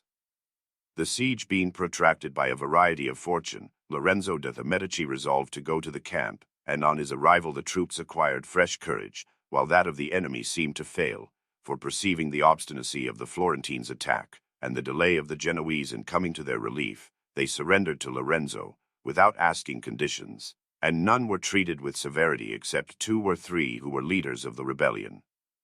During the siege, Lodovico had sent troops to Pontremoli, as if with an intention of assisting the Florentines, but having secret correspondence in Genoa, a party was raised there, who, by the aid of these forces, gave the city to the Duke of Milan. At this time the Dutch made war upon the Venetians, and Boccalino of Osimo, in the Marca, caused that place to revolt from the Pope, and assumed the sovereignty. After a variety of fortune, he was induced to restore the city to the pontiff and come to Florence, where, under the protection of Lorenzo de' Medici, by whose advice he had been prevailed upon to submit, he lived long and respected. He afterward went to Milan, but did not experience such generous treatment, for Lodovico caused him to be put to death. The Venetians were routed by the Dutch, near the city of Trento, and Roberto de S. Severino, their captain, was slain. After this defeat, the Venetians, with their usual good fortune, made peace with the Dutch, not as vanquished, but as conquerors, so honorable were the terms they obtained. About this time, there arose serious troubles in Romagna. Francesco d'Orso, of Furli, was a man of great authority in that city, and became suspected by the Count Girolamo, who often threatened him. He consequently, living under great apprehensions, was advised by his friends to provide for his own safety, by the immediate adoption of such a course as would relieve him from all further fear of the Count. Having considered the matter and resolved to attempt it, they fixed upon the market day, at Furley, as most suitable for their purpose, for many of their friends being sure to come from the country, they might make use of their services without having to bring them expressly for the occasion. It was the month of May, when most Italians take supper by daylight. The conspirators thought the most convenient hour would be after the Count had finished his repast, for his household being then at their meal, he would remain in the chamber almost alone. Having fixed upon the hour, Francesco went to the Count's residence, left his companions in the hall, proceeded to his apartment, and desired an attendant to say he wished for an interview. He was admitted, and after a few words of pretended communication, slew him, and calling to his associates, killed the attendant. The governor of the place coming by accident to speak with the Count, and entering the apartment with a few of his people, was also slain. After this slaughter, and in the midst of a great tumult, the Count's body was thrown from the window, and with the cry of "Church and Liberty," they roused the people, who hated the avarice and cruelty of the Count, to arms, and having plundered his house, made the Countess Caterina and her children prisoners. The fortress alone had to be taken to bring the enterprise to a successful issue, but the Castellan would not consent to its surrender. They begged the Countess would desire him to comply with their wish, which she promised to do, if they would allow her to go into the fortress, leaving her children as security for the performance of her promise. The conspirators trusted her, and permitted her to enter, but as soon as she was within, she threatened them with death and every kind of torture in revenge for the murder of her husband, and upon their menacing her with the death of her children, she said she had the means of getting more. Finding they were not supported by the Pope, and that Lodovico Sforza, uncle to the Countess, had sent forces to her assistance, the conspirators became terrified, and taking with them whatever property they could carry off, they fled to Città di Castello. The Countess recovered the state, and avenged the death of her husband with the utmost cruelty. The Florentines, hearing of the Count's death, took occasion to recover the fortress of Caldoli, of which he had formerly deprived them, and, on sending some forces, captured it, but Cecco, the famous engineer, lost his life during the siege. To this disturbance in Romagna, another in that province, no less important, has to be added. Gallardo, Lord of Faenza, had married the daughter of Giovanni Bentivogli, Prince of Bologna. She, either through jealousy or ill-treatment by her husband, or from the depravity of her own nature, hated him to such a degree that she determined to deprive him of his possessions and his life, and pretending sickness, she took to her bed, where, having induced Gallardo to visit her, he was slain by assassins, whom she had concealed for that purpose in the apartment. She had acquainted her father with her design, and he hoped, on his son-in-law's death, to become Lord of Faenza. A great tumult arose as soon as the murder was known. The widow, with an infant son, fled into the fortress. The people took up arms. Giovanni Bentivogli, with a condottiere of the Duke of Milan, named Bergamino, engaged for the occasion, entered Faenza with a considerable force, and Antonio Boscoli, the Florentine commissary, was also there. These leaders being together, and discoursing of the government of the place, the men of Val di Lamona, who had risen unanimously upon learning what had occurred, attacked Giovanni and Bergamino, the latter of whom they slew, made the former prisoner, and raising the cry of "the store and the Florentines," offered the city to the commissary. These events being known at Florence, gave general offense. However, they set Giovanni and his daughter at liberty, and by the universal desire of the people, took the city and a store under their protection. Besides these, after the principal differences of the greater powers were composed, during several years tumults prevailed in Romagna, the Marca, and Siena, which, as they are unimportant, it will be needless to recount. When the Duke of Calabria, after the War of 1478, had left the country, the distractions of Siena became more frequent, and after many changes, in which, first the plebeians, and then the nobility, were victorious, the latter in length maintained the superiority, and among them Pandolfo and Jacopo Petrucci obtained the greatest influence, so that the former being distinguished for prudence and the latter for resolution, they became almost princes in the city. The Florentines, after the War of Serezana, lived in great prosperity until 1492, when Lorenzo de' Medici died, for he having put a stop to the internal wars of Italy, and by his wisdom and authority established peace, turned his thoughts to the advancement of his own and the city's interests, and married Piero, his eldest son, to Alfonsina, daughter of the Cavalier Orsino. He caused Giovanni, his second son, to be raised to the dignity of cardinal. This was the more remarkable from its being unprecedented, for he was only 14 years of age when admitted to the college, and became the medium by which his family attained to the highest earthly glory. He was unable to make any particular provision for Giuliano, his third son, on account of his tender years and the shortness of his own life. Of his daughters, one married Jacopo Salviati, another, Francesco Cibo, the third, Piero Ridolfi, and the fourth, whom, in order to keep his house united, he had married to Giovanni de' Medici, died. In his commercial affairs he was very unfortunate, from the improper conduct of his agents, who in all their proceedings assumed the deportment of princes rather than of private persons, so that in many places, much of his property was wasted, and he had to be relieved by his country with large sums of money. To avoid similar inconvenience, he withdrew from mercantile pursuits, and invested his property in land and houses, as being less liable to vicissitude. In the districts of Prato, Pisa, and the Val di Pesa, he purchased extensively, and erected buildings, which for magnificence and utility were quite of regal character. He next undertook the improvement of the city, and as many parts were unoccupied by buildings, he caused new streets to be erected in them, of great beauty, and thus enlarged the accommodation of the inhabitants. To enjoy his power in security and repose, and conquer or resist his enemies at a distance, in the direction of Bologna he fortified the castle of Firenzuola, situated in the midst of the Apennines. Towards Siena he commenced the restoration and fortification of the Poggio and Pariali, and he shut out the enemy in the direction of Genoa, by the acquisition of Pietrasanta and Serezana. For the greater safety of the city, he kept in pay the Baglioni, at Perugia, and the Vitelli, at Città di Castello, and held the government of Faenza wholly in his own power, all which greatly contributed to the repose and prosperity of Florence.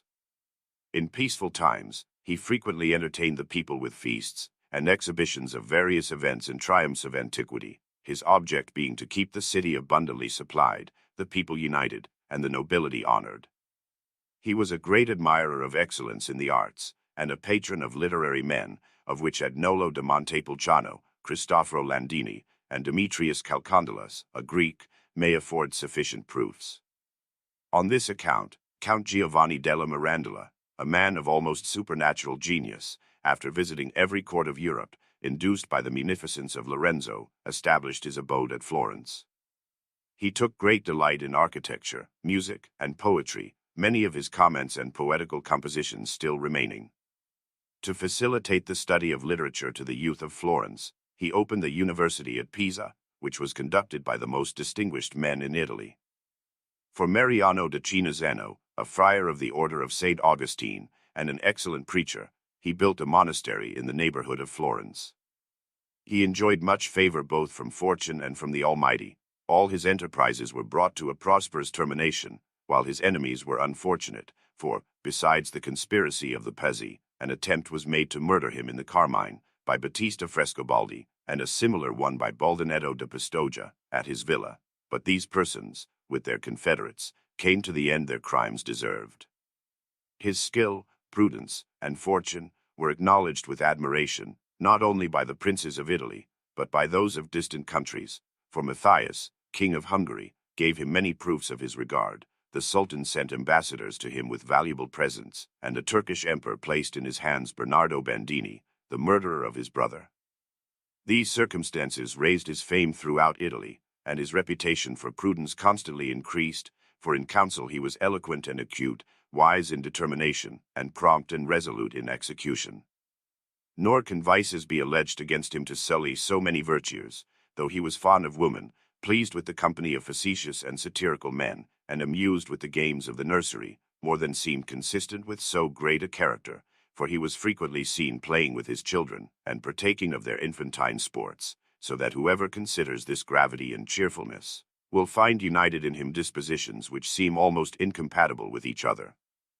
In his later years, he was greatly afflicted. Besides the gout, he was troubled with excruciating pains in the stomach, of which he died in April, 1492, in the 44th year of his age, nor was there ever in Florence, or even in Italy, one so celebrated for wisdom, or for whose loss such universal regret was felt. As from his death the greatest devastation would shortly ensue, the heavens gave many evident tokens of its approach. Among other signs, the highest pinnacle of the church of Santa Reparata was struck with lightning, and great part of it thrown down, to the terror and amazement of everyone. The citizens and all the princes of Italy mourned for him, and sent their ambassadors to Florence, to condole with the city on the occasion, and the justness of their grief was shortly after apparent, for being deprived of his counsel, his survivors were unable either to satisfy or restrain the ambition of Lodovico Sforza, tutor to the Duke of Milan, and hence, soon after the death of Lorenzo, those evil plants began to germinate, which in a little time ruined Italy, and continued to keep her in desolation. End of the Project Gutenberg ebook of History of Florence and of the Affairs of Italy, by Niccolo Machiavelli.